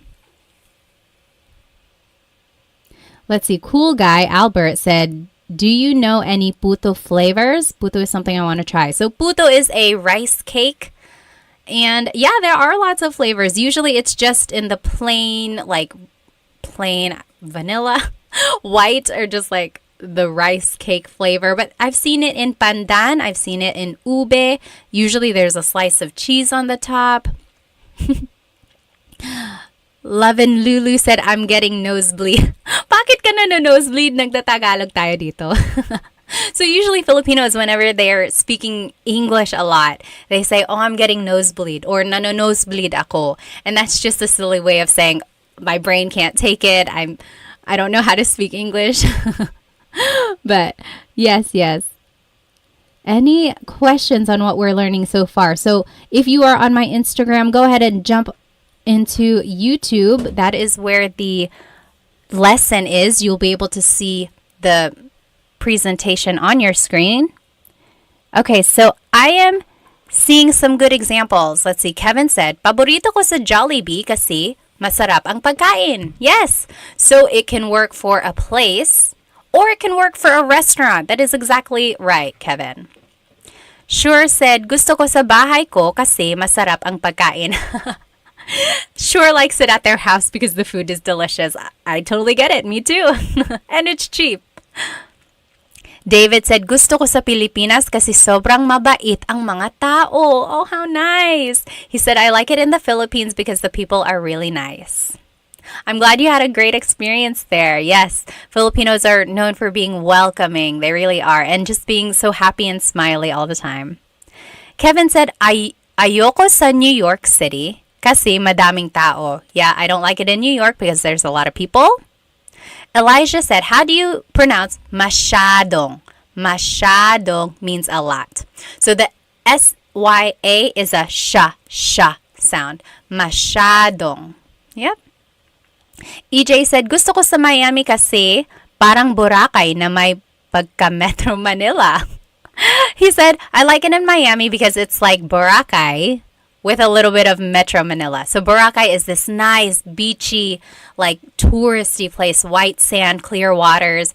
And then Metro Manila, of course, is known for being bustling and exciting, lively. So it has that city feel, but also a nice, relaxing feel. Nice. Okay. Kira said, ayoko sa England kasi hindi masarap ang pagkain. Really? I've been to England. I don't remember the food being terrible. Let's see. Royden said, ayoko sa Honolulu, Hawaii kasi madaming traffic. Talaga? Maraming traffic pala sa Honolulu. I've never been there. Let's see. Maximilian said, what is the difference between mahilig ako or mahilig ko and gusto ko yung? Let me think. When you say mahilig, it's more like you're describing that you like something in a continuous way. I don't know how else to say that. It's like you could also say it with hobbies. I would say actually they're comparable. Mahilig and gusto ko. Like mahilig ako mag-swimming. I like to swim. Or you could say gusto ko mag-swimming. I like to swim. So yes, I would actually say they're comparable. They're almost the same. I'm sure there are times when one is more preferred over the other. Or actually gusto ko has more uses, but yes, you could use them interchangeably most of the time. Yeah. Samantha says, gusto ko sa Tagaytay kasi maganda ang mga tanawin. Yes, I like it in Tagaytay because the views are beautiful. So Tagaytay is in the Luzon area and you can see these volcanoes over there. Ah, so nice. Gusto ko sa Minnesota kasi ito ay tagsibol. What is tagsibol? Brandon said, paborito ko sa Japan kasi masarap ang pagkain. Yes, I bet. The only time I've been in Japan was for a layover. I've been there many times, but only for layovers to the Philippines. Hopefully one day I can go see the sights and stuff. Gusto ko sa Korea kasi magaganda ang mga babae. Talaga, EJ, yun talaga. He said, I like it in Korea because the women are beautiful. Wendy said, gusto ko kapag sinabi ng kaibigan ko, na babush dahil nakakatawa. Babush. Ah! Babush. So she likes it when her friend says babush kasi nakakatawa. Paborito ko sa pizza kasi masarap ang tanawin. Sa pizza? Did you... I think you meant to say... I don't know what you meant to say. You said, I like it at pizza because the views are delicious?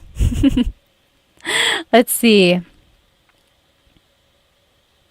Oh, Leaf said, hi, nako ate. Is there ever any announcement of these live streams? I would definitely love to catch them live and never see them being announced. Sorry, I put them on my story on Instagram, and I put it on my TikTok story, and then I put it on the community post on YouTube, and then I put it on my Facebook story as well. So if you ever see a story, you might want to open it because it might be alive. Oh, tagsibol is spring. Okay. Yes, Bayani said, mahilig means something that you love doing on a daily basis. Again, it's that idea of doing it like at a continuous level. Like you just love doing it or you love doing it a lot. Let's see. Ayoko sa Vegas kasi mainit dito, Elijah said. Yeah, he doesn't like it he or she doesn't like it in Vegas because it's hot there. Okay, let's move on now. Let's see. Let's finish up our poll. Back up. Anyone have any questions on these kasi phrases? So, kasi just means because. So remember, if someone asks you a bakit question, so why, you can always ask kasi. Bakit ka umiiyak? Why are you crying? Kasi masakit ang ulo ko because my head hurts. Or bakit ka galit? Why are you mad? Kasi dot dot dot. Kasi hindi ka nakikinig because you're not listening. Okay? So that's what kasi is. And then we were able to put together the gusto and ayoko phrases that we learned. Any questions about these things? Feel free to write them in the comments.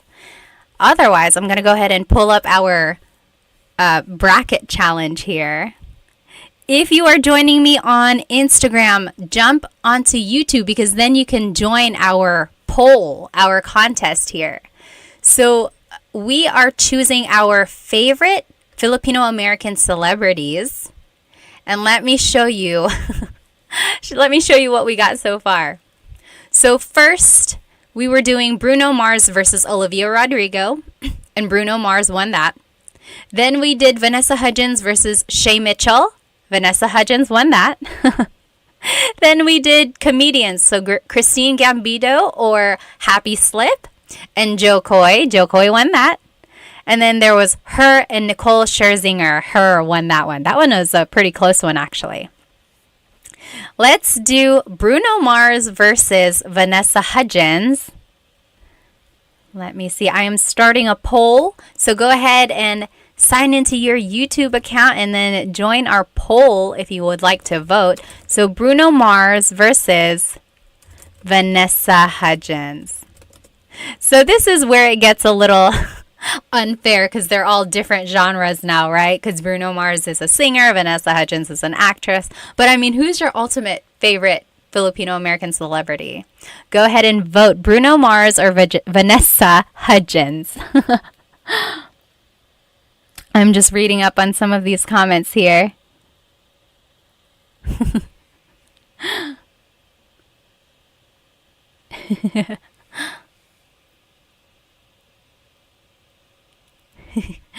Kira said, gusto ko sa China, Korea, Japan, and Pilipinas kasi guys ang maganda. Or you could say kasi guwapo ang mga lalaki because the guys are handsome. Liza on Instagram is voting for Bruno Mars. Jump onto my YouTube so you can cast your vote in. So we are doing a live Tagalog lesson on my YouTube channel here. Actually, now we're not doing a live. We're not doing a lesson. We're actually just doing a contest to see who our favorite Filipino American celebrity is. And it's between Bruno Mars and Vanessa Hudgens right now. Take 10 seconds. Oh, I didn't know that. Sure said the lead guitar player from Metallica is Benoy. He's my fave. I didn't know that. Okay, 3, 2, 1. Bruno Mars. Bruno Mars is the winner. He is going to move forward. I didn't make my bracket right, but you get the idea. There it is. Next is Joe Coy versus her. Who is your ultimate favorite Filipino celebrity? Filipino American celebrity. Favorites. Let's see. Joe Coy or her. Oh, that's hard. I love her. And I love Joe Coy. But you got to choose one. Only one. If you were going to be stuck on an island, who would you choose to be with?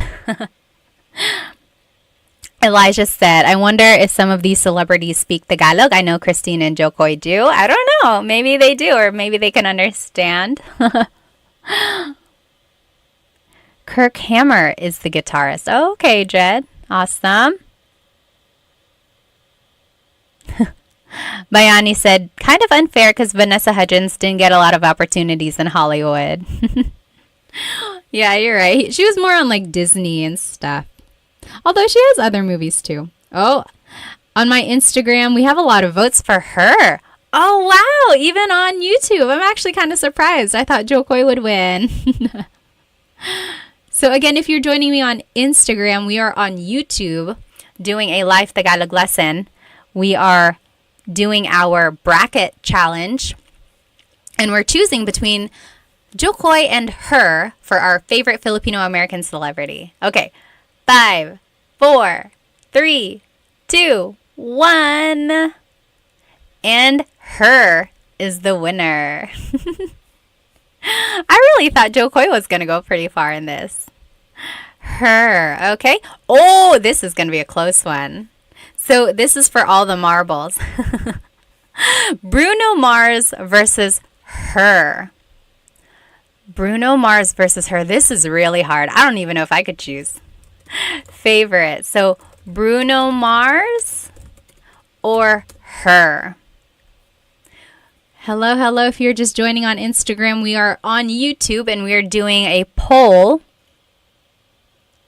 Oh, sure said, hindi ko kilala or hindi ko alam her. Her is a hip-hop, R&B pop singer. She plays the guitar. She is half Filipino. Yes, you should definitely check her out. She was on the Super Bowl with Usher this year. She's so talented. Oh, goodness, goodness. She's on a commercial. I think it's State Farm. Is it State Farm? No, Nationwide, I think. It's Nationwide. But she's so good. Brandon said, Tito Mars.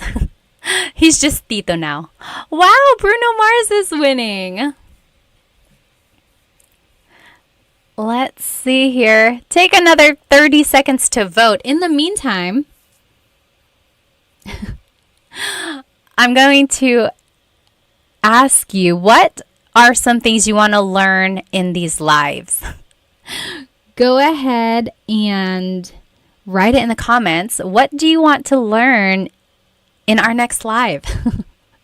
I want to know so that I can make a lesson plan for us. Okay, 5, 4, 3, 2, 1. Bruno Mars is the ultimate favorite Filipino-American celebrity. Okay. I'm going to answer some of your questions here. So someone asked here on Instagram, how do you say this? How do you say this in Tagalog? Let me open up my screen again here for our friends on YouTube. Again, this is a live Tagalog lesson on YouTube. Feel free to join us here. Oh, I must have... Okay, so the question was, how do you say this in Tagalog? Oops, let me turn my screen back on. Oh, where is it? There it is. Oh, wrong. Anyway, if you want to say, how do you say this in Tagalog? It would be, ano ang blank sa Tagalog? Ano ang blank sa Tagalog? So, how do you say in Tagalog? So, someone asked that on my Instagram here. How do you say blank in Tagalog? It would be, ano ang blank sa Tagalog? That is a very good phrase to know, because if you're traveling in the Philippines or even if you're just trying to learn more vocabulary, always ask this phrase. So I would say like, ano ang car sa Tagalog? Ano ang car sa Tagalog? Kotse. Kotse, right? So ano ang blank sa Tagalog? Or Ano ang ano ang dog sa Tagalog? Oh, sa Tagalog, aso. So that is a good phrase to know if you just want to learn more vocabulary. Ano ang blank sa Tagalog? Yes. Let's see. What else? What else? Oh, someone asked, what is the difference between hindi ko alam and ewan ko? Hindi ko alam, ewan ko. Anyone know? What is the difference between hindi ko alam and ewan ko? Hindi ko alam and ewan ko both mean I don't know. That's all it means. And they're used interchangeably. Ewan is more slang. Like it's just quick and easy, whereas hindi ko alam is, I would say, the more proper or formal way to say it. Yep, Odisari said formality. Yep, pretty much. That's the only difference there. Let's see, a couple more questions before I let you go. David said ewan ko is more abrupt. Sometimes, yeah, maybe if you're like a little upset with someone, you're like ewan ko. Yeah, it could be. All right. Anyone have any other questions about anything we talked about? Sorry if I missed your question or your comment. Otherwise, I will see you next time. And this, let me go ahead and turn my screen back on. I will make sure that this recording is up on my YouTube channel. Hello. And it should be under the live tab. So if you weren't able to join us on YouTube, but you were here on Instagram, then you should be able to see the lesson recording there. Okay, well, I will let you guys go. I hope you have a good rest of the night, and I hope to see you next time. Paalam! Hello, everybody. Welcome to another live Tagalog lesson. Let me go ahead and start my Instagram as well. You know I like to do a couple different platforms.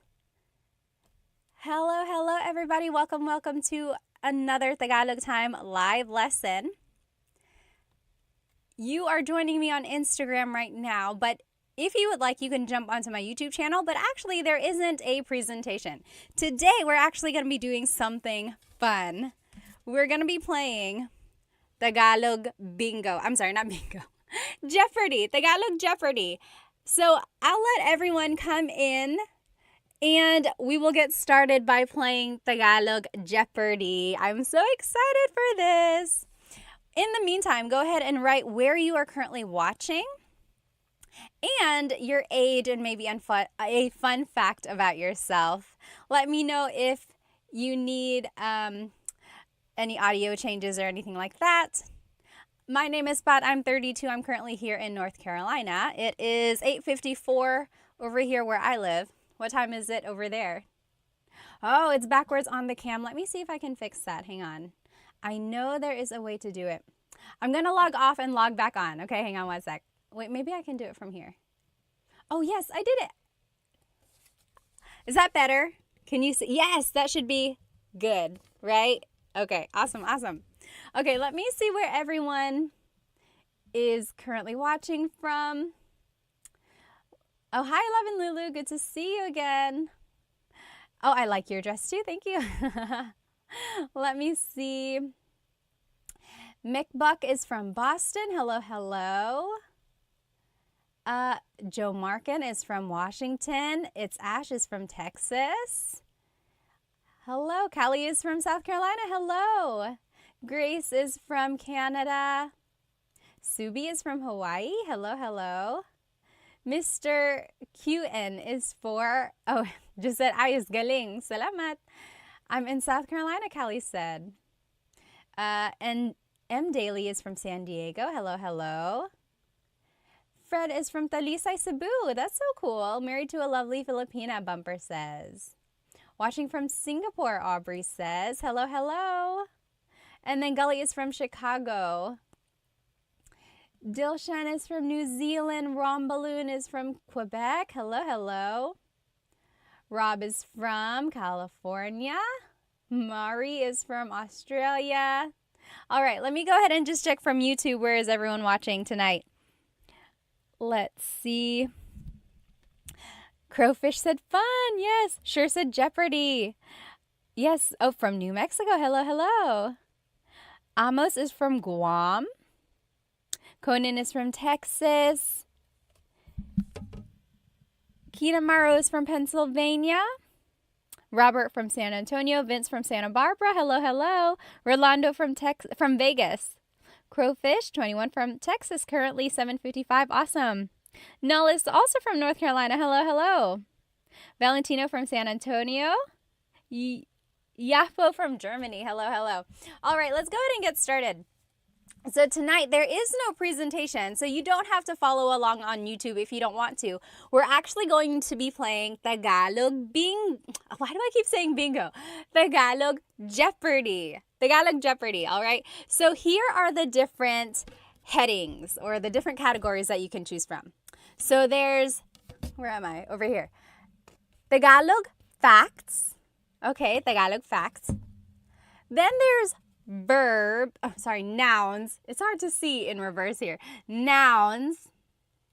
Then there's verbs. Common phrases. Questions. So just like some common questions in Tagalog. And then Philippines trivia. So it's not even really Tagalog. It's just about the Philippines in general. Okay, who would like to go first? Just type it in the comments. Name your category and then the price. So it goes from 100 to 500. I tried to make 500 a little bit harder, but it can only get so hard, right? All right, so what do you think? Anyone want to try what? Oh, okay. Sure said phrases for 100. All right. Phrases for 100.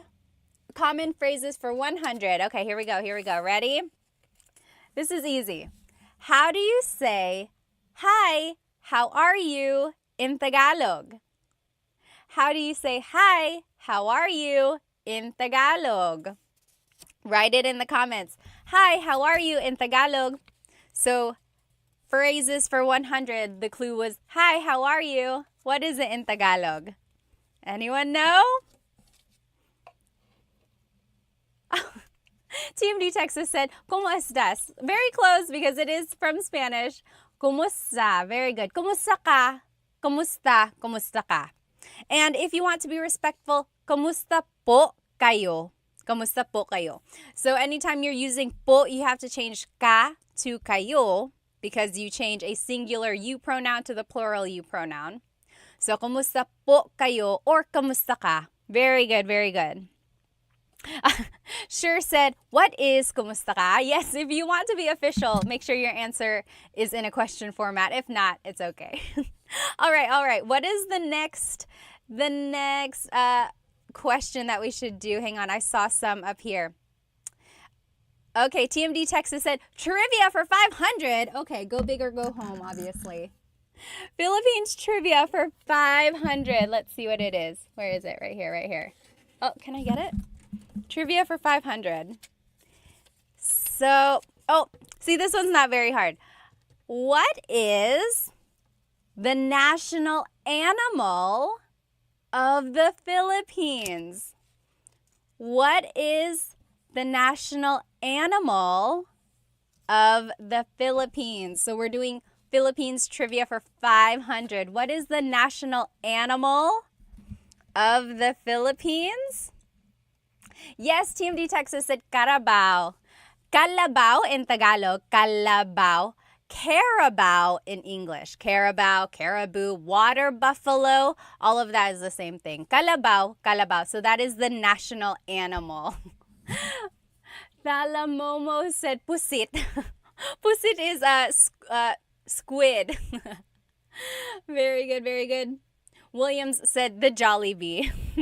Almost. Oh, Amos on YouTube said the eagle. So the Philippine eagle is... I'm trying to think now because I guess it depends on who you ask. Some would say the Philippine eagle is the national animal. Some would say the kalabaw. But I can see either way. Yes, good answer, good answer. Nay Hidden said aso. Aso is dog. No, not quite.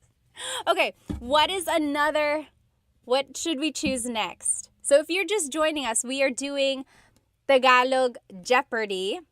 And here are our categories: Tagalog facts, nouns, verbs, common phrases, questions, and Philippines trivia. And it goes from 100 to 500.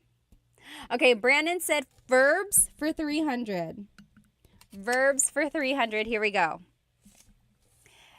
I want you to give me a Taglish version of how you would say walking. Like, I want to go walk. I want to take a walk.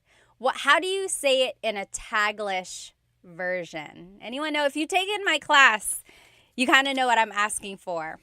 So I'll give you like two chances. You could either say the Tagalog phrase for to walk, or you could say the Taglish phrase.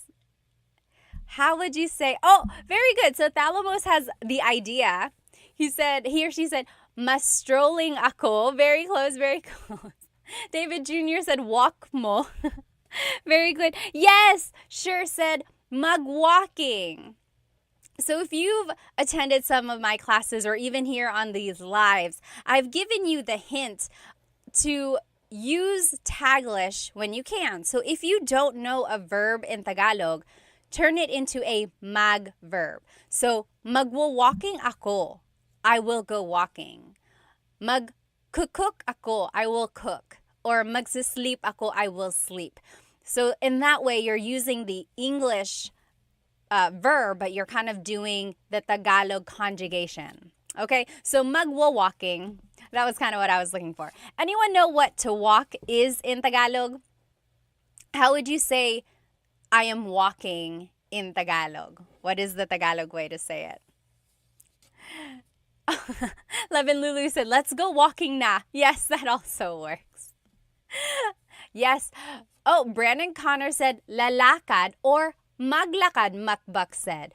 So very good. So you might hear maglakad. So maglalakad ako or naglalakad ako. But you might also hear the verb lalakad. Lalakad ako. I've heard that as well. They are used interchangeably. Some might prefer one over the other. So yes, lakad, maglakad, lalakad. Very good, very good. All right, let's keep going. What is our next question? Someone choose. So Tagalog, what is it? Tagalog facts, nouns, verbs, common phrases, or questions. I'm going to scroll up and see what people suggested earlier, just so you don't have to keep writing it in. Let's see. It's too far to scroll back. Okay, Tagalog facts for 300, KFXXO said. Tagalog facts for 300. Here we go. Are you ready? Name 3 languages that have influenced Tagalog. Name 3 languages that have influenced Tagalog.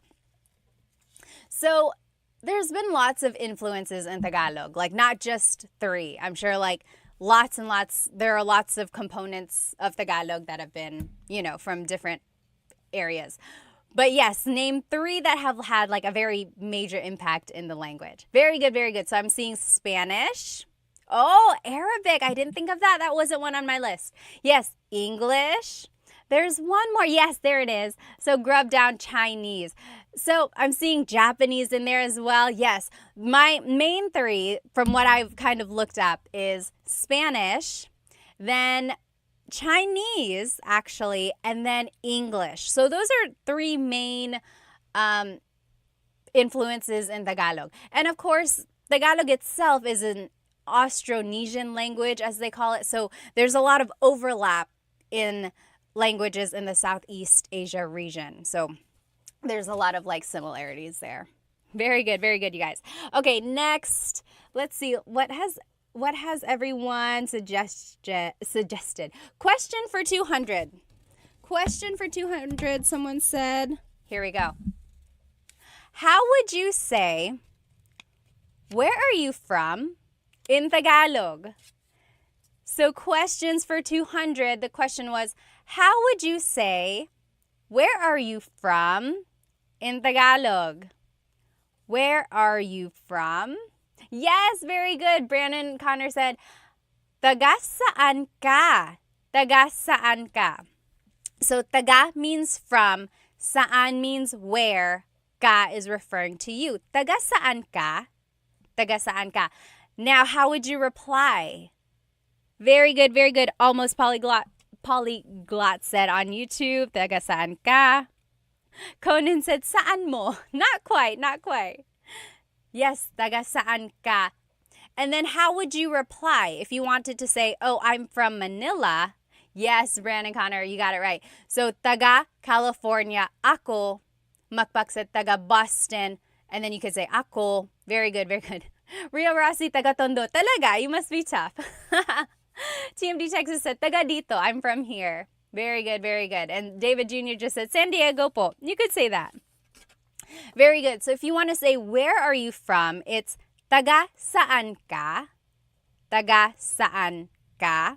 Where are you from? If you want to reply, it would be taga blank ako. So taga Manila ako, and so on. Okay, very good, very good. Someone suggested verbs for 100. Verbs for 100. Here we go. Easy peasy. How do you say to eat in Tagalog? How do you say to eat in Tagalog? What is to eat? Anyone? Anyone? What is to eat in Tagalog? To eat in Tagalog is kain. Kain, yes. Mari said kain na. Very good. Julia Chu, kumain. KFXXO said kaon. Kaon is actually Bisaya. I hear that a lot from my in-laws. Kaon. Very good, very good. Very close. Mukbak, kumain. Yes, very good. Everyone got it right. Kumain, kain. Yes. Kain, magkain. So, Sean said magkain. So, kain is actually not a mag verb. It's an verb, sometimes an in verb. So, yeah, you wouldn't really use mag with the word kain. But I see where you're coming from. All right, very good, very good. Okay, next, what is our next clue going to be? Let me see if I can scroll up and see what people have suggested. What should our next clue be? Okay, I see Philippine trivia for 200. Philippine trivia for 200. How many islands are in the Philippines? How many islands are in the Philippines, or how many make up the Philippines? This one is tricky, depending on who you ask. Yes, so Ria Rossi says 7,107. So that's a very common number. I think it's in like some songs. It's just like the trivia that everyone knows. 7,107. And then, see, R. Woody said 7,109. Some people are saying 7,000, 7,100. It really depends on whether or not it's high tide or low tide. This is what the internet says, and the internet is never wrong, right? Just kidding. Well, when it's low tide and all of the islands are out, yes, Samantha, you got it right, 7,641. So when it's low tide and all of the possible islands are out, it's 7,641. But the common number that everyone knows is 7,101, right? So it kind of just depends. Just know that there's over 7,000. Crazy, right? Crazy, crazy. Okay. Sure said trick question. It was a trick question. If you got over 7,000, I'm going to call it right, correct. Okay, next, what should we... Oh no, I'm getting a phone call. We'll have to skip that one. Okay, what should our next question B. So we have Tagalog facts, we have nouns, we have verbs, we have common phrases, questions, and then trivia. I think my nouns is falling down here. Okay. Oh, Kenneth said, how many of the islands are inhabited? That is a very good question. I don't know the exact number, but I know it's not all of them. Like a very large amount are just almost like rocks in the sea, and they count that as an island. Very good question. Okay, let's see here. Tablamo Game said nouns for 100. Nouns for 100. This is going to be easy. Ano ang dog sa Tagalog? Ano ang dog sa Tagalog? Easy, right? Easy 100. Ano ang dog sa Tagalog? Ano ang dog sa Tagalog? Yes, Going Banana said aso. Mukbuk said aso. Very good. You all got it right. Yes, Adriano, Lainey, Brandon, Connor, you got it right. Very good. Yes, almost polyglot on YouTube. Very good, very good. So dog in Tagalog is aso. Did you hear my question? Ano ang dog sa Tagalog? What is blank in Tagalog? Keep that question in mind the next time you want to say something in Tagalog. Don't get stumped by not knowing a vocabulary word. Just ask, ano ang blank sa Tagalog? And that's a good way to kind of get some vocabulary. Yes, Sure said, what is aso? Every time I see your question, I'm like, oh, are they asking? But no, you're just answering in the Jeopardy format. Yes, very good. Okay, Gatu said, Tagalog facts. Let's just do Tagalog facts for 100. Tagalog facts here. Oh, what is the name of the Tagalog alphabet? What is the name of the Tagalog alphabet? Do you know? I love the Tagalog alphabet because it's very phonetic.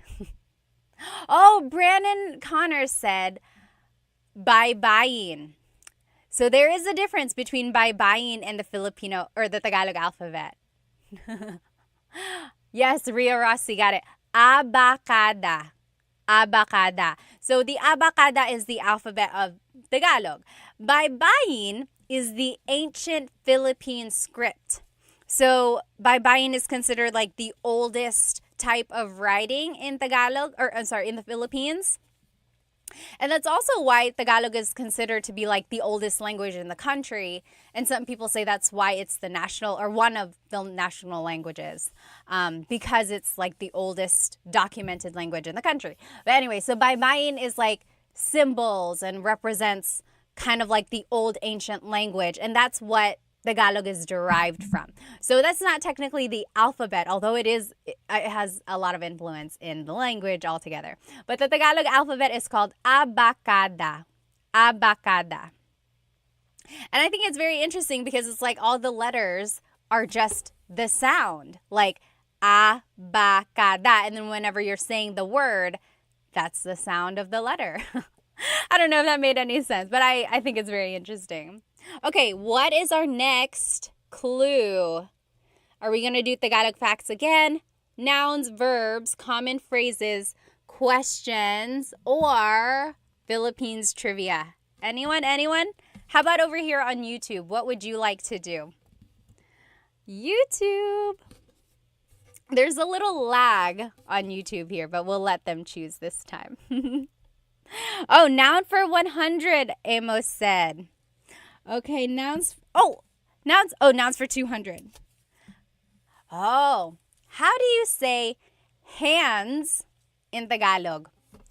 Hands. How do you say hands in Tagalog? There's something about this that I want to make sure you know. So it might seem easy. Oh, see, Adriano said kamay. Kamay. How do you say hands? Is kamay correct? Yes, Going Bananas, you got it. Mga kamay. Mga kamay. So kamay is hand. One hand, kamay.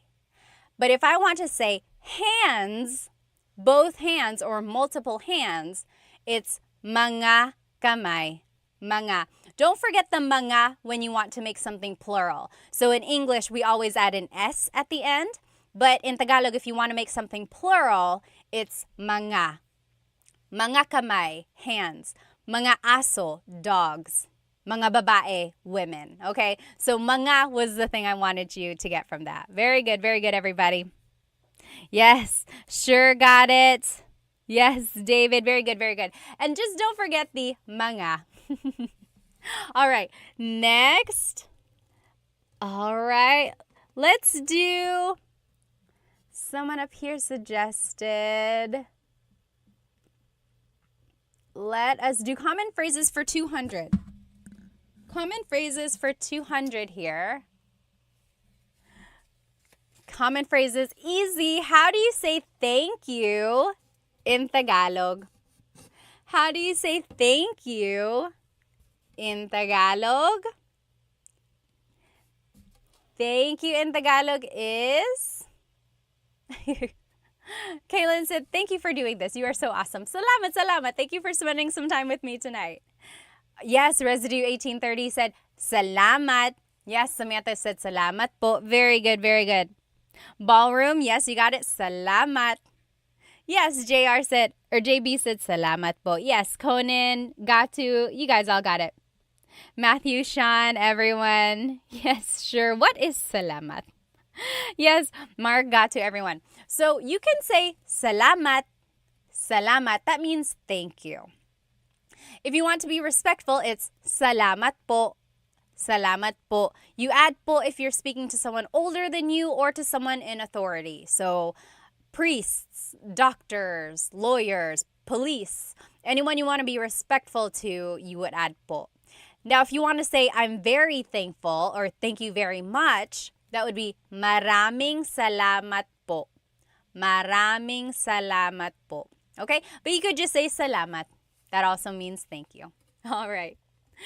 McClaskey said, this is so fun. Thank you. Salamat, salamat din. Levin Lulu said, salamat po.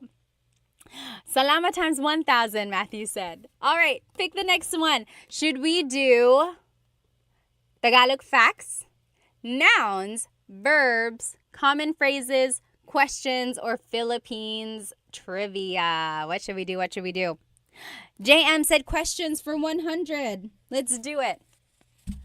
How do you say, what is your name in Tagalog? How would you say, what is your name in Tagalog? So we are doing questions for 100.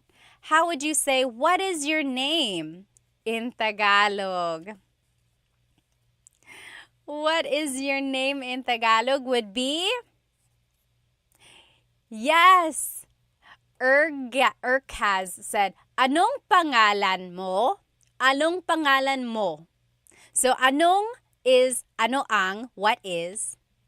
Pangalan is name, mo is referring to you. Ano ang pangalan mo? What is your name? Very good, very good. Almost got it. Ballroom, very good. You guys all got it. JB, Matthew, got to very close. Oh yes, I think you just got some words put together yet there. Yes, sure, you guys all got it. Ano ang pangalan mo? Now, how would you reply? How would you say, my name is blank? My name is blank. So if you wanted to reply, there are a couple different ways. I would say, ako si Pat. Ako si Pat. I am Pat. Now, if you are looking at like a Tagalog learning book, they would say, ang pangalan ko ay Pat. Ang pangalan ko ay Pat. So that is technically correct, but it's really formal. No one ever really speaks like that. Yes, very good. Methbug got it. Ang pangalan ko ay McKenna. So that is correct. It is absolutely correct. It's just not very natural. If you were to say it in a common conversation, people would be like, it's like Shakespearean almost. So it's easier to just say, ako si Pat. Ako si Pat. I am Pat. Very good, very good. Okay? Very good. Next, I saw verbs for 100. Oh, we already did 100. Verbs for 200. Let's do that. Verbs for 200. How do you say to cook in Tagalog? To cook. How would you say to cook in Tagalog? To cook in Tagalog. To cook in Tagalog, let me see. Urkaz said, why don't we say, ikinagagalak kong makilala ka anymore? So do you know what see, I can't even say it without reading it. Ikinagagalak kong makilala ka. That means, like, I am happy to meet you. It's like great meeting you almost. But I think because it's just so formal, maybe we don't say that. Very good. Yes, Mukbak said magluto. Travis on YouTube got it. Sean got to. Very good. So to cook in Tagalog is magluto. Magluto. If you wanted to say I am cooking, it's nagluluto ako. Nagluluto ako. To be specific, it would be nagluluto ako ng adobo. Nagluluto ako ng pansit. So, nang means some or a thing. Nagluluto ako ng blank. Okay? Very good. Next, what should we do? This verbs one is gonna fall off. So, we have Tagalog facts, nouns, verbs, common phrases, questions, or Philippines trivia. What should we do? Should we do Tagalog facts, nouns, verbs, common phrases, questions? Okay, we should do facts. McClaskey said. Let's do Tagalog facts for 200. Tagalog facts. Oh, what fraction of Tagalog comes from Spanish? So, like, what fraction of all the words in Tagalog have a Spanish origin? Is it like half of the words, 3/4 of the words? What do you think? How much of the Tagalog language comes from Spanish? What do you think? Oh, McClaskey said half. Oh, Urkaz said 30%. Mukbak said 3/4. So there is a lot of influence from Spanish in the Tagalog language. So according to my research, of course, the internet never lies. Just kidding. It's 1/3. 1/3 of Tagalog has Spanish origins. And it's interesting because different dialects, different languages in the Philippines have different amounts of Spanish in them. So my in-laws are from Cebu and they speak Bisaya. And there is a lot of Spanish words there. Like, there's a lot in Tagalog, but it's like there are some things that they would say that Tagalog they don't say. And it's just very, like, a lot more Spanish in what they're saying. All right. Yeah, so it's 1/3. 1/3 of Tagalog has a Spanish origin. 1/3 of all the words. Okay. I saw Philippine trivia. Let's do Philippine trivia for 100. Name 2 countries that colonized the Philippines. Bonus points if you can give a time period. Name 2 countries that colonized the Philippines. Sean said, no way, it's as high as 33%. According to my research, again, the internet never lies. Well, it's 1/3. 1/3. And again, there's some variations because it's like, even though there are Spanish words, sometimes people prefer to use the true authentic Tagalog word for a certain thing. Yes. Oh, very interesting. TMD Texas said Spain and Japan. KFXXO said Spanish and the US. Oh, Japan and Spain. I'm seeing, Spain and India. I've never heard that one before. Yes, I'm seeing a lot here. So Spain, Japan, the US. Oh, Let's see here. So, E. Christ said Spain from 1800 to 1930 is actually way before the 1800s. I'll give you that hint. Yes. JB said Spain for 333 years, US from 1989 to 1946. Sure, Spain for 300 years, US after World War II. Yes, very good, very good. Okay, so Spain colonized the Philippines in the 1500s. And the oldest city in the Philippines is Cebu City. So Magellan and his crew all landed in Cebu. Magellan was actually killed by Lapu-Lapu. So Lapu-Lapu and his team kind of kicked Spain out. And Spain kept returning. And it wasn't for a while that Spain actually colonized. So like Lapu-Lapu killed Magellan. Their fleet kind of left and tried to keep coming back, but then they just kept getting like attacked by the natives. But then ultimately, maybe like with more and more weaponry and the development of war and everything like that, eventually Spain was able to colonize the Philippines in the 1500s until the early 1900s. Then in the early 1900s, late 1800s, like early 1900s, the U.S. came and colonized the Philippines. The U.S. they bought the Philippines from Spain, and then the U.S. was there until World War II. So now people are saying Japan, right, in the comments. That's because during World War II, Japan occupied the Philippines. It was very, very sad. They were very, very mean. If you talk to people's grandparents or great-grandparents, they have some really, really bad stories of things that the Japanese did to Filipino natives there. There's like the Bataan March, and then just things they did to kids, and just a lot of torture. And then a lot of towns and cities were destroyed. So that's why Japan is being listed here. But technically, they didn't colonize. I don't think it's not really considered. Yes. McClaskey said Japan tried. They tried. They really did a lot of things there. And then after World War II, the Philippines was granted independence. And their Independence Day is actually coming up, June 12th. June 12th is the Philippine independence. What's interesting, actually, June 12th is the Philippine independence from Spain.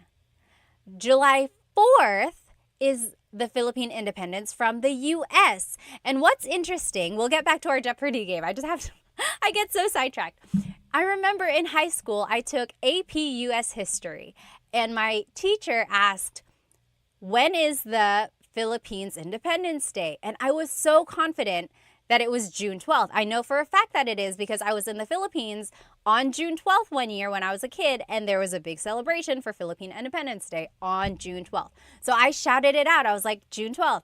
And my U.S. history teacher said, no, it was July 4th. And he was very sure about that, and that's what it said in the book. And you're exactly right. G.W. Wenny said July 4th is considered Filipino American Friendship Day. That's kind of like when the U.S. granted us like independence from the U.S. But in the Philippines, their Independence Day, they consider it to be June 12th because that's when we got independence from Spain. Very interesting. I'll never forget that. Like, I was so confident. I was like, June 12th. And he was like, no, it was July 4th. And I was just so confused because in the Philippines, it was celebrated on June 12th. So now I get it. Okay. All right. Next. So are we going to do Tagalog facts, nouns, verbs, common phrases, questions, or Philippines trivia? Okay. Sean said it wasn't bought. It was a settlement given to the U.S. after the Spanish-U.S. War. I see. It was like their settlement there. Yeah. Yes, Sean said given the Philippines. Very good, very good. Oh, interesting. Dio said the reason the U.S. granted independence was because they didn't want to rebuild the Philippines after World War II. Oh. Okay. Jay said phrases phrases for, let's do phrases for 300. That's 400. We're just going to do 400 because that's what I grabbed. How would you say, we already did this. My name is blank. My name, just try it again. How would you say, my name is blank? I didn't realize I made another one for that. So remember, we learned, how do you say, what is your name? Ano ang pangalan mo? And then if you want to say my name is, it would just be ako si blank. Ako si Pat. Very good. Okay. I saw one up here. Let's see. Trivia. Let's do trivia. Philippine trivia for 400, David Jr. said. Philippine trivia for 400. The last Philippine trivia here. Hang on. Can we get it? Who is the current president? Oh, Alpha, thank you on YouTube. Became a Tagalog Time subscriber on YouTube. Thank you so much. Who is the current president of the Philippines? Oh no, lost my audio and microphone. Is it back? Can you hear me on YouTube? It said lost the audio on the microphone. Hello. Let me know if you can hear it again. Okay, very good. Almost polyglot.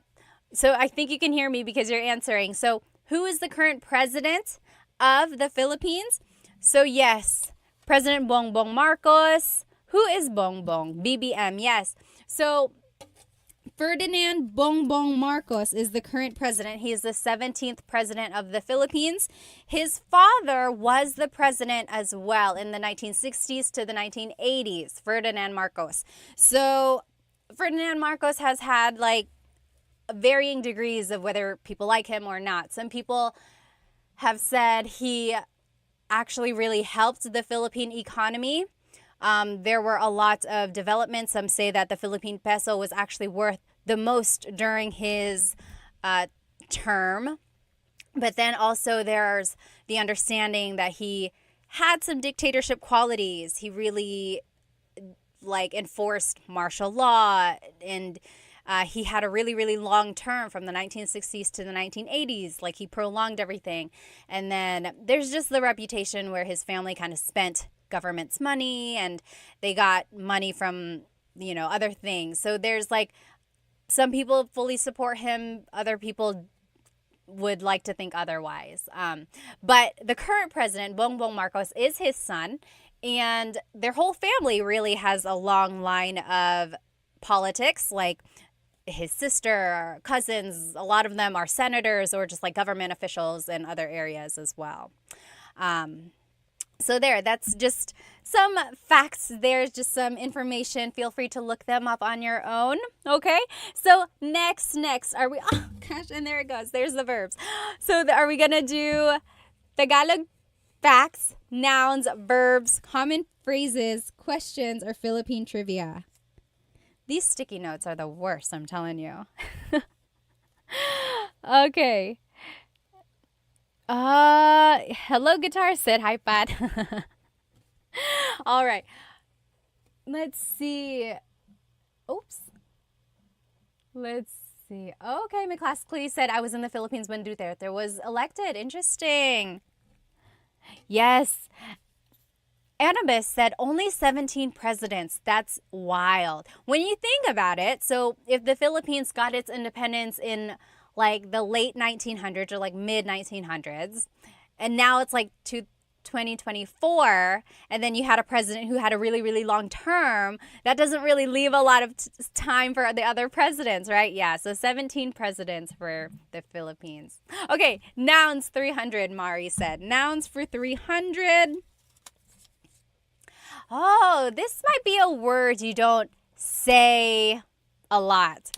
Ano ang cloud sa Tagalog? Ano ang cloud sa Tagalog?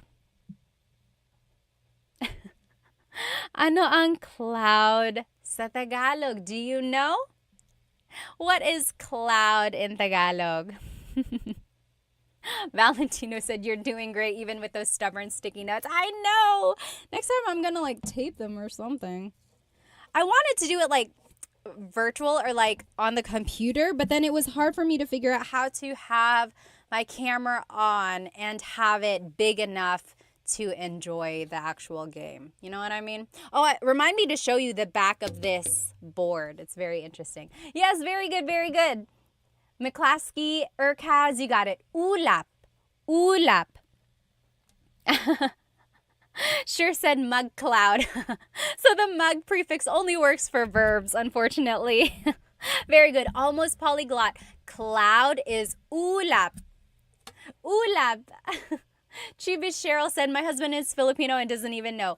Cloud in Tagalog is ulap. Ulap. Yes. Again, it's one of those words you don't say a lot, like unless you have to or unless you like come across it.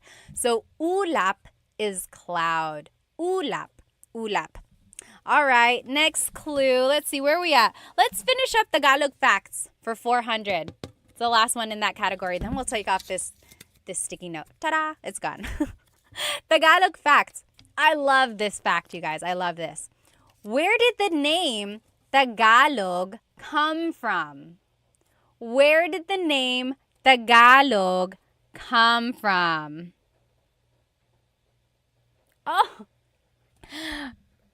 Ray Patson said, has anyone used sticky notes, like used the method of putting sticky notes around your house for learning Tagalog, and has that worked? So I love that trick as well. Like if you are trying to learn vocabulary words, just put sticky notes on things around your house.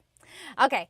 Yes, Christ, you got it. So anyone else know? Yes, Annabus got it. Ballroom. Very good.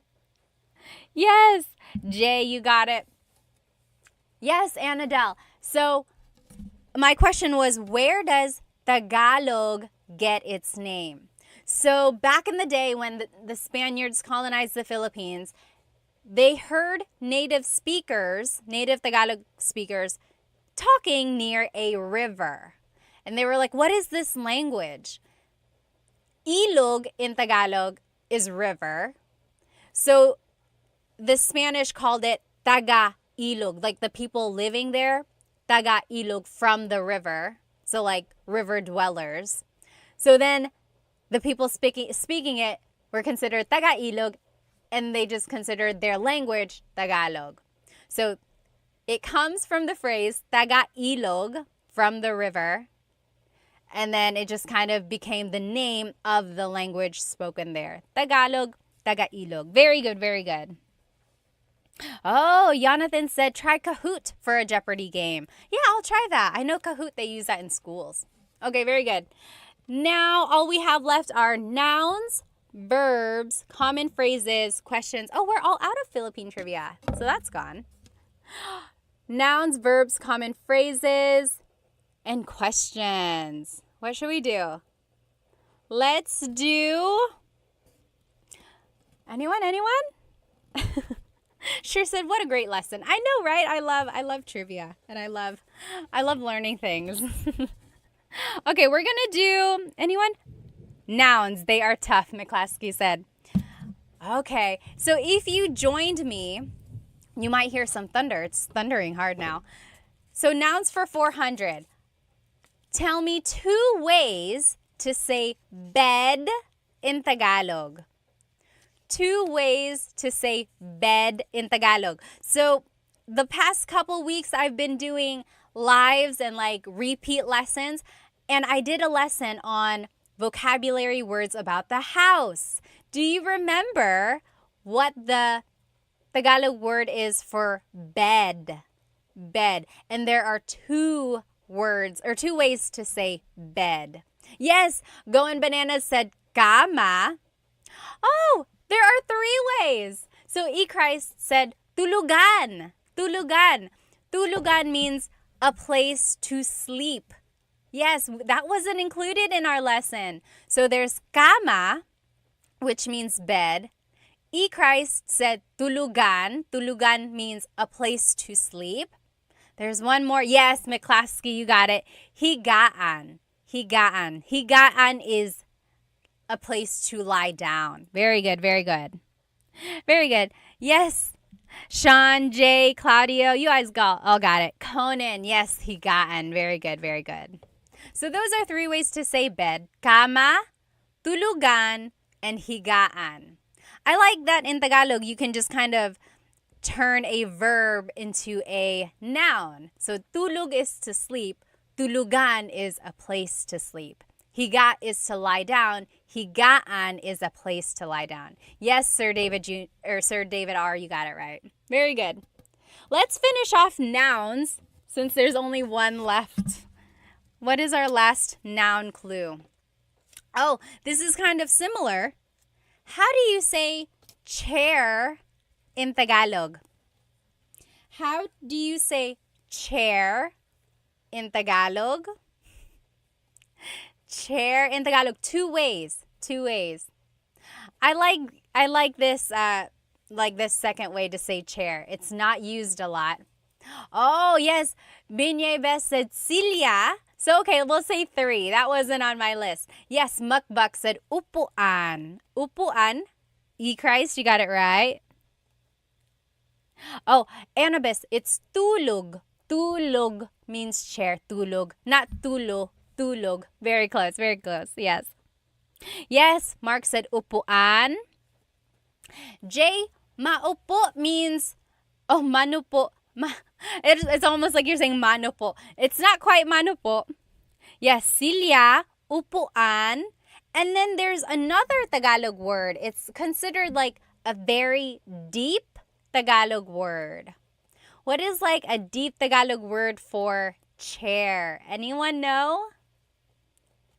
The deep Tagalog word for chair is salumpuet. Salumpuet. Literally, salo means to catch. Salo. Puet is your bottom. So something to catch your bottom. Salumpuet. Salumpuet. That's like the deep Tagalog word for that. Okay? Now, do we want to do verbs, common phrases, or questions? Baku said, is that commonly used day to day? No, absolutely not. So not a lot of people say salumpuet.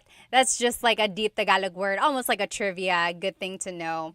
But upuan or silya, those are what's used a lot. Okay, so Juan Diego said verbs. Let's do, yes, sure, that's correct. Verbs for, let's do 400. Verbs for 400. What is to sweep in Tagalog? What is to sweep in Tagalog? To sweep in Tagalog is the same as the noun of broom. Yes, Mr. Q and Binyebest, walis. Walis. So, nagwawalis ako. Nagwawalis ako. I am sweeping. Listen that I'm saying nagwawalis. Nag. I'm using it as a nag verb. Nagwawalis ako. But I could also say, winawalis ko ang sahig. Winawalis. So I'm using it as an in verb now. So when it's an in verb, it's an object-focused verb. And so, hello? Okay. So when it's an in verb, it's an object-focused verb. And then it's like focused on the floor. Winawalis ko ang sahig. However, when it's a mag verb, nagwawalis ako, it's focused on me. It's an actor-focused verb. Very good. Let's finish off verbs since we only have one left. What is to wink in Tagalog? What is to wink in Tagalog? Do you know? What is to wink? I remember learning this when I was a kid and I was like, wow, because it's not a verb you hear every day. Do you know what is to wink in Tagalog?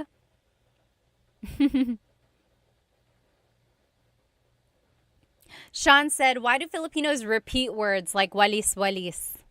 Sometimes I think it's just to emphasize that they are sweeping, but technically it's just walis.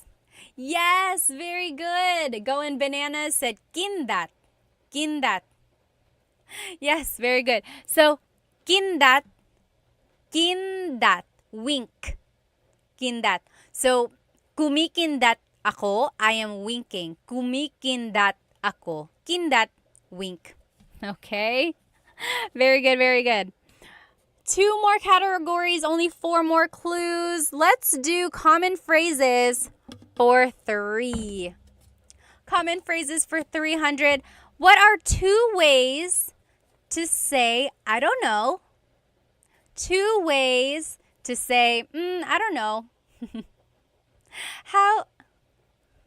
How can you say, I don't know, 2 different ways? Yes, Justin Dizon said, hindi ko alam. Hindi ko alam.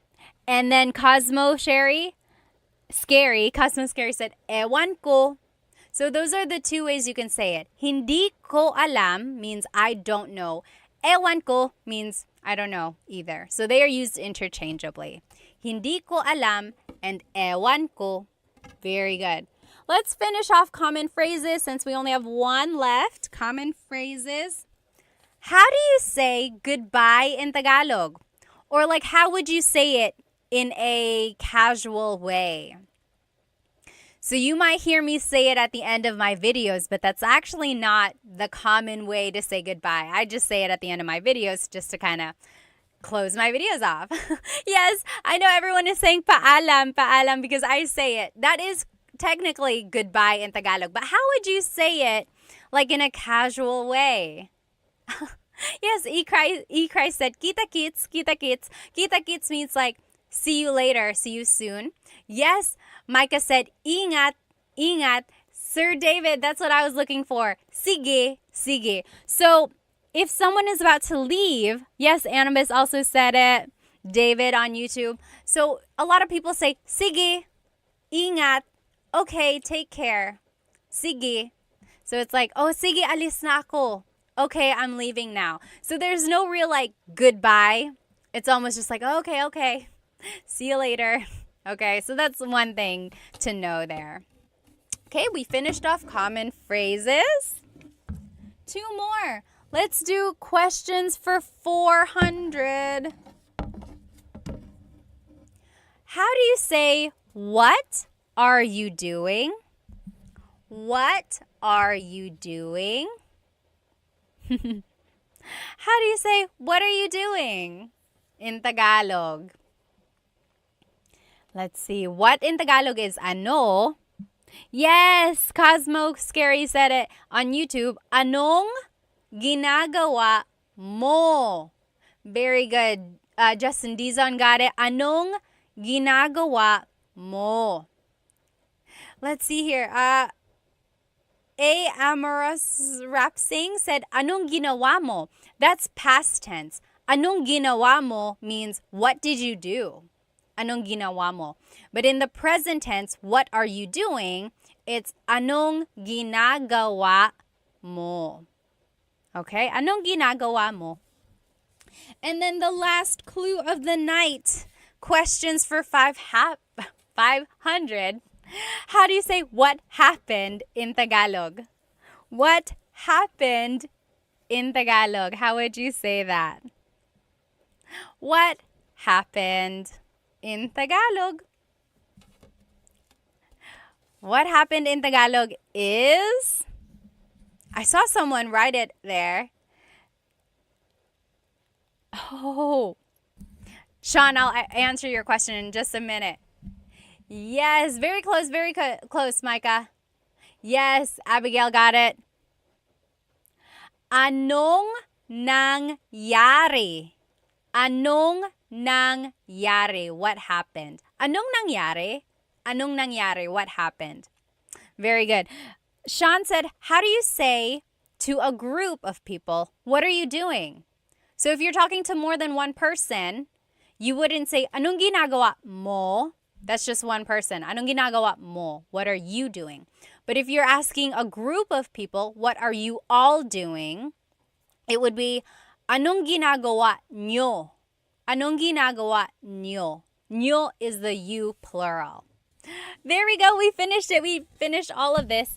Do you want to see the back of this board? This is a little like wall decor. I don't really have space to put it behind me, so I haven't found a place to hang it up. But it is like a piece of wooden art with, does anyone know the name of this dance that's being depicted? This is considered the national dance of the Philippines. Anyone know? This is the it's the tinikling dance. So you'll see the bamboo poles here, and people are dancing, and they're trying to dance between the poles. And sometimes it goes faster and faster, and you're trying not to get clicked. Yes, very good. You guys all know. Ballroom, Jay, Eric. Oh, yeah. Ballroom said, it says it on the thing. Tinikling. There it is. This is the tinikling dance. And they say the dance was influenced by the bird, the tickling bird. Tickling is like a very skinny bird, and it hops around. So they're mimicking the tinikling or the tickling bird in the tinikling dance. Very interesting, right? You know where I found this? I got this from a yard sale many, many years ago. I was just like looking around on this lady's table, and this was there for like 25 cents. I was like, am I seeing what I'm seeing? She was not Filipino, so I don't know where she got it from, but I couldn't believe that it was so cheap and it's still so nice. I just gotta find a place to put it. Maybe I'll put it behind me. All right, you guys, I gotta go. I hope you have a good rest of your night. I hope you have a great weekend. We will try doing this game again. If you jumped onto this live late, I will do a repeat live. I'll try to figure out how to stick these on a little bit better.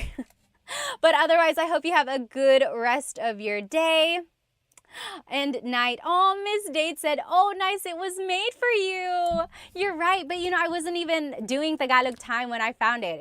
It just happened to to show up. Oh my goodness. I will see you guys next time, okay?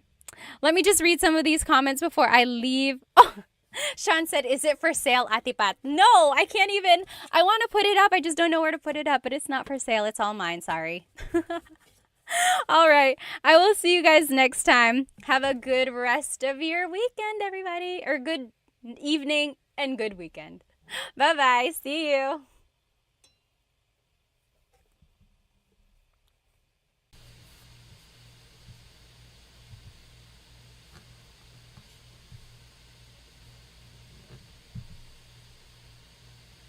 Okay, good. So we are going to go ahead and get started. So sorry for the delay. I have only gone live on Instagram, so I've never gone live on YouTube, but I wanted to give it a try because I know YouTube can make it horizontal versus when I go live on Instagram, it's always vertical. And I wanted to share my screen with you because I have so much information I want to share. And the way I used to do it was that it would just kind of display behind me and then I would cover it and everything. Let's just give everyone another minute to get on here. That's a good question. Why is the video quality 480 versus 1080? That is a very good question. Oh, I think it says on my end, it says the stream's current bit rate is lower than recommended. You know, I'll have to play around with it. Is it really bad, like the quality? Can you not see? Like if I were to show this, can you see it? Can you read it okay? Okay, it looks like it might be bad. Hang on one sec. So,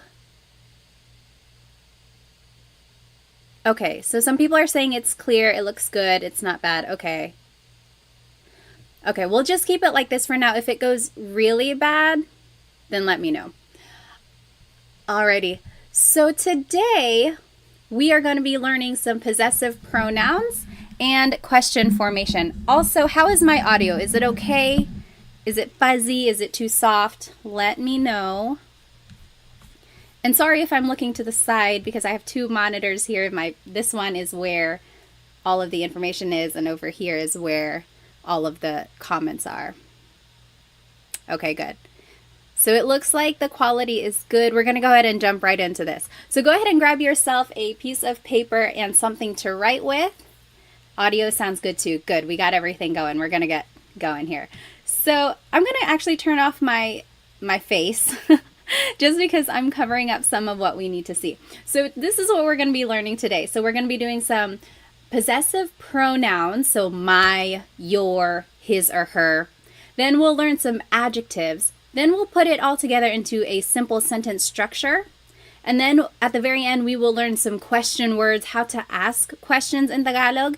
And one of those question words is ba, which I'm sure you've heard many times if you've talked to anyone in Tagalog. Let me just catch up on some of these comments here. There is a delay on my end, so if I'm saying it, you're probably hearing it maybe like 10 seconds later. Okay, alrighty. So let's jump right into it. So here are some possessive pronouns. I will say that there are different types of possessive pronouns. We are going to be learning my, your, his or her, ours. But then there are also other possessive pronouns that are mine, yours, like it's yours, and then theirs. That's a different type of possessive pronoun. These possessive pronouns are the ones that can go in a sentence. If you hear me pause, it's just because I am catching up on some of these comments. I really don't want to miss anyone's questions. Okay, alrighty. So let's just start by going over some of these possessive pronouns. Ko is my, bahay, or I'm sorry, like bahay ko, my house, bahay ko. Mo is your singular. So bahay mo, that's your house, bahay mo. Nya is his or her, nya. And as you can see, it's gender neutral. So this could be talking about a woman or a man. So bahay nya, it's his house or her house. You really have to listen to the context clues to determine who someone is talking about. And then natin is ours inclusive, namin is ours exclusive. So there are two different types of ours. Natin means you and me, all of us. We are all living in the same house. That's our house. Natin. Everyone is included, so that's inclusive. Namin is exclusive. So that's just like me and my husband, Chris. It's our house. Bahay namin. You're not included. I'm just telling you about it. Bahay namin. So that's exclusive because you're not included. Then there's ninyo and nyo, which is your plural. So maybe you all as a class, you all live in one house.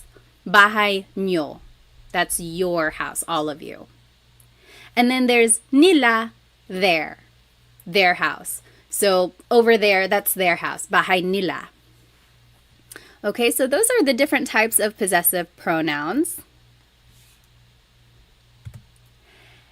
And in order to make a sentence, usually we're using it to describe something. So it's like, my house is red. Pula ang bahay ko. So here are just some adjectives. We will start with colors. Colors in Tagalog is mga kulay. Pula is red. Kahel is orange. Dilaw is yellow. Verde is green. Azul is blue. Lila is purple. Puti is white. Itim is black. Abo is gray. Rosas is pink. Ginto is gold. Kayumangi is brown. So those are just some different colors. And now let's see how we can put everything together in order to make a sentence. So this is the general sentence structure. So the adjective goes first. Then it's the word ang, which means is or are. Then it's the object. Then it's the possessive pronoun. So if we were going to do this together, can you still see it when I minimize it, or not minimize, make it smaller?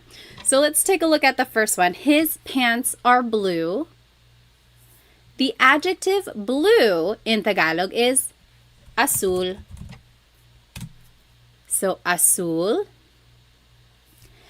And then it's the word ang. Then it's the object. Pants, in Tagalog, I gave you a hint. Pantalon. And then it's the possessive pronoun his. Let's take a look back here. Niya. Azul ang pantalon niya.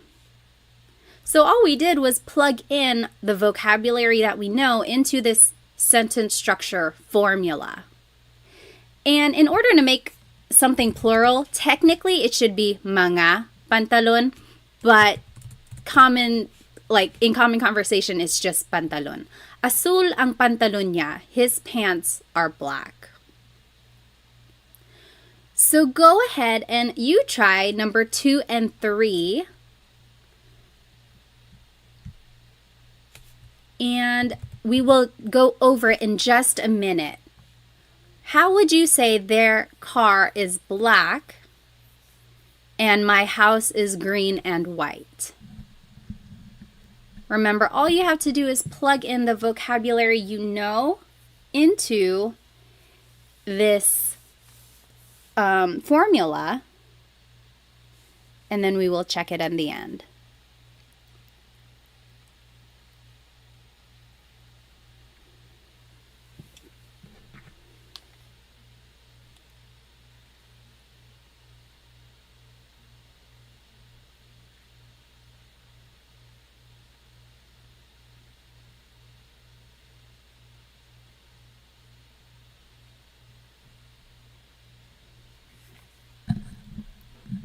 Yes, okay, so I am seeing some of the right answers, or one of them is already in the chat. Go ahead and take maybe just another minute or two just to answer or translate what is their car is black and my house is green.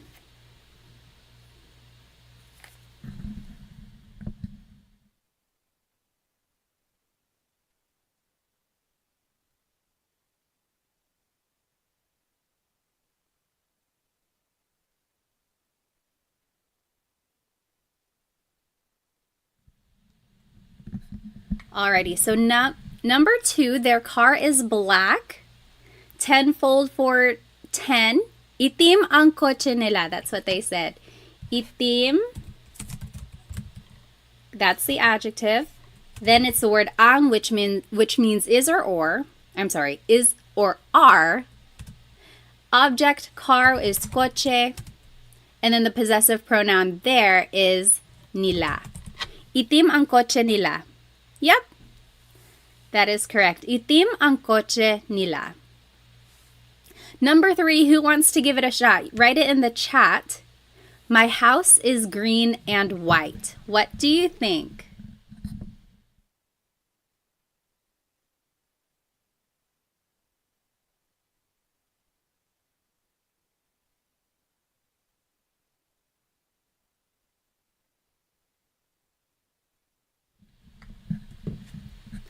Oh, I see some good answers in the chat here. So let's see. Nellify, Chelsea G, Daniel, Maximilian. Yep, I'm seeing it all right. So green, verde, and in Tagalog is at. At. Verde at, puti is white. Ang, house is bahay, and my is ko. Verde at puti ang bahay ko. Very good. Yes, you're getting it all right. So a question up here by Tim. Very good question. When learning, how do you pronounce the words phonetically? It's quite overwhelming seeing the words, and I'm taken aback. I completely understand that. Just from having learned a second language in high school, sometimes the pronunciation is the most intimidating part. You don't want to sound like too much like a beginner. It can get embarrassing. I totally understand. The good thing about Tagalog is that when you're reading it, just sound out every word or every sound and letter that you see. There are not very many silent letters. Everything is kind of how it's spelled. So I would say focus on the vowels. This is a whole lesson on itself, but let's just go over how vowels sound. I will actually go ahead and make a new slide for this. So the letter A is more like an ah sound, ah, ah. And sometimes in English, the letter A is very short, like bat and hat. We don't want it flat like that. We want it more open. So ah, ah. Not like an opera singer. It's not ah, but really make your mouth. Let me turn on my camera here. I think that might help. Sorry again. This is my first time coming on YouTube for the live. Yes. Okay. So let's talk about pronunciation. So the letter A, ah, ah, ah. Not ah and not ah, just ah, ah. So let's practice saying salamat, salamat, salamat. It's not salamat and it's not salamat. It's really just like in the middle. It's flat. Salamat. Okay? So that's the letter A. Then the letter E is the same as in English. Eskwelahan. Then the letter I is an E sound. E. Isda, fish, or isa, one. E. Sometimes in English, the letter I has a very short I sound, like big or dig. We don't want that sound. We want an E sound. So that's the letter I. Then the letter O is O. Not aw, but more like an O. Sometimes I think of it like having a ball in your mouth. Your tongue gets kind of pushed back and down a little bit, and the inside of your mouth is open and wide. So O, like opo. It's not opo, it's opo. That's the letter O. And then letter U is an U sound, U. So ulan, upuan, rain and chair, U. Not like under or umbrella. The letter U in Tagalog has an U sound. So when you're practicing pronunciation, I would say focus more on the vowels first, and then consonants will come later, and then usually the stress goes on the second syllable. But all of that will come the more you practice Tagalog. Let's get back to our lesson. Very, very good question though. Let me just catch up on some of these comments here. Let's see. So again, we just learned the possessive pronouns. We learned some adjectives, and then we learned how to put everything together into a sentence.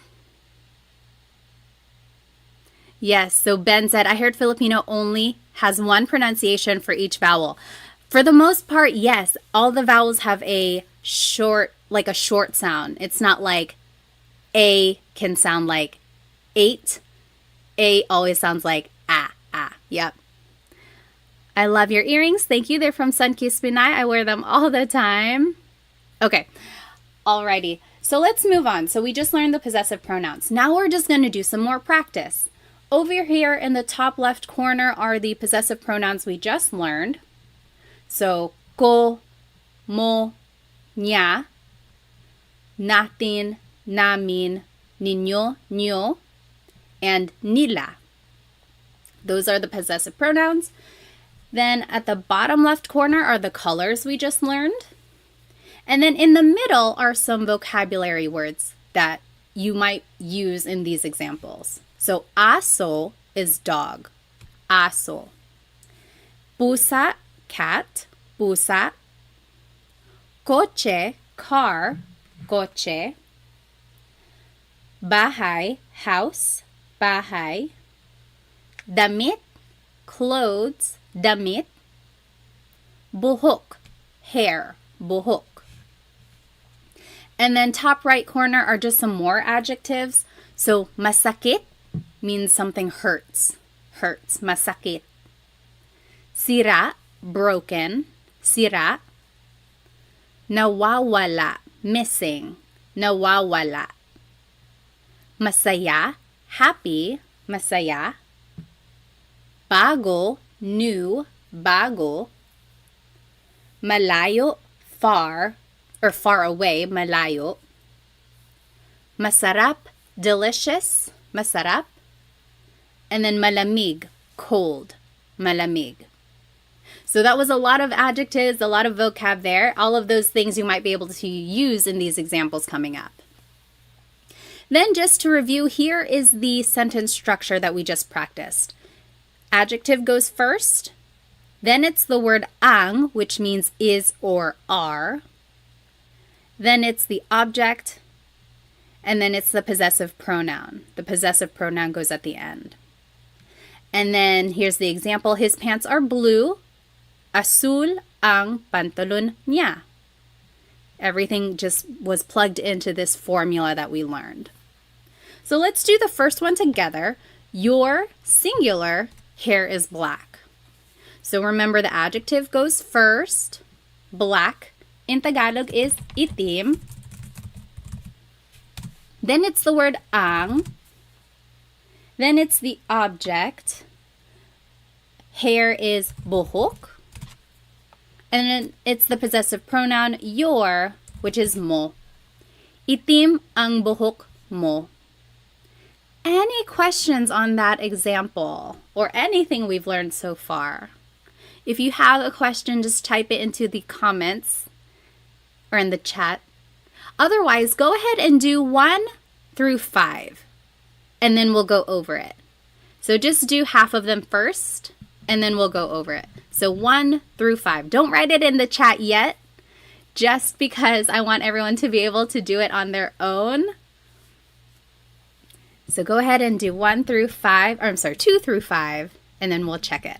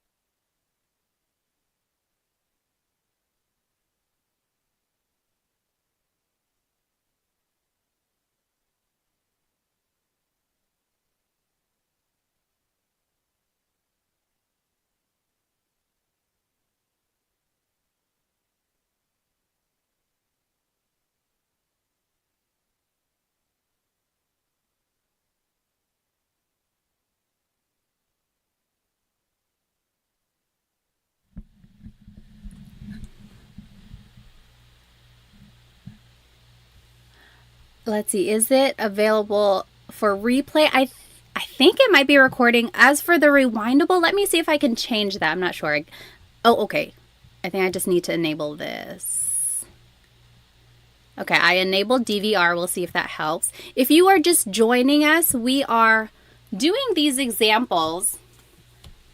So we learned the possessive pronouns and some adjectives, and then we are using this sentence structure to make a simple sentence. We did the first one together. Your hair is black. Itim ang buhok mo. Then you just plug everything into this formula up here. Take about 1 more minute, maybe 1.5. I'll give you some time.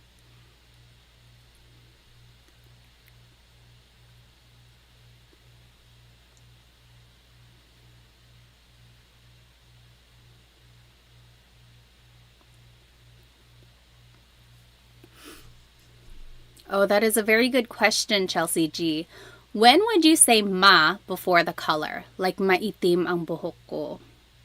Let me think about it. I want to give you a clear and concise answer. I'll think about it, and then after we do the examples, I'll answer your question. Very good question.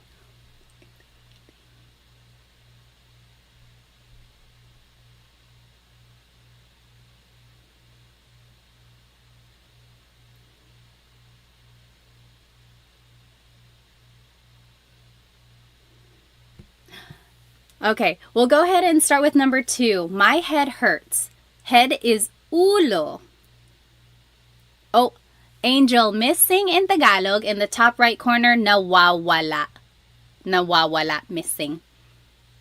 Okay, so number 2, you go ahead and write it in the chat. My head hurts. What do you think that is in Tagalog? My head hurts. Whoops, sorry.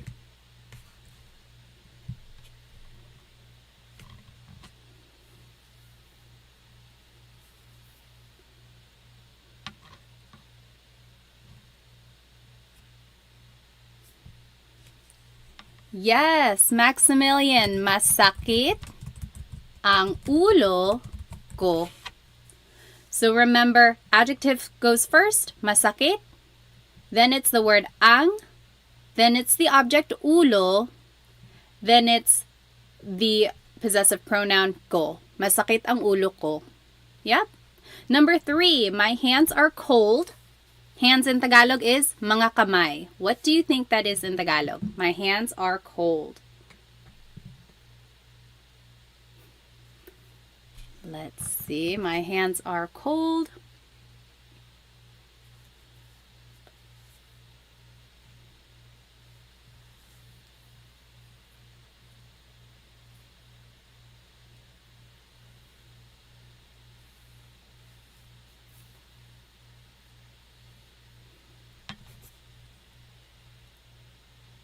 Let's see. The adjective cold is malamig. Yes, Bev.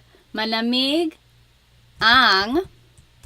Oh, very close, Bev. Malamig ang mga kamay ko. So malamig is the adjective. Then it's the word ang. Ang means is or are. So my hands are cold. Mga kamay is hands. And then ko is my. Mga is equivalent to adding an S to the end of a word. That's how you make something plural. Mga kamay. Very good. Number 4, our inclusive car is broken.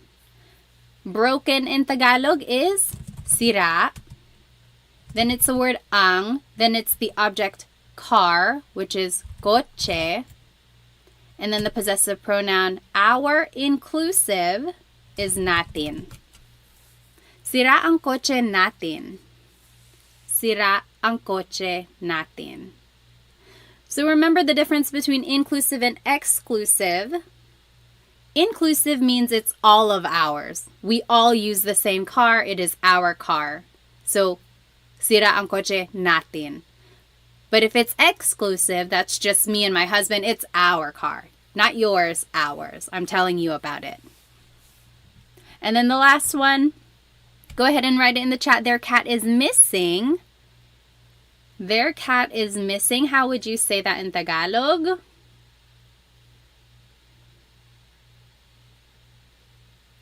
Yes. Dean got it. Nawawala. Nawawala, that means missing. Ang pusa nila. Nawawala ang pusa nila. Their cat is missing. So remember everything, all of the vocab is already here. It's just a matter of plugging it into this sentence structure. Let me catch up on some of these. No, you're not slow. Totally fine, totally fine.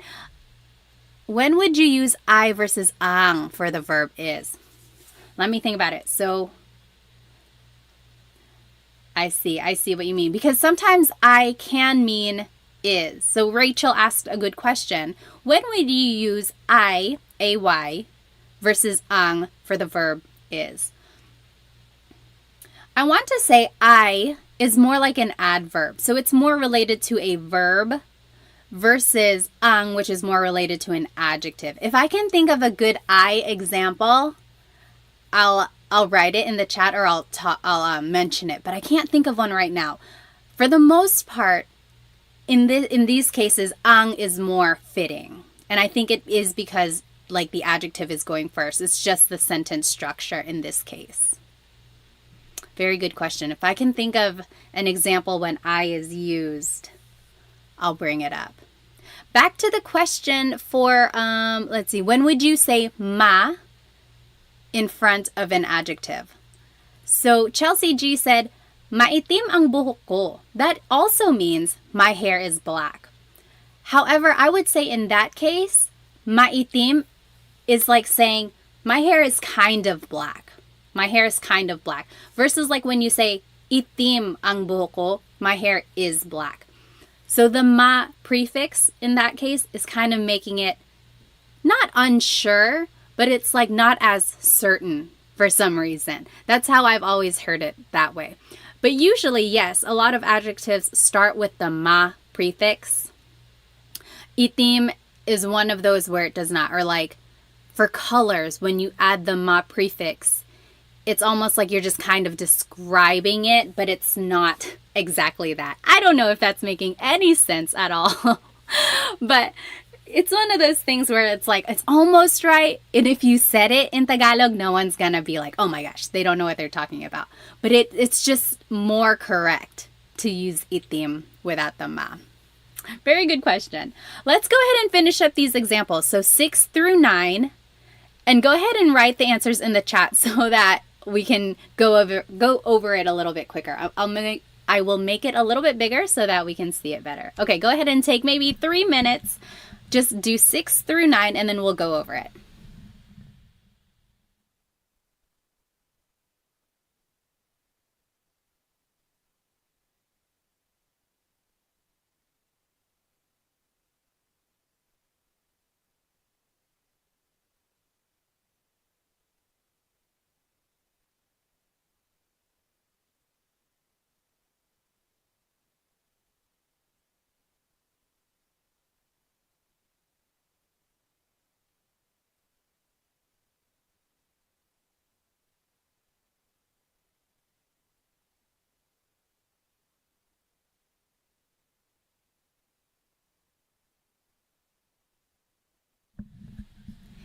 If you are just joining us, your audio is not broken.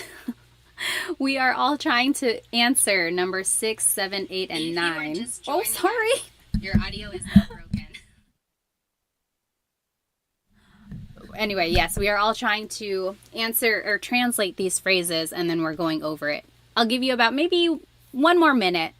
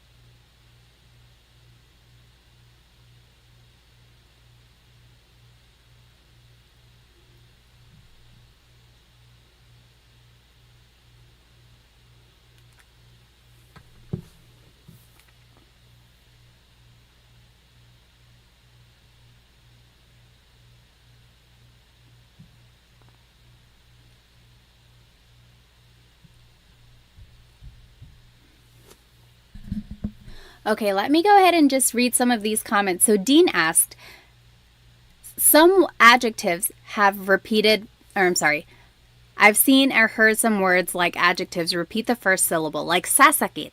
Yes. I can think of a phrase like sasakit ang ulo mo. Don't watch too much TV because sasakit ang ulo mo. That means your head will hurt. So it's almost like a verb in that case. Sasakit, it will hurt. Or mawawala. Don't hold your phone over the river. Mawawala yan. It will go missing or you'll lose it. Mawawala. So sometimes these adjectives can be used like a verb. And that's usually when there is a repeated first syllable. Very good question there. Let's see. Number 6. Your food is delicious. Someone said it. Masarap ang pagkain ninyo. Whoopsie.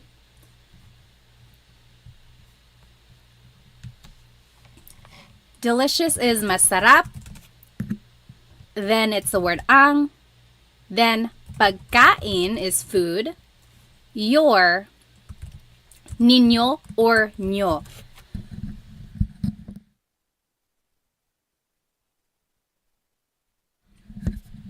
And yes, Kevin asked a good question. Is there a difference between niño and ño? Or would you use them for different scenarios? Actually, ño is just the shorter form. It's like slang almost, I added it because I hear nyo a lot more than niño. So if you hear nyo, just know that it's the same as niño. But they are exactly the same. Very good question. Next, his clothes are new. What do you think that is? Yes, Angel, bago ang damit niya. So again, you could add mga, because to make something plural, you have to add mga. But damit sometimes is understood as just being plural already. So you can add mga, or you don't have to. Doesn't make a difference. Bago ang mga damit niya, or bago ang damit niya. My kids are happy. Kids is mga anak. How would you say that in Tagalog?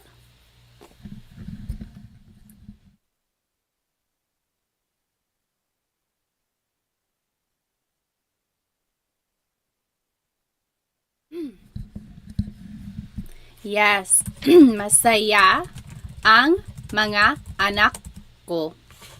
My kids are happy. Masaya ang mga anak ko. Lastly, our exclusive house is far away. So, our house is far away. Malayo ang bahay namin. Malayo ang bahay namin.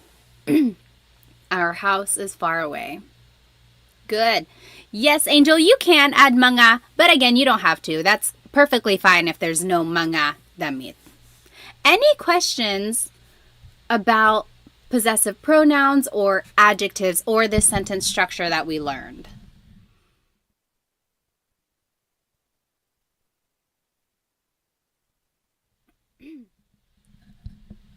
Okay. If you think of a question, feel free to write it in the chat. Otherwise, I want to try this poll here. They say you can do a poll. Hang on.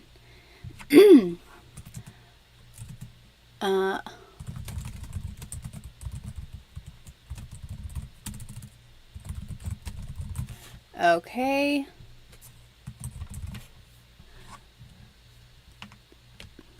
There was a question, what is broken in Tagalog? Sira. Sira, up here in the top right corner, sira. We are going to do this quick poll. Oops.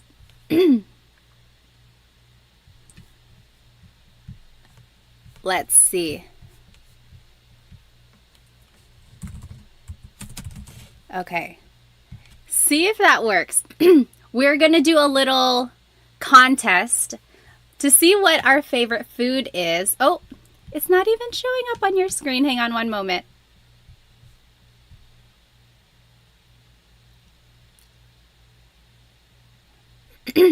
Okay, there we go.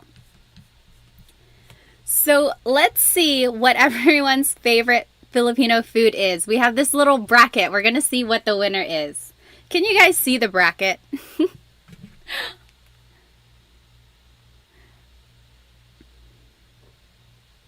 Okay. Oh, I see. It's very small.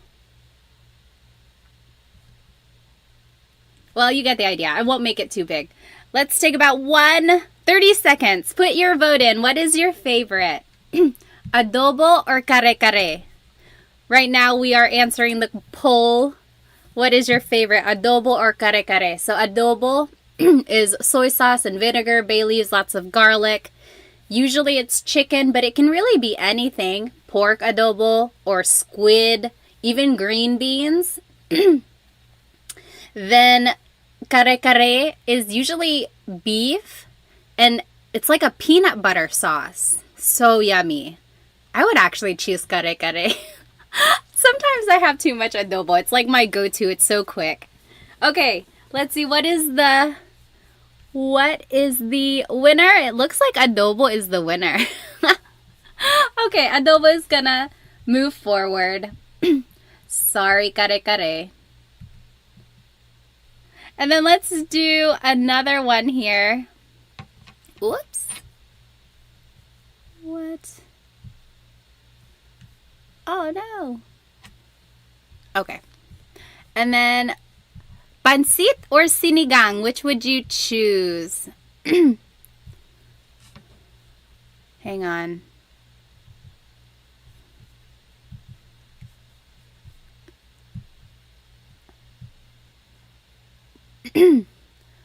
Let's see. Now I can't do a poll. Whatever. Which would you choose? Pansit or sinigang? Which would you choose?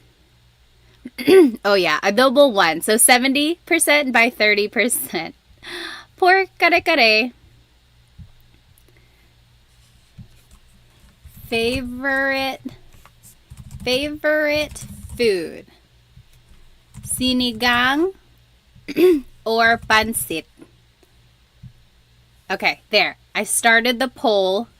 Put your vote in. Take 1 minute. And we'll see which one wins. Ooh, it's close.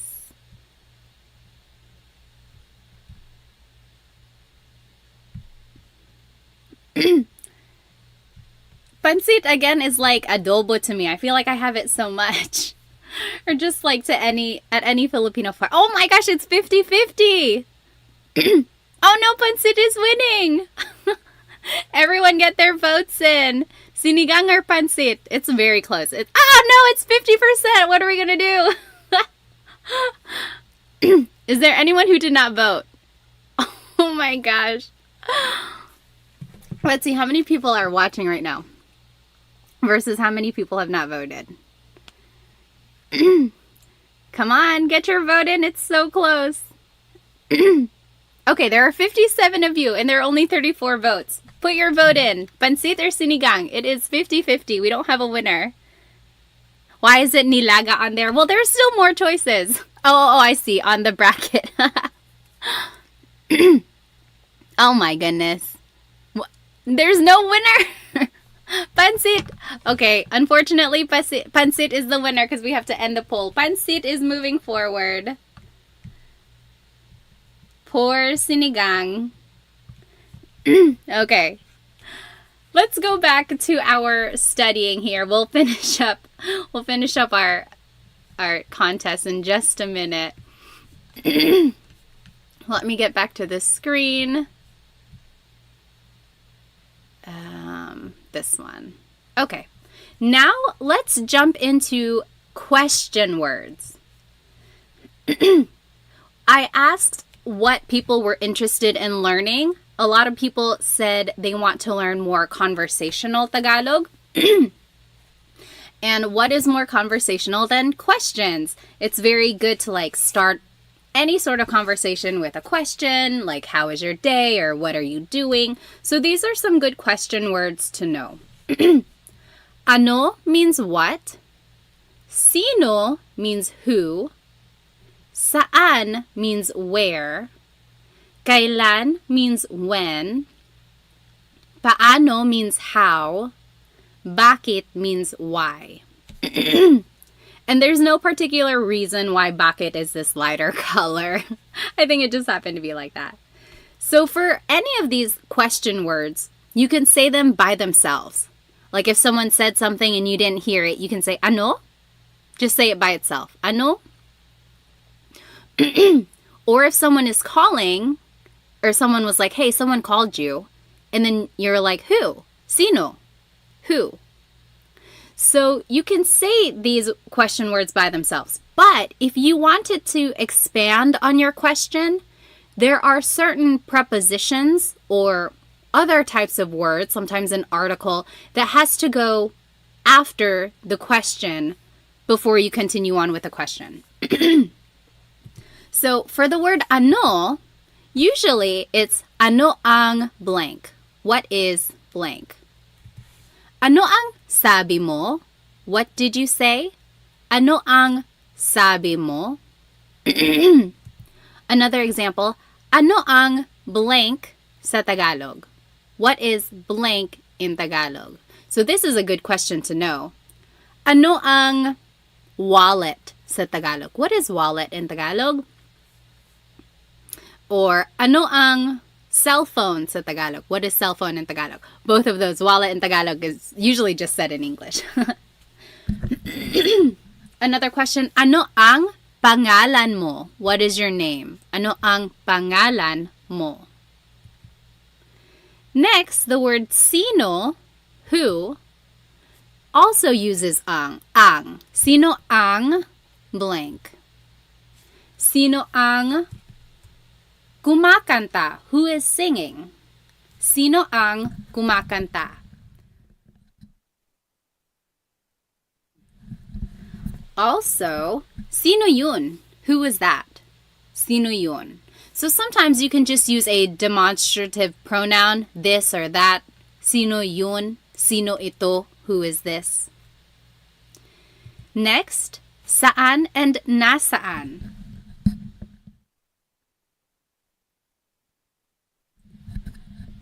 So there are two types of where, saan and nasaan.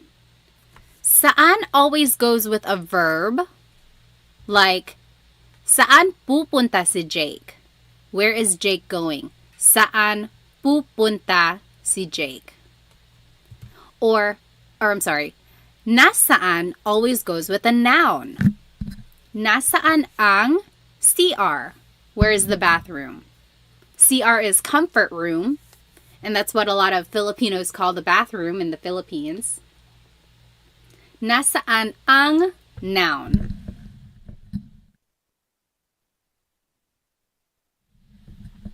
And a good way to remember that are nasaan and noun both start with the letter N, so that's kind of helpful. Then the word kailan, when. You might hear some people say kailan. Sounds like an E, but it's technically spelled with an AI. Kailan ang blank. Kailan ang exam mo? When is your exam? Kailan ang exam mo? Next, the word how is paano. Paano mo or paano niya, paano siya. So usually a pronoun comes after paano. How did you do something? How did she do something?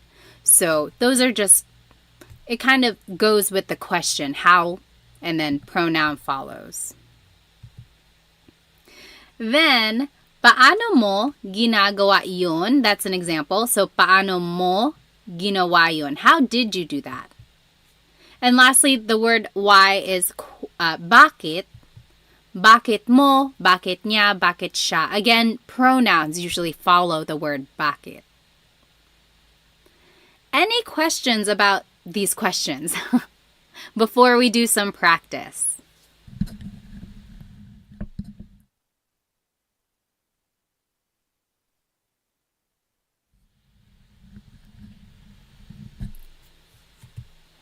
Let's see here.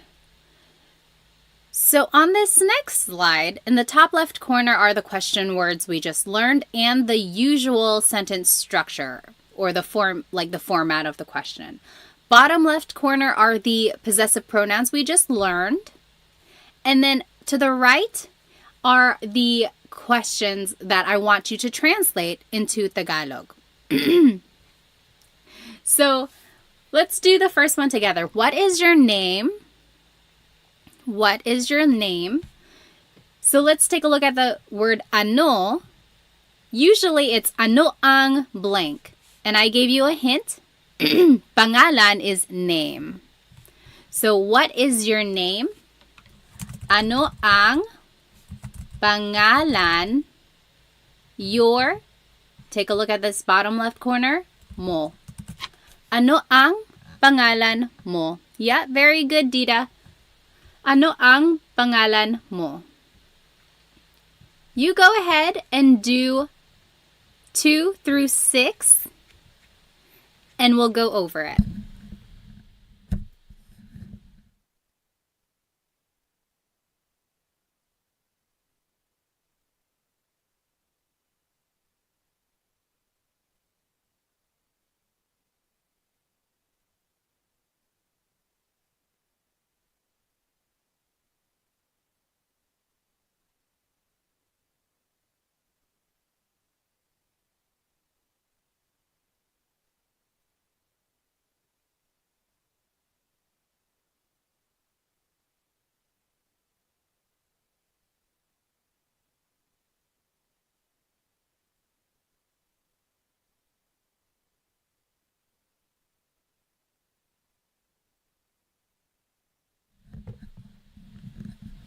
If you are just joining us, we are translating these questions on the right side into Tagalog.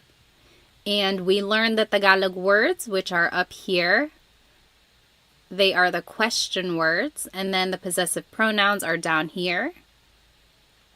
Yes, James, good. So if you know the answer, you can start typing it in the chat, and you are welcome to check your answer. I'll give you maybe another minute or two.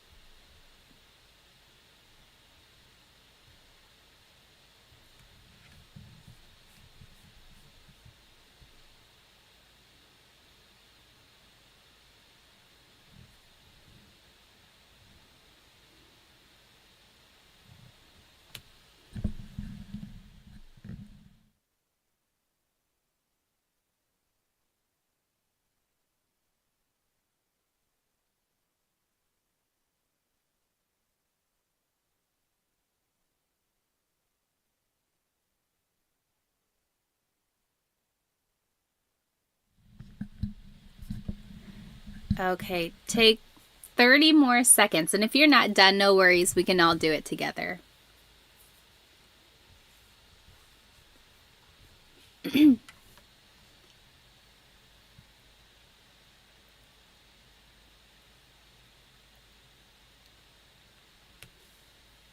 Okay, number 2. Where is Alex going to sleep? Where is Alex going to sleep?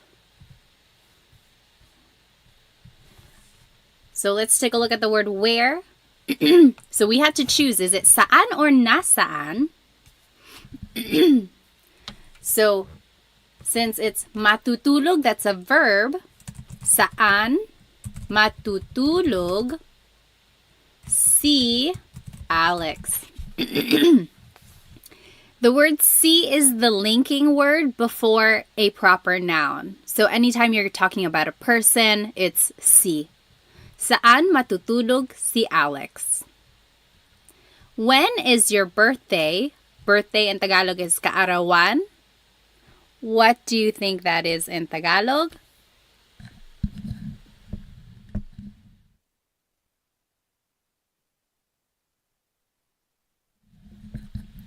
Yes, James. Kailan ang kaarawan mo? Kailan ang kaarawan mo? Oh, good question. So Maximilian said ni or si. So take a look back at number 2. Sometimes ni is the linking word.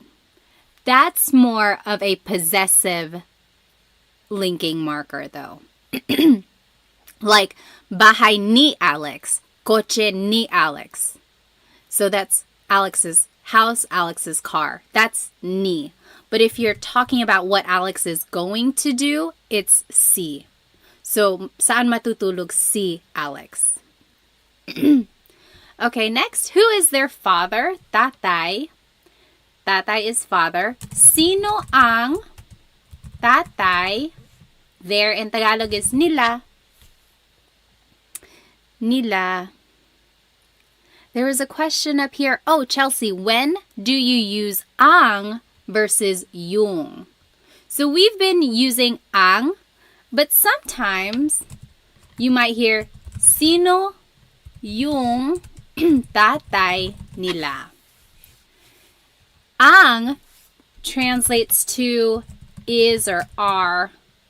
Yung is also is or are, but it's very specific. Like like that specific dad. So who is their dad versus who is their dad? Okay, that's a very bad explanation. A good thing or like a good explanation is the dress versus the dress. So, ang damit versus yung damit. Yung is the emphasis, the dress. It's that particular dress or that particular dad or that particular thing. That's when yung is used. Yung is used a lot, actually, in common conversation. But ang and yung are usually interchangeable. If you use one over the other, you're not wrong. It's not going to be incorrect. The more you hear Tagalog, I think you'll catch on to when people use ang versus yung. When in doubt, go ahead and use ang, I would say, because it's usually more correct a lot of the times. But yung is also used a lot. Okay, where is your house? Bahay. Where in Tagalog is either saan or nasaan. We're asking about a noun, so it's going to be nasaan. Nasaan ang bahay mo? Nasaan ang bahay mo? Yep. And then lastly, why are you scared? Why in Tagalog is bakit. And then it's usually the pronoun. You is ka. Bakit ka natatakot? I don't expect you to have known this because we didn't talk about the pronoun ka in this lesson. But if you have heard this phrase before or if you are familiar with ka, then that is the pronoun that you use. So it's different from mo because this isn't a possessive pronoun. Ka is a subject pronoun. And some verbs use a possessive pronoun, some use a subject pronoun. And that's another lesson in itself. Any questions about this lesson? So yes, James, what is the difference between nasaan and saan? Very good question. So saan always goes with a verb. So where is he going to sleep? What is he eating? What are they watching? Anytime it's asking about a verb, or I'm sorry, that last one wasn't one. It's like anytime it's related to a verb, you use saan. But if you're asking about where something is, then you have to use nasaan. Nasaan and noun, that's kind of how I look at it. I'm just reading the comments here. Yes. Okay. Any questions on these examples? Let me go ahead and let's finish our food battle here. If you weren't here for our first session of the battle, adobo, oh gosh, it's not capturing that window. Hang on one moment. So we are doing a bracket challenge here, just with our favorite Filipino foods. Adobo out one kare-kare, and pansit out one sinigang. What a heartbreaker. Next, let's do lumpia versus lugaw. Let's see. Favorite food. Lumpia versus lugaw. Take 1 minute. Lumpia or lugaw? Pansit for life. Very good question, Trish. So Trish asked, when would you use asan? So some people say, asan yung susi ko? Where are my keys? Asan yung CR? Where is the bathroom? Asan is short for nasaan. That's all that is. It's just a shortcut way to say it. Okay. Oh, so ano ang lugaw? Lugaw, also known as arroz caldo, depending on where you're from in the Philippines. It's like a rice porridge. It has ginger, chicken. Some people put tripe and rice. The rice is what makes it really thick. It's super yummy. Sometimes it's topped with fried garlic or chicharon. I've seen that too. Yep, also known as arroz caldo. Oh my goodness, lumpia is winning by a landslide. I'm not surprised. I mean, you can't go wrong with fried spring rolls. Okay, so lumpia is the winner there. And then last one, dinugaan versus lechon. Hang on, let me make a new poll here. Poor lugao. I like lugao. I guess I have to be in the right place for it. If I'm sick or if it's cold.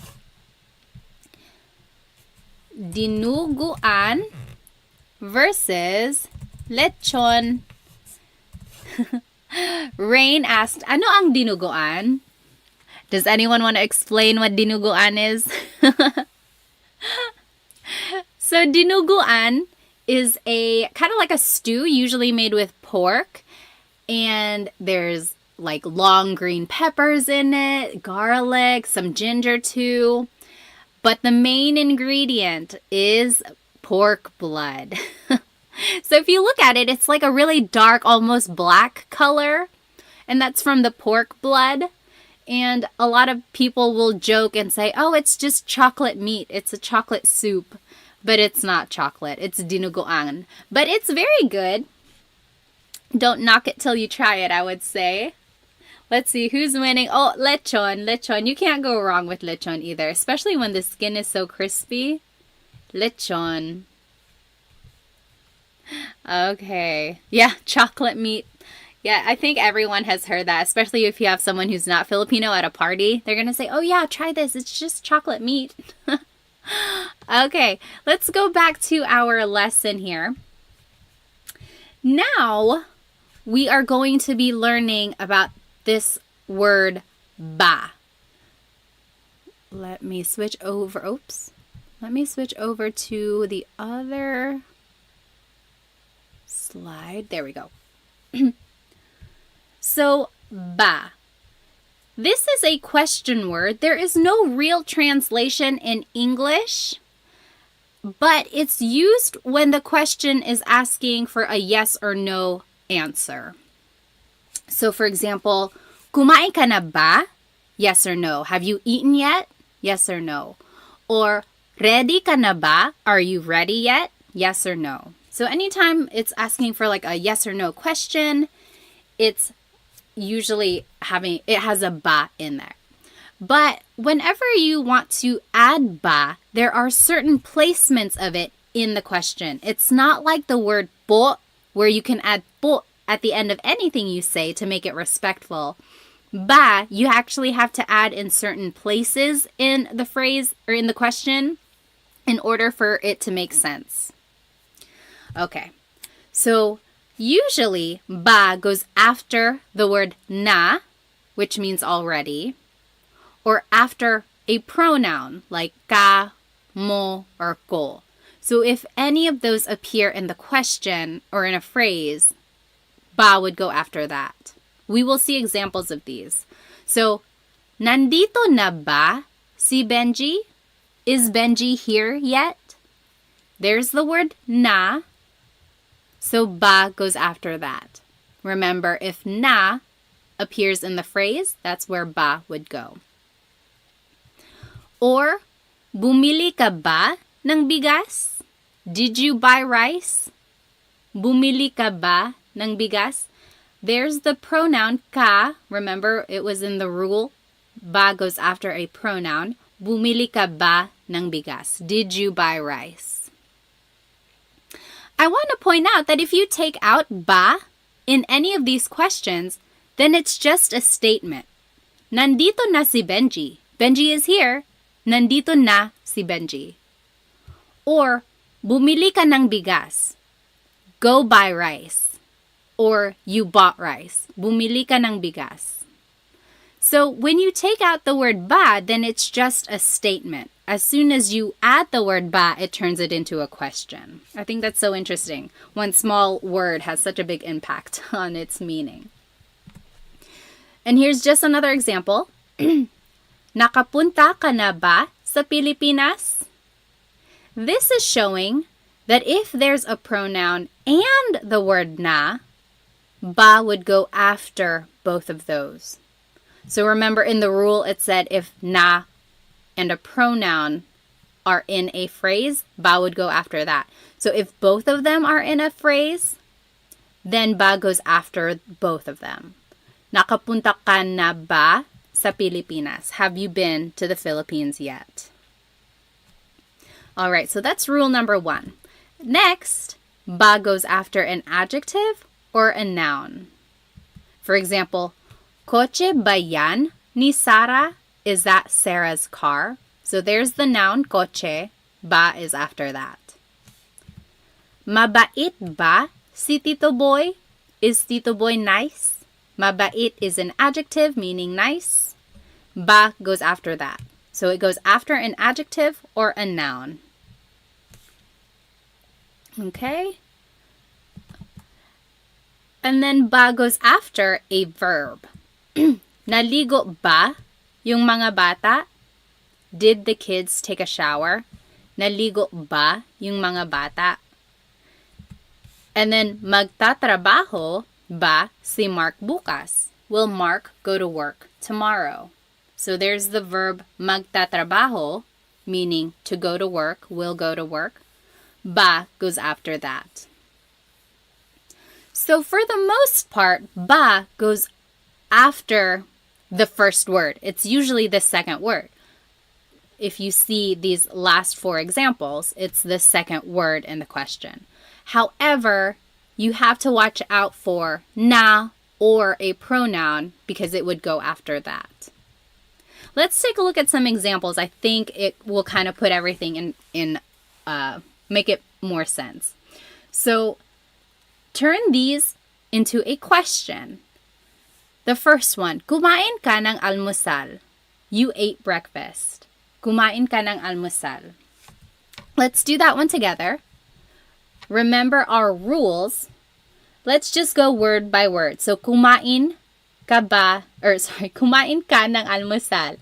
Usually ba goes as the second word. Kumain ba? But, you got to keep reading. There's ka. That's a pronoun. Remember rule number 1. Ba has to go after that.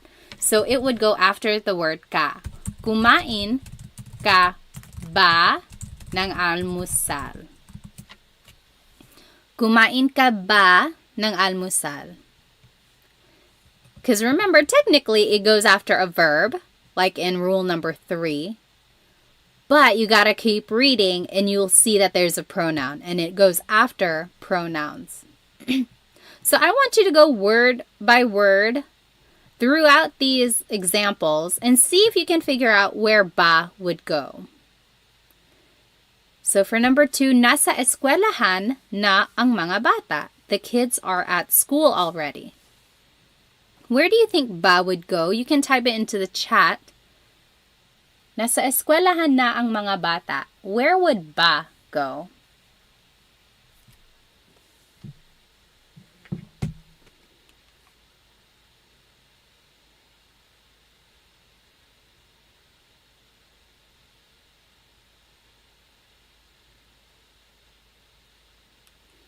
Yes.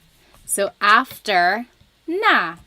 So nasa eskwelahan na ba ang mga bata?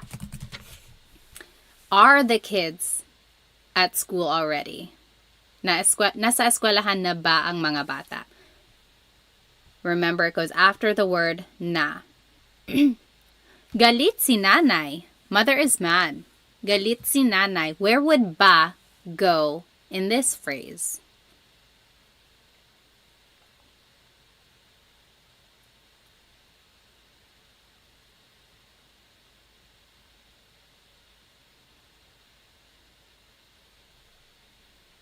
Galit si nanay. Mother is mad. Where would ba go?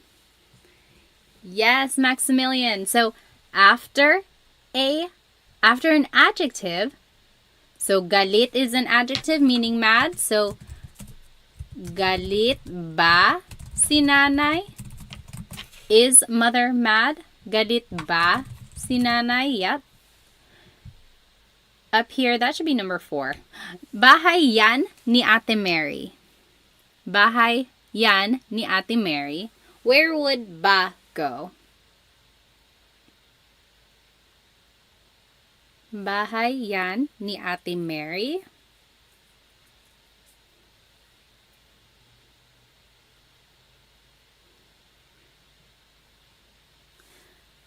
Remember, it goes after a noun. So, bahay ba yan ni Ate Mary. Yeah, very good. Number 4, aso mo yan. That is your dog. Aso mo yan. Where would ba go there?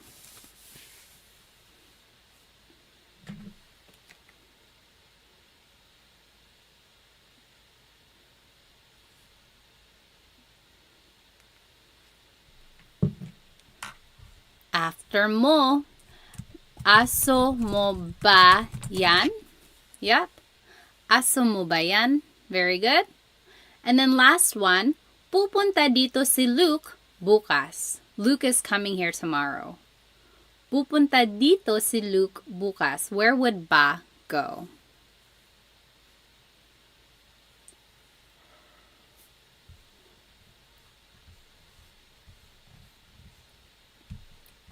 Yep.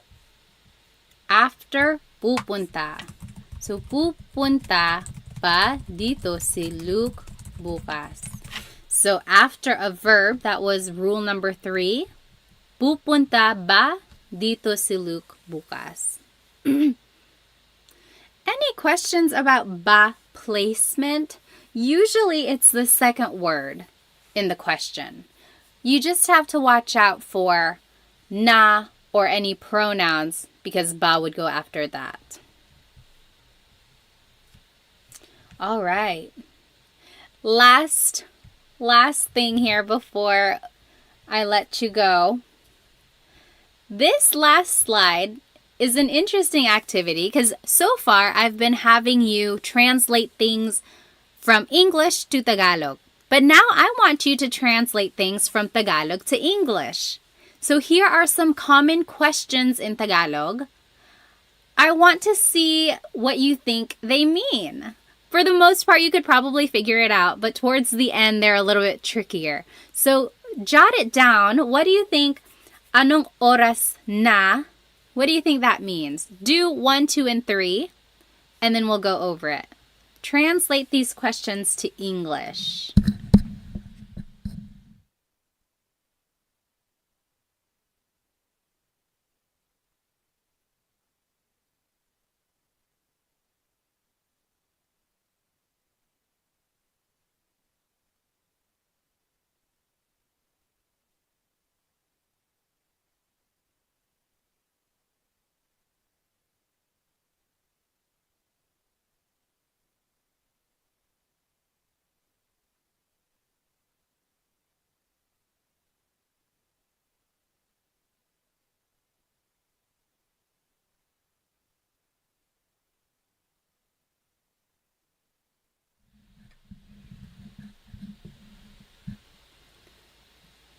Okay. Let's go ahead and do 1, 2, and 3. Anong oras na? Oras means time. What time is it? Yep. What time is it? Saan ka? Yep, John got it. Where are you? Saan ka? Number 3, anong sabi mo? Sabi means to say. Anong sabi mo? Yep, Jimmy got it. What did you say? Let's do the rest together. Sino ka? Sino ka? John got it. Sino ka? Who are you? Remember, sino means who. Saan ka pupunta? Saan ka pupunta? What do you think? Oh, good question. So Max said, why did you add ng to ano? Technically, this is ano ang sabi mo. And then you put it together and it's anong. That's all that is. Saan ka pupunta? Where are you going? Yes, Chelsea G, where are you going? Number 6, kailan ka uuwi? Uwi means to go home. Kailan ka uuwi? John got it. Good. John got them all. When are you going home? This one is interesting because it can mean when are you going home or when are you coming home. So if you're at a party and you're giving your friend a ride, you could say, oh, kailan ka uuwi? Can I ride home with you? When are you going home? Can I get a ride? But if your mom is calling you and she's like, hey, kailan ka uuwi? When are you coming home? It would be the same thing as well. So it's either going or coming. You just got to listen to the context. Sino ang kasama mo? Kasama means to be with. Tony got it. Who are you with? Sino ang kasama mo? Number 8, bakit ka umiiyak? Umiiyak means crying. Yes, Dita, why are you crying? And bakit ganito? These last two are tricky. Bakit ganito? So bakit means why. Ganito means like this. So it's technically asking like, oh, why is it like this? Why is it happening? Why is it happening? Why is it like this? So it's like, oh no, I got a flat tire. Bakit ganito? It's more rhetorical. And then number 10, paano na ngayon? Paano means how. Na means already. Or like an emphasis sometimes. And then ngayon means now. So it doesn't translate directly, but it means like, what am I going to do now? What now? So these last two are just rhetorical. They're not like literal. So if you hear anyone say these last two, that's just what they mean. Bakit ganito? Paano na ngayon? Those are things that you say when things go wrong. You're like, oh no, why is this happening? What now? Alrighty. So those are the questions that you might hear in Tagalog. And then now you know how to use ba. You know some question words as well. Let's see, does anyone have any questions before we finish our food contest? Any questions about anything we learned today? We learned so much. Hopefully you can use some of these questions the next time you are talking to someone. Let's go back to this last contest here. Let's see. Okay, final poll of the night. Oh wait, am I missing? Oh, no. Now we got to do adobo versus pancit. Wait, how is that going to work? I think I'm missing like a step. But anyway, favorite food. So adobo versus pancit. What is it? What do you think? Adobo versus pancit. Take 1 minute. Which is your favorite? If you just joined us, welcome. We learned some possessive pronouns and we learned some sentence structures to make some conversational phrases using adjectives. Then we learned some question words and how to use ba in a question, and then we finished off with some common Tagalog questions. I'm pretty sure this video is going to be on my page afterwards. You're welcome to watch it again. There's lots of examples that you can do. Right now we are doing a favorite Filipino food bracket. So go ahead and get your vote in. We are doing adobo versus pancit. What do you think? Take 10 more seconds. All right.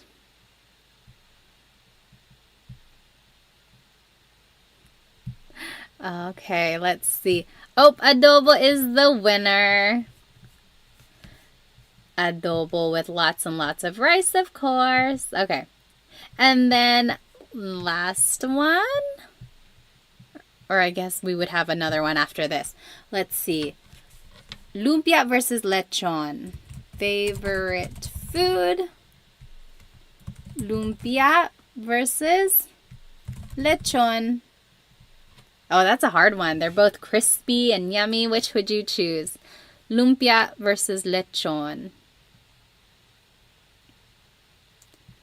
Let's see. Lumpia versus lechon.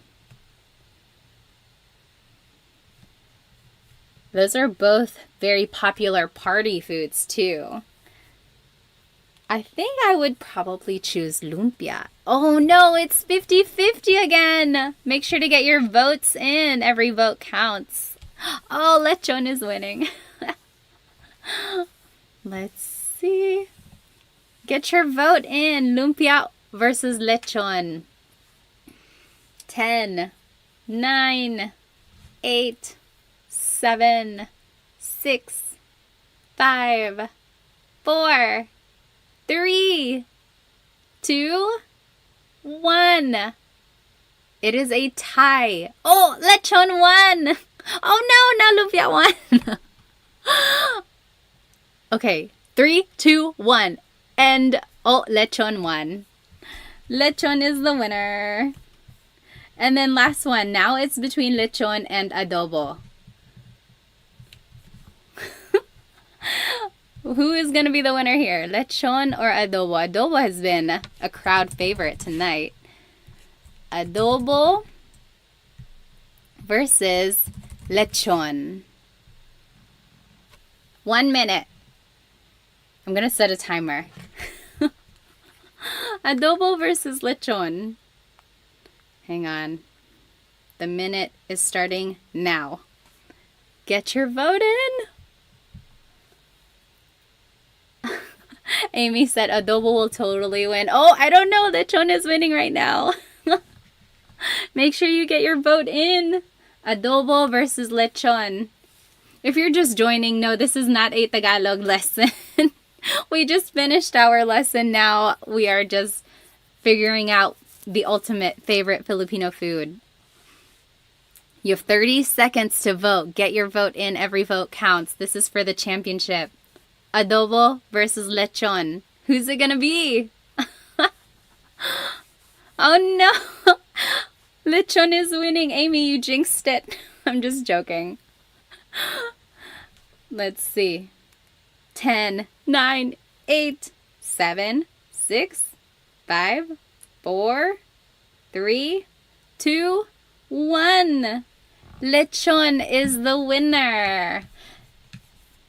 It does take a long time to make a lechon. It's totally worth all the effort. Lechon is the winner. Okay. When do I do my live Tagalog lessons? I haven't done one until like tonight. I used to do them pretty frequently on Instagram. And then I went to the Philippines and then life got so busy. But now I'm hoping to do these a little bit more. Thank you so much for sticking with me. And sorry I was late. I was trying to figure out this whole technology thing. I usually did them on Instagram. And on Instagram, it's usually vertical. So this was my first time doing these on YouTube because I wanted to share my screen. So it looked like it was working. Hopefully we can do it a little bit more efficiently next time. Let's see. I think Dita was asking, what is the difference between saan and nasaan? So yes, saan always goes with a verb. Saan ka pupunta? Where are you going? Saan ka matutulog? Where are you sleeping? Versus nasaan is with a noun. So nasaan ang mga bata? Where are the kids? If you're asking about a thing, you have to use nasaan. Nasaan noun. Nasaan noun. That's how I remember.